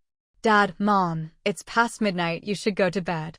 Xueling smiled. "Why aren't you asleep? Did you settle Qing and the others?" "All settled," Cheng Huanchong said, looking outside. "With this much snow, no one can leave. He's sleeping with me, and I arranged another room for the bodyguards and assistants. They usually take turns on night duty." Cheng Tianyuan reminded, "The security system is good enough, no need for night shifts. It's New Year's, let them rest." "I told them," Cheng Huanchong explained, "but they insisted. They're used to it, can't relax." "True," Cheng Tianyuan sighed, "no matter how good the system, you can't guard against people. Better safe than sorry. Can't let anything happen to Qing here." Cheng Huanchong quickly nodded, putting an arm around his parents. "You don't need to feel guilty or apologetic. Qing doesn't blame you at all. Otherwise, he wouldn't have stayed. He even said to invite him to future gatherings." Late at night, the snow outside grew heavier, turning the world white. Lin Qingji had used the snow as an excuse to stay over. At first, he refused, saying no snow could stop his luxury van. But he said if he left in a hurry, people might think he was upset about what happened. If he stayed, even for New Year's Day, everyone would know he didn't mind. Since he said that, Cheng Huanchong couldn't insist he leave. He'd already planned to have him visit more often. Xueling smiled. "Qing is very considerate. Tell him he's always welcome at family gatherings. He'll be happy." Cheng Huanchong laughed. "He loves our lively family atmosphere. He's really envious." Cheng Tianyuan thought for a moment. That's because his family is small, and his house is too big. When he has a family, he might want peace and quiet. Qing is really a quiet, bookish gentleman. Cheng Huanqing realized the topic was going nowhere, said goodnight, and hurried off. Xueling and Cheng Tianyuan couldn't sleep, waiting in the living room for news. After midnight, little Tiger called. The father-in-law had been rescued in time and was out of danger, but the doctor wanted him to stay 2 days for observation. Xueling breathed a sigh of relief. What about you all? He's still sleeping, little Tiger replied. I told Rango and Yangong to go home and rest. It's New Year's, no need for everyone to stay at the hospital. Ranji's friend arranged a VIP room, very warm, with a sofa to sleep on. I'll stay, don't fight me for the sofa. Xueling said, okay, you stay. Tomorrow, we'll have others take turns helping. Little Tiger agreed and hung up. Cheng Tianyuan asked, did Little Tiger ask what happened here? Did he ask if we checked the surveillance? Xueling shook her head. He didn't ask, because he trusts we'll explain to his parents if anything happened. No need to ask. Little Tiger was always sharp and handled things well. If something happens in our home, we'll handle it properly. Cheng Tianyuan sighed. Wife, why don't you go to bed? I'll wait for the boys to come back. Let's wait together. Xueling smiled bitterly. I can't sleep at all. As you get older, anything big or small affects your sleep. Today's events, though not a disaster, had scared them, especially seeing Shanwei unresponsive and unconscious. Cheng Tianyuan brought 2 bowls of leftover sea cucumber soup to warm up. Xueling lazily cracked sunflower seeds, watching TV. Half an hour later, Xueyang brought his brother home. Phew, it's freezing out there. Dad, Mom, why aren't you asleep? It's past 1. Cheng Tianyuan called, have something hot, warm up, then go to bed. They took off their coats, sat down, and quietly discussed things. Xueyang frowned, whispering, Dad, Mom, Xiao Xiao already told me everything. We're really sorry. I talked to Little Tiger, and he said not to make a big deal, just say Xiao Xiao's family friend needed sleeping pills and accidentally dropped one in the bird's nest, which Uncle Sean ate by mistake. He said his parents are tough, and if they knew the truth, it could get ugly. He doesn't want us caught in the middle, so that's the story. Oh. Xueling nodded, smiling. What else did you agree on? Cheng Huanqing finished his soup, laughing. They even agreed on Uncle Shan's compensation. Xueling and her husband looked at their son. 100,000, Xueyang whispered, a bit more, since it was almost a disaster, and to keep Aunt Shan from getting upset. Xiao Xiao and I will apologize at the hospital, and we'll pay. Dad, Mom, please don't let my in-laws know. Let's all keep quiet, okay? Xueling and Cheng Tianyuan exchanged glances and nodded. Of course, Xueling smiled. You've already worked out what to do. Why would we object? Xueyang grinned. I had to check with you. Dad, Mom, anything to add? Xiao Xiao and I are young. We can't handle things as well as you. If we missed anything, tell us. It's good, Cheng Tianyuan smiled. Shanwei and Aunt Chen are older, and their lives are arranged by Little Tiger and Shanyu. If Tiger can make the call, and you can do it, then let's do it this way. Xueling nodded. You've covered everything and considered both families' elders, very thorough. Thank you. Xueyang breathed a sigh of relief, bowing, thank you. We'll go ahead as planned. Cheng Huancheng wiped his mouth, reminding, keep others in the dark, but Qing and Taidu know. Since it was Xiao Xiao's family who caused trouble, after it's settled, you must apologize to them. They won't hold a grudge, but it's proper to show sincerity. Tied to his family, but Qing isn't quite. Chong has probably apologized, but you should do it yourself. Right, Xueyang gave a thumbs up. If not for Qing's help, how could we have gotten in touch with such a big shot? He helped, but almost got in trouble. Of course I have to apologize. Xueling smiled, okay, but don't be too formal. Qing said he's family, you don't need to feel bad, he didn't mind at all. Hey. Xueyang shook his head, he's gracious, but I should still apologize. He's not an ordinary person. If it were Taitu, a look would be enough, but Qing is different. Xueling smiled wryly, thinking it wasn't the right time. Lin Qingji and the son-in-law's situation was different. Okay, let's do it this way. Cheng Huancheng thought further. Yangong, Xiao Xiao's parents and sister are family. We trust their character. But today's incident was a close call, so we have to be careful in the future. When we have big gatherings, be careful who we invite. You never really know people. Our family is kind, but we shouldn't always assume the best. In the future, if we don't know someone well, arrange for them to stay at a hotel, not at home. We have old and young at home, and any accident would be bad. Their family wasn't ordinary. Anyone could be worth tens of millions. Not super rich, but caution was wise. If someone got hurt, the consequences would be unthinkable. Exactly. Shui Yang nodded. Once is enough. Actually, I felt uneasy from the start since she was staying for days. But she was Luolua's friend, so I couldn't refuse. Cheng Huancheng nodded. In the future, just say the house is full and arrange for guests at a hotel. That way, no one feels awkward. And then Shui Yang agreed. Qing Tianyuan waved. It's late, go rest. Okay. Good night, Dad, Mom. Cheng Huancheng went to bed. Shui Yang lingered, moving closer to his parents. Dad, Mom, I want to explain. Actually, we shouldn't be paying, but Xiao Xiao said that woman has no money and Luo feels guilty, planning to use her own savings. My in-laws wanted to buy her a house, saving for years, even planning to sell a family heirloom vase. They won't let us help, no matter what. So, you understand. We do. Shueling smiled. If you can pay, do it yourselves. Don't let your sister-in-law pay or your in-laws will find out.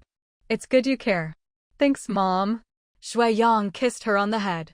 Qing Tianyuan thought, if you can, have a friend buy the vase. It's a family heirloom, too precious to sell. After you buy it, give it to Xiao Xiao later. Wow. Shui Yang's eyes lit up. Dad. Great idea. If Xiao Xiao ever gets mad, I'll use it to cheer her up. It'll work for sure. Cheng Tianyuan glared. Why make her mad? She works so hard with the kids. You should care for her, not upset her. Of course. Shui Yang laughed. Just saying. Dad, you're amazing. I finally know your secret. Secret? Cheng Tianyuan raised an eyebrow. What secret? Shui Yang grinned. You and Mom have been in love for decades, not just because of feelings, but because you know how to make her happy. You're so romantic and thoughtful. Qing Tianyuan laughed. Learn from us. Don't think we're old and useless or have nothing to teach. What we've learned could last you a lifetime. Absolutely. Shui Yang winked. Dad, teach me more tricks. Qing Tianyuan laughed. Go. Shueling scolded. It's almost dawn. Stop chatting. Shui Yang ran off. Qing Tianyuan stood, stretched, and pulled Shueling up. It really is almost dawn. Let's go rest. The old couple walked hand in hand toward the master bedroom, the lights warm and bright. They'd created a lot of wealth for their children, but they believed the greatest legacy they could leave was their values and worldview. Some wealth isn't mansions or money, but can benefit generations. A priceless inheritance. 2 days later, Shanwei was discharged from the hospital without a hitch. The matter was handled promptly and properly, so it didn't cause any waves. 3 days later, completely unaware, Papa Wang and Mama Wang took their younger daughter and Xiaoqi and left Xinyuan, heading south. Cheng Tianyuan and Shueling specially arranged for a driver to take them south, warmly shook hands to say goodbye, gave them lots of precious health supplements, and saw them all the way to the gate of Xinyuan, repeatedly reminding Papa and Mama Wang to visit the capital whenever they had time. Papa and Mama Wang kept expressing their thanks, and 2 days later sent a video to their eldest daughter, saying the driver had safely dropped them off downstairs. The car was warm, the seats were spacious enough to sit or sleep, and there was plenty to eat and drink, all hot and fresh. The whole trip felt like home, and they told Xiao Xiao she must personally thank Shueling and her husband. Shui Yang let out a big sigh of relief and ran off to find Xiao Huzi for a drink. I can't drink, Xiao Huzi said with a miserable smile. My wife just saw you coming and immediately warned me not to touch alcohol. She said if I drink again, she won't have a third child with me. Lately, except for sneaking a couple of drinks with you on New Year's Eve, I don't even dare to smell the stuff. Shui Yang clicked his tongue. Not even half a glass? Beer. Not a drop, Xiao Huzi explained. Anything even remotely related to alcohol, she won't allow. She even put away the cooking wine in the kitchen and keeps stressing that I can't have even a trace of alcohol in my food. Shuai burst out laughing, teasing, "That's what you get for not being able to have twins. If you were like me, 4 kids in less than 2 years, you'd be free by now. Get lost." Xiao Huzi laughed and cursed. "Don't get cocky. If you ever dare to go for a 3rd kid like me, then I'll truly admire you. Go, go, go." Shui Yang was instantly scared, laughing and cursing. "Why would I want your admiration? You think raising 4 kids is easy? What if it's twins again? 2 times 3 is 6, that's 6 kids. Raising gourd babies is easy, they just jump into the ground and water themselves. Can our kids do that? If they could, I wouldn't mind going for a 3rd like you." Xiao Huzi motioned for him to sit and shook his head. "Let's not talk about such scary topics. Let's talk about something else." "Are you working at the club?" Shui Yang asked. "There's always someone there. My sister started working again these past 2 days. With her there, I don't need to go. The team members are coming back one after another, but the next season's games aren't for a while, so training isn't too intense. I've been busy looking for investors, but there's no progress yet. I've got elders above and kids below. The whole family depends on me, so I have to be careful. Feeling a lot of pressure?" Shui Yang raised an eyebrow. Xiao Huzi nodded honestly. "We're old buddies. There are things I don't even tell my parents or wife. But with you guys, I say whatever's on my mind, no need to hide anything. We were the kind of friends who could poop together as kids. What's there to pretend about? His father and mother-in-law plan to retire in the capital, so he'll have to support another pair of elders. Plus, he and Shan Yu have decided to have a 3rd child, so that's more expenses down the line." Xiao Huzi lowered his voice. "My in-laws want to buy an apartment in the neighborhood behind us to be close by. They even wanted to buy a nearby courtyard house, but no one's willing to sell, otherwise I'd be under even more financial pressure. Even the apartments back there aren't cheap." Shui Yang frowned and whispered, "Even the smallest luxury apartment is several million." Xiao Huzi nodded. "I can still manage for now." Shui Yang couldn't help but ask, "Last time we talked, we didn't finish. Are you really sure you want to invest in another club?" "Really?" "Not sure." Xiao Huzi frowned in frustration. "I caught the first wave and made money, but now there are so many clubs in the capital, I'm really afraid if I invest again, I'll lose my unique edge and end up screwing it all up." Shui Yang pursed his lips and said quietly, "If it's just expanding, it might be safer. But competition is fierce, the industry changes fast, and there's always an element of luck. You have to be careful. I'm really fed up." Xiao Huzi slumped on the sofa, muttering, "It's fine if I don't think about it, but once I do, my head feels like it's going to explode." Shui Yang understood. Running an old club isn't as glorious as before, but with your reputation, you can still make a living. The real question is whether to switch industries, expand with a new club, or merge the old and new. Bro, opportunities and challenges always go hand in hand. There's no such thing as easy money in this world. Sigh, Xiao Huzi explained, "My father-in-law tried to get me to ask Qing Xiao for investment, but I didn't dare. I asked Chong, and he said Qing Xiao probably wouldn't be interested. He doesn't like things that make people addicted or waste their willpower. He never plays games and never invests in gray area industries." Shui Yang thought of Lin Qingji's noble, otherworldly aura and wasn't surprised. "If you're not confident, as your brother, I don't recommend expanding." "Huh?" Xiao Huzi stared at him. "You don't support me either?" Shui Yang glared at him. "You've been in this industry for years, and you were one of the first to make big money. You're not a rookie. If even you aren't sure, why bother?" Xiao Huzi fell silent, drinking a sip of water. "Actually, I have another idea. I want to start an animation company, spend big to hire top tech talent, and focus on high-quality, high-tech animation. I know a lot of techies in the field. But I'm still worried." "Worried about what?"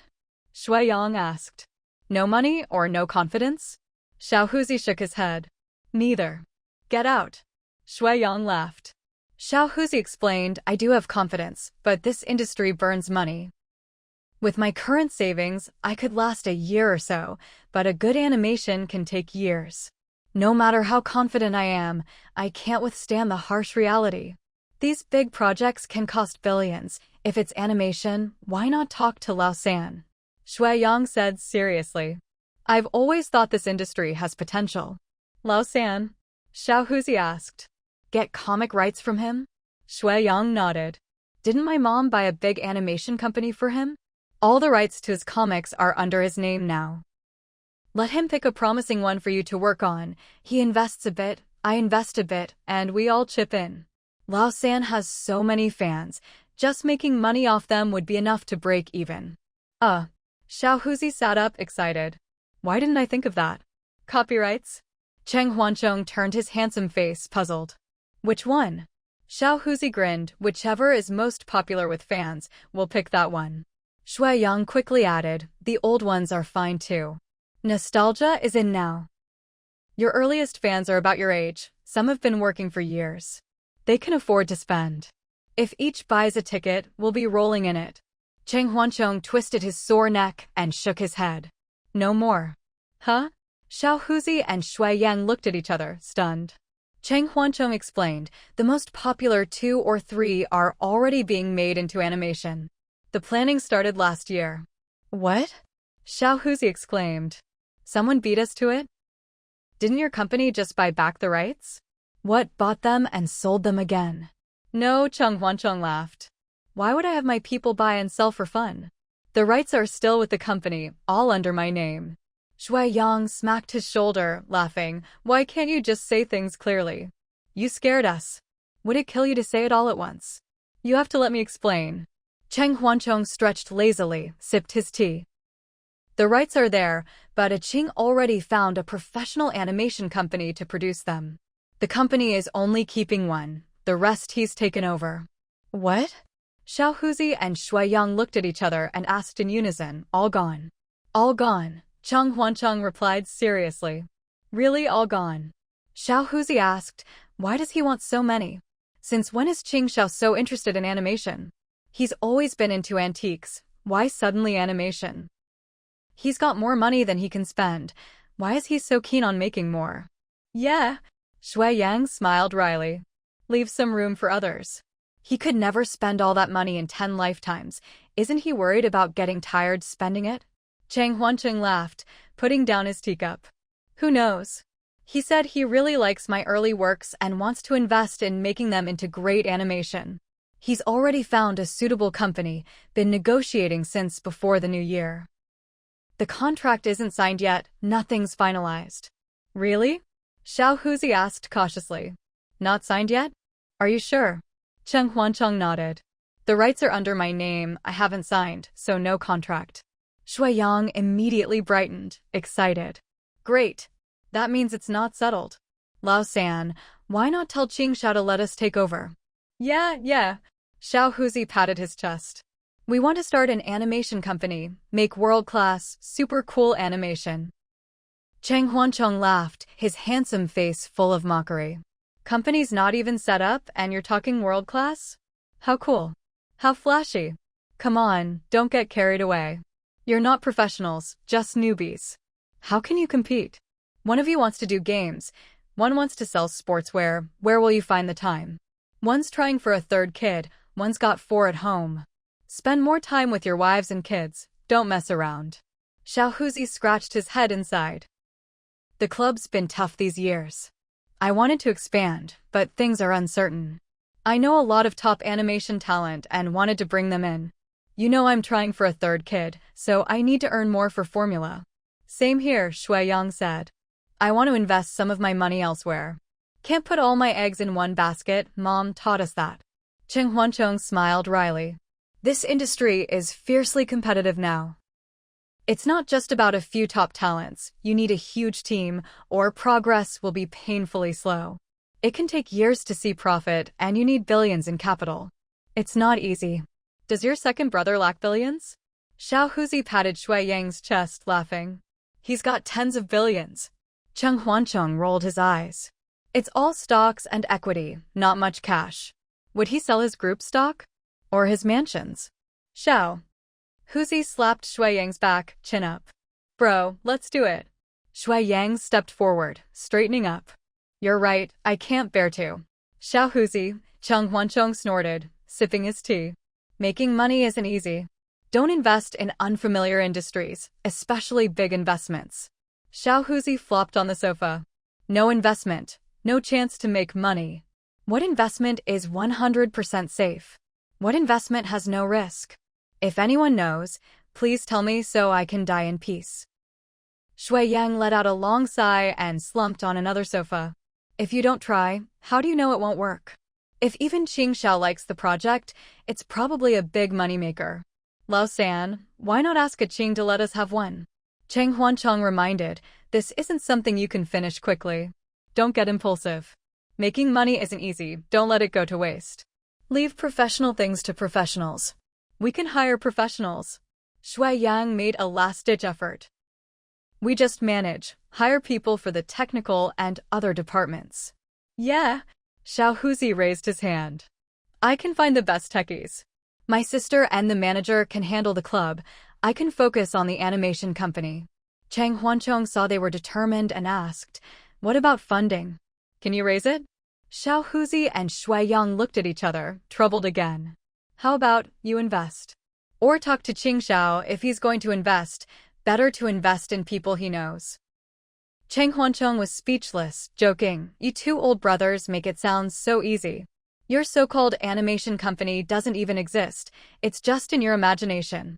You're just daydreaming, but I'm supposed to give you the rights, and a Qing is supposed to invest. You really have the nerve. We're all family. Ha ha. Unable to shake them off, Cheng Huanchong took them to see Lin Qingji. If nothing unexpected happens, I'll be going abroad in a few months. Other than drawing, I don't handle anything else. Only one of my old works is being followed up by the company. The rest are with a Qing. You should talk to him. Lin Qingji was working at the auction house. After getting Cheng Huanchong's WeChat, he sent a location and had his assistant go downstairs to meet them. Cheng Huanchong had been there before, so he easily brought his second brother and Xiao Huzi downstairs. It's usually quiet here, only lively during auctions. The place is huge, 3 floors. I remember a Qing's office is on the 2nd floor. Let's go up. Xiao Huzi and Shui Yang were awed by the luxurious auction house, looking around like country bumpkins.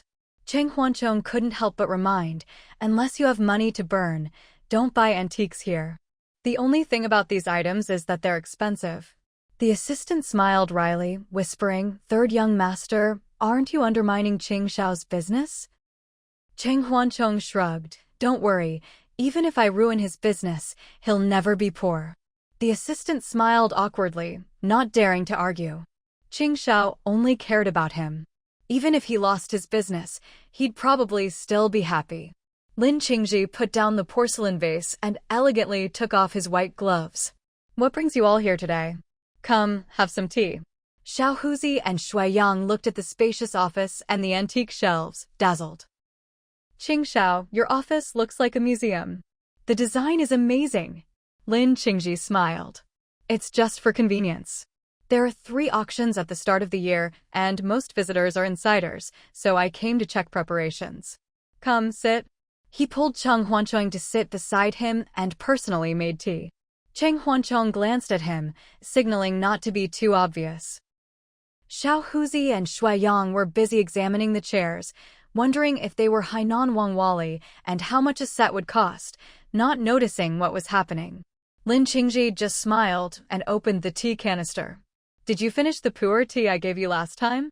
Cheng Huanchong shook his head. There's still some left. Lin Qingji reminded, coffee may refresh you, but it's bad for your stomach.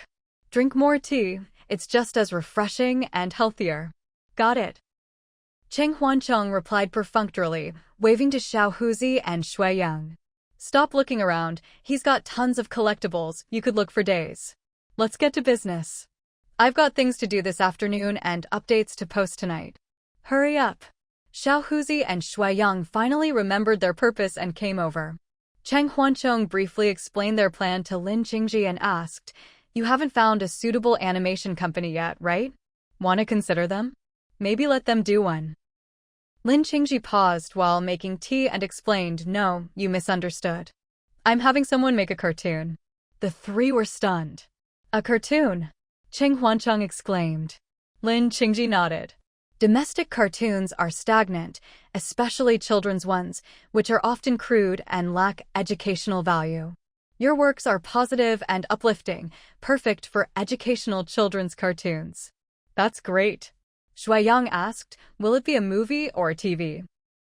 Lin Qingji smiled, still under discussion, depends on the work.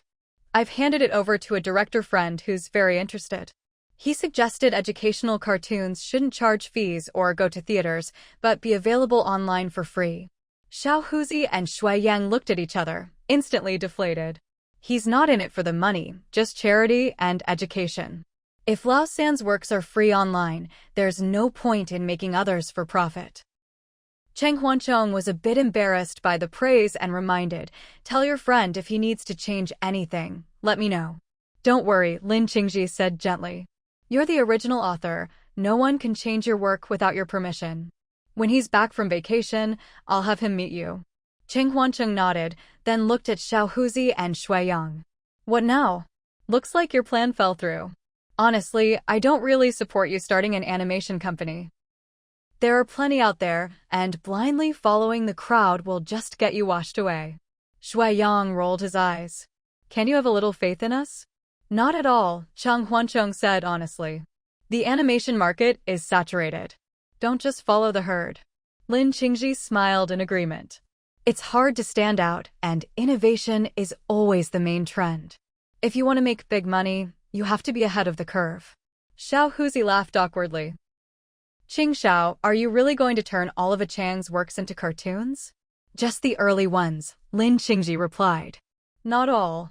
Shuaiyang asked, just making money from traffic? Not planning to release in theaters. That's enough, Lin Qingji explained.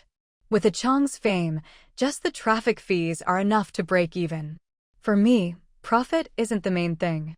I just want to improve the quality of domestic educational cartoons and spread positive energy to young people and children. Shuaiyang smiled and gave a thumbs up. People with vision really are different. Xiao Huzi, meanwhile, was lost in thought, staring at a giant inkstone. Cheng Huancheng supported Lin Qingji's approach, but felt bad for his brothers. Qing, has anyone come to you with any good investment projects lately? Lin Qingji smiled. I don't get involved in much, so people rarely come to me. But I do have a project that might suit Yang. Huh? Shuaiyang raised an eyebrow, laughing. What is it? Qing, all I can do is swim and brag. It's related to swimming, Lin Qingji replied. Oh. Shuaiyang was instantly interested. What is it? A while later, Shuaiyang and Xiao Huzi got up to leave. Cheng Huancheng wasn't in a hurry, planning to stay for lunch. Here are the car keys. Message me if you need anything. Shuaiyang took the keys, waved to Lin Qingji, and left with the absent-minded Xiao Huzi. Lin Qingji watched them go, then walked back to his office. The assistant left, quietly closing the door. Cheng Huancheng sipped tea, playing with a brush on the inkstone. Why are you suddenly interested in the swimwear business? Don't tell me it's just to humor my second brother. Lin Qingji chuckled indulgently, sitting beside him and sipping tea. I wouldn't go that far. You brought them, so for your sake, I can't let them down. Cheng Huancheng snorted, pretending to be surprised. Wow! I didn't know my face was worth so much. Is my face really that valuable?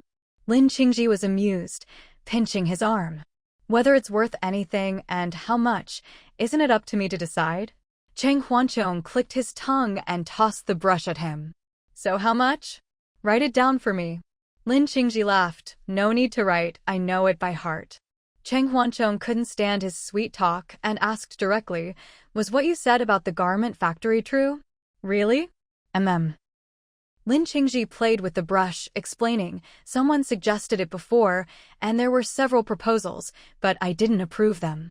The industrial area on the outskirts is huge, divided into 3 parts, a factory, a warehouse, and a big shed. After the area was redeveloped and my parents retired, we stopped managing it. I rented it out, but the lease ended last year, so I took it back. It's still an industrial zone, so nothing else can be done for now. Cheng Huancheng scratched his head. I've never even been there, only seen it on the map. I'll take you sometime, Lin Qingji said gently. It's very open, but overgrown with weeds. If we want to use it, all the old equipment has to be cleared out and rebuilt. Cheng Huancheng raised his chin. You still haven't answered my question. Lin Qingji nodded. It's true. Someone suggested making specialized professional swimwear, saying the market looks promising. Why? Cheng Huancheng asked. Professional swimwear? Mass production? Are you sure? Can it make money? Lin Qingji put down the brush and replied lightly, maybe, maybe not. The key is whether the sales channels can be opened. Your second brother is the expert, let him handle it. Huh? Cheng Huancheng asked. You want him in charge? What about you? Lin Qingji was surprised. What do I need to do? I just invest, the professionals handle the rest. With so many businesses, if I did everything myself, I'd be dead by now. You deserve it. Cheng Huancheng laughed. I hate hearing you talk about making money so casually. Think about your audience, okay? Okay. Lin Qingji agreed. Making money is hard for me too. I just have enough, so I don't care much about gains and losses. Cheng Huancheng felt a bit better. I stayed up late working last night, and I have to keep working when I get home. Lin Qingji laughed, stroking his hair. I delegate, so I can slack off. As for how much we make, it's up to fate. I've already been blessed enough, I don't dare ask for more. Cheng Huancheng leaned on him. I know you're really helping my second brother. His sportswear company is growing, but without his own factory, he's at a disadvantage. If not for my mom's connections, he'd be in trouble. His biggest problem is this. Your factory can't make everything, but letting him join and be in charge gives him control over his sportswear. The so-called special swimwear is just one part. Lin Qingji nodded. Good analysis. Your second brother is perfect for this industry, no need to start over. If someone can focus on one thing and do it well, that's already impressive. What he lacks is a factory, so I'm giving him one. You're too generous. Cheng Huancheng laughed. Why is my face so valuable? Lin Qingji flicked his cheek. It's worth all my money. Cheng Huancheng pretended to bite him, but he dodged, explaining, as a major shareholder, if we make money, I get a share too. I'm a businessman after all. Cheng Huancheng asked, what about Xiaohuzi? Didn't you hint for him to join? Lin Qingji smiled. I didn't hint or say anything. I just put the project out there and asked if they were interested. You saw your second brother's reaction. As for Xiaohuzi, he'll need to think it over. It's not his field, Cheng Huancheng explained. His club isn't what it used to be. He's hesitating about switching or expanding. Lin Qingji hummed. Games aren't bad, it depends on the attitude. If he can ride the waves, that's one level. If he can stand firm in fierce competition, that's another. But if he can't, he'll have to reconsider. True, Cheng Huancheng said. If he can't handle it, better to switch early. He's still young, has options. Lin Qingji didn't say more, playing with his hair. I've never invested in this field, nor am I interested. You can tell from his expression he's not confident. If he's smart, he'll know what to do next. Cheng Huancheng thought for a moment, then said quietly, Huzi is clever in small ways. True wisdom is big wisdom, Lin Qingji smiled. Small cleverness brings short-term gains, but long-term stability needs big wisdom. Cheng Huancheng sighed. So you think Huzi should consider switching fields and working with my second brother on the factory? No, Lin Qingji said calmly.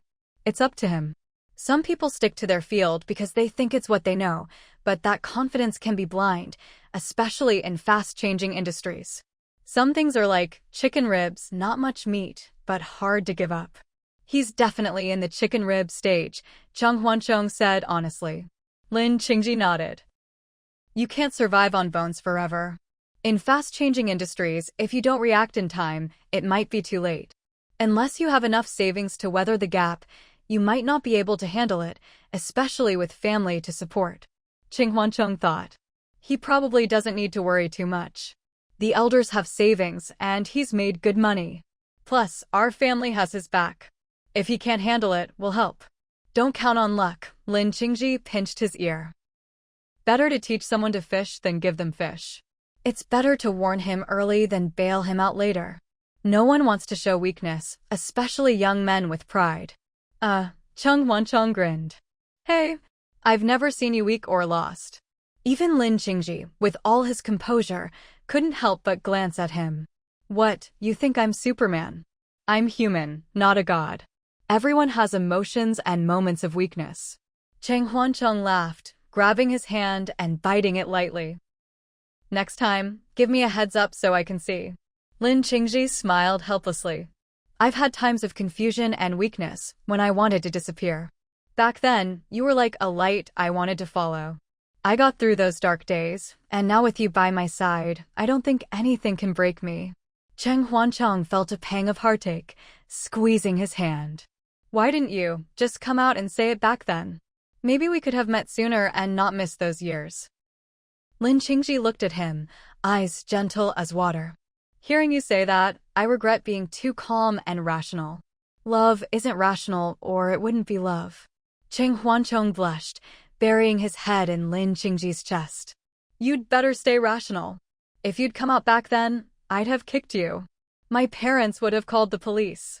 Lin Qingji laughed, holding him close. Third young master, sometimes you want me to be rational, sometimes not. How am I supposed to know what to do? Cheng Huancheng punched his chest. Figure it out yourself. The famous Qing Shao not knowing something, who are you kidding? Only you. Lin Qingji ruffled his hair. Do you have to work this afternoon? Can you stay with me a bit longer? Cheng Huancheng turned away lazily. If love is meant to last, why care about being together every moment? Lin Qingji smiled. But without those moments, how can it last? Fine, Cheng Huancheng propped his head. Why don't you retire and be my assistant, 24/7? How about it? Lin Qingji actually considered it. Worth thinking about. Cheng Huancheng teased, 365 days a year, 24 hours a day, no pay, no benefits, just room and board, okay? Okay, Lin Qingji said without hesitation. Let's start today. I'll go home with you, help you work, eat with you, sleep beside you. Go, go, go. Cheng Huancheng pushed him away, laughing. Stop pretending. You'd do it, but I wouldn't dare. Lin Qingji laughed. Am I that annoying? Yes. Cheng Huancheng pretended to be angry. I can't stand you, so what? Lin Qingji calmly straightened his clothes. The more you dislike something, the more you want it. Go ahead and dislike me. Cheng Huancheng yawned, slumping on the sofa. Fine, I'll tell my second brother to bring Huzian. With your investment, they can't lose. If the club ever fails, at least he'll have a backup. Lin Qingji poured himself tea, sipping elegantly. Do as you like. I'm not short of money, and neither are you. If we just gave them money, they wouldn't take it. I'm investing in the latest garment tech and machinery, and the place is ours. Even if we lose, it won't be much. Even if it is, I don't care. Cheng Huancheng glanced at him. Qing Shao, are you showing off your wealth? For my sake, you're really willing to spend. Should I be moved to tears, throw myself at you, and offer my body? Isn't that a bit cliché? Even TV dramas don't do that anymore. Sincerity wins hearts. Lin Qingji smiled. I'm traditional, I like traditional ways. Cheng Huancheng was both amused and exasperated, kicking him before swaggering to the door. The sugar daddy pitifully asked, Didn't you say you'd stay for lunch? Eat, take some snacks, and I'll drive you home to work, okay? Cheng Huancheng paused, nodding with satisfaction. This non-traditional, anti-cliché approach, I like it. Lin Qingji. Winter passed and spring arrived. In the blink of an eye, it was warm again.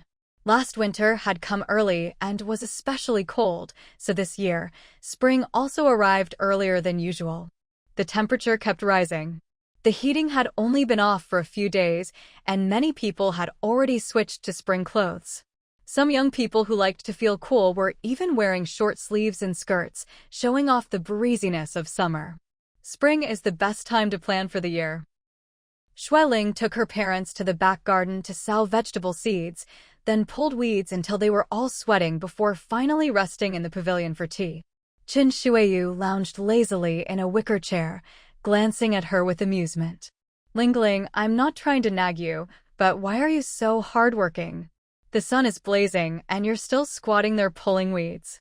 If I had your energy, I'd be out having fun. Just hire a gardener or landscaper. It's only a few hundred yuan. Xueling sipped her tea and laughed. If you sit around all day, you'll get sick more easily. People can't be lazy. If you stop moving, you'll get sick even if you weren't before. It was so cold recently that I didn't exercise much, and I felt weak. Now, moving my hands and feet, working up a sweat, I feel my energy coming back. Shanwei was dozing off, muttering, "Not me. Spring makes me sleepy. I'm especially tired." Nearby, Ahu was playing games on his phone, not even looking up. Wang Qing couldn't stand it and scolded, "Your presbyopia isn't bad enough? Always glued to your phone. If you're not annoyed, I am." Ahu pouted, grinned, and dodged away. Wang Qing sighed in boredom. Ever since Mini Tiger started going to kindergarten with his brother, the days feel so long, especially these 10 or so hours during the day. "Find something to do," Xueling, who could never sit still, suggested. "Tend to the flowers, exercise in the morning, join the square dance in the evening. People, young or old, need something to focus on, or else you'll feel empty and bored." But Wang Qing was shy and explained awkwardly in public. "I'm not a dancer, and I look so stiff. And awkward. Even I can't stand to watch myself." Chen Shuiyu laughed. "You're not the only one dancing. There are plenty of women our age out there. Why be afraid? With so many people, who's going to look at you? At our age, who cares what others think?" "No way," Wang Qing waved her hand. "I just can't do it." Xueling tried again, "Then go to the gym, get a professional coach, and then practice in my home gym." "No thanks," Wang Qing refused again. "I don't like that young people stuff. It's awkward." Xueling was a bit speechless. "You have to think about your health." Wang Qing giggled and looked over at the swing set. "No worries. Once Yuyu has her third child, I'll have another grandchild to hold, and my strength will come back." Xueling looked over and saw Wang Xiaoxiao standing under a tree, while Shanyu sat on the swing, both looking troubled as they talked. "We've been trying for months, but nothing," Shanyu said gloomily. "When I got pregnant with my first, it just happened without any planning. The second was easy too. I thought I might be pregnant, checked, and I was. But now, just a few years later, it's so hard to have another. I'm starting to wonder if something's wrong with me." Wang Xiaoxiao tried to comfort her. "Relax, let it happen naturally. Maybe you'll get pregnant next month. Having a baby is like falling in love, it's all about fate." "It's not just me," Shanyu lowered her voice. "He doesn't seem as interested in that anymore. Always says he's busy, hardly ever home, always talking about stress." Wang Xiaoxiao blushed, whispering, "You should try to spice things up a bit. Men can't resist a little flirting." "It doesn't work," Shanyu pouted. "We've been married for years. We're like an old couple now." He's immune. Wang Xiaoxiao hesitated. "We haven't been married long, but I feel like he's the same. I keep wondering if it's because my body isn't what it used to be." "No way." Shanyu looked her up and down. "You've lost a lot of weight. You look almost the same as before." Wang Xiaoxiao smiled bitterly. "Don't be fooled by appearances. I have 2 long scars on my belly, stretch marks that haven't faded, loose skin. Even I can't accept it." "It takes time," Shanyu said. "Your youngest 2 aren't even a year old. You'll need at least 2 years to recover." Wang Xiaoxiao sighed. "I used to wonder what changed after having kids. Now, after 2 pregnancies and 4 kids, I finally get it. My body's a mess," Shanyu whined. "Spots, stretch marks, fat, loose skin. My waist hasn't recovered, and I'm already trying for a third. Who knows when I'll get back in shape after that." Wang Xiaoxiao didn't know what to say. "I've been dieting for half a year, but it's barely made a difference. I lost 10 pounds at first, but now I'm stuck. I'm afraid this is as good as it gets." "You're still better off than me," Shanyu said. "You have 4 kids, 2 boys and 2 girls. You don't need any more. Just focus on getting healthy. I have a long way to go." They looked at each other, sighed, and once again felt how hard it is to be a mother. Wang Xiaoxiao looked at her mother-in-law, who was back to pulling weeds, and couldn't help but feel envious. "My mom had 4 kids too, but I heard from Yangong that she's always had a great figure, never out of shape." "Yeah," Shanyu nodded. She's always looked about the same. Maybe a bit fuller now, but you can't really tell. Wang Xiaoxiao giggled. I once asked her how she kept her figure after giving birth. She said she didn't do anything, she was just too busy, burned too much energy, and couldn't gain weight. That made me feel a bit embarrassed. Shan Yu also felt inferior, whispering, if it were me, I couldn't do it. I'm already overwhelmed with 2 kids, let alone a career. Wang Xiaoxiao thought for a moment. The older generation worked all day, had to go to work and raise kids, cooked with coal stoves, washed clothes by hand, even fetched water. I don't know how they managed. But they did. Shan Yu whispered. Compared to them, we're really weak. Wang Xiaoxiao smiled bitterly. My mom said when she was pregnant, she still went to work every day, climbing stairs with a big belly, doing everything herself. After we were born, she and Dad both worked and raised us. She says I don't have to work, have 4 kids and 3 nannies, chefs for every meal, cleaners for the house, and all the elders help with the kids. She can't understand why I always say I'm too busy and tired. She doesn't know if kids are harder now or if I'm just too delicate. We're just too delicate, Shan Yu admitted. I'm the same. When the kids were little, we had a nanny and a babysitter, then the grandparents helped, and now the housework is still done by the maid. They looked at each other, both a little embarrassed. Just then, Wang Xiaoxiao's phone buzzed. She glanced at it and said gloomily, Yang Ang says he won't be home for dinner, has work, and won't be back until around 10.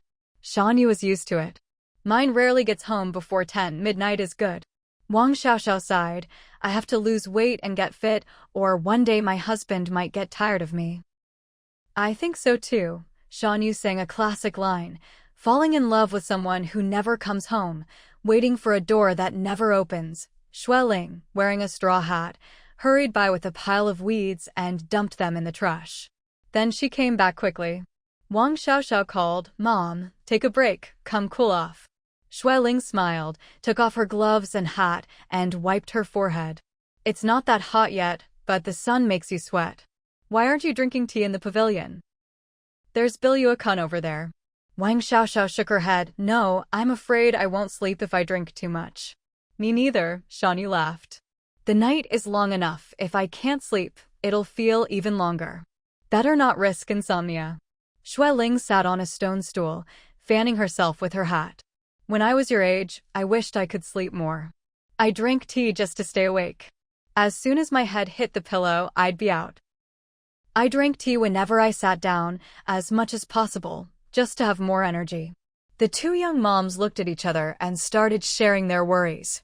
Xue Ling just found it funny and laughed out loud. If Xiuhu or Yang Ang were the type to fool around, maybe you'd need to worry, but they're not. They don't spend time with you because they're really busy. What are you thinking? Shan Yu blushed. Auntie, he's not the same as before. He's not even interested in having a 3rd child. He's just tired. Xue Ling, as an older woman, spoke frankly. Once you're past your prime and work is stressful, both men and women lose interest in intimacy. Mom, were you and Dad like that? Wang Xiaoxiao asked boldly. Xue Ling nodded yes. Not just us, most couples are like that. Of course, there are exceptions. Actually, young people today are even more stressed than we were. When you're dating, intimacy is normal. After marriage and kids, work and family take up all your energy. Add in all sorts of other things, and you're too busy to think about romance. When you have time, you just want to sleep or play on your phone. Who has the energy for anything else? Shan Yu agreed, exactly. He comes home late, takes a quick shower, then lies in bed on his phone, and falls asleep. The kids are up before he is. If I complain, he just says he's tired. Wang Xiaoxiao pouted. Yang's the same. He gets home a bit earlier, but he's exhausted. The kids climb all over him, and he just lies there. Sometimes the kids aren't even asleep yet, and he's already out cold. Xue Ling understood. I heard from the 3rd that Yang Ang is working with a Qing to open a garment factory. He has to run the company and start a new factory. Of course, he's exhausted. I always worry he's tired of my body, Wang Xiaoxiao admitted. Sometimes I can't even accept how I look. Some friends say men are all pigs. When they get bored at home, They look elsewhere, and it's very common. Hearing that makes me anxious. Schwelling laughed. There are definitely men who cheat, just look at TV. But most ordinary families are stable. TV only shows the dramatic stuff, or no one would watch. In the past, life was slower, and people only loved one person. Now, the world is full of temptations. Mom, do you know many men who cheat? Wang Xiaoao asked. Have you counted? Schwelling thought seriously, maybe 1 or 2 out of 10. Traditional men usually don't cheat or divorce. It's the younger generation with higher rates. Truly successful people, men or women, handle marriage calmly. They don't betray or divorce easily. Why? Shani laughed. Are rich people afraid of divorce? Schwelling shook her head. I know a few like that, but it's not fear. They just don't want to mess up their families. Stability is good for them. Weighing the pros and cons, they choose to keep things steady. Family stability, but spiritual emptiness. Shani wondered. When you have enough money, shouldn't you seek spiritual fulfillment? Schwelling laughed. You watch too many dramas. People who make a lot of money are too busy to feel empty. Their lives are full. Really? Shani was skeptical. If all you do is make money, how can you not feel empty? Those who party with young women must be empty inside, right? Schwelling shook her head. Truly wealthy people don't worry about that. Take Xing, for example, not old money, but self-made. Do you think he has time to feel empty? People with dreams and goals are never empty. That's because he has Xiao Xin. Wang Xiaoxiao teased. Schwelling laughed. Spiritual emptiness isn't solved just by having a lover. There are many ways to feel fulfilled. Romance is just one. Sean, you didn't get it. A lot of men say all they want is money and women. Schwelling laughed again. That's what young, hot-blooded boys say. The truly wealthy see through all that. Most rich people value family harmony and don't want messy relationships. I have a friend who got rich in his 40s. Many women tried to get close, but he refused them all. He just wants a peaceful home so he can focus on making money. Wang Xiaoxiao was curious. He must really love his wife, right? No, Schwelling shook her head. He doesn't love her much. They live apart and their relationship is distant. But she's the only one who was with him before he was rich, so even though there's little love, he won't divorce. He values every penny he earned. He says all those women just want his money. His wife may be old and unattractive, but she's the only one who didn't marry him for money. So even without love, he won't divorce. He just wants to focus on his business. Isn't that a loss? Wang Xiaoxiao thought. The higher you go, the more you care about gains and losses. Schwelling smiled. It's not about gains and losses, but not wanting to waste time and energy on pointless things. Life has many joys, love is just one. No need to get obsessed. Maybe he's an exception, Shani said. A lot of men get rich, divorce, and marry younger women. Different ages, different personalities, Wang Xiaoxiao analyzed. Choices are different. Mom said her friend only got rich in his 40s.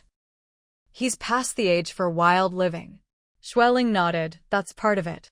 As you get older, your hormones drop, and you care less about looks. Beauty is less attractive than intelligence or character. Of course, not everyone thinks this way. Some people still chase women at 70 or 80, but they're rare. Those people don't care about reputation or convention. Responsible, ambitious men won't do that, Shanu said. Maybe when they're young, but as they age, most just want a peaceful family. Schwelling smiled. That's also a spiritual pursuit. Wang Xiaoxiao giggled. I think rich people are more afraid of divorce. Splitting assets is like losing a layer of skin. Truly rich people don't need to worry, Schwelling explained. Even if they lose half or a third, they're still wealthy. Ordinary people, with little to lose, don't care as much. But those families can't handle the turmoil. Divorce hurts everyone. Sean, you understood, right? What's a little to the rich is everything to the poor. You can't judge by the amount. Exactly. Schwelling fanned herself. Don't pay too much attention to celebrity news and gossip. Their marriages have nothing to do with us. For the truly wealthy, marriage and divorce are just business. For most people, marriage is a partnership that holds the family together. If it breaks, the family falls apart, and the damage can last a lifetime. Wang Xiaoxiao said, "Some say high divorce rates mean people are free and independent. I think it's both good and bad." Xueling smiled gently. The grass always looks greener. Many people are fooled by appearances. No marriage is perfect. Happy marriages have many reasons. Unhappy ones have many causes. If you don't believe me, look at secret surveys. Over 90% of people are dissatisfied with their marriages, more or less. For example, among the three of us, 2 aren't very happy with their husbands. Wang Xiaoxiao and Shawnee looked at each other and blushed. Xueling wasn't surprised. Ask around. Very few people are truly satisfied with their marriage. As long as you accept this and work on your own marriage, you'll be fine. Mom, by your logic, Wang Xiaoxiao teased, marriage sounds scary. Maybe it's not worth it. Xueling found it even funnier and retorted, electricity is dangerous. Does that mean we don't use appliances? Water can drown you. Does that mean we don't drink or use water? Wang Xiaoxiao was momentarily speechless. Well, no. Xueling chuckled. A lot of people think marriage is exhausting, a burden, a shackle, a huge responsibility. And it is. But everything has pros and cons. You can't just see the bad and ignore the good. Shawnee pouted. There are good things, but they seem so few. If it were half and half, that'd be okay, but the downsides seem to outweigh the good. Some people my age don't even want to get married, and I'm already a mom of 2. With parents above and kids below, the responsibility is overwhelming. Sometimes I really envy my single friends. They're free, can travel whenever they want. For us stay-at-home moms, that's impossible. I said earlier, Xueling explained gently, you envy others, but how do you know they don't envy you? Some people envy you for being a young mom of 2, living in a mansion, driving luxury cars, and having a hardworking husband. Traveling freely requires money, work flexibility, and family support. Not everyone who's single can do that. Shanyu replied, then giggled. Xueling squinted, fanning herself. Everything needs effort, love, and marriage too. The more you put in, the more you get if you do it right. If you manage your marriage well, you'll get more happiness. If not, your family will be a mess, full of troubles, maybe even end in divorce. Shan Yu and Wang Xiaoxiao exchanged thoughtful glances. Xueling was about to get up to pull more weeds. Wang Xiaoxiao grabbed her hand. Acting cute, Mom. You're so good at business and marriage. Give us some tips. Yeah, Auntie, give us some advice. Shan Yu chimed in. Xueling laughed. First, have the right attitude, accept your choices and your marriage. Then, keep the family harmonious, respect the elders, love the young, care for and love your husband. Especially, remember to love and care for your husband. How do you care for him? Shan Yu smiled bitterly. He's so busy I barely see him. How can I care for him? Xueling shook her head. I've worked outside. I know how hard it is. Love is mutual. If you care for him, he'll care for you, unless he's a jerk. If he's hardworking and comes home tired, he just wants to rest and feel cared for. If you expect him to come home and care for you instead, he'll get tired or disappointed. If someone else gives him warmth when he's missing it, he might be moved. She lowered her voice. Some men don't cheat because they want to, but because they don't get warmth and care at home. So, don't take your husband's love for granted, give back. Love is mutual, never one-sided. Of course, this only applies to good men, not cheaters. Shan Yu and Wang Xiaoxiao both laughed. Xueling continued warmly, we're lucky, we married people we love. I always tell the younger generation, character comes first, then love. Only marry for true love. After the passion fades, marriage is just daily life and endless chores. If you don't truly love the person, it's hard to keep going. That's why you never forced Big Brother to go on blind dates or made third brother date, Wang Xiaoxiao teased. If it weren't for Grandpa and Grandma nagging, you wouldn't even arrange social events for Big Brother. Xueling stifled a laugh and glanced at her parents, who were focused on the sprouting seeds, clearly not listening. I already have so much, I won't trade my children's happiness for anything. As long as they're truly happy and find someone they love, I don't care if it's sooner or later, or even if they never marry. Wang Xiaoxiao whispered to a confused Shanyu. Recently, several of Mom's business friends wanted to set up Big Brother with their daughters, but Mom refused. She said if he likes someone, he'll pursue her himself. She'll only make him go to social events, never arrange a marriage. Shanyu understood. I get Auntie, she's not that type. She creates wealth but isn't bound by it. She's a businesswoman, but not greedy. Exactly. Wang Xiaoxiao admired. I want to be like Mom. Worldly, but not trapped by the world. See through life, live freely. Xueling laughed. You're making me float. I'm just an ordinary person, just older and more experienced. When you're my age, you'll be even wiser. Madam. Madam. Akeo hurried over, lowering his voice. Earlier, someone was sneaking around across the street, watching Xin Yuan. Looks like a private detective. Oh. Xueling asked calmly, who is it? Have you found out? Akeo replied, he's a well-known detective's apprentice. We'll need to talk to him directly to find out more, but by the rules, he probably won't say. Xueling thought for a moment. Don't take it lightly. Find out who hired him and what their purpose is. Akeo nodded and left quickly. That evening, Xueling received a report from her bodyguard. Peach Blossom luck? For Ranran? Chao lowered his voice and said, the other side refuses to reveal who hired them, only saying it's about young masters, Peach Blossom luck, no hostility involved. Oh! Xueling exclaimed with delight. That's great. Our eldest finally has some romance coming his way. Chao wanted to laugh, but didn't dare. Madam, do you want us to secretly protect young master? The other party's background is a bit odd, but for now, we're sure there's no hostility or danger. Xueling shook her head. No need. Eldest never goes to shady places, so he shouldn't attract any suspicious people. If they hired a private detective to find out about him, it's probably just to learn his preferences. Chao thought for a moment and cautiously reminded, Madam, women these days aren't like your generation. If someone wants to pursue young master, they can do it openly. Using sneaky methods might mean they're sincere, or maybe they can't approach him directly so. He didn't finish, but Xueling understood what he meant. All right, how about you arrange a rotation, have someone follow Ranran. Just make sure he's safe whenever he's not at home, no need to interfere otherwise. Chao agreed and quickly left. Xueling was overjoyed. She felt that her eldest finally attracting some romance was a huge leap forward compared to before, when he had no luck at all. She happily shared the news with the two elders. Papa and Mama Shui were thrilled, praising it as wonderful over and over. While sipping soup, Cheng Tianuan laughed, that's all it takes to make you happy. Dad, Mom, nothing's even happened yet. Mama Shui shook her head, smiling.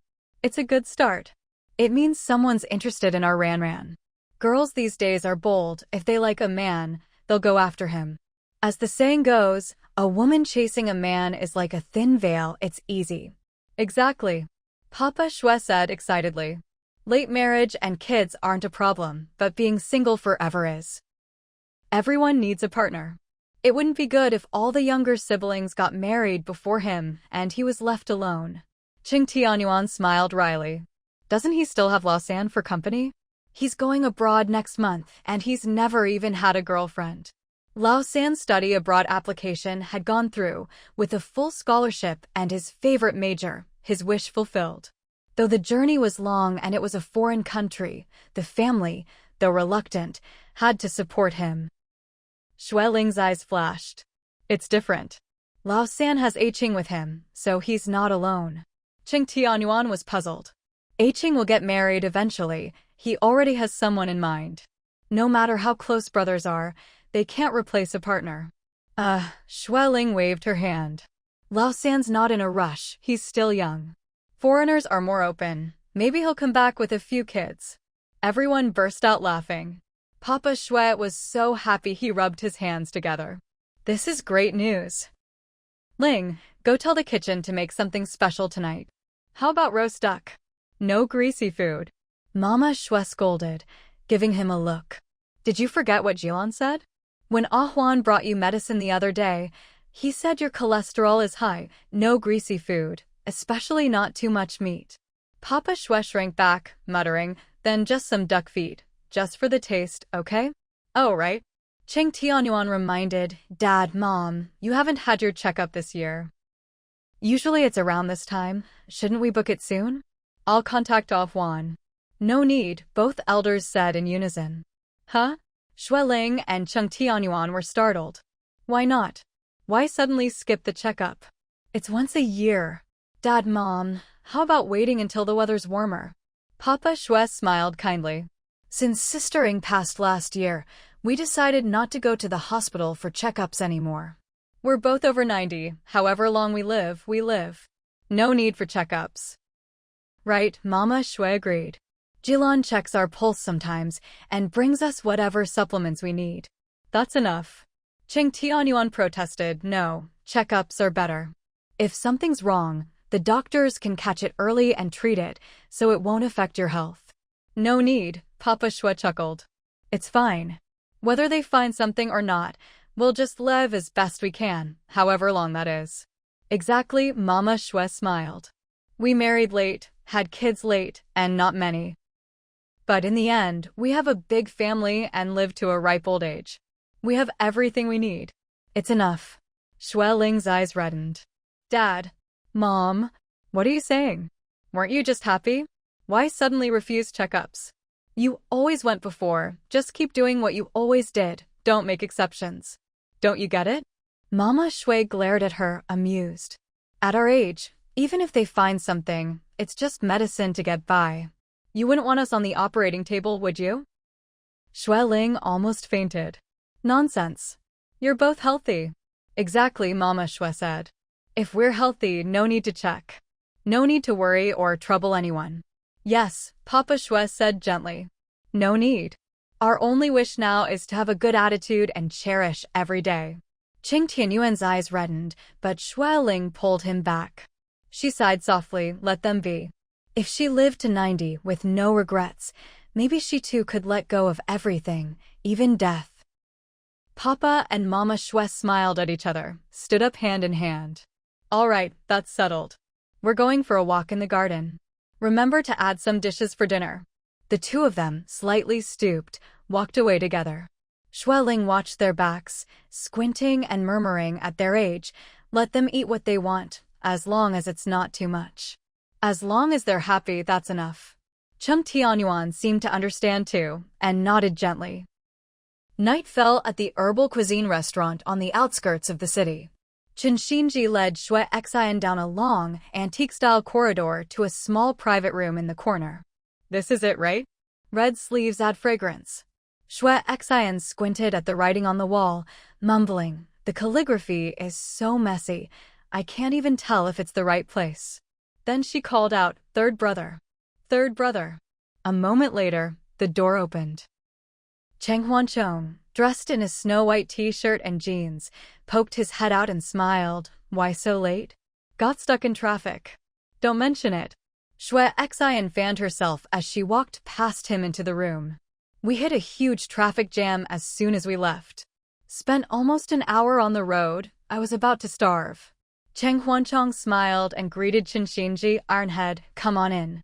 Chen Xinji smiled warmly and patted his shoulder.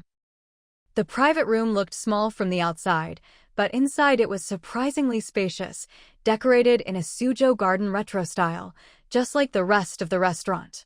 There was a square dining table, a vintage folding screen, and a small table outside. Below the railing was a lush little pond. Cheng Huanchong explained, it's cooler outside, so I moved the appetizers and tableware out. Oh, come on. Shui Xian pouted. It's even cooler inside with the AC. Let's eat inside and go out for tea and a chat after. Chen Xinji shook his head. It's only 25 degrees now, no need for AC. There's a night breeze outside, probably even cooler. Today's your treat, Lao San, so we'll do as you say. Let's eat outside. 2-1, Shui Xian lost and had to go along, sitting at the small table outside. Third brother, is it just the three of us? Shui Xian asked curiously. Why isn't Qingxiao here? Cheng Huancheng was busy boiling water. Oh, he happened to be busy this evening. Haha. Shui Xian teased. You two are practically joined at the hip. Give each other some space. I'm your twin sister, but it feels like he's your twin brother. No one knew how it happened, but since last year, wherever third brother went, he brought Lin Qingji along even for family dinners.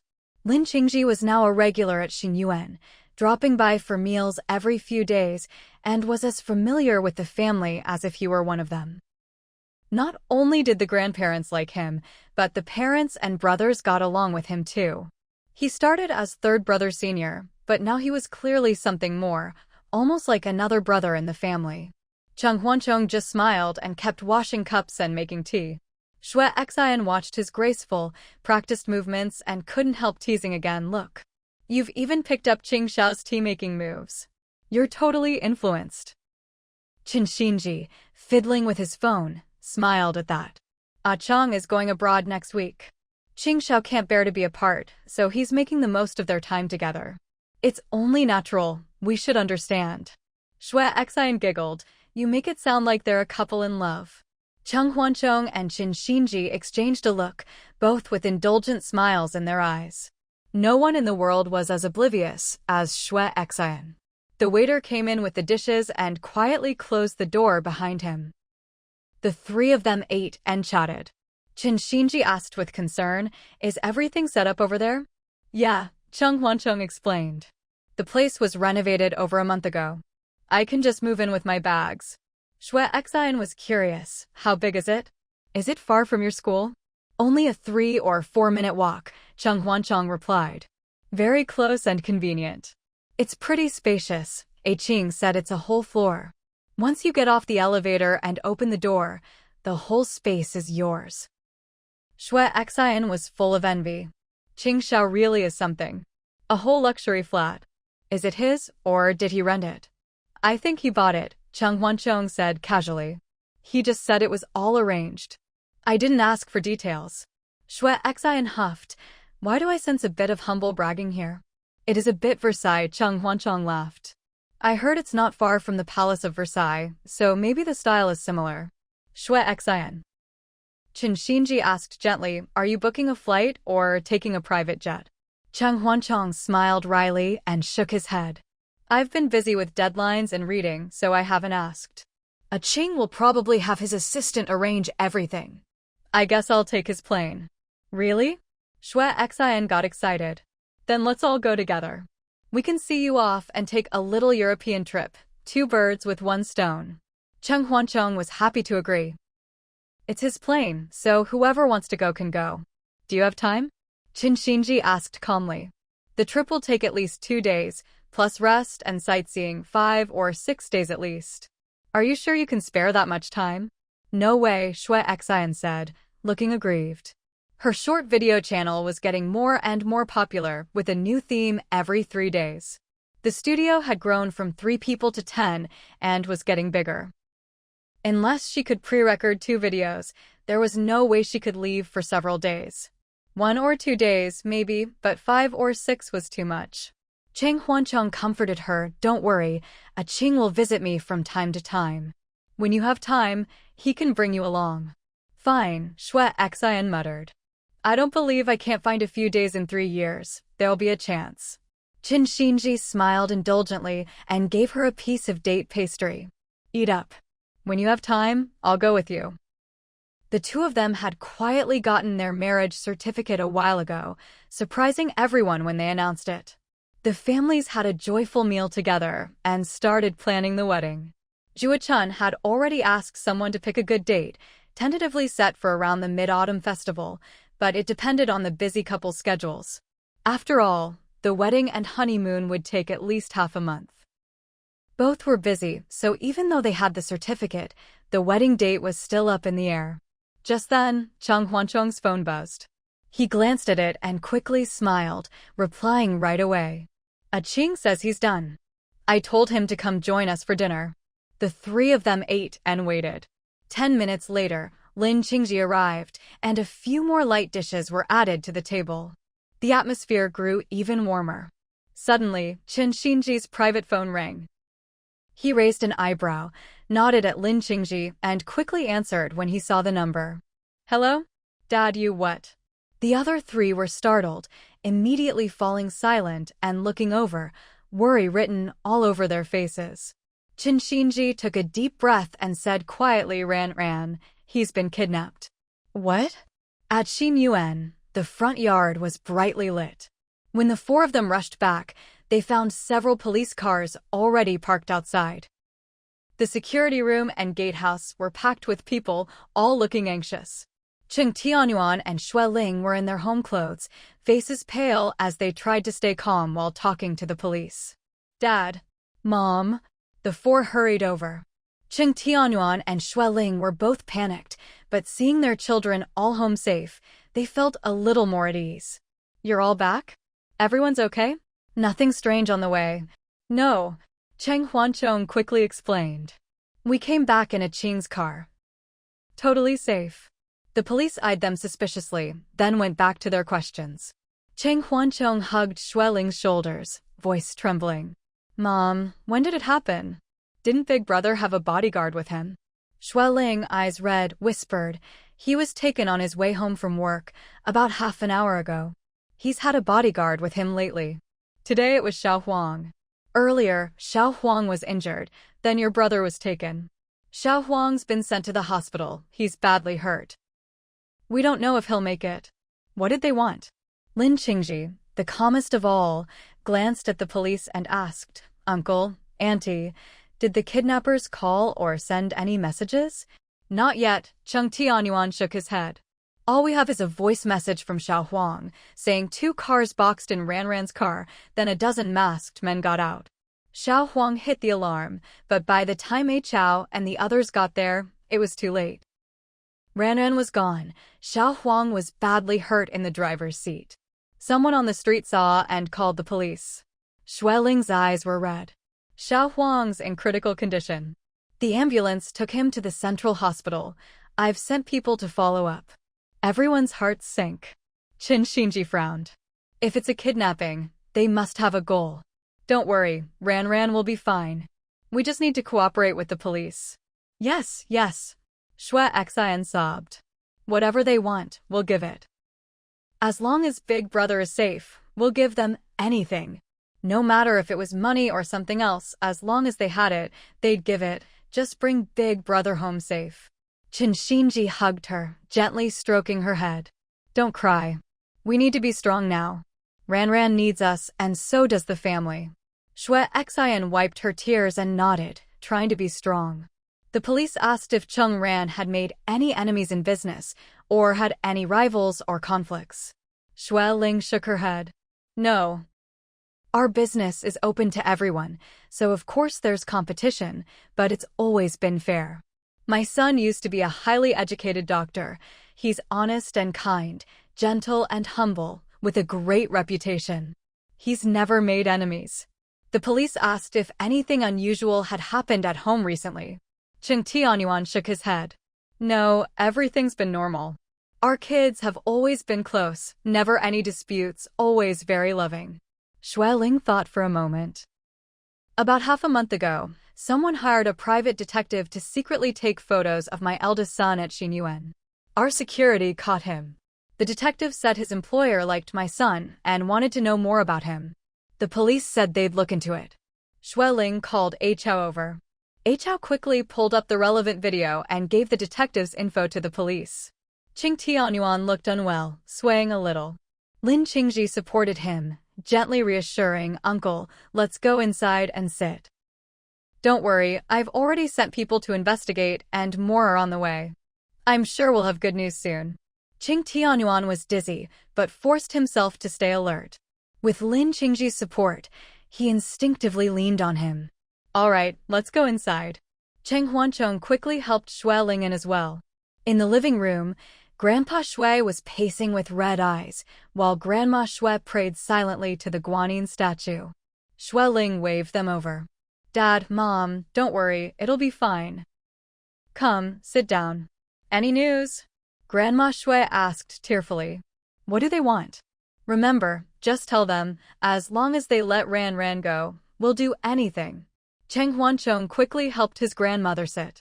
The police are on it, and a Qing's people too. Grandma, I'm sure we'll have good news soon. Where's Yang? Grandpa Shui suddenly panicked, grabbing at the air. Is Yang missing? Is he okay? He's fine, Qin Xinji and Shui Xian reassured him. Yang's at the factory outside the city. He's already been told and is on his way back. Grandpa Shui's lips trembled. Who's picking him up? Don't let anything happen to Yang too. I've sent 4 bodyguards to get him, Shui Ling said gently. Don't worry, Dad. All the kids are safe, and the little ones and Xiao Xiao are all at home. Grandpa Shui slumped on the sofa, suddenly looking much older, eyes closed. Lin Qingji brought them warm water, and seeing how bad Cheng Tianyuan looked, suggested calling the family doctor. Auntie, the elders can't take any more stress. Whether they need it or not, the doctor should be here, just in case. Okay. Shui Ling turned to Lao San. Ah Chong, go. Cheng Huanchong quickly took out his phone and left to make the call. Late at night, Xinyuan was still brightly lit, cars coming and going, people bustling about. The family doctor and his assistant arrived in a hurry. After checking the 2 elders, they each took a sedative and were helped to bed. Cheng Tianyuan had caught a chill in the rain, and his mild cold had turned into a high fever from anxiety, getting worse and worse.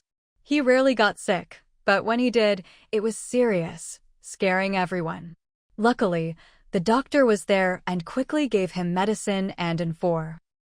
By the second half of the night, the fever finally started to go down, but he was still pale and groggy. Lin Qingji discussed things with the doctor, then returned to the living room. Auntie, Uncle's fever is going down. The doctor and I agreed to add a little sedative to his 4 so he can sleep peacefully. Will that work? Shui Ling asked anxiously. He's always been healthy. Blood pressure, cholesterol, blood sugar are all normal. It's fine, Lin Qingji said softly. The doctor agrees. He thinks Uncle is just too anxious and worried, so he needs a little help to calm down. Shui Ling quickly agreed. Once the elders and the patient were settled, everyone gathered in the living room again. They all stayed by the phone, keeping their mobiles on and checking email, but there was still no word from the kidnappers. Qin Xinji frowned. Mom, did you tell anyone else? Like the top people at the pharmaceutical group? Or Duo? Or any close relatives? No, Shui Ling said honestly. We didn't want everyone to worry, so we only told you and had you come home quickly. We didn't want anything else to happen. Cheng Huanchong asked, what about Xiao Huzi? Or Uncle Heng and Uncle Huan? No, Shui Ling replied. Shui Yang scratched his head, cursing bastards. How much do they want? Just say it already. Damn it. Don't get worked up, Wang Xiaoxiao scolded softly. This is the most critical time. The more anxious you are, the more everyone else will worry. Shui Yang shrank back. Got it. Lin Qingji glanced at the time. It's almost 3. I suggest everyone take turns resting. We need energy for tomorrow. Why don't you go back? Cheng Huanchong said. I'll stay with Mom. The rest of you go rest. The police and security are all here. The house is safe. Lin Qingji shook his head. No need. I have clothes in the car, I'll just stay here. I'm not sleeping, Shui Xian said, leaning on Qin Xinji's shoulder, eyes dry and dull. I couldn't sleep anyway. I'd rather stay up with you. Don't worry, Shui Yang said, puffing out his chest. Big brother will be fine. They took him for money. As long as we pay, he'll be okay. Cheng Huanchong lowered his eyes, muttering, they were pretty ruthless. Xiao Huang is still in the ICU. Money doesn't matter, we'll pay whatever they want. I just worry they'll hurt Big Brother. Can you not say that? Shui Yang snapped. Go to bed. Don't jinx it. Cheng Huanchong rubbed his nose and fell silent. Lin Qingji handed him a cup of tea and patted his arm in silent comfort. Shui Ling squinted at the window. Are you hiding something from me? Are you? No. Shui Yang blurted out, then looked around suspiciously. Are you? Qin Xinji and Lin Qingji exchanged a helpless look. Mom, you really can't hide anything from you. Actually, a Qing's people found some leads earlier, but nothing definite yet. His assistant is working with the police. Ling didn't turn around. Ran, has he already been moved out of the capital? Lin Qingji said quietly. After they took him, they drove to an old factory on the outskirts and switched cars. One went west, one south. We're tracking both. The police should have news soon. Old factory? Ling asked. Did you tell the police? They found it too, Lin Qingji said confidently. Give it another hour or two, there'll be good news. Ling sighed. You're all good kids, you just don't want me to worry. Don't worry, I've been through a lot, I can handle this. Mom, Yang whispered. I didn't mean to hide anything. He glared at Qin Xinji smiled. Qing said there's no big breakthrough yet, so he didn't want to say anything and get everyone's hopes up. That's good news, Ling said with a small smile. Any news is good news right now. As dawn broke, Cheng Tianyuan woke up.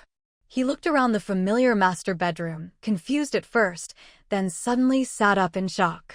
The next moment, pain shot through his hand. He realized he had an 4 in his wrist, quickly pulled it out, and rushed out the door. The hallway was empty and quiet. He wanted to call out, but held back.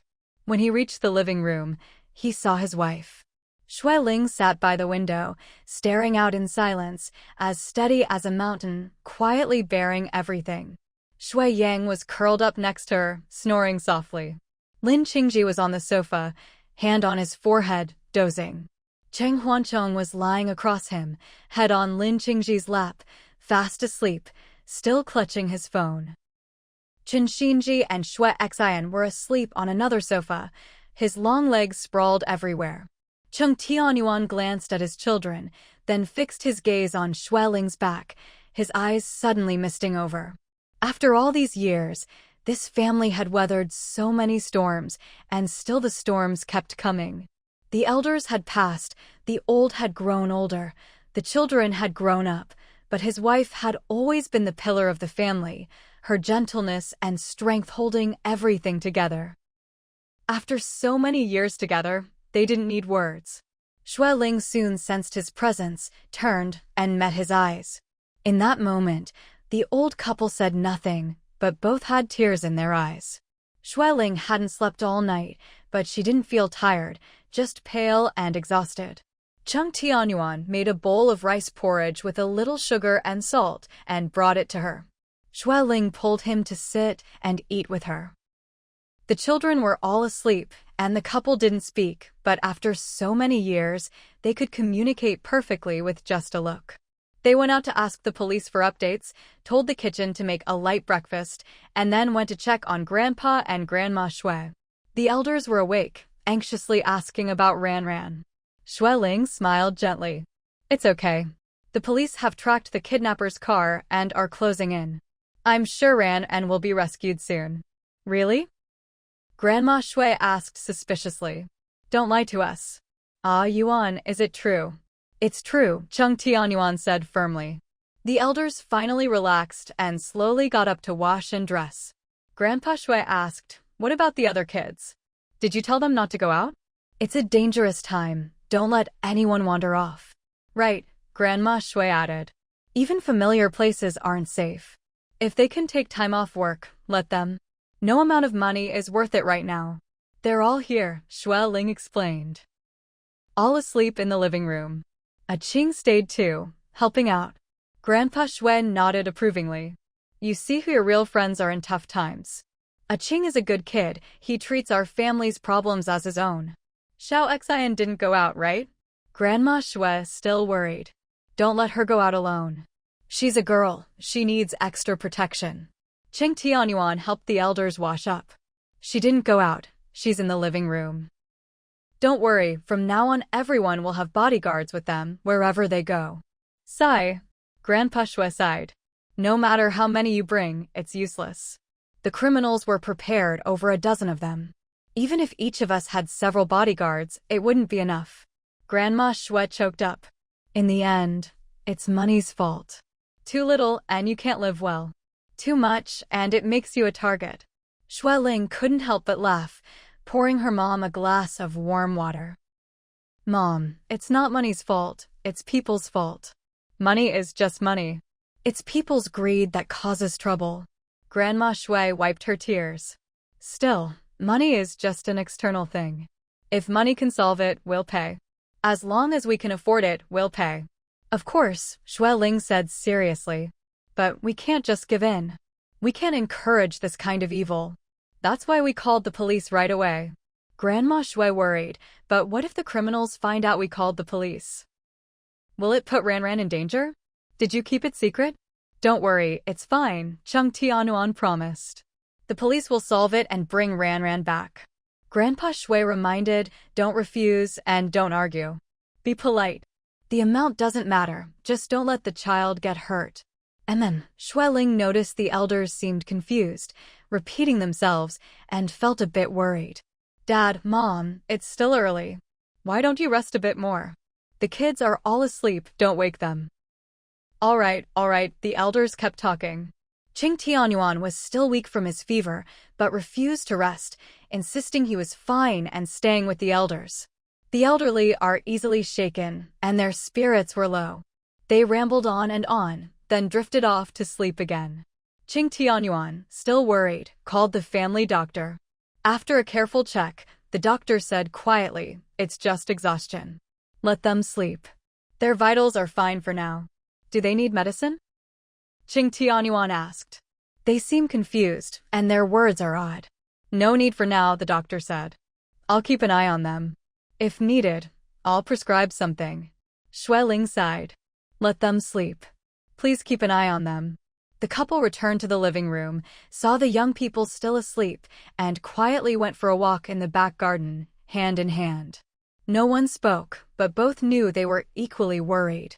The spring morning was still chilly. Qing Tianyuan zipped up his jacket, wrapped a shawl around Shui Ling, and they continued their slow walk. Dad, Mom, Shui Yang came running flustered. Dad, Mom, the kidnappers just called. Chung Tianyuan and Shui Ling exchanged a look and hurried back to the living room. Sure enough, the kidnappers had called. They want us to transfer $1 billion to an international account by 3 p.m. They said they'll release him when the money arrives. If we don't, they'll kill him. They'll send the account details later and told us to be ready. $1 billion? Shui Ling frowned. Where are we supposed to get that much on short notice? Even if we sold all our stocks, we couldn't raise that much in time. Yeah, Shui Yang cursed. Are they stupid? Who keeps billions in the bank just sitting there? Just a few hours, how could we possibly get that much? Qing Tianyuan frowned. How much is in the group's accounts? Can we transfer some from there? Shui Ling said quietly, I'll check.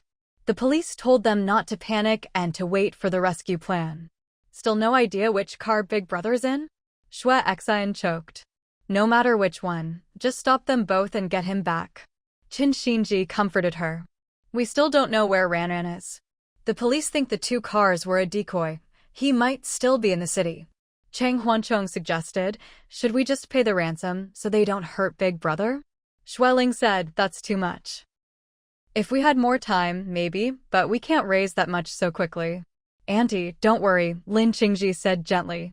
If there's no news by 3 p.m., I can help with the money. For now, let's work with the police and see what they suggest. All right. A little after 9 in the morning, the police reported that both cars had been stopped and searched, but Chung Ran was not found. Did they stop anywhere along the way? Shui Ling asked anxiously. There was no tracking when they left the city. Could he have been moved somewhere else? The police replied, it's possible. We've contacted the traffic police and are checking all the surveillance footage. We should have news soon. Just when they thought they had a lead, it was gone, and everyone's hearts were in their throats again. Lin Qingji's assistant hurried in, whispered a report, and left. Cheng Huanchong came over. Any new developments? We've found out some things about the other side, Lin Qingji said calmly. We're already working with the police. Cheng Huanchong eyed him, quickly guessing something, but didn't ask. The others didn't notice, but Shui Ling did and quietly pulled Lin Qingji aside. Is it a professional gang? Where are they from? Lin Qingji lowered his eyes. I won't hide it from you, Auntie. It's a criminal gang, probably more than 20 people, and some may be foreign career criminals. Ling felt sick. Were they the ones who sent people to follow Ran and hired the private detective as a cover? No, Lin Qingji whispered. They targeted Ran months ago because he's the head of the pharmaceutical group. He stands out. Plus, he usually drives himself with no one else around, so they thought he'd be easy to grab. But he mostly went to big events and didn't go out much, so they couldn't find a chance. Maybe they got impatient and finally acted yesterday. Ling narrowed her eyes. Still no news on where Ran was moved? Lin Qingji replied, nothing at the old factory. I've had them expand the search. Everywhere nearby is being checked. Hopefully we'll have good news soon. With so many people, they can't hide forever, Ling said confidently. I'll have How's team work with yours. More people, more power. Lin Qingji nodded. They thought the kidnappers would send the account details soon, but as the day dragged on, there was still no word. Everyone grew more and more anxious, but tried to stay calm. Qing, any news? Cheng Huancheng tugged at Lin Qingji, who was staring at his phone. Still nothing? The suburbs aren't that big. If we've searched everywhere, we should have found him by now. Lin Qingji stayed calm. A cunning rabbit has 3 burrows. The cars went all over, and we don't know where your brother was moved. It takes time to check everything. Don't panic. Cheng Huancheng frowned, burying his head in Lin Qingji's arm. I'm about to lose it. Lin Qingji felt for him, gently patting his head. Auntie and uncle are holding it together. You all need to be strong too. If anyone breaks down, it'll be like dominoes. Cheng Huancheng looked up, eyes red. My brother can't get hurt. I don't want anything to happen to him. Damn those people. I want to kill them. Lin Qingji held his hand, soothing him. Don't panic, don't get upset. We're at a disadvantage, so we have to be extra careful. This is when we need to be strong. Cheng Huancheng buried himself in Lin Qingji's arms, breathing in his calming scent. Give me a few seconds to calm down. Lin Qingji patted his back in silent support. A moment later, a soft cough interrupted them. Cheng Huancheng jumped, startled, and froze when he saw who it was. Dad? Cheng Tianyuan nodded calmly. Lao San, be strong. Then he looked at Lin Qingji. Qing, the police said there's been a report in Guanglin City. Maybe there's a new lead. Lin Qingji quickly agreed and pulled Cheng Huancheng to the living room. Late that night, everyone was anxiously waiting at Xinyuan, but there was still no news from the police. Cheng Huancheng and Xue Xian brought out sweet soup for everyone. Lin Qingji took his and ate slowly, eyes on his phone. We have a location. Xue Yang and Chen Xinji burst in, excited. It's in an abandoned tea processing workshop by the mountain. There's only one road in and out, the rest is all tea fields. Everyone gathered around. Hao quickly pulled up the location on the screen, then raised his eyebrows in surprise. This place is really close to my Shiji's tea farm. Look, here's her tea house, and the workshop is northeast, basically neighbors. Chen Xinji frowned. The police say they're coordinating with the local force in Guanglin. The earliest they can act is tomorrow morning. That's too late. Ling frowned. They might move him again tonight. Everyone fell silent, faces full of worry. Lin Qingji narrowed his eyes at the screen. I'll have a helicopter take people there right now. They'll land here, sneak around, and check the area. If Ran is really in the workshop, they'll try to get him out. Cheng Tianyuan and Ling exchanged a look and nodded. Wait. Chao stood up. Qingxiao, let me contact my Shiji first. She's right next door. She might be a huge help. Everyone looked at Chao. Lin Qingji asked, who is your Shiji? If she knows the area and can lend us her place, that would be a big help. Chao explained, she's my master's daughter. 10 years ago, she was a secret bodyguard for a national leader. She got badly injured and had to retire. She went back to Guanglin, bought this tea farm, and has been living a quiet life ever since. All right, Lin Qingji decided. Contact her, feel her out, and explain the situation. Ask her to help us. Okay, I'll call her right now. It was late at night, but Xinyuan was still brightly lit. Akao's efficiency was impressive. He returned within minutes. Not only had he contacted his senior apprentice sister, but he also brought good news. My senior said she was the one who called the police in Guanglin City. She said 2 cars secretly went up the mountain early this morning. She's always very alert and quickly noticed something was off. She kept an eye on them and only in the afternoon confirmed their identities and guessed it was likely a kidnapping. She called the police in the afternoon, then hid in her house drinking tea. I begged her to help me, and she finally agreed. Everyone breathed a huge sigh of relief, their faces lighting up with joy. That's great. Now we can finally confirm where Big Brother is. Your senior called the police? What a coincidence. Thank goodness. Can your senior confirm Ranran is still inside? He hasn't been moved, right? Akeo nodded confidently. She said he's still there. She has sharp eyes. If she says he's there, he's there. But she also said, Xue Ling's face paled. What did she say? Was Ranran beaten? Akeo replied nervously, she said. Young Master Ran is already injured. His arm and shoulder are bleeding. But she didn't recognize him, so she just called the police. Everyone's faces turned ashen. Xue Xian couldn't help but cover her mouth and sob. Qin Xinji pulled her into his arms, frowning with worry, gently comforting her. Cheng Huanran supported Xue Ling, whispering, Mom, don't be afraid. Big Brother will turn misfortune into blessing. He'll be safe. We'll go save him right away. Xue Ling, eyes red, nodded with difficulty. He was still beaten. She could only hope it wasn't a vital injury and not life-threatening. Cheng Tianyuan held back tears, choking up. Xiao Huang is still lying in the ICU. Those bastards were ruthless. Ranran must have struggled, so it's no surprise he's hurt. Xue Yang punched the sofa hard, growling, damn it. If they dare hurt Big Brother, we'll spend our whole lives hunting them down. Make them pay with their lives. Cheng Huanchong agreed, yes. We have to make them pay. Everyone, calm down. Lin Qingji's handsome face was calm, his steady eyes and gentle voice helping everyone settle down. He spoke quietly, now that we have the location, we can act. Akeo hurried over, Qing Xiao, a few of us can help. My senior said if we want to rescue him, we just need a few more people to cooperate. She has weapons too, but plans to use tranquilizer guns. There are about 20 of them, right? Lin Qingji asked. How many exactly? Does your senior know? Akeo replied, 26, spread throughout the tea house. She said we have to act at night. She knows the terrain and can direct the operation. She can snipe alone, but can't take on so many in a fight. She'll direct the operation? Are you sure? Qin Xinji asked skeptically. Can she handle it? Akeo answered firmly, no problem.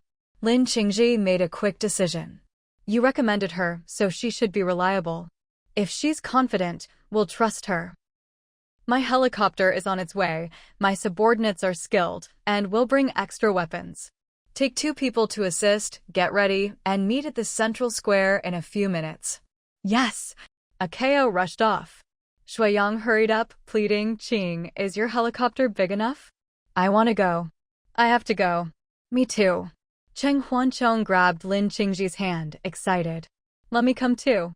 No, Lin Qingji pressed his hand down, analyzing calmly. The people I'm sending are all experienced fighters. The enemy are ruthless criminals. They don't care about lives.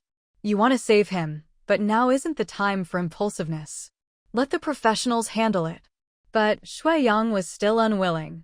Xue Ling raised her voice, you too, don't make trouble. Stay out of the way. Cheng Huanchong pouted and backed off. Xue Yang also fell silent, though still unhappy. Qin Xinji smiled wryly, we really can't go.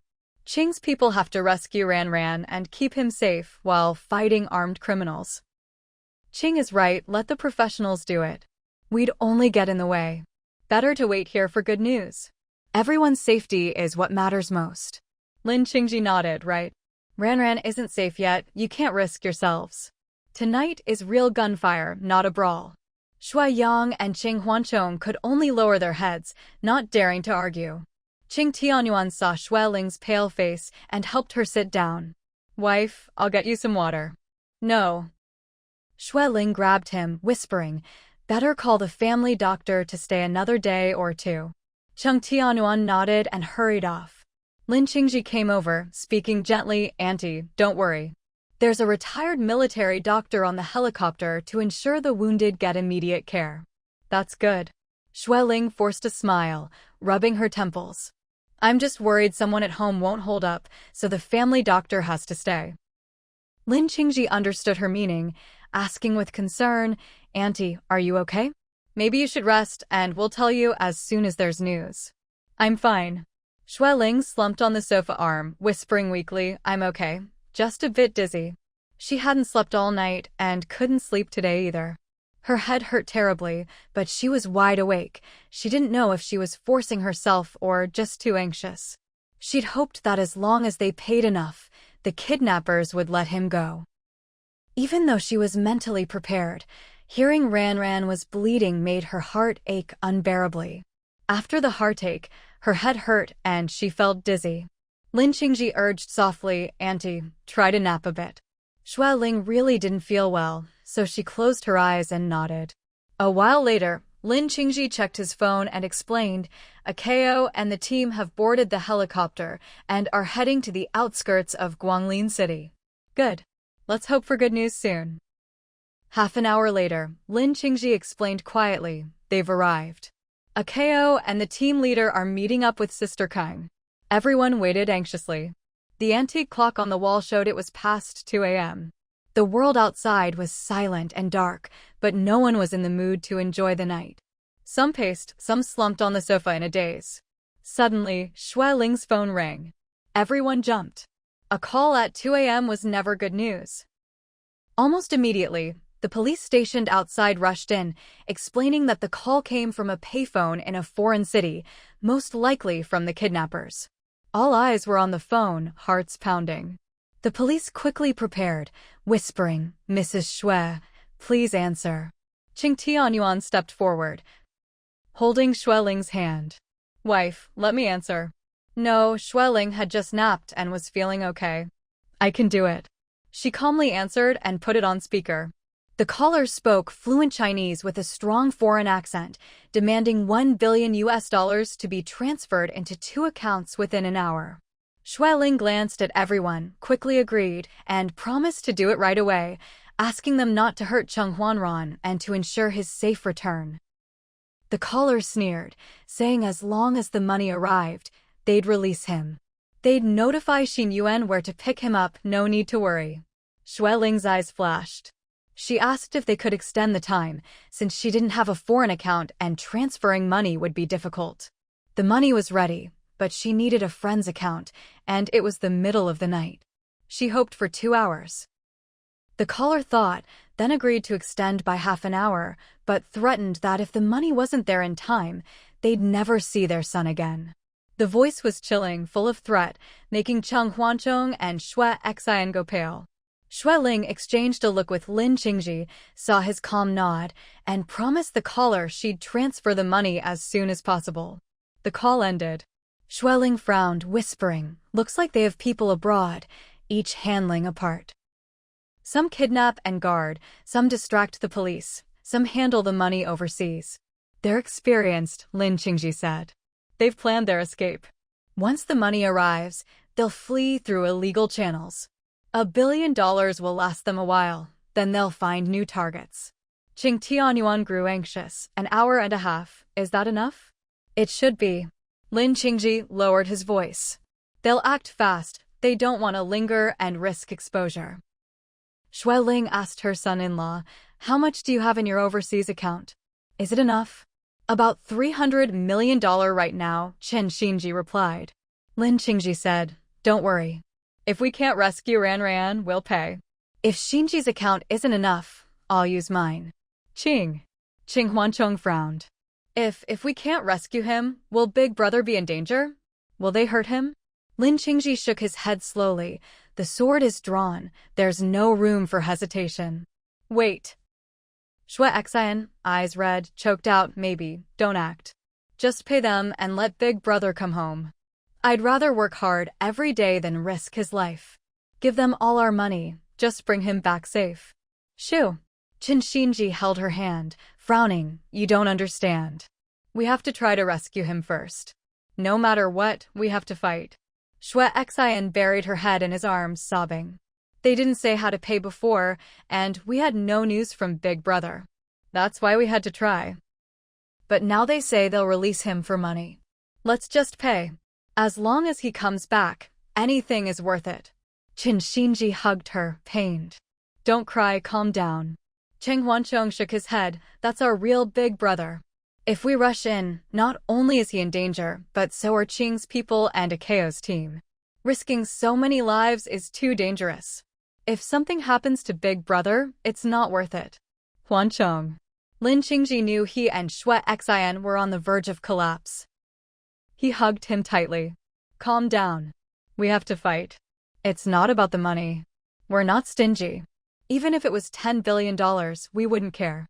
But we have to fight, and we have to rescue him before the money is transferred. Cheng Huancheng was stunned, looking at his silent parents and red-dyed Shui Yang. Is it because they might kill him? If not for that fear, his usually steady parents wouldn't take such a risky approach. They could afford the money, why risk his life? Lin Qingji stroked his head, whispering, this gang has been involved in several major kidnappings. Only one hostage ever made it out alive, the others didn't. Cheng Huancheng finally understood. Xue Xian, hearing this, cried even harder, trembling. Shinji, heartbroken, picked her up and rushed to the family doctor. Cheng Huancheng's tears fell as he slumped into Lin Qingji's arms silent. Lin Qingji patted his back and sat him on the sofa. Shui Yang tried to comfort him, but Lin Qingji waved him off. Let him recover on his own. Okay. Shui Yang slumped back down. Qing Tianyuan and Xue Ling, eyes red, said nothing, holding hands tightly, leaning on each other. Lin Qingji checked the clock, speaking calmly, don't panic. We still have an hour. Trust that they'll rescue Ran and return safely. The night was quiet, but everyone's hearts were restless. They waited in the living room, silent and heavy-hearted. Shui Yang glanced at his phone, anxious. Half an hour left. Cheng Tianyuan and Xue Ling sat together, holding hands, eyes closed, not speaking. They heard their sons whisper, their brows and lips twitching, but neither opened their eyes. They needed each other's support to keep going. Shinji didn't dare let go of Xue Xian, holding her and encouraging her to watch short videos, trying to distract her, afraid she'd break down. Xue Xian's eyes were swollen from crying, staring blankly at her phone, unmoving in her husband's arms. Cheng Huancheng had calmed down, but was still worried, constantly checking Lin Qingji's phone for updates. Lin Qingji sipped tea, saw him looking, and handed him the cup, then squeezed his tense shoulder. Don't worry, there'll be good news soon, he whispered. I sent my best people, nothing will go wrong. Cheng Huancheng absent-mindedly drank, exhausted. My mind is numb. I can't think of anything, Lin Qingji sighed, rubbing his head. Wanna go for a walk? Cheng Huancheng shook his head. Lin Qingji frowned. We hid this from you and Xian because we were afraid you couldn't handle it. Auntie and uncle are holding on, but if they collapse, you're the pillars of the family. For your parents, you have to be strong. After learning the kidnappers' identities, he'd been shocked and only discussed it with Shinji at first. He and Shinji had become close, and, because of their loved ones, they'd become like family. When they realized Ranan had been swapped by the kidnappers, they couldn't sit still, fearing for his safety, so they sent people everywhere to search. When they decided to rescue him as soon as he was found, they hinted to Cheng Tianyuan and Xue Ling, with Shui Yang present. Despite their anxiety, they all agreed they had to fight. Cheng Tianyuan and Xue Ling bore immense psychological pressure, but insisted on fighting without hesitation. Shui Yang, red-eyed, begged Lin Qingji to save Big Brother and said not to tell the younger siblings, who'd been protected all their lives and might not handle it. Shinji and Lin Qingji didn't want their loved ones to suffer, so they tried to keep it secret. But secrets can't be kept forever. Lin Qingji wished he could bear all the pain for them, but could only encourage them now. Cheng Huancheng looked at his parents, then nodded. I know. Don't worry, I can handle it. Lin Qingji gently patted his back. Time ticked by soon, only a few minutes were left. Shui Yang buried his head in a pillow, unable to look or think. Chang Huanchang pretended to make tea, but his hands shook and he kept making mistakes. Shui Xian sobbed quietly, biting her lip. Qing Tianyuan coughed softly. Time. Almost up. Shui Ling, pale as paper, licked her dry lips. Qing, Xinji, transfer half the money first. Lin Qingji and Qin Xinji exchanged a look, both frowning, and took out their phones. Uncle, Auntie, Lin Qingji said softly, can we wait 3 more minutes? Shui Ling looked at him, sighing. Qing, I know you're confident, but I can't risk too much. Right now, I'm just a mother. Qing Tianyuan hugged her, and the couple wept together. Everyone was in tears, only soft sobs filling the room. Suddenly, Lin Qingji's phone rang. Everyone's hearts leapt. Quick! Quick! Is there news? Is Big Brother saved? Is he? Lin Qingji's hand trembled as he answered. After a moment, he let out a soft breathed a sigh of relief, and smiled gently. You all worked hard. Okay, treat him right away and bring him back. Some of you stay to coordinate with the police. Keep me updated. He put down the phone, smiling warmly. Ran has been rescued. Everyone wept with joy, hugging each other. Shui Ling choked out, how is he? Is it serious? Where is he now? He's about to board the helicopter, Lin Qingji replied. The injuries are serious, but not life-threatening. The doctor is treating him. In 40 minutes, he'll reach my private hospital. The staff are ready, he'll go straight into surgery. Surgery? Was he shot?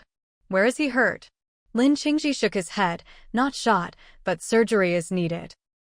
Don't worry, he's safe now. That's the best we could hope for.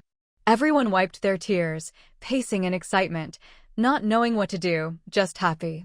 Lin Qingji stood up, my car and driver are outside. None of you can sleep, let's go to the hospital and wait. It's only a 30-minute drive. Good. Let's go. Qing, you're so organized. Let's get to the hospital. Everyone grabbed their phones and rushed out, piling into Lin Qingji's car. Soon, the long luxury car rolled out of Xinyuan's gates. Lin Qingji listened to his assistant's voice message and relayed. The police had set up a perimeter, but our team moved too fast. They couldn't stop us, almost causing a standoff. Luckily, a KO senior had the perfect vantage point, quickly knocked out several people, then led a KO's team in. She knew where the hostage was and went straight in to rescue Ran. Some stayed to coordinate with police, others are escorting Ran to the helicopter, which has now left the mountains. Even though they weren't there, everyone could feel how dangerous and intense it must have been, bullets flying, a hair's breadth from disaster. We were lucky to meet good people. Qing Tianyuan sighed.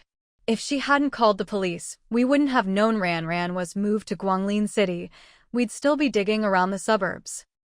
And if she hadn't helped, it wouldn't have gone so smoothly. Shui Ling asked curiously, a KO senior's surname is Kong, right? Do we know her full name? A KO left in such a hurry, we didn't ask. How rude of us. No, Cheng Huanchong replied. Just said she's his master's daughter, a retired special agent. Qin Xinji shook his head. I heard she was a retired bodyguard for a high-ranking official, forced to retire due to injury. Don't know her name, but a KO said she's the best among them, a top sniper. Oh. Shui Xian asked, a KO said that? I never heard. Qin Xinji explained, I once asked a KO if he knew any female bodyguards. I wanted to hire one for you. He said he had many brothers, but only one senior sister. His master was very strict. Most female disciples quit, but his senior was outstanding, the best of them all. Unfortunately, she had to retire early. Her name is Kong Anshin, Lin Qingji added. She's registered as the owner of the tea house, which has only sold one kind of tea, Tiguanyan, for years. Shui Xian's eyes lit up. She won't come? Did a KO ask her? No, Qin Xinji replied. After retiring, she just grows and sells tea, living a semi-reclusive life. One of her hands can't grip heavy things, so she won't work in that field again. He added, I've already asked a friend to find a reliable female bodyguard for you. She'll arrive in a few days. This incident was a wake-up call. If it had been Shui Xian instead, he wasn't sure he could have stayed calm. Better late than never. He'd get one now, Then find 2 more for shifts to make sure his precious wife was always safe. Shui Xian was a little disappointed. Too bad Sister Kang can't come. She's my big brother's savior. Yes, Cheng Tianyuan nodded. When Ranran recovers, our whole family must visit and thank her. Lin Qingji added, Uncle, Auntie, this incident shows Xinyuan's security isn't complete, especially when going out. I noticed Yang Ong usually goes out alone, and so does Huan Chong. Even though we're all legitimate business people, we can't be too careful. There are many greedy, evil people in the world. Xueling frowned. We were too careless. We only got bodyguards after a previous incident. Since Xian is the youngest and a girl, she always has a bodyguard.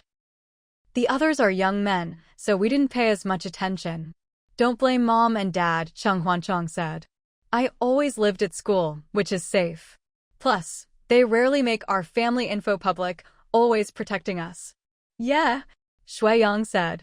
I've always been strong either at school or the training base, never needed a bodyguard. My wife and kids are well looked after by Mom and Dad, always with a driver and bodyguard. Lin Qingji smiled. That's why we got careless. We focus on the elderly and children, so they always have protection, but it's easy to overlook the young adults. When there's a gap, bad people take advantage. And them, Cheng Tianyuan and Xueling nodded. Qing is right. Qin Xinji raised his hand. Dad, Mom, don't worry. I've already found a female bodyguard for Xian. She'll be here in a few days. Don't forget yourself, Xueling reminded. And your mother.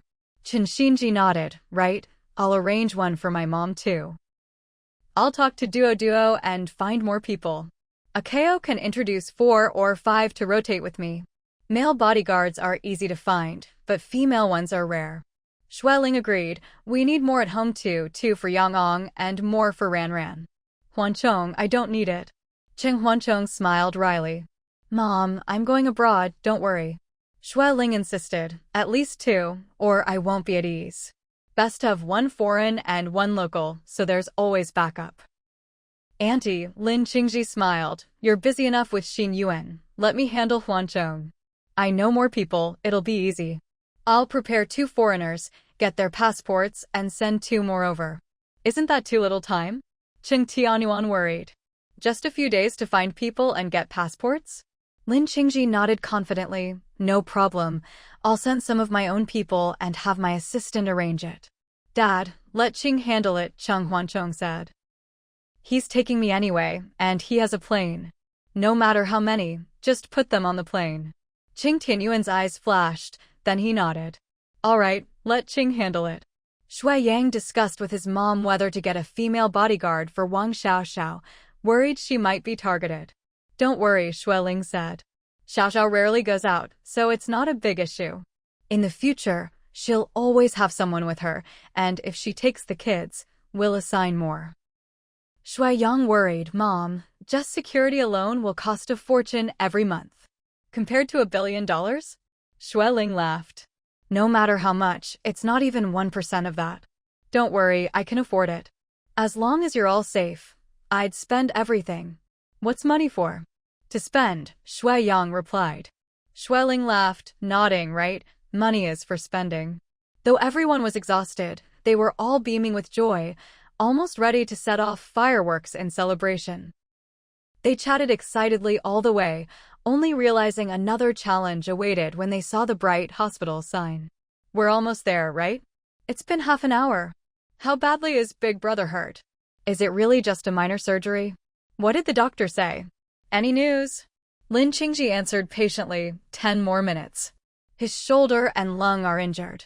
Ranran said himself he needs surgery. The military doctor on the helicopter gave first aid, is giving him N4, and is in contact with the hospital. The doctor didn't say anything? Xueling asked nervously. Is it serious? Lin Qingji shook his head. They said it's not life-threatening. They're busy preparing for surgery and haven't reported to me. Everything is focused on Ranran, we'll know soon enough. Of course. Cheng Tianyuan looked at the brightly lit inpatient building, curious. This hospital isn't very big, is it? Which hospital is this? Cheng Huanchong replied. It's Qing's private hospital. Dad, don't you remember? When I was hurt, I stayed here before being transferred. Oh, right, Chung Tianyuan recalled. Your mom and I visited once. Soon, Lin Qingji had everyone waiting outside the operating room. The helicopter is almost here. The doctors are waiting on the roof. They'll bring Ranan down by elevator and prep for surgery. Can't we wait on the helipad? Shui Yang asked anxiously. Can we go up? Cheng Huancheng waved him off. Too noisy, too windy. We can't get close. A minute or two won't matter, Qin Xinji soothed. We can only watch from afar. The doctors are key now, we can't help. Everyone waited anxiously again. A few minutes later, the sound of the helicopter came from above. Soon after, the elevator dinged. Everyone rushed forward, seeing doctors and nurses expertly pushing a bed. On it, Chen Huanran was unconscious, face pale as paper, blood visible on his face and neck. Ran. Big brother. The doctors and nurses didn't stop, calling, family, please move. The patient needs immediate surgery. The doors swung open and shut. Everyone, eyes full of tears, stared at the doors, anxious again. Lin Qingji smiled to reassure them, don't worry, it's a minor surgery. Ran will be out soon. It's almost on, why not get some rest and come back later? Yes, Qin Xinji suggested. Waiting here is too stressful. Since he's not in danger, let's nap. Don't let Ran wake up and see us all haggard and guilty. Shui Yang agreed, Dad's cold isn't better, and he hasn't slept in a day. Mom's worse, almost 2 days without sleep. They have to rest or they'll collapse. Right? Everyone needs to sleep. Big brother has professional care, let's take care of ourselves. We all look like zombies, don't scare him. Go. What a comparison. You're the zombie. Ha. Chung Tianyuan and Xueling, faced with their joking but exhausted children, had to surrender to their advice. Soon, everyone took the elevator to the next building. The staff respectfully led them to rest. The suites were comfortable and clean, with all amenities. Chung Tianyuan and Xueling drank some warm water, then lay down to rest. Once in bed, they realized how stiff and sore they were, but exhaustion soon overtook them, and they fell into a deep sleep. The others were the same, falling asleep as soon as their heads hit the pillow. At dawn, sunlight filled every corner, bringing a new day of hope.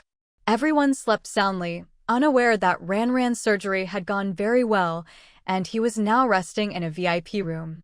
Lin Qingji, usually a light sleeper, was so tired after 2 sleepless nights that he slept over 4 hours. When he woke, he instinctively looked over. Cheng Huancheng was sleeping soundly in the next bed, in the same position as before, making Lin Qingji smile. He must have been exhausted. He checked his phone and saw a message from his assistant. The surgery lasted over an hour. The patient was in room 301, with 2 nurses caring for him. Earlier, Chung Tianyuan and Xueling had visited, but Ran was still under anesthesia.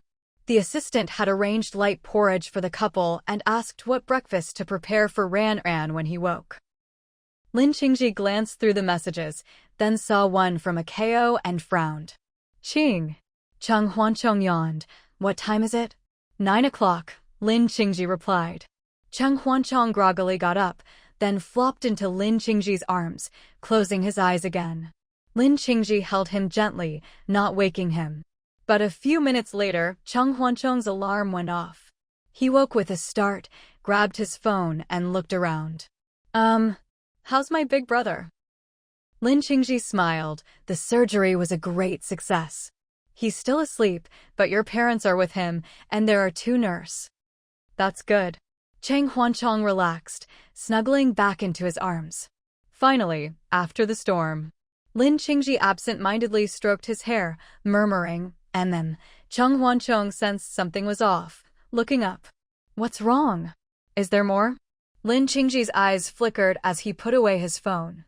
There are still a few remnants to deal with, but the police can handle it. Cheng Huancheng sat up in alarm. What? Oh, right. They still have accomplices abroad. Damn. Will they retaliate against Big Brother? Will they come after our family? Lin Qingji knew he couldn't hide the truth, his ink-dark eyes lowered. I'm not sure yet. We need to keep following up. These people are hardened criminals, wanted in several countries, living in the shadows and committing all sorts of atrocities. They already have several lives on their hands, who knows how many more in secret. So no one knows what kind of crazy revenge they might take. Cheng Huancheng was extremely anxious, grabbing his hand. Quick! Get people to protect Xin Yuan. Everyone must be kept safe. Lin Qingji quickly pressed his hand down, speaking gently, "Don't panic, don't be afraid. The police are already tracking them, and my people are investigating quietly. For now, everyone is safe. Don't worry." For now, Cheng Huancheng thought of his eldest brother, still lying in a hospital bed after last night's ordeal, and his heart ached. No, we need long-term security. What happened to Big Brother can never happen again. Lin Qingji sat up straighter, reassuring him, "Don't worry, we won't let our guard down for a second. Chao was injured last night too. He's in a hospital in Guanglin. I'll have him brought here so we can look after him." "Good," Cheng Huancheng said. Chao and his Shiji were both heroes this time. We really need to thank them properly. Lin Qingji smiled softly, his gaze gentle as water. "I love hearing you say us. Not you and me, not just me, but a real sense of belonging us." Cheng Huancheng shot him a look, half laughing. "When have I ever not treated you as one of us? Why do you sound like you're complaining?" "Not at all," Lin Qingji replied warmly. "You've always treated me as one of your own, but now I'm finally family. It might look the same on the surface, but it's worlds apart." Cheng Huancheng was amused.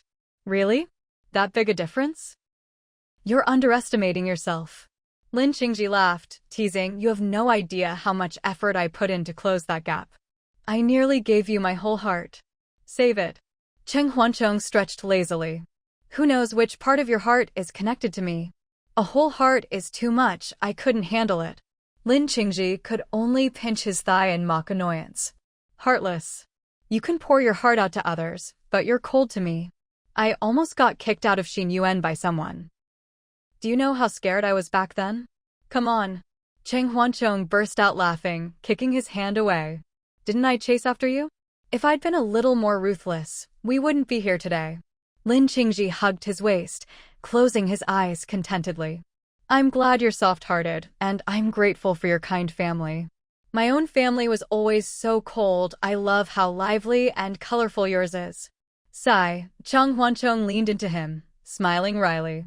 "It's also full of trouble." Lin Qingji didn't mind, speaking softly, "A life full of ups and downs is more exciting than one that's smooth. The lows aren't scary. Once you get through them, you reach new heights. The taste of rising and falling is richer than plain sailing. Of course, peace is good too. Maybe I'm not old enough yet, so I still prefer your family's atmosphere." All right. Cheng Huancheng laughed. "Now that you're family, you'll get the full range. Joy, sorrow, excitement, even the kind of anxiety and chaos we've had these days." Lin Qingji shook his head. "More joy, less sorrow, please." "Oh," Cheng Huancheng teased. "Now you're complaining? Weren't you just saying you'd take it all, sweet or bitter?" Lin Qingji ruffled his hair, laughing softly. "Not complaining, just can't bear to see everyone so worried. Since I'm family, I'll share the good and the bad. Whether it's joy or sorrow, I'm honored to be part of it." "Thank you." Cheng Huancheng suddenly opened his eyes, voice low. "If it weren't for you, my big brother wouldn't have come back safe. Our families always kept a low profile, and we got complacent, never took security seriously. When disaster struck, everyone panicked and didn't know what to do. Luckily, Lin Qingji always planned ahead, with a full security system, people, helicopters, even medical staff on standby. Otherwise, he didn't dare imagine the outcome." Lin Qingji played with his soft black hair, voice gentle. "No need to thank me. Honestly, it's not your fault you didn't focus on security. Your mom's business is all above board, and except for Ran, everyone else is off doing their own thing, not mixing in high society. That world is all about keeping up with the Joneses, but most of you aren't in it, so you never thought about this stuff." "That's true." Cheng Huancheng smiled wryly. "I used to hate having bodyguards around. Always told them to keep their distance so my classmates wouldn't see. Later, my mom saw how much I hated it and just had them drive me instead. Lin Qingji smiled. My family's different. We've always had a team for security, inside and out. And we have to. One careless loss could mean billions gone. So, a strong security system is a must. Yeah. Cheng Huancheng grinned, teasing, I know your family's rich, and you're rich. More money, more protection. If I ever run out of inspiration for painting, maybe I'll just kidnap you and ask for a few billion in ransom.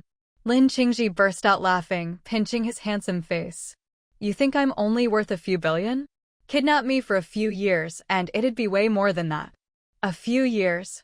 Cheng Huancheng pushed him away, laughing. That's just you trying to stick to me. First time I've heard of a hostage wanting to stay with the kidnapper. Get out, get out. Lin Qingji was caught off guard, but quickly pounced back. I'm sticking to you, so what? Come on, kidnap me, I want to be with you for life. Whatever I earn, it's all yours. Get out. Cheng Huancheng laughed. I don't need your money. But you need me. You're short on people. My family's got plenty of people. My second brother and his wife had 4 kids in less than 2 years. Fine, then I'm the one who's lacking. Kidnap me to your place. No way. Ha ha. By noon, everyone had gathered in the hospital room, waiting for Cheng Huanran to wake up. Why isn't he awake yet? Qing Tianyuan looked at the clock, frowning. He's been asleep for hours. Xue Ling was worried but forced herself to wait patiently. Didn't the doctor say he'd wake in 2 or 3 hours? It's been much longer. Chen Xinji, eating fruit, handed a piece to his wife. Dad, Mom, don't worry. Yang Ang just asked the doctor. They said it's probably because he was under extreme stress and didn't rest well before. Now that he's safe, his body needs to catch up on sleep, so it's not just the anesthesia, it's deep sleep too. That's good. Cheng Tianyuan and Xue Ling finally relaxed. Xue Xian munched on fruit, asking, where are second and third brother? Haven't seen them. And where's Qing? Didn't he share a suite with third brother? Qin Xinji handed her a juicy loquat, explaining, they're on the roof waiting for the helicopter.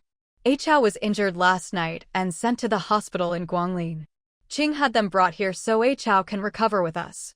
Qing's been up and about, probably handling things. Chao got hurt? Xue Xian frowned. Is it serious?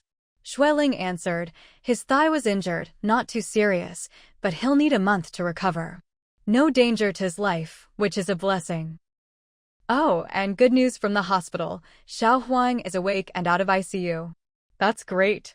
Xue Xian asked, is someone looking after him? Did you hire a nurse? Xue Ling nodded. Yes, and his family is there too. I've had Xiao Liao handle the details. As for the police, Qing's people are handling the handover. Oh. Xue Xian stretched. Once Big Brother wakes up, we'll have to get back to work. Qin Xinji agreed. Qing Tianyuan said, if you have urgent work, go take care of it. You've all been delayed for days. There are plenty of nurses and we're here, you don't all need to stay. It's fine, Qin Xinji smiled. My assistants are capable. Even if I'm away, the company runs smoothly. There's too much to do for me to handle everything myself. Now that I've trained people, I let them take over. Xue Xian grinned, whispering, I'm not there yet. My studio still needs me to review things, do voiceovers, write scripts, I can't slack off. Suddenly, Qin Xinji remembered something. Dad, Mom, who's looking after Grandpa and Grandma? The family doctor and Xiao Xiao, Xue Ling explained. After Ran Ran was safe, I left them a message. They were still asleep, so only the doctor and Xiao Xiao knew. This morning, I called home first thing. The elders are fine, the doctor and nurse are with them. I told them to stay another day or so. That's best, Cheng Tianyuan agreed.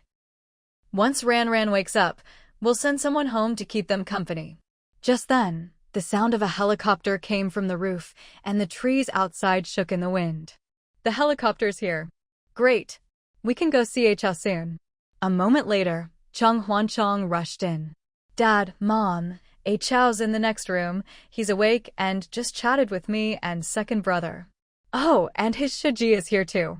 Cheng Tianyuan and Xue Ling quickly got up to thank this mysterious, capable Shiji in person. What Shiji? Cheng Huancheng teased. She looks more like a shimmy. Ms. Kang looks about 25 or 6, at least 10 years younger than A Chao. Everyone hurried next door, leaving only Qin Xinji to watch over Cheng Huanran. Maybe it was the noise, or maybe it was just time, but Cheng Huanran slowly opened his eyes. The nurse noticed and quickly called the family and the doctor. Qin Xinji leaned in, exhaling in relief. How do you feel? The surgery went well, but you'll need about a week to recover. Cheng Huanran was still pale, but managed a weak smile. I'm fine. Just lucky to be alive. Qin Xinji said softly, Dad and Mom were just here. They went next door to see A Chao. The whole family's been worried sick these past few days. I heard your voices, Cheng Huanran smiled gently, voice weak. I was so tired, I just couldn't open my eyes. Sorry for making you all worry. Qin Xinji smiled, no need for thanks in this family. Just then, 2 doctors hurried in. After a checkup, they smiled and said he'd be fine now, just needed to rest and recover from blood loss. Our hospital provides tailored meals for each patient, and the nurse will monitor everything. No need for the family to worry about food, it might not be good for his recovery. Qin Xinji nodded. That's great. No wonder this private hospital was so good. He wondered if Qing's place took other patients, he'd have to ask later. After the doctors left, everyone came rushing back in. Ran. Big brother. Cheng Huanran smiled weakly. Dad, Mom. Shui Ling's eyes filled with tears. We're all here. We're all with you. It's over now. You're safe. Everyone's eyes were red. Because of an unexpected accident, they'd almost lost their dearest family member. Now, having him back, they felt both relieved and grateful. Cheng Huanran looked at his family, then started asking about Xiao Huang and the others. Shui Ling answered each question. Shui Yang explained, A Chao's okay, his thigh was hurt, but he'll recover. He'll need to rest for a while before he's back to normal. Cheng Huanran thought for a moment. Was there a female police officer? No. Yes. It was A Chao Shiji, Ms. Kang, Cheng Huanchong quickly explained, praising her. If she hadn't taken out several thugs with a tranquilizer dart from 100 paces, then led A Chao and the others in to rescue you, things wouldn't have gone so smoothly. She's next door, Shui Ling smiled. A Chao's hurt, so she came with the helicopter to look after him for a few days. We just met her. Big brother. Shui Xian grinned. Wanna meet Sister Kong? I'll go get her. Cheng Huanran was stunned, full of admiration for his savior. I vaguely remember a woman fighting the thugs, then untying me and pulling me out. It was too dark to see her face clearly. Shui Xian dashed off. Soon, she returned with a tall, strikingly cool woman. Shui Xian was tall herself, but this woman was even taller, about 1.75 meters, slim and fair, with a straight posture. Her features weren't classically beautiful, but her aura was magnetic. Her hair was shoulder length, her eyes calm as water. She wore a simple white t-shirt and slacks, looking like an office worker, but with a unique, breezy presence. Maybe it was years of living in the mountains, or seeing through the world's glitz, but her eyes were deep and serene, making her features seem even more striking. The family had seen plenty of beauties, but never anyone quite like her. Everyone was amazed. Cheng Huanran stared, dazed, until Shui Ling nudged him. Miss Kong, right? Thank you for saving me. I owe you my life. I'm Kongin, she replied, her voice soft but clear, with a calm smile. No need to thank me. A Chao is my shitty, he asked for help, so I helped. Just cooperate with the police and bring the criminals to justice. Rest well. Goodbye. She nodded to everyone, then strode out. Shui Xian was entranced. Ironhead, isn't she beautiful? She's special, Qin Xinji said quietly. Women like her are rare, once sharp and reserved, now mellowed by years in the mountains. She's got both strength and gentleness. Shui Yang was amazed, giving a thumbs up. Well said. I was stunned too. Not the prettiest, but that aura unmatched. I've seen plenty of models and stars, but never anyone like her. Cheng Huanchong was also impressed, whispering, I thought her name was Kong Anshin, but it's just Kongin. She's got a unique name and an even more unique presence. She'd make a great model, or better yet, a comic book heroine. Xueling smiled. Even I, who've met countless people, was amazed. We owe her a lot, Cheng Tianyuan reminded. Once Chao's better, find out more and thank her properly. Right, a simple thank you isn't enough. We need to show our gratitude. Yeah. She runs a tea house. Why not have our family and the company buy tea from her regularly? Gifts are too direct, but a long-term partnership is better. I'll pick out a couple of antiques for her. She'd look great with jade or black jade. Everyone started talking at once, the room getting noisy. I'll thank her myself, Cheng Huanran said suddenly. Everyone quieted down. All right, big brother will handle it. Yeah, let him decide what to give and how much. Okay, settled.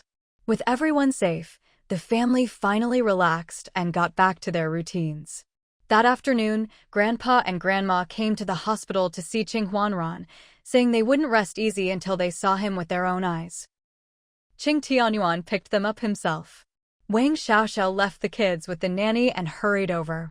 The two elders sat on either side of Cheng Huanran, fussing over him, reluctant to leave. Cheng Huanran could only reassure them, I'm really fine, it was just a minor surgery. I'll be home in a few days. Grandma choked up. Did those bastards hurt you? Did they hit you?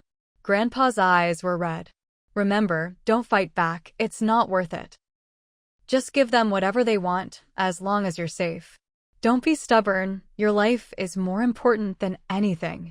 Cheng Huanran nodded, I'm fine. The wound happened when they smashed the car, not from a beating. I knew how to stop the bleeding, but the glass wasn't removed in time, so it got worse. Grandma cursed the thugs, gently stroking his head. It's over now, you're back. You're a lucky child. They say, what doesn't kill you makes you stronger. From now on, it's all good fortune. Even in his 30s, he was still just a child in their eyes. Cheng Huanran felt warm inside. Thank you, Grandpa, Grandma. You should go home. Xiao, take care of the kids, no need to rush over. I'll be home soon. Lin Qingji's people were still working with the police, but the overseas leads were murky and hard to follow. That night, the tea workshop where Cheng Huanran had been held suddenly exploded. Flames shot into the sky, spreading quickly in the dry early summer. The fire soon engulfed the nearby tea fields. Firefighters arrived quickly, but the mountain winds made the fire spread. By the time it was out, 2 whole hills of tea trees and 2 small tea houses were destroyed. Kong En's tea house had been closed for the day, so no one was hurt, but the building was reduced to a few low walls, and the tea fields were nothing but ash. The news reached the capital quickly, shocking everyone again. Shui Yang exclaimed, "Oh my god! Were there still thugs on the loose? Unbelievable." Cheng Huanchong shook his head. No way, the police had the place surrounded and sealed off, right? Yeah, Lin Qingji said quietly. The police sealed the scene this morning, but it's far from the city, and there's only one road up the mountain. They quickly moved the suspects for questioning, but the forensics team couldn't get up there in time and had to leave when it got dark. The bombs were probably planted in advance, Cheng Huanran explained. The place was dusty, clearly unused for a long time. But I saw some disturbed earth, so they must have buried the bombs ahead of time, planning to destroy the evidence after moving me. Lin Qingji added, there were still police nearby, but the thugs' accomplices are overseas. They couldn't come back. Ranran's probably right. Just then, Chao was wheeled in by Kong'an. He looked anxious and upset, while Kang'an was calm, as if it was Chao's tea house that had burned, not hers. Chao frowned. They timed it perfectly. The bombs were set in advance. They probably planned to leave Ranran behind after getting the money, then blow up the place to destroy the evidence. Bastards! Shui Yang cursed. They're ruthless. Lin Qingji wasn't surprised. These criminals are extremely vicious. In previous kidnappings, the hostages rarely survived, only one was rescued in time, and now Ranran. Kong'an agreed. You didn't panic and pay the ransom, but fought back instead, which gave you a chance. You saved billions and a life, pretty lucky. She glanced at Cheng Huanran, who met her gaze. unsure if it was on purpose or by chance. She looked away calmly. Cheng Huanran swallowed nervously, apologizing. Ms. Kang, I'm so sorry. You saved me, but got caught up in this, and your tea house was destroyed. I promise I'll make it up to you. No need, Kangin replied quietly. My tea house was insured. The land's still there. I'll just replant the tea trees. Shiji, Hao said apologetically, sorry for dragging you into this. The tea house is your livelihood, and insurance and repairs will take time. Once you're done, why not come to the capital for a while? I'll arrange a place for you. No need, Kangin said gently. Take care of yourself. I'm on my own, I can live anywhere. I have to go back tomorrow to handle things, so I can't look after you. Don't worry, Hao will have 2 nurses, Cheng Huanchong said. We'll arrange it tomorrow. Kangin smiled, that's good. Lin Qingji stood up, reminding her, the remaining criminals are still at large. Be careful, they might try to retaliate. Thank you, Kangin said calmly. If I dared to act, I'm not afraid of revenge. They're evil, I'm happy to help get rid of them. Everyone admired her even more. Lin Qingji suggested, my people are going to investigate tomorrow, why not go with them? It'll help with transport and safety. All right, Kangin nodded. Thank you. Hao tried again to persuade her to stay in the capital. Shiji, your master and mistress are gone. You shouldn't live alone in the mountains. Why not take this chance to move to the capital? We could all look out for each other. Kangin smiled. I'm not a child, I don't need looking after. I'll check on the tea trees. If they survived, I'll rebuild. If not, I'll start over somewhere else. Shiji, Hao wanted to say more, but she turned and left. Cheng Huanran suggested, Hao, let your Shiji rest tonight. Tomorrow, once the nurses are here, you won't have to worry. No need, Lin Qingji signaled his assistant. The nurses will be here in a few minutes. There's a suite downstairs, let Ms. Kang rest well tonight.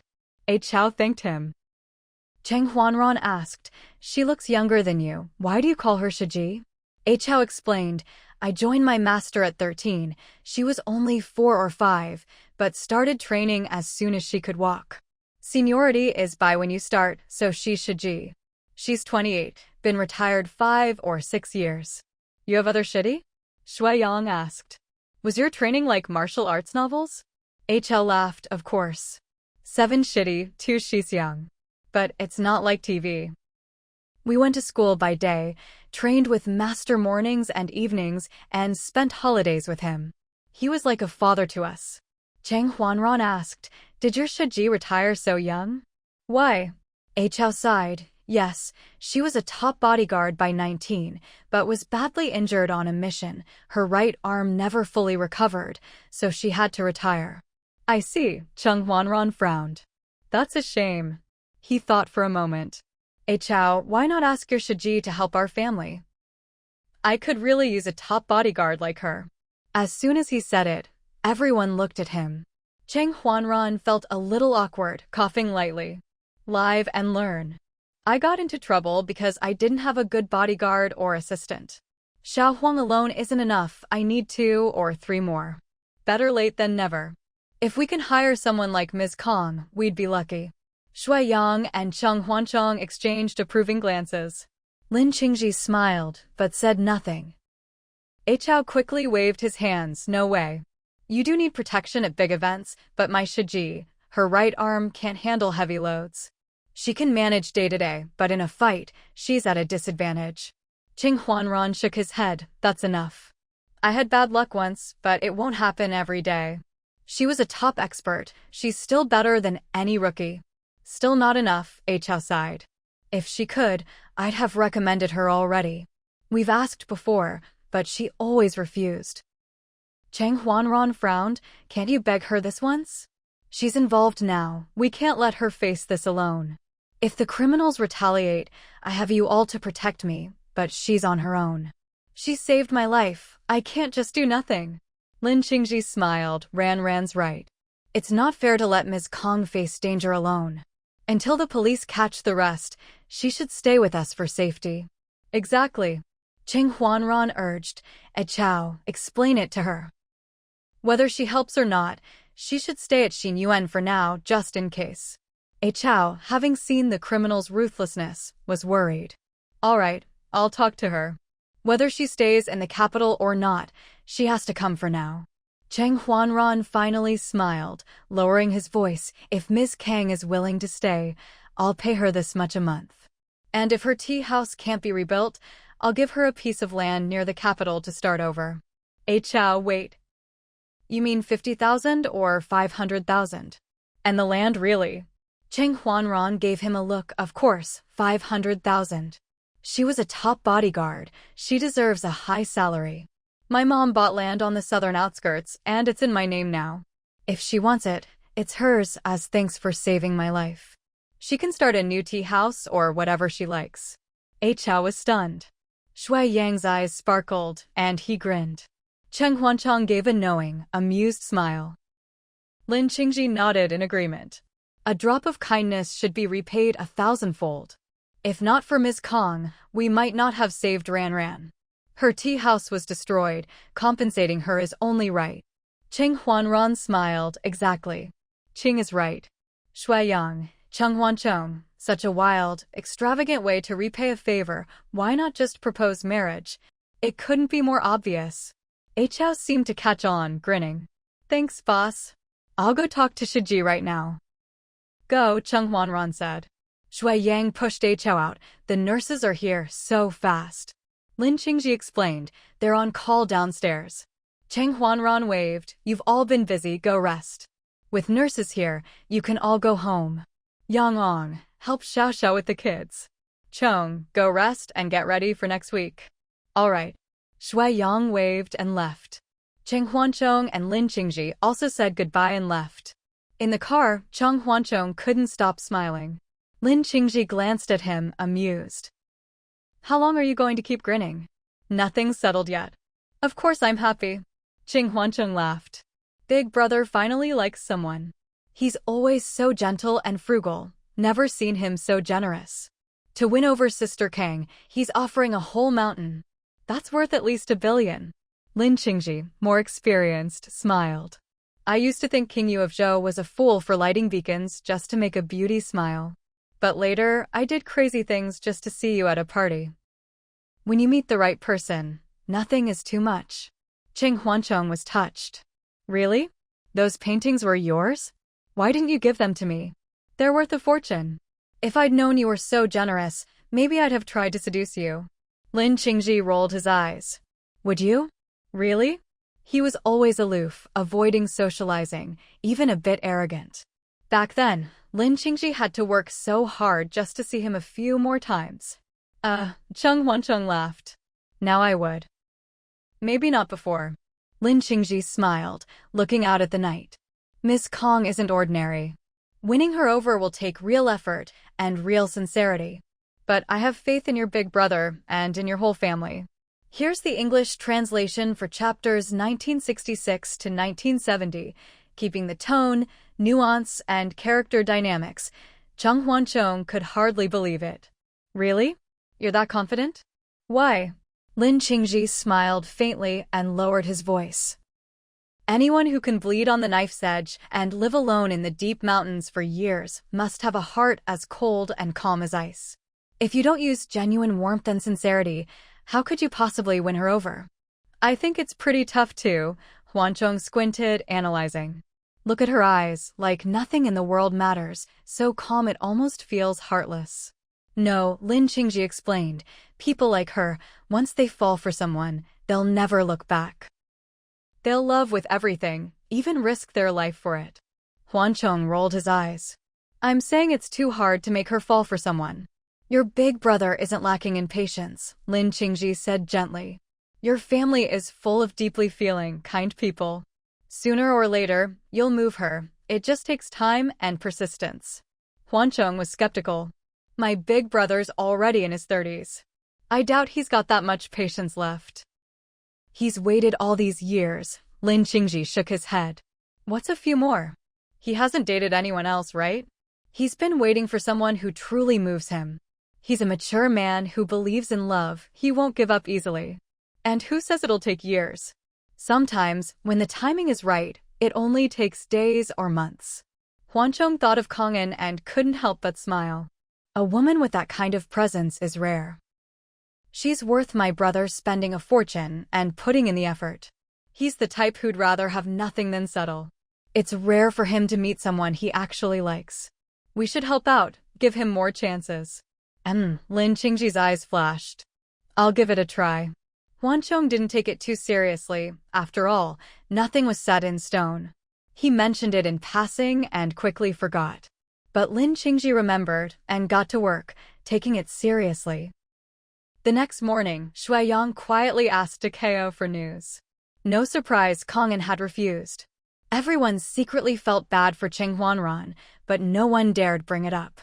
They all pretended not to know. Cheng Huanran wasn't discouraged. He asked Takeo for Kang En's WeChat, racking his brain for the best excuse to add her, but she never accepted his request. 2 days later, Kongin followed Lin Qingji's people back to the capital. She told Takeo she'd probably have to stay in the capital for a while.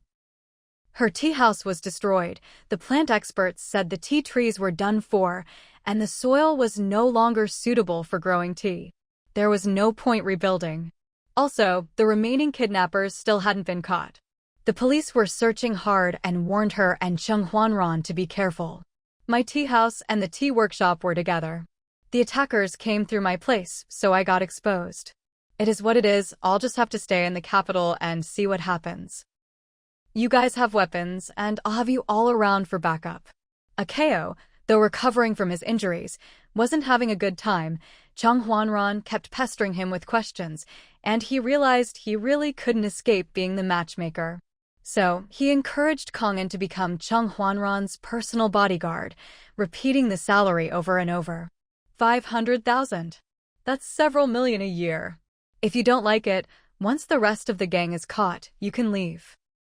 That's enough to rent new land and start over, no worries at all. You get to fight bad guys and make big money, why not? Kongin hesitated at first, but with her tea house gone, her investment lost, and little money left after paying off her workers, she really did need a job to get by. If it was a high-paying job, why not? Seeing her waver, Takeo pushed harder. I've worked at Xinyuan for years. From the start, I never wanted to leave. Mr. and Mrs. Cheng are great people, generous, and treat us like friends. The whole family is decent, educated, good-looking, and easy to get along with. The food and living conditions are top-notch. I've served a lot of families, but none like this. We're family, I'm telling you the truth. Kongin was finally moved. All right, I'll try it for a month or two. But I have to tell them up front, my right hand might affect my performance, but I'll do my best. And I won't sign a long contract. If I don't like it, I'll quit quickly. But the rest of the gang, Takeo, tried to use that as leverage. Kongin shook her head calmly. I'll handle it. I just need time. Let's sign for 3 months for now. Takeo was overjoyed and rushed to tell Cheng Huanran the good news. Cheng Huanran was ecstatic, grinning at his phone. Quick! Have her add me, I'll send her the contract. Hwanchong, worried his brother might get too attached, reminded him that she only signed for 3 months and might leave as soon as the contract was up. Cheng Huanran didn't care, happily rubbing his phone. I'd take even a month, let alone 3. I'm confident I can get her to renew, but first I need a chance to get close to her. Hwanchong realized there was no point arguing and just went along. All right, sign her up first. On the way back, he couldn't help telling Lin Qingji, if she leaves, my brother might never fall for anyone again. He's so excited, he's already talking to the doctor about discharge and calling my mom to prepare a room and clothes for Kongin. He's like a lovesick teenager. I can't even tell him to calm down. Wouldn't help anyway, Lin Qingji said, polishing an antique with a smile. Just go with the flow.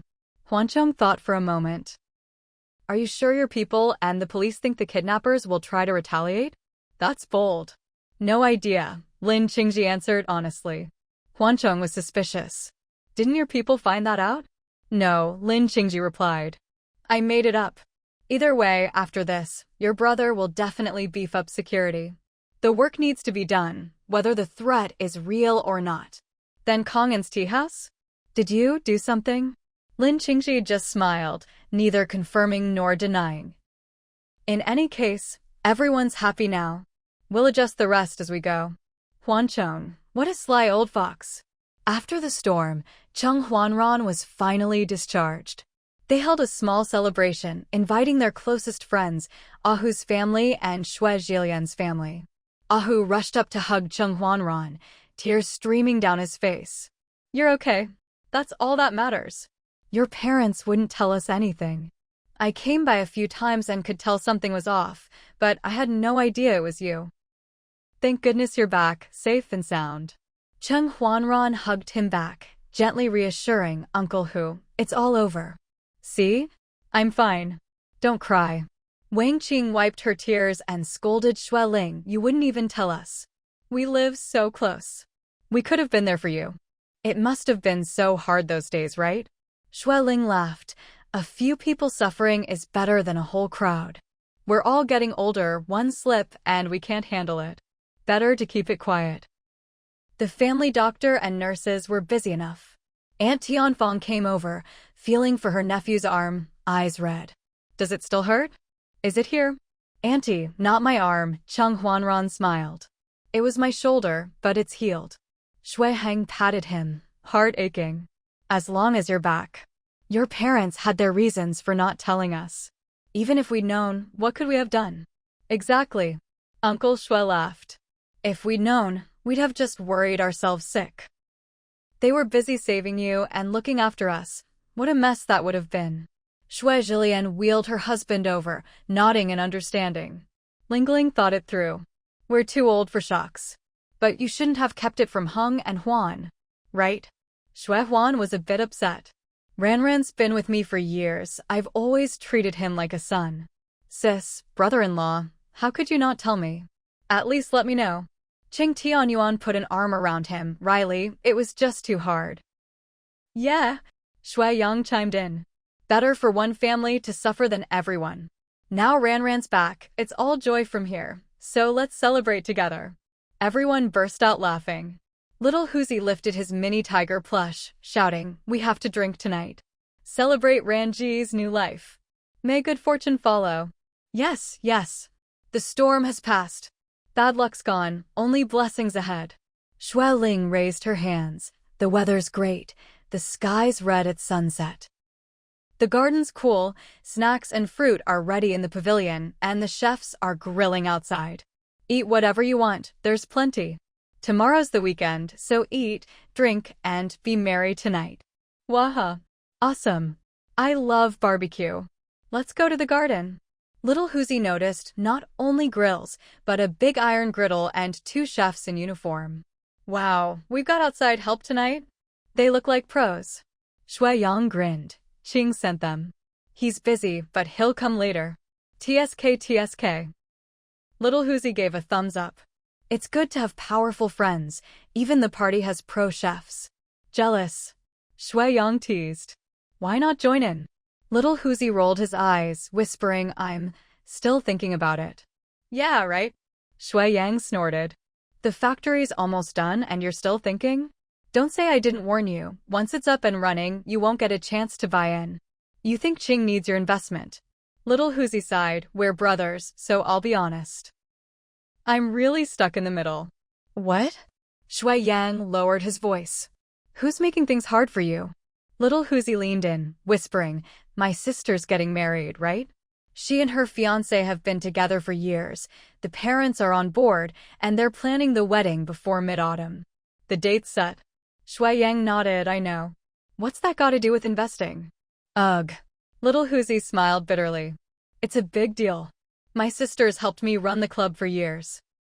My parents say, since it's just the 2 of us and her fiancé's family isn't rich, I should give her a generous dowry. So, Xue Yang asked, your in-laws don't agree? Little Huzi rolled his eyes. What do you think? They're all out of town. You think that's a coincidence? They're mad and left? Xue Yang laughed. Didn't they say they were visiting relatives in the south? So it's a family spat? Little Huzi sighed, exactly. My in-laws say the dowry should come from my parents, not me. And I don't have much cash on hand. If I buy my sister a fancy apartment and a luxury car, I'll only have about 10 million left. Forget it, your new factory is a big project. My little bit of money won't make a splash. I'd feel bad taking a share. Shui Yang felt bad for him, putting an arm around his shoulder. So you really have to pay for your sister's dowry? Doesn't uncle who have any cash? Little Huzi shook his head. It's all real estate, mostly in the southern provincial capital, and it's all rented out. They live off the rent. They can't cash out quickly. Cheng Huanchong finally understood, munching on a skewer. That's a lot for a dowry. Would Yo-Yo even agree? Apartments in good areas are all over 10 million. Little Huzi glared at him, muttering, "You just had to say it." Cheng Huanchong grinned, "So what are you going to do?"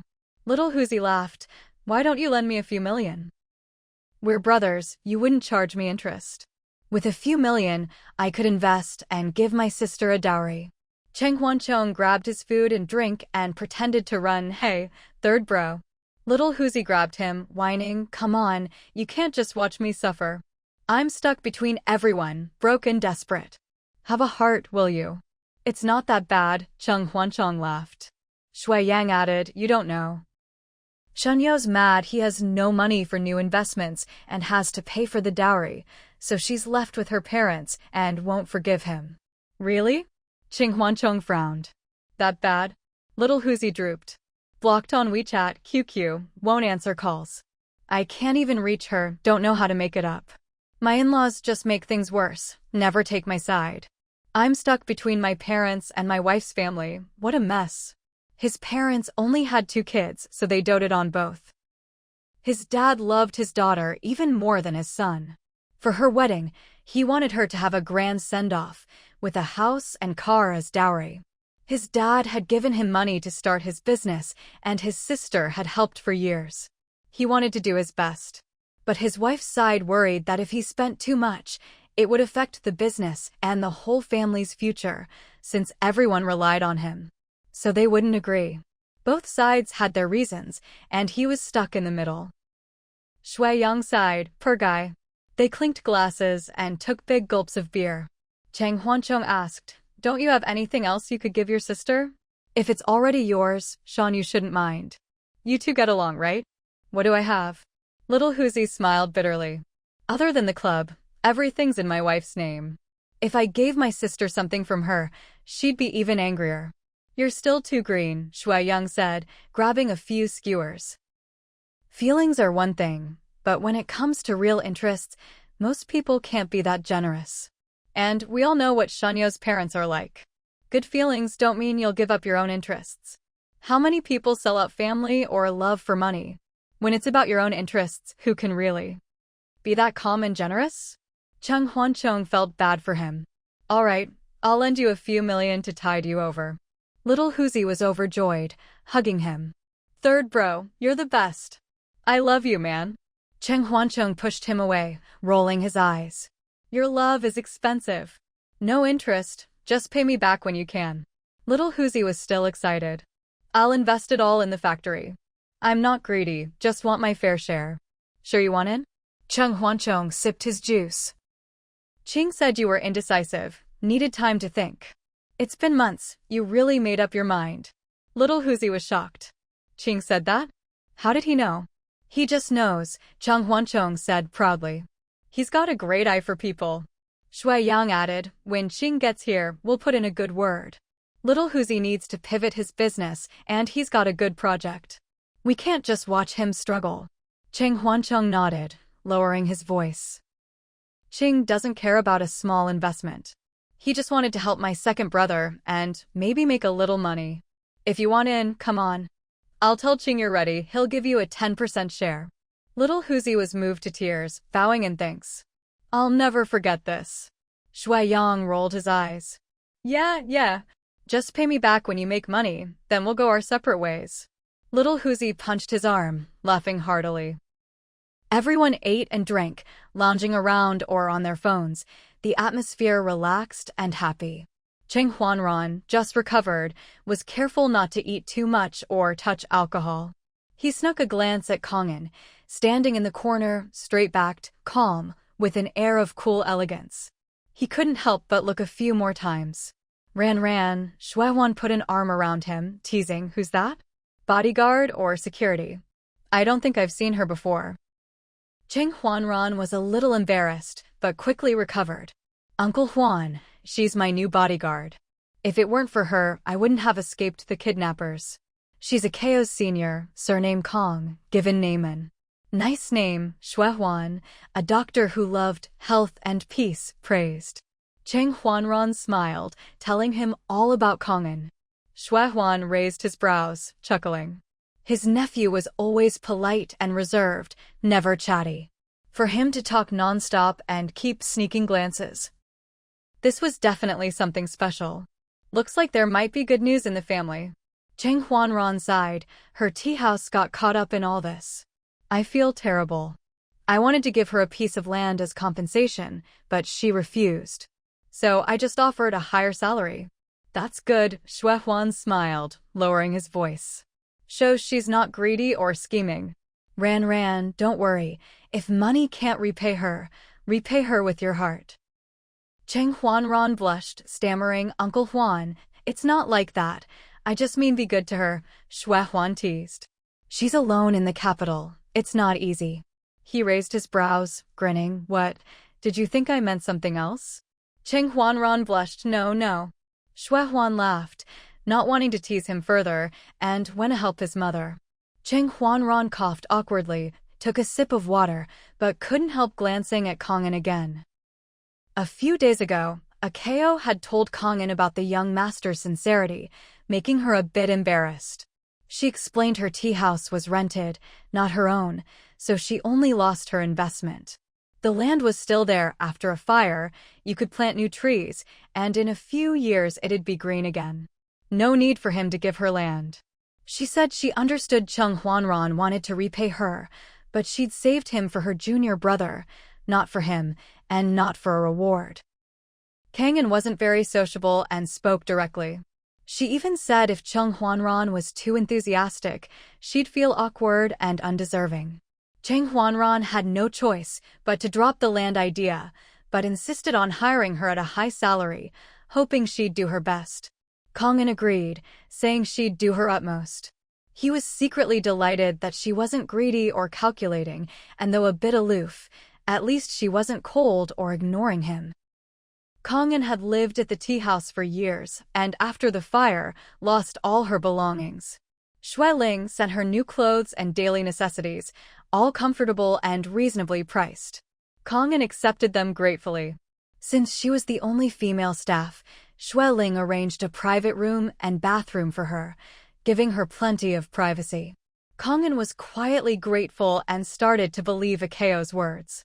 Over the next few days, she found the Chung family warm and polite, with no arrogance or airs. She hadn't worked as a bodyguard in years and thought the family might be picky, especially with the high salary, but no one said a word. She thought maybe it was because she'd helped them, but Akao said they were always like this, tolerant and easygoing, unless someone really crossed the line. For example, now an old chef brought her a plate of skewers, smiling, "Sister Kong, these are for you." Kangan smiled, shaking her head.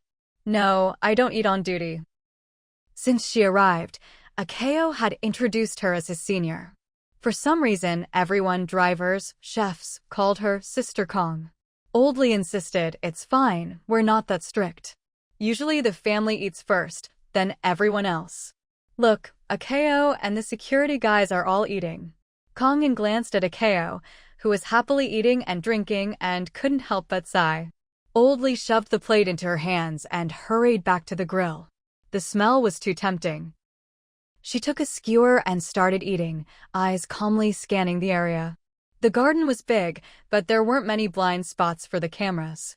Xinyuan was separate from other neighborhoods with its own road, so security was easy. She glanced at the guests. Everyone looked open and upright, with genuine smiles and no airs. The atmosphere was relaxed and sincere, and she found herself relaxing too. "Senior." Akao came over, handing her a grilled chicken leg. "Try this.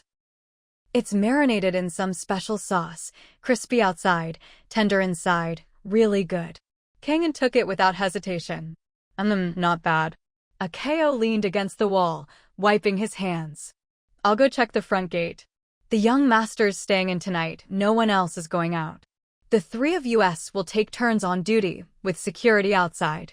Same as always, 3 nights off, 1 night on. Kangan nodded. Akeo hurried off.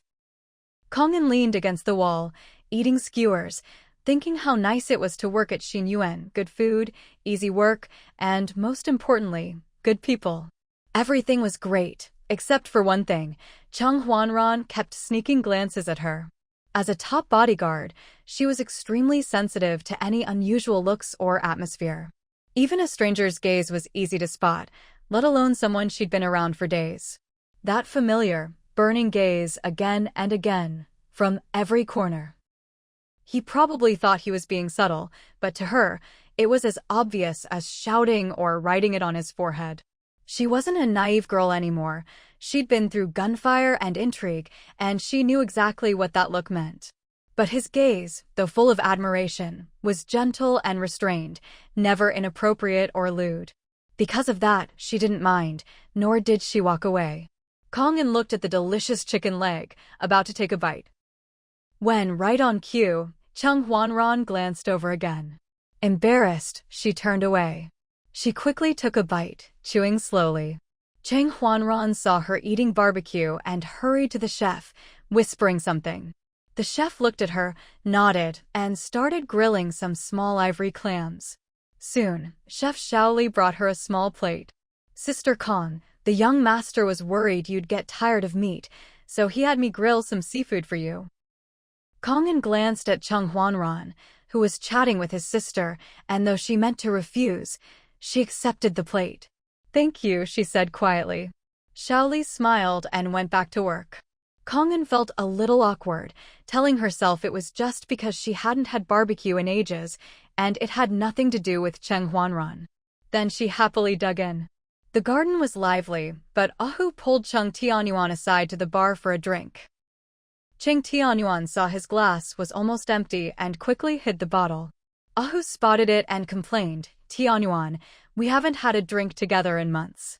It's just a couple glasses, do you have to be so stingy? Cheng Tianyuan frowned, this is top-shelf stuff, over 10,000 a glass. I can't let you waste it. Ahu smiled bitterly, why are you like this?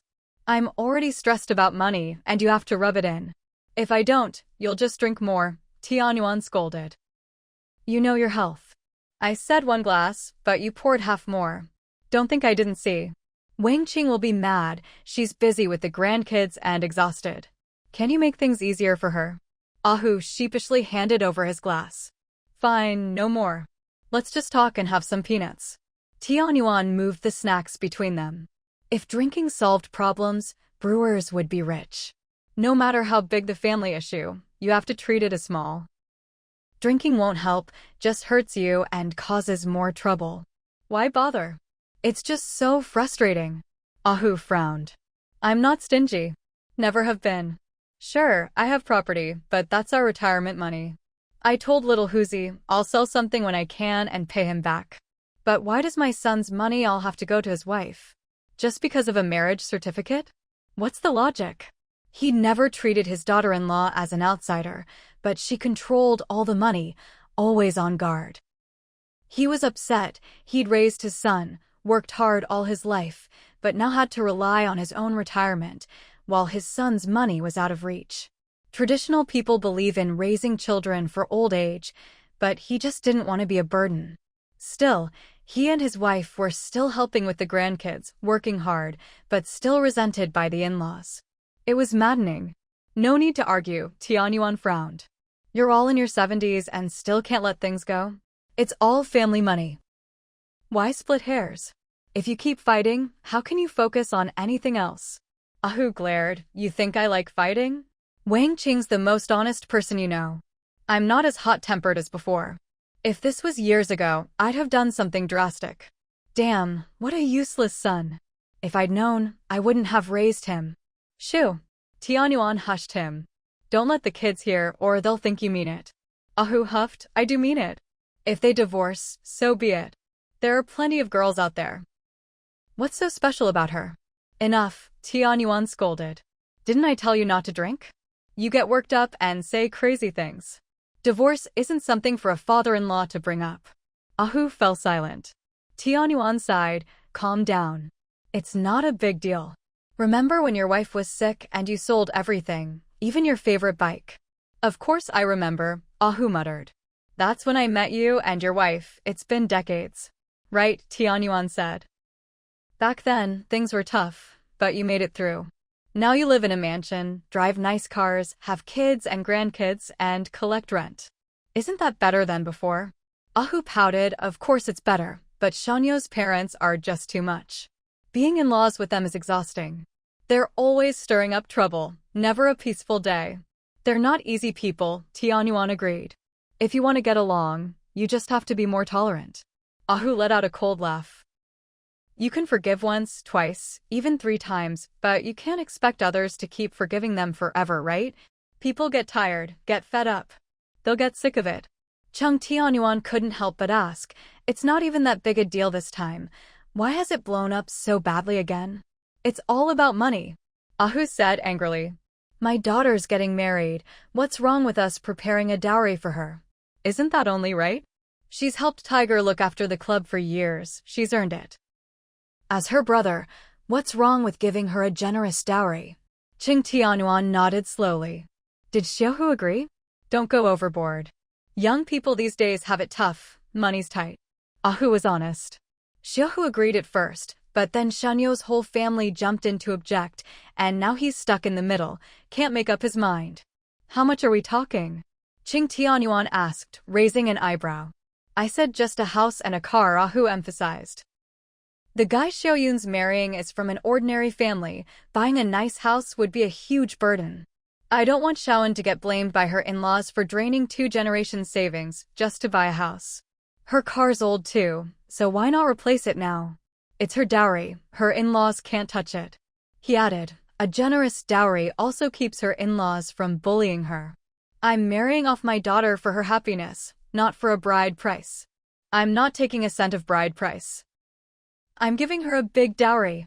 That's good, Chung Tianyuan finally understood and asked quietly, did you explain to Shanyue's family that Xiaohu would just be fronting the money for now and you'd pay him back later? I did, Ahu said, getting worked up. I told them the leases aren't up yet, but when they are, I'll sell 2 shops or a few apartments to pay Xiaohu back. But they said there's no need.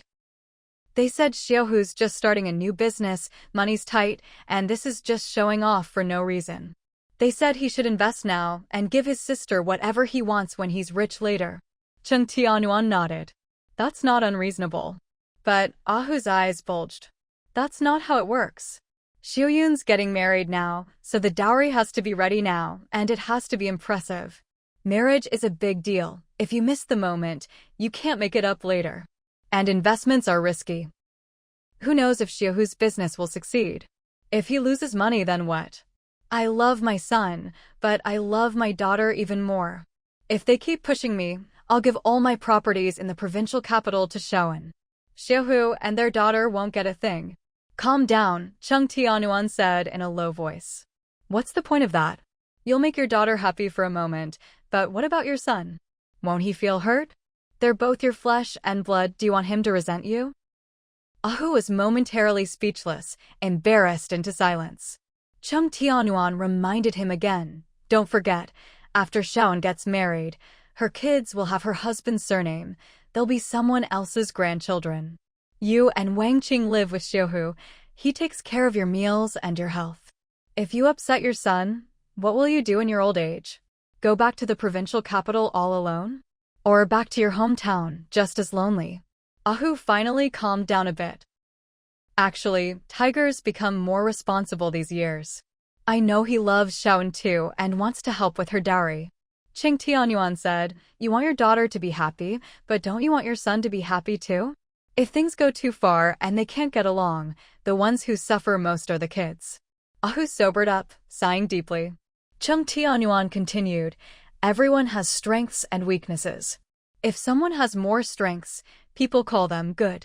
More weaknesses, and they're bad. But really, you can't define people so simply. In a family, someone always has to give more, be more tolerant. If everyone nitpicks every little thing, no one will have peace. But Shanyue's parents are getting more and more unreasonable. Ahu grumbled. Shanyu never has her own opinion, she just listens to her parents. She's been gone for days, no sign of coming back. How are they supposed to keep living like this? Chung Tianyuan agreed it wasn't right. I'll have Lingling talk to Shanyu.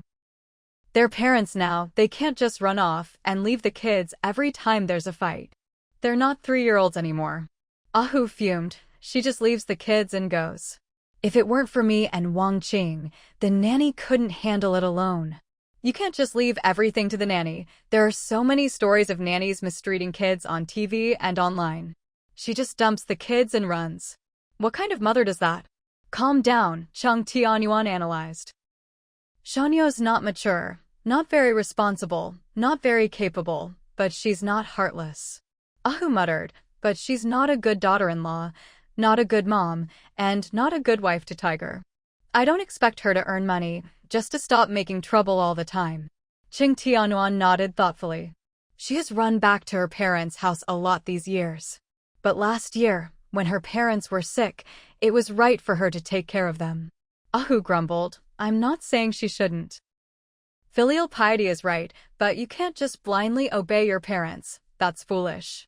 Everyone in this family has their burdens. Why should we always be the ones to tolerate? Patience has its limits. If this family falls apart, what will they get? If she leaves Tiger, can she really make it on her own? She's been married for years and can't even cook a meal. No one is irreplaceable. Chung Tianyuan glanced at his friend and pushed over a plate. Don't be mad, have some peanuts. They're salted, not too spicy. Ahu grabbed a handful, still grumbling, remember to have your wife talk to her. I will, Chung Tianyuan nodded. I'll tell her later. The family celebration dinner was just among themselves, so it didn't go late. The old and the young all liked to sleep early, so by 10 everyone had gone home. Cheng Huanran had just recovered, so he couldn't drink or move around much, and Xueling ordered him to rest early. Xueling had the driver take Xueheng and Qing Tianfeng's group home, since they'd all had a little to drink. Xue Zhilian didn't want to leave her cousin and insisted on staying for a few days. The two sons agreed and took their mother to the nursing home. Xue Huan and Zheng Xiaoyi now lived in the nursing home dorms, good air, good water, beautiful environment, less commuting, more time to sleep and exercise. Their mother was usually cared for by their father, but since he was staying at Xinyuan, they brought her over.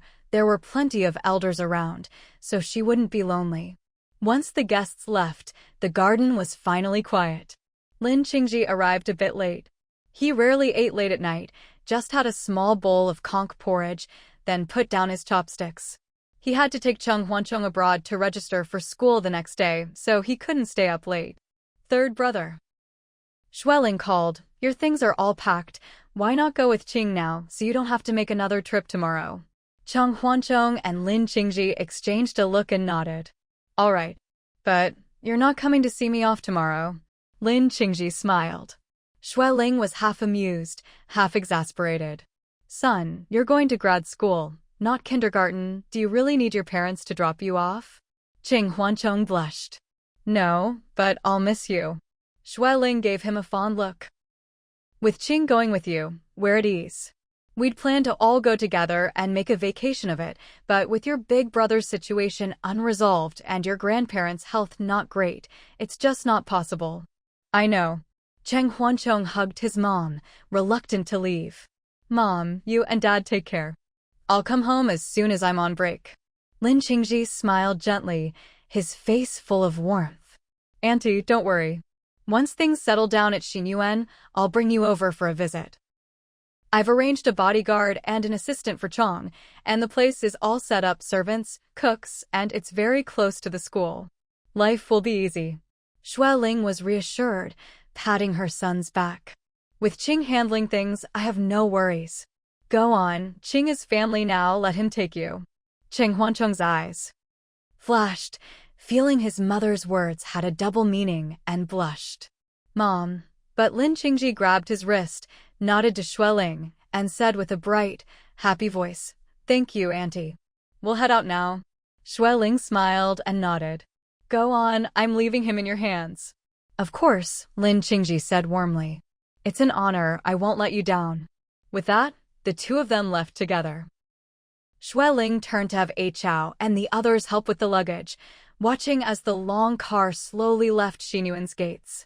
The night was cool, neon lights dazzling. Honey, it's windy, come inside, said Cheng Tianyuan. Xueling was startled to find him behind her, clearly having come out to see them off. She forced a smile, wiping away tears. Third brother's leaving tomorrow. Luckily, we can video chat every day. Qing's arranged everything, bodyguard, assistant, servants. So there's nothing to worry about. Cheng Tianyuan came over, his eyes deep. Qing is very reliable, no need to worry. Xueling sensed he knew something and pointed at the departing car. They left together. Cheng Tianyuan took her hand, looking in the same direction. The kids are grown, they'll go out and find their own lives. We can't stop them and shouldn't try.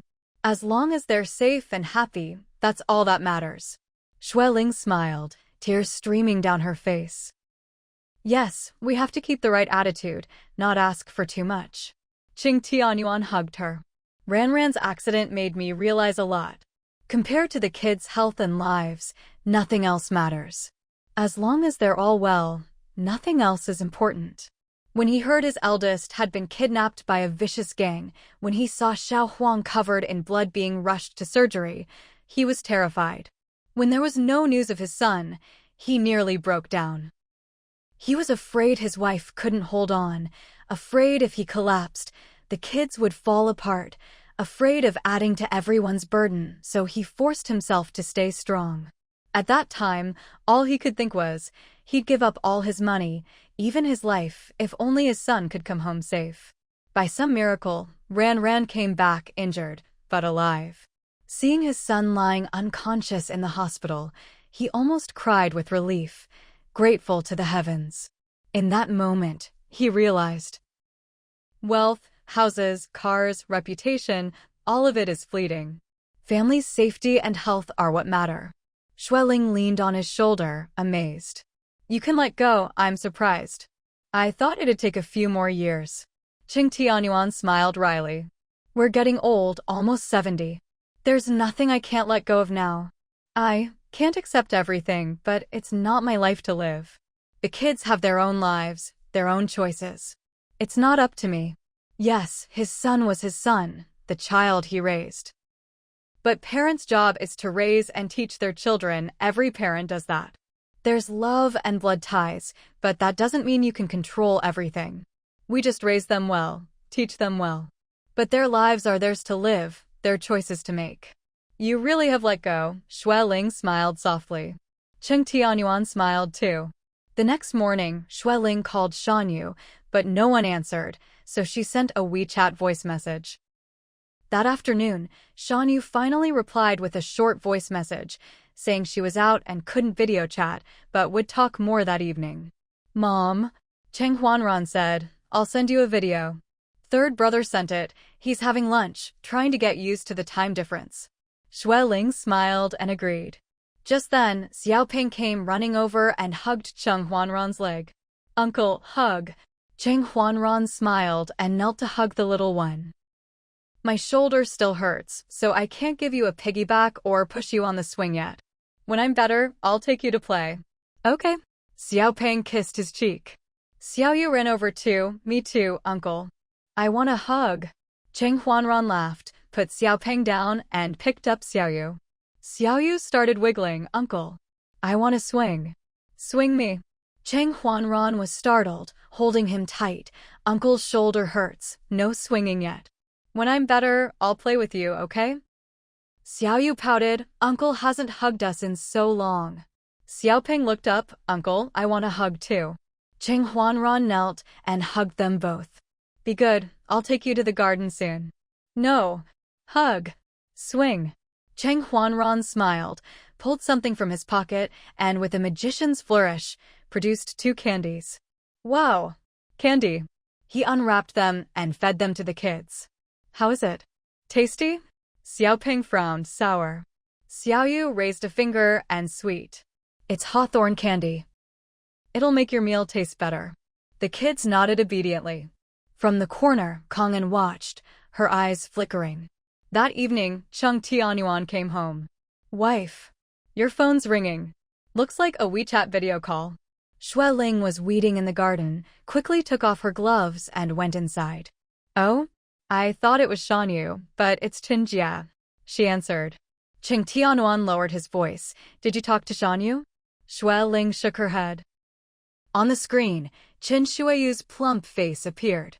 Xue Ling asked why they'd suddenly gone back to Nandao without saying goodbye. Qin Shueyu explained they'd left in a hurry, afraid of missing their flight, and planned to call from Nandao, but Shanyu stopped her. Why? Xue Ling asked, half laughing. She stopped you? You've been gone over a month. Couldn't you have found time to call? Really? Qin Shueyu caught, gave an awkward smile. Lingling eye. To be honest, we've given up on Xiaohu's family. We just can't live in the capital anymore. Xue Ling, used to drama, wasn't surprised. Didn't you all agree last year? Weren't you all happy then? What happened to make you give up so completely? Tell me. Qin Shueyu rambled on, getting angrier as she spoke, complaints about daily life, Ahu and Wang Qing, Shanyu not having control over Xiaohu's money, and so on, for half an hour. Xue Ling listened patiently, then finally spoke. So, Shanyu stopped you from contacting me because she's on your side this time? What does she want? What are your demands? If Xiaohu's family can do it, I'll pass it on. Qin Shueyu looked awkward. Didn't I just say? We've given up, there's no point making demands. Xue Ling laughed. Given up? You're not thinking of cutting ties, are you? Shanyu's still immature, impulsive you and Shanwei need to guide her. Qin Shueyu shook her head. No use. Her dad and I have decided. She has to divorce Xiaohu and fight for custody of the kids. She's still young and pretty, she can find a better man. Chung Tianyuan couldn't take it anymore. Qin Jia, what are you saying? There's a saying. Better to destroy 10 temples than 1 marriage. Shanyu is your own daughter, how can you do this? Qin Shueyu's face darkened. Xiaohu doesn't make much money, but acts like a big shot. Shanyu's been married for years and doesn't even know how much money he has. He gives everything to his sister, clearly doesn't trust Shanyu. His sister is family, but we're outsiders. His sister's getting married, and he wants to give her a house and car as dowry. His money is Shanyu's money, has he thought about her feelings? He's wasting money showing off, how will he expand his business? He's earning less every year, not growing, he'll be broke soon. Qing Tianyuan frowned. Don't be rash, it's not as bad as you think. Not that bad. Qin Shueyu snorted. The money's almost gone, the family's falling apart. We've put up with them for years, how much more do they want? Xiaohu's money is all his? Shanyu has no say? Money is the bottom line in marriage, he's crossed the line. Qing Tianyuan asked, is that what Shanyu thinks too? She's not taking care of the kids or the family, is that okay? Qin Shueyu shook her head. Of course we'll take care of the kids, they're Shanyu's. She's just far away for now. Chung Tianyuan was speechless. Xue Ling stayed calm. Qin Jia, is divorce really the only option? Is it really that serious? Divorce isn't the end of the world. Qin Shueyu said. Young people get divorced all the time, half of them, probably. Chung Tianyuan almost fainted from anger. Just because other people get divorced, your daughter should too? What kind of logic is that? If divorce is so great, why get married in the first place? Has anyone thought about the kids? They're still in kindergarten. Qin Shueyu fell silent. Xue Ling's face was cold, clearly angry. Qin Jia, we've known each other over 30 years. When your family was falling apart, I helped you. When your life was in danger, I helped you. Shanyu and Xiaohu met and married here. I'm half their matchmaker. I'm also Xiaohu's godaunt, so I think I have some right to comment. Qin Shueyu looked away, nodding. Xue Ling continued, back then, Shanyu and Xiaohu slept together after drinking and got pregnant. I didn't support their marriage at first, they were young and not ready. But the parents were traditional pregnant, so they had to marry. You thought Xiaohu was promising, so you agreed.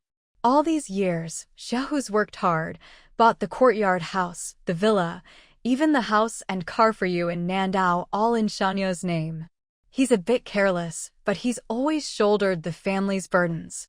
Shanyu and Xiaohu went from clueless to weathering storms together, and their love grew. But in the last 2 or 3 years, Shanyu keeps running off to Nandao, sometimes for your illnesses, sometimes just sulking.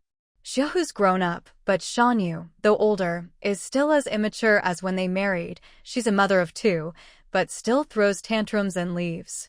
Xiaohu has to earn money and care for the kids. He's exhausted. Ahu and Wang Qing are old and sick too, but they never abandon the family. After Shanyu had the kids, it was always the nanny and Wang Qing helping. She's been married for years and can't cook, can't even dress the kids herself. She's had it tough, but Xiaohu's carried the financial load. Hasn't he had it tough too? Shanyu used to have online fans and could earn a little, but she gave it up. She's been married for years. How much has she really contributed to the family and the kids? Have you thought about that? Qin Shuiyu was silent, head down. Cheng Tianyuan, furious, went to make tea, not wanting to talk to her. Xue Ling continued, divorce sounds easy, but have you really thought about Shanyu? You think she can find someone better? She's almost 30, not a teenager. No high education, no income. Would the court give her custody? Unlikely. The kids have been raised by the nanny and Ahu's family, not Shanyu. The court will probably give them to Xiaohu. After divorce, she's a single mom. No kids, can she bear the pain? The assets will be split. Xiaohu can still make money, live well, keep the kids. What about Shanyu? She has no income, is a divorced older woman. Where will she find a rich young man to marry her? She's not highly educated, has had depression, past her prime, timid. Good men will check her background. Who would want her? Qin Shuiyu is anxious, clutching her phone, unable to argue. Parents always think their kids are the best, especially with daughters. They see their girl as a treasure, and the son-in-law as the pig stealing the cabbage. But they never look at their own daughter's flaws. Xue Ling's face was cold. I watched Shanyu grow up, and I'm Xiaohu's aunt. I care about both of them. As a woman, I know the disadvantages. Xiaohu doesn't need to worry about divorce. He'll be fine. But what about Shanyu? All Xiaohu's money is in the club, and Xiaoyun's helped manage it for years. She's getting married, so Xiaohu is helping with the dowry. Ahu will pay him back. Ahu has plenty of property, which will go to Xiaohu. As his wife, Shanyu only gets a share. How is she losing out? Everything Xiaohu bought is in Shanyu's name. He bought you a house and car, promised to care for you in old age, and brought you to the capital. How many men do that? And you still think Shanyu can't control the finances? Why doesn't she work at the club, do the accounts? Then she'd know everything. Has Xiaohu ever lied to her? Can you be fair? You're both nearly 70. Think with your conscience. Qin Shuiyu's eyes were red, still silent. Xue Ling was tired and felt she'd said enough. Qin Jia, whether they divorce or not is up to them. I recorded this conversation and will send it to Shanyu for her to think about. People have limits. Don't push your family to the edge or you'll regret it. Remember, don't go looking for trouble. She hung up and sent the recording to Shanyu. Xue Ling was furious, or she wouldn't have spoken so bluntly. Cheng Tianyuan saw her mood and quickly poured her some tea. Don't be angry. Here, have some tea. Xue Ling rubbed her temples and took a sip, knowing she shouldn't be angry, but still feeling heavy-hearted. Some people are just born to make trouble. The world is full of all kinds of people. Shanwei and Qin Shuiyu were just the type who never change, no matter how old they get. Cheng Tianyuan was also upset, sighing, whatever happens, happens. We're old enough to let things go. Some people never will. We can only control ourselves, not others. Xue Ling glanced at her phone, no reply from Shanyu. Let's just treat it as angry talk. Don't tell Ahu and Wang Qing, especially not Xiaohu. Xiaohu is young and hot-tempered. If he heard about this, he'd be furious. If things escalated, both sides would dig in, and they might really end up at the Civil Affairs Bureau. Cheng Tianyuan understood and nodded. But Cheng Huanran, sitting in the corner, had overheard most of it and joined in. Soon, Xue Yang came home and joined the discussion, and more people gathered. Ling reminded everyone not to spread it, especially not to Xiaohu. Mom, Yang said, we don't need to say anything. Xiaohu probably already senses something. They're husband and wife, not strangers. He knows what's going on. Exactly, Cheng Huanran frowned. Xiaohu's hot-tempered, but he's not clueless. He's long been unhappy with Shanyu's parents and knows their ways. Ling sighed. Still, don't say anything. Sometimes, as long as things aren't said out loud, things can stay the same. As long as they don't take the final step, they're still husband and wife. Qing Tianyuan agreed. Marriage is different from other relationships. As long as they're married, they're the closest people in the world. Fine, Yang shrugged. But it's just self-deception. Qing Huanran raised an eyebrow. You know something? Yang said. Qing agreed to let Xiaohu invest and gave him a 10% share. Xiaohu's been close to me lately. I think he's pretty disappointed in Shanyu, seems tired. When a man still cares, he'll beg and plead. But once he gives up, he'll just walk away. Then, it's too late to fix things. Qing Huanran smiled wryly. Mom, what you said was harsh, but true. Don't go looking for trouble. Bravo. Yang clapped. Mom, that was perfect. Couldn't have said it better. Ling smiled. I learned it from you young people. It just fit. Qing Huanran patted her back. Don't worry, Mom. Shunyu's not a child. She has to take responsibility for her choices. She's too filial, but she signed the marriage papers herself. She has to face her own marriage. Right, Ling nodded. That's why I sent her the recording, let her think it over. That's enough, Yang said. It's their choice, their life. If they really don't want to stay together, forcing them won't help. Watch your mouth, Cheng Tianyuan warned. Don't say that to Xiaohu. There's a reason the old saying goes, better to destroy 10 temples than 1 marriage. There's wisdom in it. Okay, Yang said quickly. Qing Huanran stood up. Dinner's ready, let's eat. I'll get Grandpa and Grandma Yang. You get Xiao and the kids. Got it. Yang ran off. Qing Tianyuan helped Ling up, and they walked to the dining room hand in hand. Kong'an, standing by the wall, had watched and listened to the whole thing, her brow twitching, licking her dry lips. She had to admit, everyone at Xinyuan had remarkably sound values.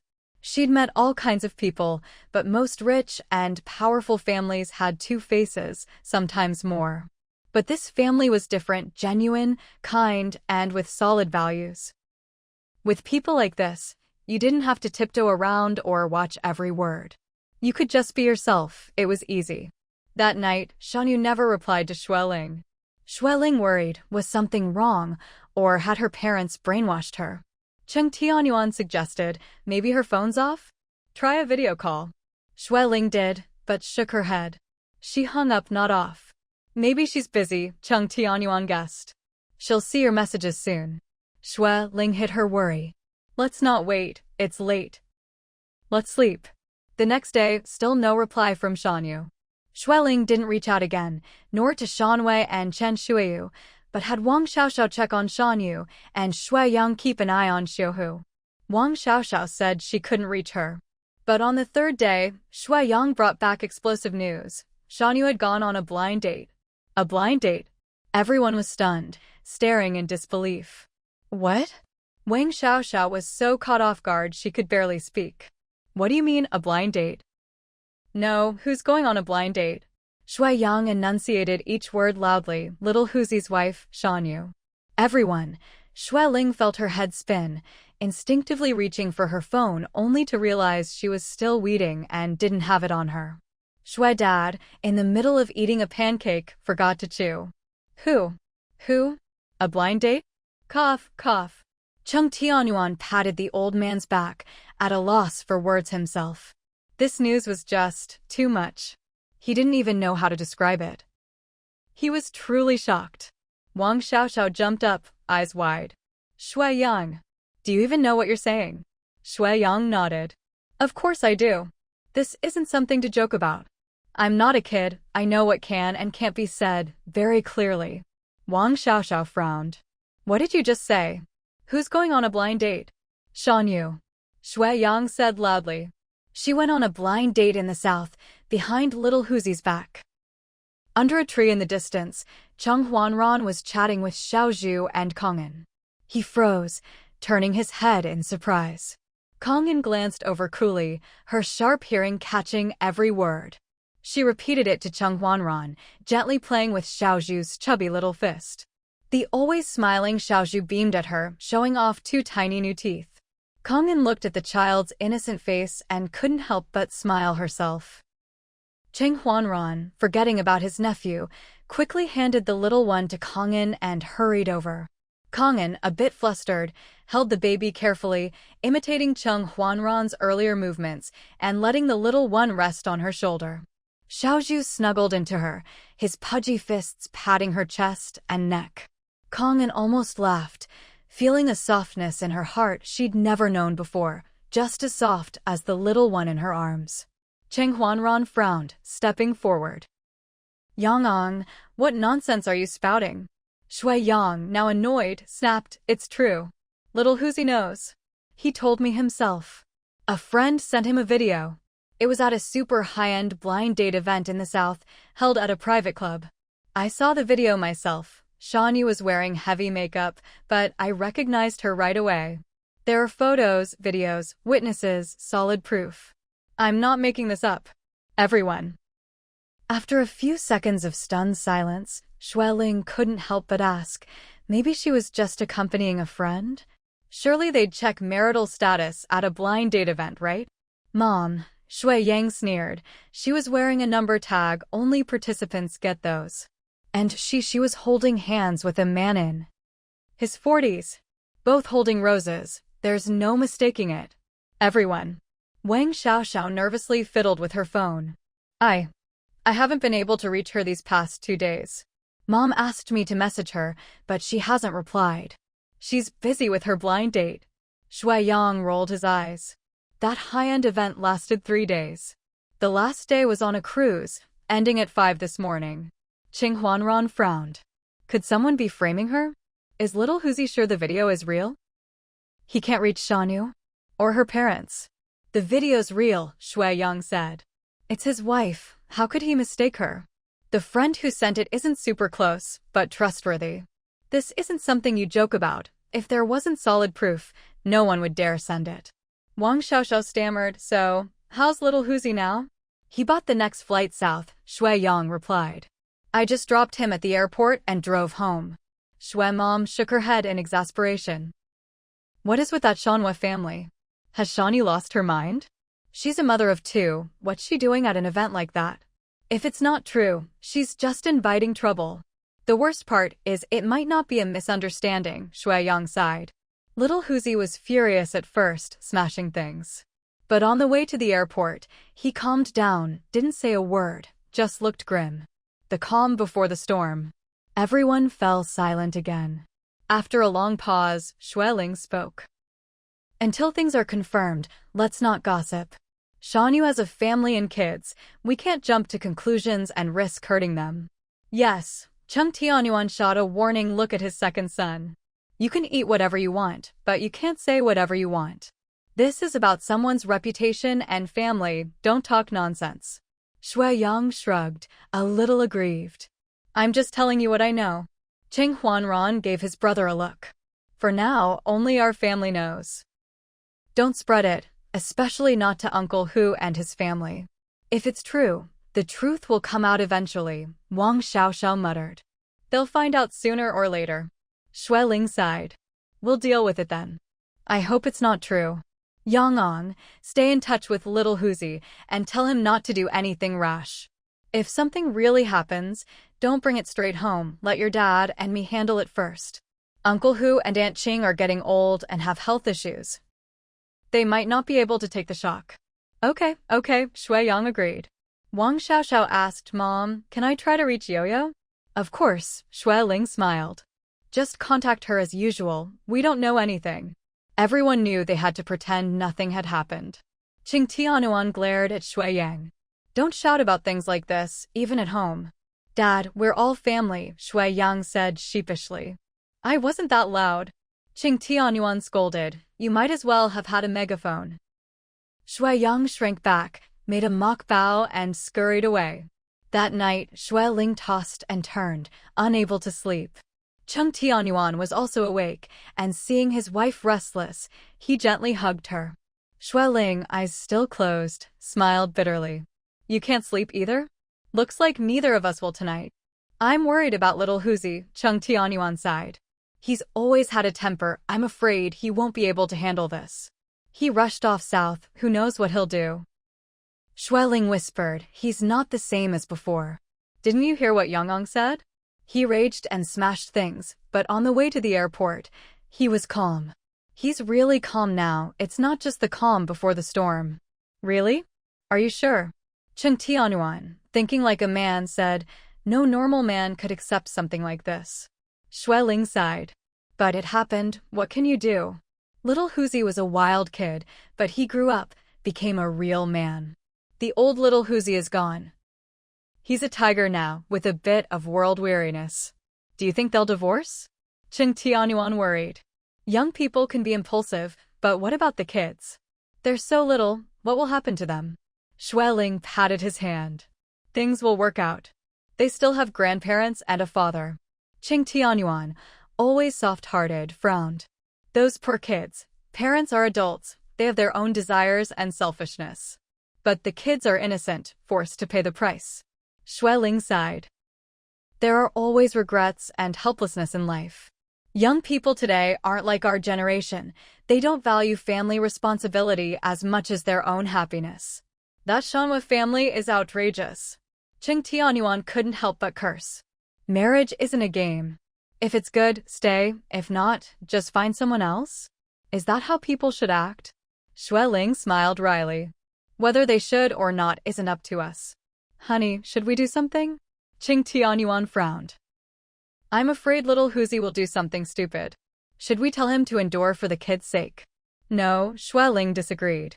He knows Yang is a blabbermouth and would tell us, but he didn't call or message. Clearly, he wants to handle this himself. He doesn't want us involved. Cheng Tianyuan rubbed his temples. People in the heat of the moment can make mistakes. If something happens, he'll go to Yang, Shui Ling insisted. If they really divorce, it's their choice. Honey. Cheng Tianyuan was reluctant. Shui Ling explained, their family never really came together. Now that the bond is broken, it's hard to go on. This hurdle, they can't get over it. Cheng Tianyuan understood. Should we try to talk to Shanyu? No need, Shui Ling said. She's never had her own opinions. She used to be timid and obedient. Now she's almost 30, but still lacks self-awareness. She needs to change her thinking, not just her attitude. In the end, Shanyu and little Huzi were never a good match. One stayed the same, the other kept growing. Sooner or later, they'd drift apart. Shui Yang had said before that little Huzi was tired of Shanyu, even thinking of giving up. No matter how patient a man is, he can't keep coaxing a childish wife forever. When the passion fades and only daily life remains, a man focused on his career can't stand not having a capable partner. And Shanyu never thought about why. She just kept making trouble with her parents. One day, little Huzi would be exhausted. This was the last straw.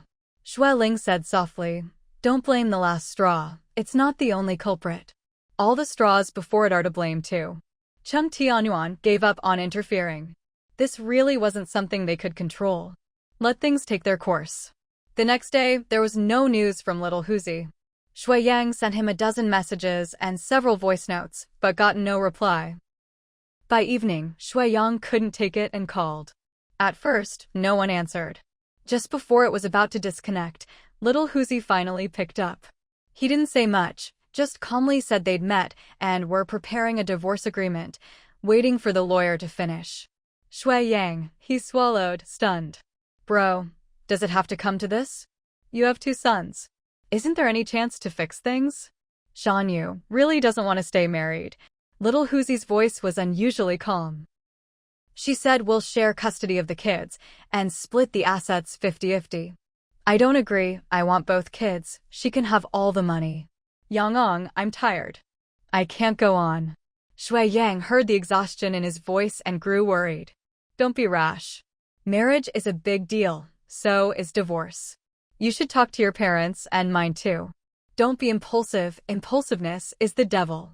I'm not being impulsive, little Huzi replied. I've never been this calm. I didn't yell or question her, just asked if she really couldn't go on. She said she wasn't happy, then cried.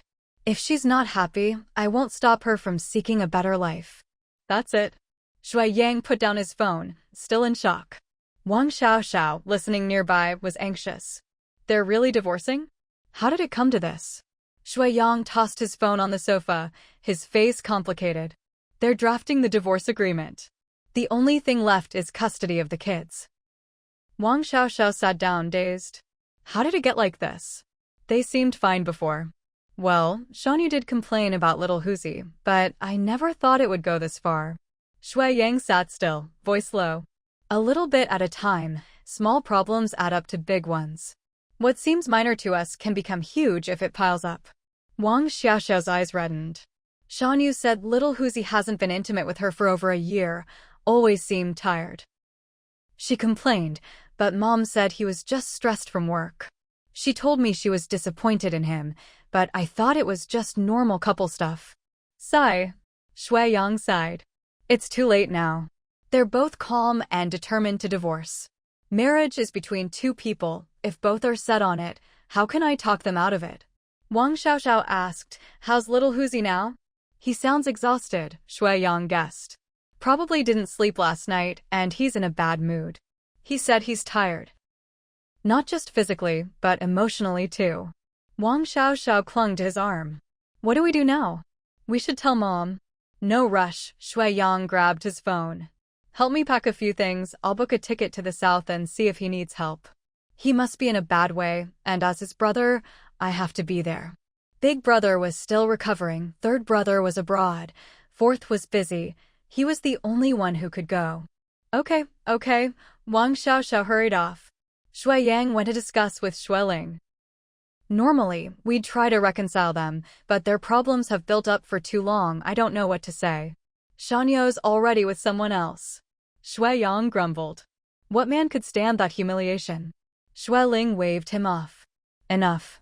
Get your work in order and go be with little Huzi. Mom, can you recommend a good lawyer to go with me? Shui Yang asked. Little Huzi's made a lot of money. He's tired now and willing to give up everything for the kids, but he shouldn't be too generous. He still has family to support. He worked hard for that money, it shouldn't go to some other man. Xueling was silent. Qing Huanran, finishing his rehab, came over. I'll have the group's legal counsel go with you. Shui Yang nodded. Great, have him meet me at the airport around 9. Here's my flight info.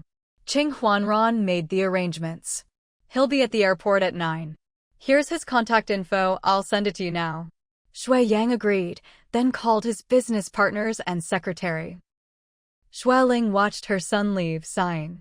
Shanyu and little Huzi are really going down this road. I thought they'd make it through anything. Qing Huanran comforted her. Mom, don't be too sad. People change, life moves forward, not backward. You know what Shanyu's family is like. This isn't just her fault. Xueling sighed. Qing Huanran poured her a glass of warm water. Xueling, lost in thought, forced a bitter smile. Not only have they given up on their marriage, even we, as bystanders, don't feel like trying to talk them out of it. This marriage really failed. Qing Huanran said quietly, there were good times, but more failures. Just look at how much time Shanyu spent in the capital these past 2 years. Xueling stood up, holding her head. I'm dizzy, I'll go lie down.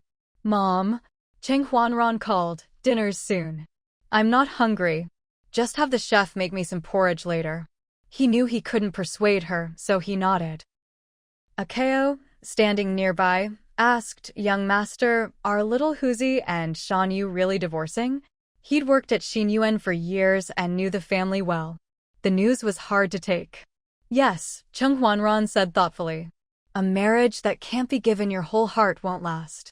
Marriage is a partnership, not a solo act.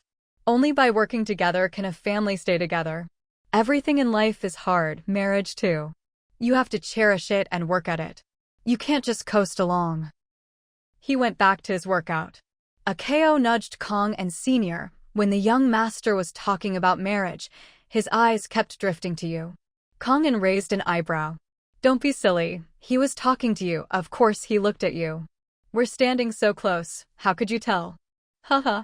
Akeo teased. Senior, your ears are red. Kong, embarrassed, touched her ears, then realized she'd been tricked and glared at Akeo, who had already run off. She was a little flustered, but soon calmed down and went back to her post. For the first couple of days, Ahu and Wang Qing were kept completely in the dark. Even Wanan didn't know her brother and sister-in-law were divorcing. But as the lawyers started checking assets, including previously gifted cars and houses, clues began to leak out and the family gradually pieced things together. Ahu and Wang Qing, panicked, rushed to Xinyuan and immediately asked Xue Ling what was going on. Knowing she couldn't hide it any longer, Xue Ling told them everything. After hearing it, both Ahu and Wang Qing looked pale, exchanging glances, unable to speak. Xue Ling sighed. Yang Ong heard the news and immediately took the group's lawyer to the south. They've been there 3 days, should be back soon. Wang Qing's eyes reddened and she began to cry. How did it come to divorce? Ahu's face was grim, silent. He'd been furious with the Shanhua family before, even cursing their bad luck for marrying into such a family, and said little Huzi was unlucky to have married Shanyu. But now, faced with reality, he was shocked and saddened. After all, over the past 6 or 7 years, they'd come to love Shanyu as a daughter. No matter how indecisive or incapable she was, she'd called them Mom and Dad for years and given them 2 adorable grandsons. People have feelings. Unless you're heartless, it's impossible not to care after so many years. Xue Ling felt the same, sighing. I haven't slept well these past few nights, my head's been spinning. Tianyuan too. We tried not to tell you, knowing you'd find out eventually, but the longer we could delay it, the better. Fewer people losing sleep is better than more. They still had to help care for the grandkids, so they couldn't risk the older couple being overwhelmed. We were most worried you two would get sick. With little Huzi gone, we're short-handed. Wanan has to help with the club. Everyone's busy. You have to be strong, the kids need you. At Xinyuan, Cheng Huanran was still recovering, the previous case unresolved, so he could only work from home. The 3rd brother was abroad, the 4th was busy, and only the 2nd brother was in the south. The old and the young were all busy with their own troubles. Wang Qing sobbed, how could Yo-Yo do this? How could she leave her kids? How could she suddenly become so heartless? I have to go ask her myself. Xue Ling asked, do you have any other way to contact her? What? Wang Qing wiped her tears, confused. What other way?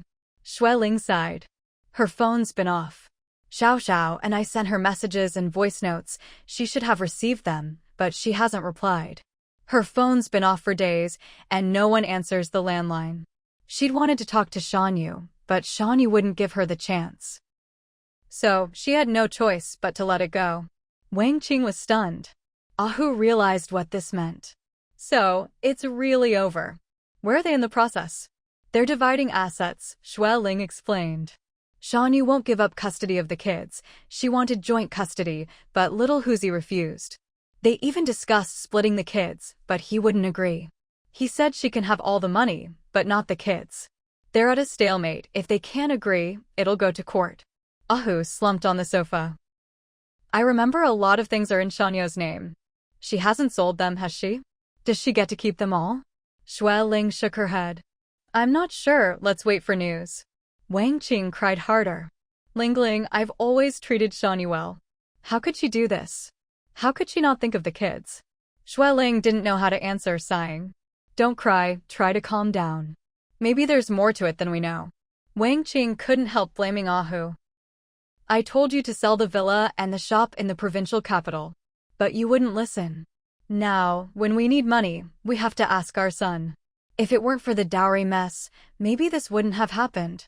Ahu buried his head, not daring to speak. Wang Qing went on, you always think of your daughter. Did you ever think of your son? You want your daughter to marry well, But what about your son? She's getting married, and he's getting divorced. What a mess. Qing, calm down. Shueling's head throbbed from days of stress. Let's wait and see, maybe things will turn around. But Wang Qing couldn't calm down, sobbing, those poor kids. Whether they're together or apart, they'll never have a complete family. They're so innocent. Kids from broken homes, how many grow up healthy? Who can see the wounds inside? My poor grandsons. Shui dad and mom, walking hand in hand toward the living room, heard the crying and saw the grim faces. They immediately guessed what had happened. They exchanged a look and quietly turned back, heading to the garden pavilion. Once seated, they began to talk. Those who can make a life together will. Those who can't, won't. In the end, it's true, character determines fate. Old man, what are you rambling about? Shui mom scolded. Every family has its troubles. The key is attitude. Without that, even the best environment won't help. Dad Shui nodded in agreement. That's right, attitude matters a lot. Every family has its own struggles. There's no such thing as an easy family. But some people manage to get by, and some just can't. In the end, it's all about your mindset. Shanyue's family just loves to stir up trouble, Mom Shui said with a dismissive whisper. All these years, there's hardly been a peaceful day. Dad Shui was also quietly dissatisfied, snorting, that girl of theirs doesn't have a sense of balance. She doesn't know how to live her own life, just listens to whatever her parents say. But in the end, she's the one who has to live her life, and she never learns. She wasn't raised right as a child, Mom Shui shook her head. They spoiled her, made her so timid and weak. Dad Shui couldn't help but stick up for Shuhu, lowering his voice. That boy, sure, he was a bit wild and playful when he was younger, but he's always been responsible. When it's time to step up, he does. When it's time to work hard and earn money, he never slacks. But with Shanyu making a fuss every few days, how's anyone supposed to live like that? Well, now they really can't go on, Mom Shui said coolly. The two elders shook their heads and sighed, then stopped talking and started slowly eating the wampy fruit on the table. Cheng Huanran hurried down the corridor and was spotted by Dad Shui, who called out with a laugh, inviting him to have some fruit. Grandpa, Grandma, Cheng Huanran came over quickly, smiling gently. You go ahead, I have to head over to the group for something. Grandma Shui quickly picked a few big wampies and stuffed them into his hand. Eat these on the way, they'll refresh you and quench your thirst. Your mom and we grew them ourselves, no pesticides at all, super tangy and sweet. You're still recovering, don't overwork yourself. There's always more money to be made, but living well is what matters. Cheng Huanran grinned, hugged his grandpa and grandma, then strode off. Kong'an, following behind, saw his gesture and couldn't help but feel a little moved. Just before getting in the car, Cheng Huanran's phone rang. He turned slightly and handed the wampies to her. For you. He spoke gently, then got in the back seat and answered his phone. Kong'an held the wampies, still warm from his palm, and after a moment, finally reacted. Thank you. Then she hurried to the front passenger seat. That night, Ahu and Wang Qing stayed for dinner at Xinyuan, and both Xiaoxiuhu and Minihu were brought over from kindergarten. Xiaoxiuhu was already in the senior class and could eat and do homework by himself. Minihu was still in the little kids class, he could feed himself a bit, but mostly still needed grandma's help. Wang Qing coaxed the little one to eat, but couldn't help turning away to wipe her tears. Xiaoxiuhu looked at her with wide eyes, curious. Grandma, what's wrong? Your eyes are all red. It's nothing, Wang Qing sniffled. Just got something in my eye, it'll be fine soon. Eat up, have a bit more. Okay. Xiaoxiuhu nodded obediently. Ahu barely ate, just stared at the two cute kids in a daze. Cheng Tianyuan glanced at him and ladled a bowl of congee for him. Eat something, don't go hungry. Ahu looked at his grandsons, unmoving, and muttered, they're a little naughty, but still better behaved than their dad was. Each generation gets better, isn't that a good thing? Cheng Tianyuan sighed, all right, enough, just eat. Ahu absent-mindedly shoveled a few bites. Yuan, has Yang Ong replied to your message yet? Cheng Tianyuan shook his head. He's probably busy, he'll reply later. Ahu suddenly realized something. Where are uncle and aunt? Why didn't they come for dinner? Xueling answered, they had some congee earlier and then went for a walk. They go to bed by 8 or 9 and get up at dawn. Their schedule's different from ours, can't force them to join us. Ahu looked at the somewhat empty dining room and couldn't help but sigh. You have a big family, so it never feels too quiet. But lately, Shuhu hasn't been home, and Shaoan works during the day and stays with her boyfriend at night. It's just the two of us at home, lonely until the kids come back and the house feels lively again. Cheng Tianyuan gave him a look. Why don't you come over? I go to work, but Lingling's always home. Ahu sighed, my rheumatism's acting up, don't feel like moving. Wang Qing frowned and explained, the weather's been muggy, and just seeing sunlight makes me dizzy. I don't dare go out. We're all getting older, everyone has their little ailments, Xueling said with a wry smile. I'm not in great shape this year either, definitely feeling my age. Cheng Huanran comforted, the human body peaks around 25, after that it's all downhill. Most people start having issues after 50, menopause and all sorts of problems. You're all at that age, it's normal. Didn't feel so bad until the doctor said it, Xueling joked. At our age, insurance companies don't want us, only doctors do. Cheng Huanran shrugged, doctors like healthy patients too, they recover faster. For your age, even the best doctor can't fix everything. Sometimes there's nothing we can do. Everyone laughed. Even doctors look down on us now. When you're old, you get looked down on everywhere. Just then, Xueling's phone rang. Everyone looked over tense. She glanced at it and explained, it's cousin Azong. Everyone kept eating, waiting for news. Xueling chatted with her cousin for a while, then came back smiling. Finally, her wish came true. My cousin finally became a grandma. Qing Tianyuan beamed, that's wonderful. Congratulations. Xueling explained to Wang Qing, my cousin only has one daughter, who's always been outstanding, studied abroad, very independent. She never wanted to marry, which worried my cousin sick. But fate was kind, she reunited with an old flame and married quickly. Unfortunately, they were older and struggled to have a child. After several failed attempts, they finally succeeded with IVF and a surrogate abroad. It's a boy over 5 pounds. The whole family is overjoyed. Wang Qing laughed, that's really wonderful. Cheng Tianyuan reminded, tell your parents in the morning. Ask if they'll have a 1-month or 100-day celebration and get a gift ready. Will do. Xueling nodded. With that, everyone managed to finish their dinner, chatting as they ate. Wang Qing took the kids to bathe and get ready for bed, while Ahu stayed behind. Cheng Tianyuan advised, even with nannies, it's hard for Qing to handle 2 kids alone. Why not go back and help, then come over in the morning? No need, Ahu said. We have 2 nannies. They'll bathe the kids and put them to bed. With Qing watching, there's nothing to worry about. Don't try to send me away, I want the news first. Cheng Tianyuan had to give up. Wang Xiao and the kids were in the back, and Xueling, tired from poor sleep, didn't help much.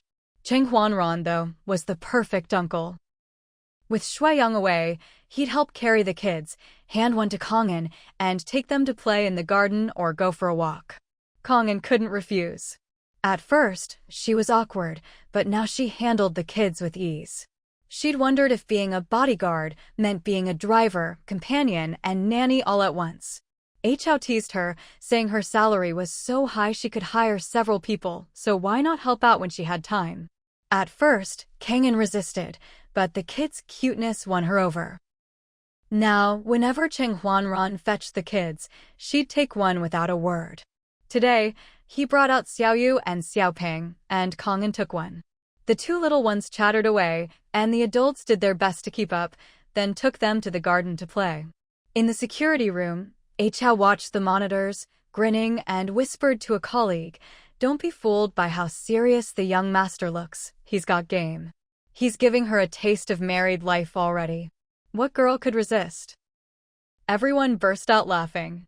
After dinner, Xueling checked on the elders, then video called her 3rd son for a few minutes before showering and changing. Cheng Tianyuan and Ahu sat in the living room, drinking tea and watching TV. Ahu couldn't wait and urged Ayuan, "Why don't you try calling Yongong again? Xiaohu won't answer my calls." Cheng Tianyuan glanced at his phone. Yongong said he'll be back around 10, so there's still over an hour. Can't he video call on the way? Ahu grumbled. Are you hiding something from me? That won't do. Cheng Tianyuan retorted, they're already getting divorced. What could we possibly be hiding? We've told you everything. We're all in the capital. There's not much difference. Ahu fell silent. The three of them had little to say, drinking tea and watching TV, each dozing off. When Cheng Huanran came back, he saw only the TV was on, so he quietly called Shui Yang. Shui Yang answered, saying he and Xiaohu were having dinner and would be back tomorrow. We thought we'd have to go to court, but Shanyu agreed to give Xiaohu custody of both kids, so they finally reached an agreement. She's already signed the divorce papers, and tomorrow we'll go to the Civil Affairs Bureau, then fly back. Cheng Huanran was surprised. Shanyu agreed? She's giving up both kids. Shanyu's parents only have one daughter and always doted on the grandkids. Even wanted a third child to carry the Shanhua surname. How could they agree to this? Shui Yang lowered his voice. Xiaohu's here, so I can't say much. He's in the bathroom now, so I'll be quick. Shanyu got involved with a man in his 40s, and it's not recent. She's been here over a month, probably with him the whole time.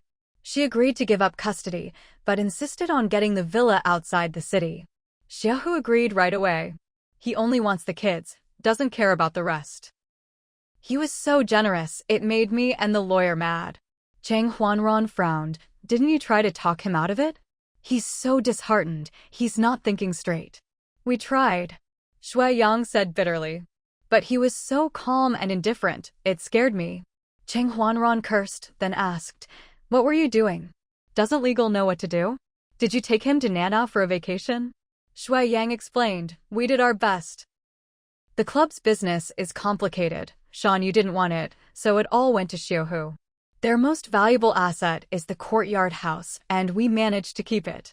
Cheng Huanran finally relaxed. The cars aren't worth much, but they're still something. Shanyu didn't want them, Shui Yang said. She won't be living in the capital, so all the cars go to Xiaohu. The club's cash flow is big, but Xiaohu doesn't have much on hand. Luckily, or he'd have lost a lot more. The house and car in Nandao go to Shanyu, plus the villa outside the city. That's about 100 million. Some jewelry and the shop's uncle who gave her add another 20 million. Okay, Cheng Huanran said quietly. That's fair. As long as the club and courtyard are safe, the rest doesn't matter. Exactly, Shui Yang agreed. Cheng Huanran sighed. Stay with Xiaohu, keep an eye on him 24/7. Once it's done, come back and we'll take over. Oh, and book an appointment online for the Civil Affairs Bureau so you don't waste time tomorrow. Got it, Shui Yang said. I'll do it now. Cheng Huanran reminded, Uncle Hu and my parents are together. They know already and are waiting for your news. When you video call them, be careful what you say. Okay, Shui Yang agreed, but then grumbled, but what am I supposed to say? Shanyu's affair is obvious, should I just not mention it? The truth will come out. Cheng Huanran thought for a moment. Just don't say anything. Let Xiaohu explain to Uncle Hu himself when he gets back. All right, Shui Yang said, and hung up. Later, Shui Yang video called his parents, only saying the divorce was settled and they'd go to the bureau tomorrow. Ahu squeezed in, frowning, so, it's really happening? Where's Xiaohu? Let me talk to him. Shui Yang hesitated. Uncle Hu, Xiaohu's next door. He's asleep. Let him rest, we'll talk when we're back. Wake him up. Ahu shouted. Divorce is a big deal, he can't just decide on his own. Didn't he ask us? Does he still see us as his parents? Shui Yang forced a smile. Uncle Hu, he hasn't slept much these days. Let him rest. We're all traditional parents, we don't take marriage lightly. If it wasn't necessary, he wouldn't do this. Let him explain. Ahu yelled. He can't just hide. We called so many times and he never answered. What is he thinking? Can't he just put up with things for the kids? Shui Yang didn't answer, mumbling, he has his reasons. Ahu was furious. What reason? Does he think marriage and divorce are games? No reason is bigger than his two sons. Did he think of them? Don't, Shuiling frowned. Ahu, calm down. Shui Yang said, Uncle Hu, Xiaohu traded the villa for custody. He's thinking of the kids. Ahu snapped, did Shanyu explain anything? Is her dating someone else a misunderstanding? Don't get divorced on impulse. Divorce isn't a good thing. Why can't they just talk it out? It's not a misunderstanding, Shui Yang said quietly. Uncle Hu, unless there was no other way, Xiaohu wouldn't divorce. You've been divorced. You must have had your reasons, right? You should understand and trust your son. Ahu is stunned. Qing Tianyuan frowned, you brat. What are you talking about? We're talking about Xiaohu and Shanyu, not your old wounds. How dare you bring that up? What a brat. Can he just talk properly? Shui Yang shrank back, apologizing, sorry, Uncle Hu. I went too far. The divorce agreement is signed. Everyone's satisfied. They're calm, not acting rashly. We'll handle the paperwork in the morning, then Shanyu stays and Xiaohu and I head back. I need to pack, we'll talk tomorrow. He hung up, leaving only a blank screen. The living room fell silent, awkward and heavy. Shuiling coughed. Ahu, Yangyang's always been careless with words, don't mind him. But it looks like Xiaohu and Shanyu really are done. Yeah, Cheng Tianyuan grumbled. That brat has no filter, what a pain. Ahu's face darkened, pain in his eyes. So, Shanyu really did cheat. He divorced because he was tricked, lost everything, and was cheated on. Even after all these years, the pain still stung. Shui Yang wasn't tactless. He wouldn't have said that unless there was a real similarity. It seemed Xiaohu had been betrayed, or he'd never have rushed off to divorce without a word to his parents. Cheng Tianyuan and Shuiling exchanged a look, both silent. Ahu finally understood, and tears welled up. He sobbed quietly. What had their family done to deserve this? He'd worked his whole life for his kids, built up from nothing to wealth and success, hoping his children would have better lives. But now his son had suffered the same fate as he had. The pain and humiliation he'd endured, even after all these years, still hurt. He never thought his son would repeat his misfortune. Ahu covered his eyes and cried. Cheng Tianyuan and Shuiling comforted him for a long time before he finally stood up, hunched over. I'm tired. I'm going to rest. Cheng Tianyuan watched his bent back and white hair, eyes red. Shuiling nudged him, walk Ahu home. Cheng Tianyuan hurried to help him out the back door. The next night, Shui Yang and Xiaohu flew back. Cheng Huanran took Xiaoxiuhu and Minihu to the airport, along with the driver and bodyguards. Uncle Ran, why isn't my dad out yet? Xiaoxiuhu asked, teary-eyed. Mom's not home. Dad's not home. I miss them. Cheng Huanran ruffled his hair. They've landed. They'll be out in a few minutes. Be patient. Minihu yawned and snuggled against his leg. Kong'an picked him up. The little one, with his mushroom haircut, fair skin, big eyes, and chubby cheeks, was the picture of cuteness. Kong'an frowned, heart aching. So young, yet already suffering so much. How unfair. Just then, Shui Yang appeared at the exit, tall and strong, carrying 2 bags, followed by the lawyer and Xiaohu.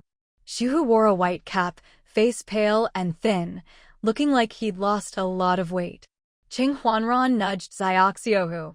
Kong'an set Minihu down. Daddy. Daddy. The 2 little ones ran to Xiaohu. He stared blankly for a moment, then knelt and hugged them tight. Under his cap, his eyes turned red. Cheng Huanran sighed, Huzi, let's go home. Once you're home, everything will be all right. Cheng Huanran took Xiaohu and the kids to the courtyard, then went home with Shui Yang. As soon as they entered the living room, they saw a pile of bags and 2 big packages in the corner, covered in foreign writing. They turned to see Lin Qingji in white casual clothes, drinking tea on the sofa, with their parents looking at a photo album. Lin Qingji smiled and greeted them. Cheng Huanran and Shui Yang hurried over. When did you get back? Has third brother started school? How's he doing? Lin Qingji nodded. The weather's better there. He's adapting well. We traveled a bit, then went back when his advisor called. These are gifts that Cheng bought for everyone. Wow. Shui Yang laughed. That kid's trying to buy out half the mall. He's finally splurging. Cheng Huanran sat beside Lin Qingji, smiling. He's grown up, knows to bring gifts home. When you leave home, you can't help but miss it, Lin Qingji explained. When we were fighting jet lag, he'd look at family photos and videos. Everywhere we went, if he saw something familiar, he'd say who at home would like it, then buy it. Others write poems when they're homesick, he just shops. Everyone laughed. Qing Tianuan smiled. The school looks nice. Is Chong used to the food? Not really, Lin Qingji said. He eats, but doesn't love it. But don't worry, his apartment has a Chinese chef, so he can eat whatever he wants. I'll get him a new chef soon so he doesn't get bored. That's too much, Cheng Tianyuan said, embarrassed. He's there to study, not to be pampered. Don't spoil him. Lin Qingji smiled. It's no trouble. I'm just helping with daily life. Chong isn't spoiled, don't worry. Shui Ling finished the album and handed it to Shui Yang. When we have time, let's visit third brother. Yes. Don't tell him, let's surprise him. When? Everyone's so busy, it's hard to get together. Lin Qingji's eyes sparkled. How about his birthday? Great idea. Shui Yang laughed. That's in a couple of months, right? Third and fourth brother both have autumn birthdays. We'll see, Cheng Tianyuan said. Who knows if we'll be free? Cheng Huanran smiled wryly. I probably can't travel then. No worries, Lin Qingji said softly. Things are finally moving forward. The last of the criminals have been caught. Really? Everyone was excited. When? They're caught? Why didn't we hear? Is the case solved? Lin Qingji raised his hand, quieting the room. It happened a few hours ago. I just got the news. Now that they're caught, the rest will follow. But it'll take time. Some are foreigners, so the legal process could take a year or more. No worries, Shui Ling said happily. As long as Ran is safe, that's all that matters. Yeah, with the bad guys caught, we don't have to worry about revenge. The rest doesn't matter. Bad people always get what they deserve. They'll get heavy sentences. Serves them right. The law always catches up. Lin Qingji waved, and his assistant brought over a fancy gift box. He opened it and handed it to Shui Ling. Auntie, this is from Chong. He forgot to buy flowers for Mother's Day and only sent a red envelope. This purple jade is rare. He thought it suited you. Shui Ling was surprised and delighted by the beautiful pendant. You must have helped him pick it. He doesn't know about jade. Lin Qingji laughed. I just helped choose. The quality and design are top-notch, very elegant, just like you. Shui Ling smiled. It's beautiful, I love it. Thank you both. Lin Qingji nodded. Just then, Shui Xian rushed in with Xiao Zhu and immediately asked, second brother, did Xiuhu and Shanyu really get divorced? For real? How could Shanyu cheat on Xiuhu? What happened? I can't believe it!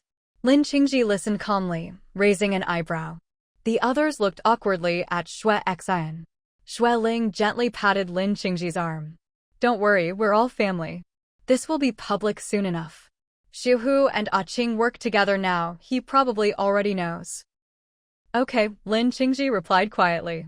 Shui Yang, unable to hold back, grabbed his son and kissed him, then quickly explained, you really can't judge by appearances. Shanyu seemed innocent, but she was bolder than anyone. She wanted joint custody at first, but then she got pregnant and gave up, asking for the villa instead. Everyone, what? She's even pregnant. That means she was with that man as soon as she got to Nandao. All right, enough, Cheng Tianyuan said awkwardly. It's late, you must be tired from the flight. Go tell Xiao shower and rest. Oh, right. Shui Yang ran off with his son. Lin Qingji wasn't one for gossip, and after leaving the gift, he said goodbye. Shui Ling invited him to dinner at Xinyuan. Third brother's not home, fourth is always out. The house feels empty. Auntie, I'll definitely come. If you need anything, just let me know. Shui Ling nodded, of course. I hope you'll come often, eat with us, chat. I'd love to, Lin Qingji said. You're my family now. Xinyuan is my other home. Shui Ling's eyes glistened. We're honored and happy. Lin Qingji's eyes lit up with joy. Uncle, Ling nodded, smiling. He was overjoyed, almost in disbelief, wanting to fly to Cheng and share his happiness. He wanted to tell Cheng how lucky they were to have such wonderful parents who accepted and loved them. Ling knew he was reserved and gently patted his back. No need to say more. In our hearts, you're just like our other children. Go after your happiness, don't fall behind. Lin Qingji nodded hard. Ling walked him to his car. You must be tired, go rest. He rolled down the window. Auntie, can I bring my parents to Xinyuan for dinner next time? Ling was surprised, then understood his hope. Of course. You're always welcome. He grinned. Auntie, I'll be in touch. I'm off, go inside. Bye. Ling watched his car disappear into the neon lights, then went back inside. The living room was empty, her sons had gone to bed. Only Cheng Tianyuan paced by the window. Wife, should I go over there? I'm worried about Ahu and his son. Ling smiled. Go, keep them company. If anything happens, let me know. We live close so we can help each other. Now's the time to support each other. All right, Cheng Tianyuan said softly. You go to bed early, I'll go out the back. Ling watched him leave, then turned off the lights and went to bed. She washed up and was about to sleep when her phone buzzed. It was Chen Shuiyu. She declined the call, set her phone to silent, and went to sleep. She slept deeply for the first time in days. Cheng Tianyuan didn't come home all night, his pillow was cold. In the morning, Ling saw several missed calls, all from Chen Shuiyu. She ignored them and went to wash up. Just then, someone knocked. Her eldest son stood at the door, looking uneasy, forcing a smile. Mom, morning. I need your help. Ling let him in, puzzled. What is it? Your dad's still at Xiuhu's, right? No, Cheng Huanran said. Last night was peaceful. Dad and uncle who had some wine and fell asleep on the sofa. Xiuhu slept well, he should feel better. Ling listened, suspicious. A little wine and he slept well? Cheng Huanran grinned, lowering his voice. I gave them some calming incense and mild nerve-soothing meds. Don't worry, they're safe for long-term use. Good, Ling said. Keep an eye on Xiuhu, get him to work, have him spend time with the kids. Visit him in the evenings. Got it, Cheng Huanran nodded, but looked anxious. Ling asked, what's wrong? For her calm, mature son to look so unsettled, it had to be something big. Sure enough, he said quietly, Mom, Kongan. She wants to resign. Ling was stunned. Why? Why would she quit out of the blue? Cheng Huanran frowned. She heard what Qing said last night. The kidnappers are caught, so she thinks there's no need to stay as my bodyguard. I told her I still have plenty of risks, begged her to stay. I can pay her, I won't owe her a cent. She doesn't need to save me money. Ling wanted to laugh, but held it in. Her son had always been focused on work and family, but Kong An's arrival had shaken him. As his mother, she knew how much he liked her. Mom, you're doing this on purpose. You know everything that happens in this house. Ling smiled. You paid her well, but she's worth it. She saved us. I support you being generous. Cheng Huanran was embarrassed. It's not just that. I can't bear to let her go. Ling nodded. Me neither. I like her, your grandparents like her, even the little ones do. Cheng Huanran smiled. Then please ask her to stay. Tell her to stay at Xinyuan forever. We all like her, especially me. He liked her more than anyone. Some people, you know, at first sight. He'd never believed in love at first sight until it happened to him. She's almost 30, not married, no boyfriend. Is it right to keep her here? What if we delay her future? Cheng Huanran, his mom was still playing dumb. Ling shook her head. If she wants to go, we can't force her. We're just employer and employee. No. Cheng Huanran frowned. But I want her to stay. I want her to stay. Ling raised an eyebrow. Why? She's already helped you once. You can't keep troubling her. Maybe she doesn't need the money. Mom, Cheng Huanran protested. Stop pretending. You know I like her, you know I want her here for other reasons, you know the high salary isn't just for work. Please help me. Don't you want a daughter-in-law like her? Ling laughed. Cheng Huanran's face turned red and white, embarrassed. Mom, please. I'm miserable and you're laughing at me? Xueling gave him a look. You're a grown man. Do you really need your mom to help you chase a girl? Cheng Huanran scratched his head, stammering, it's not the right time. I like her, but what about her? We haven't known each other long. I don't want to scare her.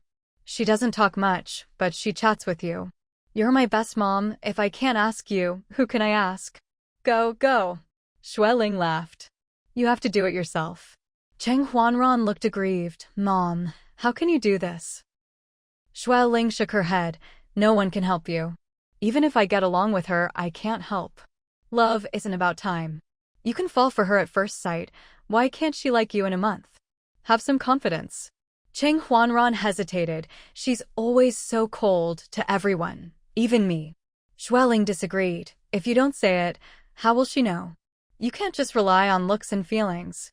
If you don't say it, even I might not know. If you don't confess, how can she respond? You have to take the initiative. Cheng Huanran fell silent, eyes flickering. Xueling nudged him. She just said she's leaving and you're panicking. Where's your usual calm? You're a doctor, don't forget that. Okay. He finally understood, but was embarrassed. Then I'll go confess. Xueling smiled, be decisive. Love needs a little impulsiveness. If you don't make it clear, why would she stay? If she likes you, it'll all work out. What if she doesn't want to? He asked nervously. I can't force her, even if I want to. Xueling nearly laughed herself silly and pushed him out the door. Stop thinking, just go do it.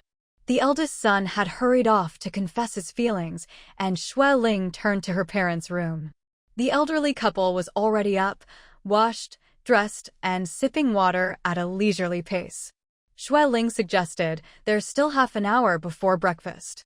How about I take you both for a walk in the back garden? No need, no need, her father replied. Jilan will be picking us up soon to go to the senior college and meet some old friends.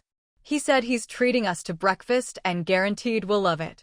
Her mother smiled. Yes, we're having breakfast with Jilan and his wife.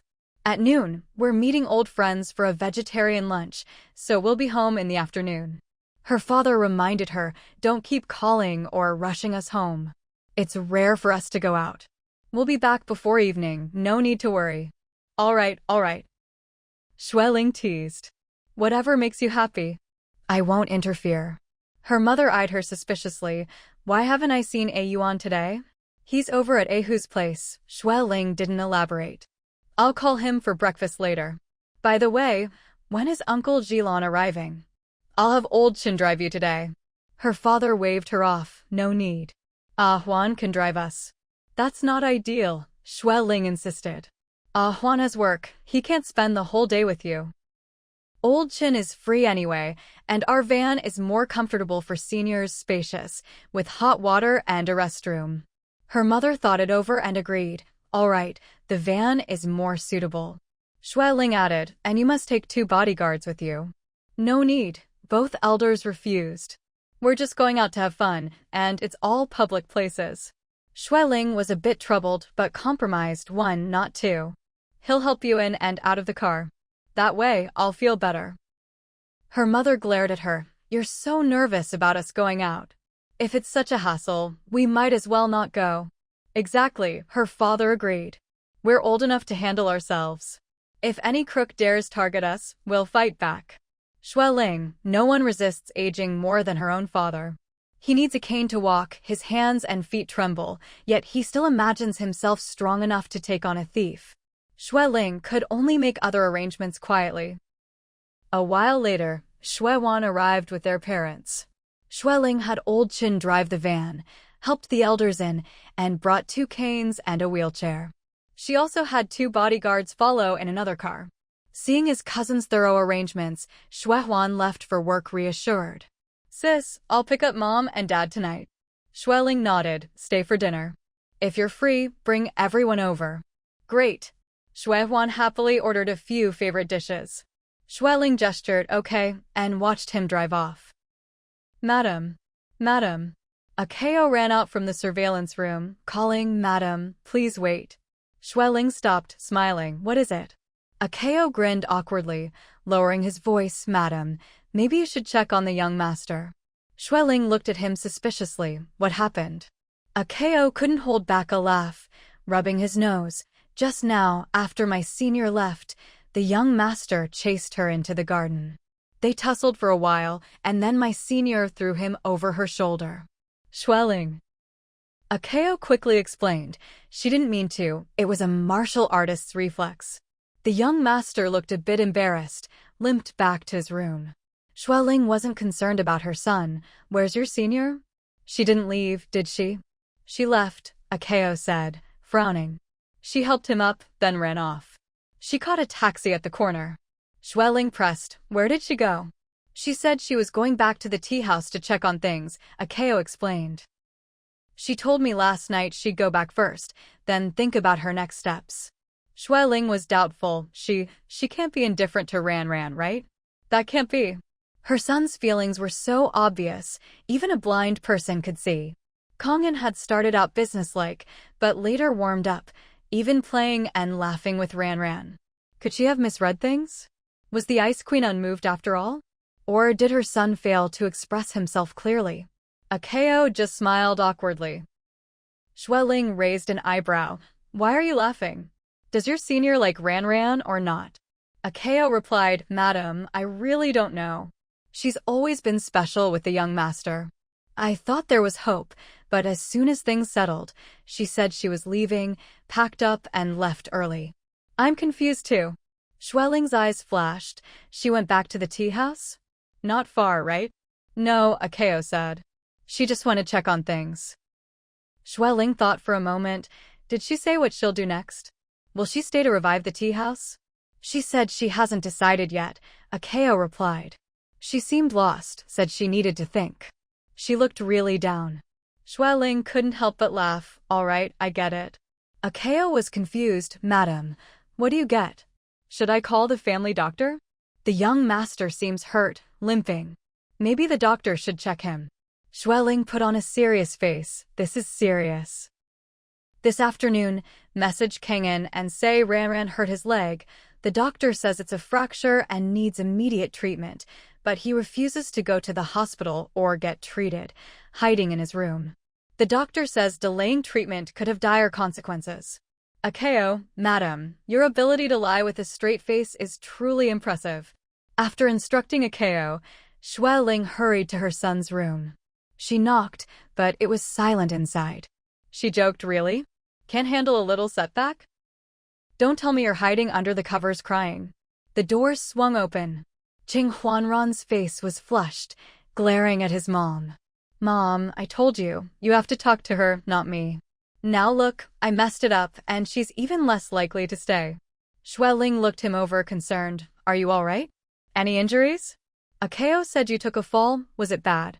Cheng Huanran shook his head, embarrassed. I'm fine, just my arm hurts a bit. That won't do. Xueling's face darkened. Kongin threw you down. Why didn't you just hold on to her? Son, if you can't find a chance to play the victim, you should make one. You had the perfect opportunity and didn't take it. Cheng Huanran was stunned, stammering, I can't do something so shameless. All right, I get it. Xueling shrugged. You don't really care if she stays or goes, so why should I worry? You rest, I'm off to breakfast. Hey. Cheng Huanran grabbed her arm. Mom, you've got it wrong. You know how much I care about her. The problem is, she doesn't seem to care about me. If it would help, I'd beg her to stay, roll on the floor, whatever it takes. Xueling raised an eyebrow. How do you know she doesn't care? Cheng Huanran sighed. I asked her to stay, she refused. I asked where she was going, she wouldn't say. I told her I liked her, she just said she didn't know what to do, looked lost.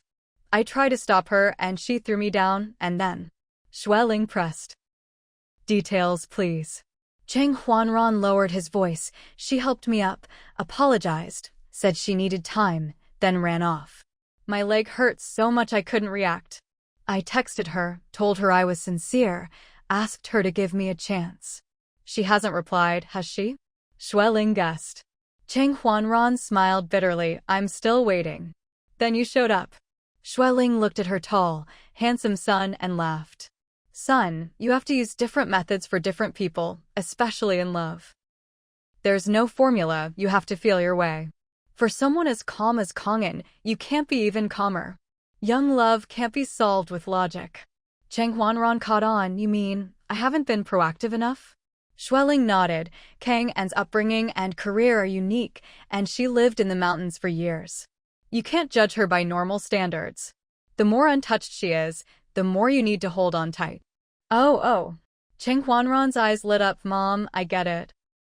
Xueling smiled. You used to be so confident, but now you're lost in love. You should have more faith in yourself. Even a KO can see she treats you differently. Why can't you? Cheng Huanran was stunned. Xueling continued. Think about how she's changed toward you. I can see she has feelings for you. Maybe she's never been in love, so she's confused. She asked for time, she didn't reject you. You should have held on to her, you big fool. Cheng Huanran suddenly understood, grinning, right? She said she needed time, she didn't say she didn't like me. I was so afraid of losing her, I got anxious. I get it, Xueling smiled indulgently. You're in deeper than she is, so you're more anxious. Someone like Kangin wouldn't bother with you if she didn't care. Cheng Huanran perked up. Mom, I know what to do now. He kissed her cheek, then flopped onto the bed. Mom, I'm badly hurt, can't move, and heartbroken. Tell a KO to exaggerate, say I refuse to see the doctor, won't eat, and am lying in bed devastated. Xueling stifled a laugh. All right, I'll take care of it. Cheng Huanran added, I'm hungry, bring me food later. Tell a KO I won't even go to the dining room. Xueling looked at her, outshining the master sun, and left, laughing. All right, wait here. I'll bring it after I eat. Cheng Huanran grinned. Thanks, Mom. Love you. After breakfast, Xueling brought food to her gravely injured son and passed the news to a KO. With that settled, she headed to Ahu's courtyard. She'd been worried about Xiaohuzi and Shanyu, feeling helpless. Now that Xiaohuzi was back, she felt she had to comfort him and check on Ahu and Wang Qing. It was around 8 a.m., still early, and the courtyard was quiet. She rang the bell.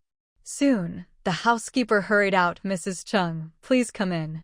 Everyone else is still asleep. The old lady just woke up and is dressing little Huzi. The old lady was Wang Qing. At first, Xueling was confused, since at Xi Yuan, old lady meant her own mother. Oh? Xueling asked, little Huzi isn't at kindergarten yet? The housekeeper explained, he was up late last night, so he's sleeping in. Luckily, as long as he's there by 10, it's fine. As Xueling entered, she saw Wang Qing, pale and tired, leading little Huzi downstairs. Auntie, little Huzi called out. Xueling responded quickly. Wang Qing, only then noticing her friend, handed little Huzi over. Why are you here so early? Ayuan and Ahu are still sleeping, and Xiaohuzi isn't up yet. Xueling, holding the bouncing child, explained, I'm not here for Ayuan, just checking if you've had breakfast. The housekeeper said, the kitchen made flatbread and noodles ready soon. Wang Qing frowned, I have no appetite, just make me some oatmeal. The housekeeper was about to agree, but Xueling stopped her. Come eat at Xi Yuan. We have porridge and pancakes, very appetizing. All right, Wang Qing agreed, I'll have some millet porridge. Little Huzi cheered, I want to go too. Xueling led the child, Wang Qing followed with a small backpack. Later, Xueling fed little Huzi, while Wang Qing sat, holding her head and sighing. After sending little Huzi to kindergarten, Xueling returned to find Wang Qing still at the table, half a bowl of porridge untouched. Xueling reminded her, the kids need you and Ahu. You can't collapse.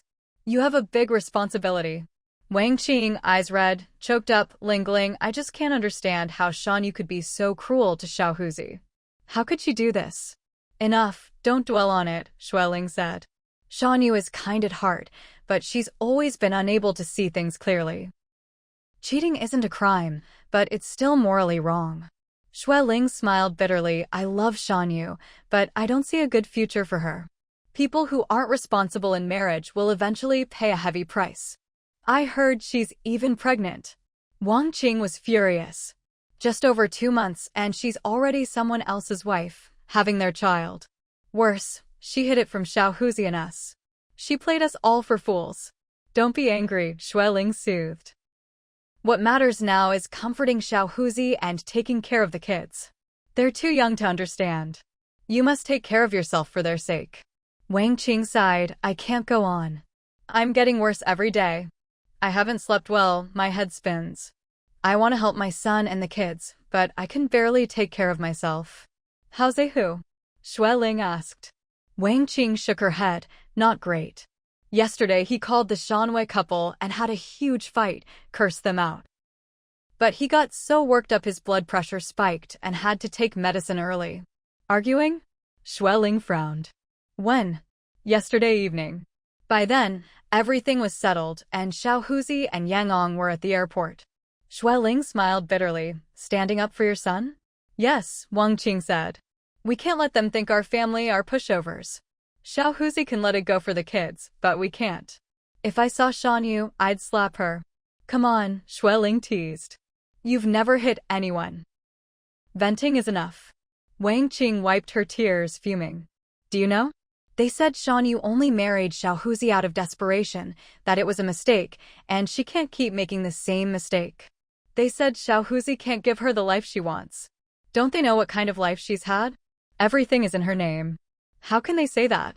Don't be angry, Xueling said, giving her more porridge. There are billions of people in the world, not all are good. You know what kind of people Shanwei and Chen Shuiyu are. But how did Yo-Yo turn out like this? Wang Qing slammed the table. At New Year, she said she was trying for a third child. Who knew it would be with someone else? She put a green hat on Xiaohuzi. Suddenly, Xueling's phone rang. Wang Qing calmed down, wiping her tears. Seeing Sister Chen on the screen, Xueling frowned, about to hang up, but Wang Qing saw. Answer it. Let's hear how shameless and greedy they are. Xueling had no choice but to answer.